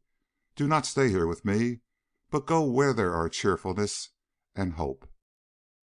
"But I cannot while you suffer so. I love you, Imogene. Would you drive me away from your side when you are so unhappy? You don't care for me as I do for you, or you could not do it." "Helen," the deep tone made the sympathetic little bride-elect quiver. "Helen, some griefs are best borne alone. Only a few hours now, and I shall know the worst. Leave me." But the gentle little creature was not to be driven away. She only clung the closer and pleaded the more earnestly. "Tell me, tell me." The reiteration of this request was too much for the pallid woman before her. Laying her two hands on the shoulders of this child, she drew back and looked her earnestly in the face. "Helen," she cried, "what do you know of earthly anguish? A petted child, the favorite of happy fortune, you have been kept from evil as from a blight. None of the annoyances of life have been allowed to enter your path, much less its griefs and sins. Terror with you is but a name, remorse an unknown sensation. Even your love has no depths in it such as suffering gives. Yet, since you do love, and love well, perhaps you can understand something of what a human soul can endure who sees its only hope and only love tottering above a gulf too horrible for words to describe, a gulf, too, which her own hand— But no, I cannot tell you. I overrated my strength. She sank back, but the next moment started again to her feet. A servant had opened the door. "What is it?" she exclaimed. "Speak, tell me." "Only a gentleman to see you, miss." "Only a—" But she stopped in that vain repetition of the girl's simple words, and looked at her as if she would force from her lips the name she had not the courage to demand, but failing to obtain it, turned away to the glass, where she quietly smoothed her hair and adjusted the lace at her throat, and then catching sight of the tear-stained face of Helen, stooped and gave her a kiss, after which she moved mechanically to the door and went down those broad flights, one after one, till she came to the parlor, where she went in and encountered Mr. Orcutt. A glance at his face told her all she wanted to know. "Ah!" she gasped. "It is then Mansell." It was 5 minutes later. Imogene leaned against the window, where she had withdrawn herself at the utterance of that one word. Mr. Orcutt stood a couple of paces behind her. "Imogene," said he, "there is a question I would like to have you answer." The feverish agitation expressed in his tone made her look around. "Put it," she mechanically replied. But he did not find it easy to do this, while her eyes rested upon him in such despair. He felt, however, that the doubt in his mind must be satisfied at all hazards, so choking down an emotion that was almost as boundless as her own, he ventured to ask: "Is it among the possibilities that you could ever again contemplate giving yourself in marriage to Craik Mansell, no matter what the issue of the coming trial may be?" A shudder, quick and powerful as that which follows withdrawal of a dart from an agonizing wound, shook her whole frame for a moment, but she answered steadily: "No. How can you ask, Mr. Orcutt?" A gleam of relief shot across his somewhat haggard features. "Then," he said, "it will be no treason in me to assure you that never has my love been greater for you than to day; that to save you from the pain which you are suffering, I would sacrifice everything, even my pride. If, therefore, there is any kindness I can show you, any deed I can perform for your sake, I am ready to attempt it, Imogene." "Would you—" She hesitated, but gathered courage as she met his eye. "Would you be willing to go to him with a message from me?" His glance fell, and his lips took a line that startled Imogene, but his answer, though given with bitterness, was encouraging. "Yes," he returned, "even that." "Then," she cried, "tell him that to save the innocent I had to betray the guilty, but in doing this I did not spare myself; that whatever his doom may be, I shall share it, even though it be that of death." "Imogene!" "Will you tell him?" she asked. But he would not have been a man, much less a lover, if he could answer that question now. Seizing her by the arm, he looked her wildly in the face. "Do you mean to kill yourself?" he demanded. "I feel I shall not live," she gasped, while her hand went involuntarily to her heart. He gazed at her in horror. "And if he is cleared?" he hoarsely ejaculated. I shall try to endure my fate." He gave her another long, long look. "So this is the alternative you give me," he bitterly exclaimed. "I must either save this man or see you perish. Well," he declared, after a few minutes' further contemplation of her face, I will save this man, that is, if he will allow me to do so." A flash of joy, such as he had not perceived on her countenance for weeks, transformed its marble-like severity into something of its pristine beauty. "And you will take him my message also?" she cried. But to this he shook his head. "If I am to approach him as a lawyer willing to undertake his cause, don't you see I can give him no such message as that?" "Ah, yes, yes. But you can tell him Imogene Dare has risked her own life and happiness to save the innocent." "I will tell him whatever I can to show your pity and your misery." And she had to content herself with this. In the light of the new hope that was thus unexpectedly held out to her, it did not seem so difficult. Giving Mr. Orcutt her hand, she endeavored to thank him, but the reaction from her long suspense was too much, and for the first time in her brave young life Imogene lost consciousness and fainted quite away. End of chapter 24.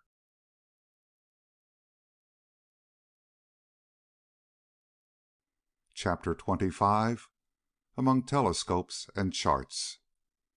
"Tarry a little, there is something else." Merchant of Venice. Gouverneur Hildreth was discharged and Craik Mansell committed to prison to await his trial. Horace Byrd, who no longer had any motive for remaining in Sibley, had completed all his preparations to return to New York. His valise was packed, his adieus made, and nothing was left for him to do but step around to the station, when he bethought him of a certain question he had not put to Hickory. Seeking him out, he propounded it. "Hickory," said he, "have you ever discovered in the course of your inquiries where Miss Dare was on the morning of the murder?"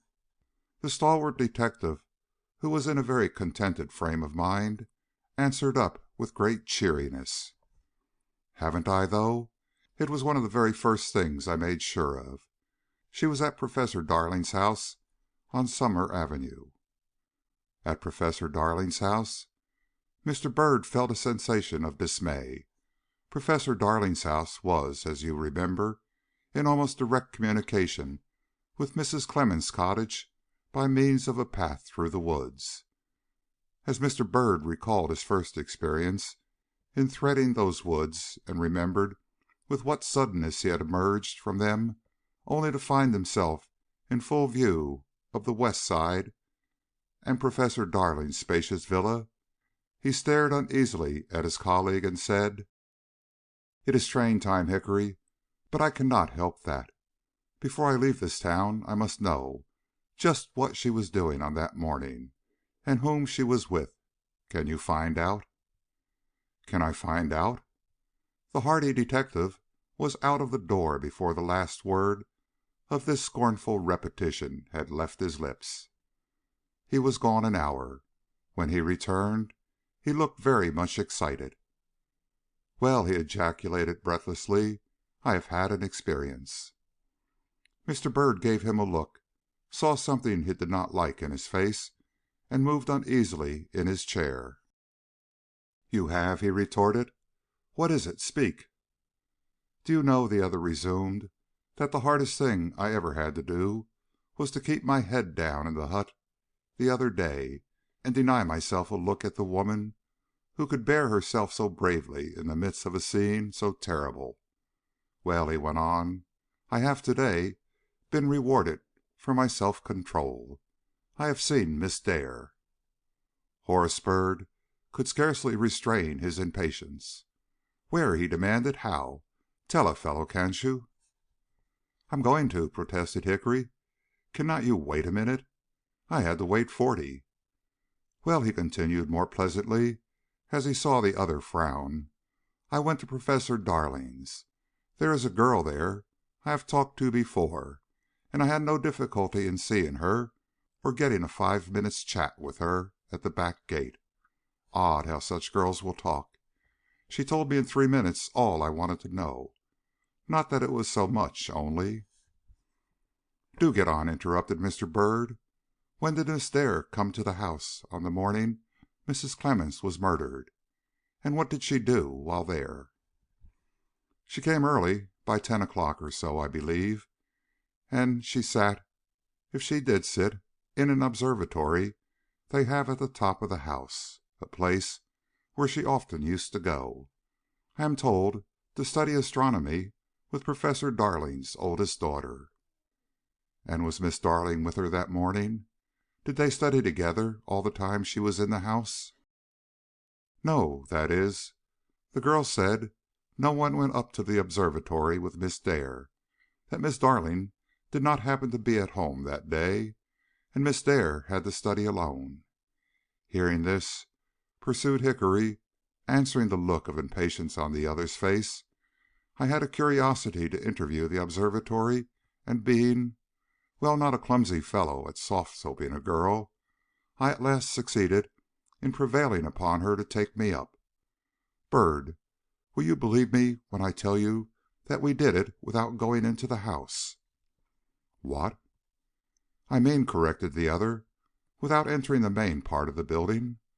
The Professor's house has a tower, you know, at the upper angle toward the woods, and it is in the top of that tower he keeps his telescopes, and all that kind of thing.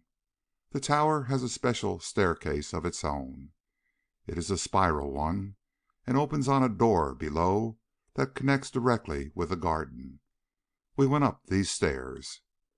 "You dared to go?" "Yes. The girl assured me every one was out of the house but the servants, and I believed her. We went up the stairs, entered the observatory." "Is it not kept locked, then?" "It was not locked to day. Saw the room, which is a curious one, glanced out over the view, which is well worth seeing, and then—" "Well, what?" "I believe I stood still and asked the girl a question or two more. I inquired," he went on, deprecating the other's impatience by a wave of his nervous hand, "when Miss Dare came down from this place on the morning, you remember." She answered that she couldn't quite tell, that she wouldn't have remembered anything at all about it all, only that Miss Tremaine came to the house that morning, and wanting to see Miss Dare, ordered her to go up to the observatory and tell that lady to come down, and that she went, but to her surprise did not find Miss Dare there, though she was sure she had not gone home, or at least hadn't taken any of the cars that start from the front of the house, for she had looked at them every one as they went by the basement window where she was at work." "The girl said this?" "Yes, standing in the door of this small room and looking me straight in the eye." "And did you ask her nothing more? Say nothing about the time, Hickory, or inquire where she supposed Miss Dare to have gone?" "Yes, I asked her all this. I am not without curiosity any more than you are, Mr. Byrd." "And she replied?" "Oh, as to the time, that it was somewhere before noon. Her reason for being sure of this was that Miss Tremaine declined to wait till another effort had been made to find Miss Dare, saying she had an engagement at 12 which she did not wish to break." "And the girl's notions about where Miss Dare had gone?"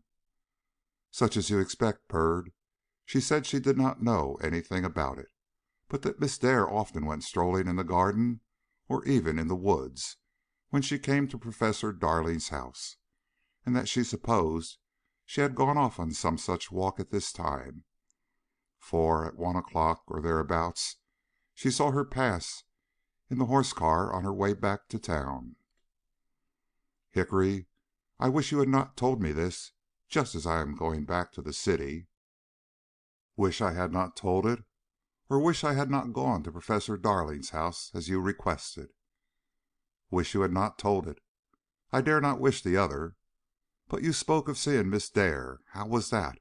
Where did you run across her?" "Do you want to hear?" "Of course, of course." "But I thought—" "Oh, never mind, old boy. Tell me the whole now, as long as you have told me any. Was she in the house?" "I will tell you.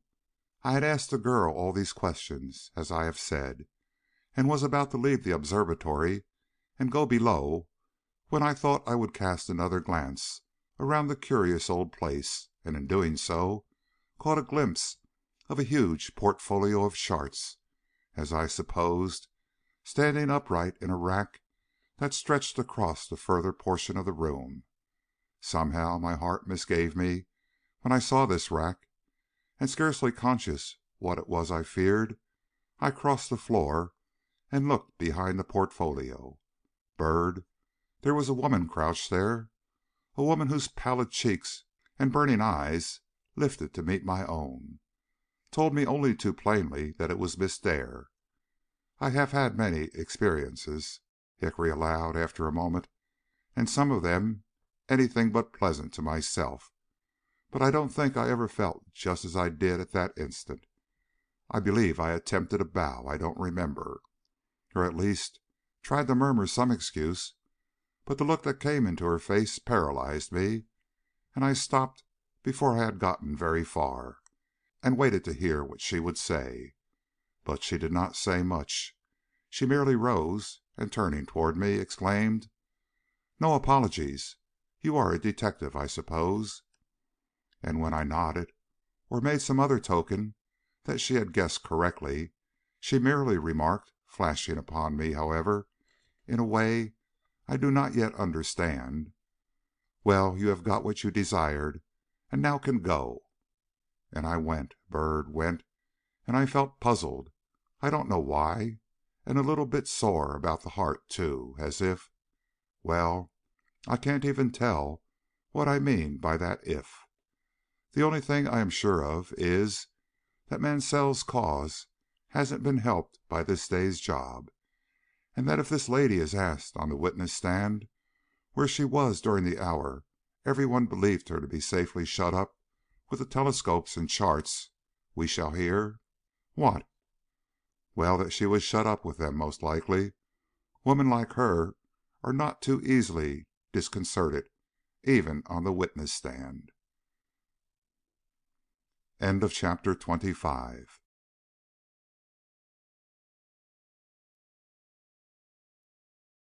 Chapter 26. He shall hear me. There's some ill planet's reigns. I must be patient till the heavens look with an aspect more favorable. Winter's Tale. The time is midnight. The day the same as that which saw this irruption of Hickory into Professor Darling's observatory. The scene that of Miss Dare's own room in the northeast tower. She is standing before a table with a letter in her hand and a look upon her face that, if seen, would have added much to the puzzlement of the detectives. The letter was from Mr. Orcutt, and ran thus: I have seen Mr. Mansell, and have engaged myself to undertake his defence. When I tell you that out of the hundreds of cases I have tried in my still short life, I have lost but a small percentage, you will understand what this means. In pursuance to your wishes, I mentioned your name to the prisoner with an intimation that I had a message from you to deliver, but he stopped me before I could utter a word. I received no communication from Miss Dare, he declared, and anxious as I really was to do your bidding, I was compelled to refrain, for his tone was one of hatred, and his look that of ineffable scorn. This was all, but it was enough. Imogene had read these words over 3 times, and now was ready to plunge the letter into the flame of a candle to destroy it. As it burned, her grief and indignation took words. He is alienated, completely alienated, she gasped, and I do not wonder. But, and here the full majesty of her nature broke forth in one grand gesture, he shall hear me yet.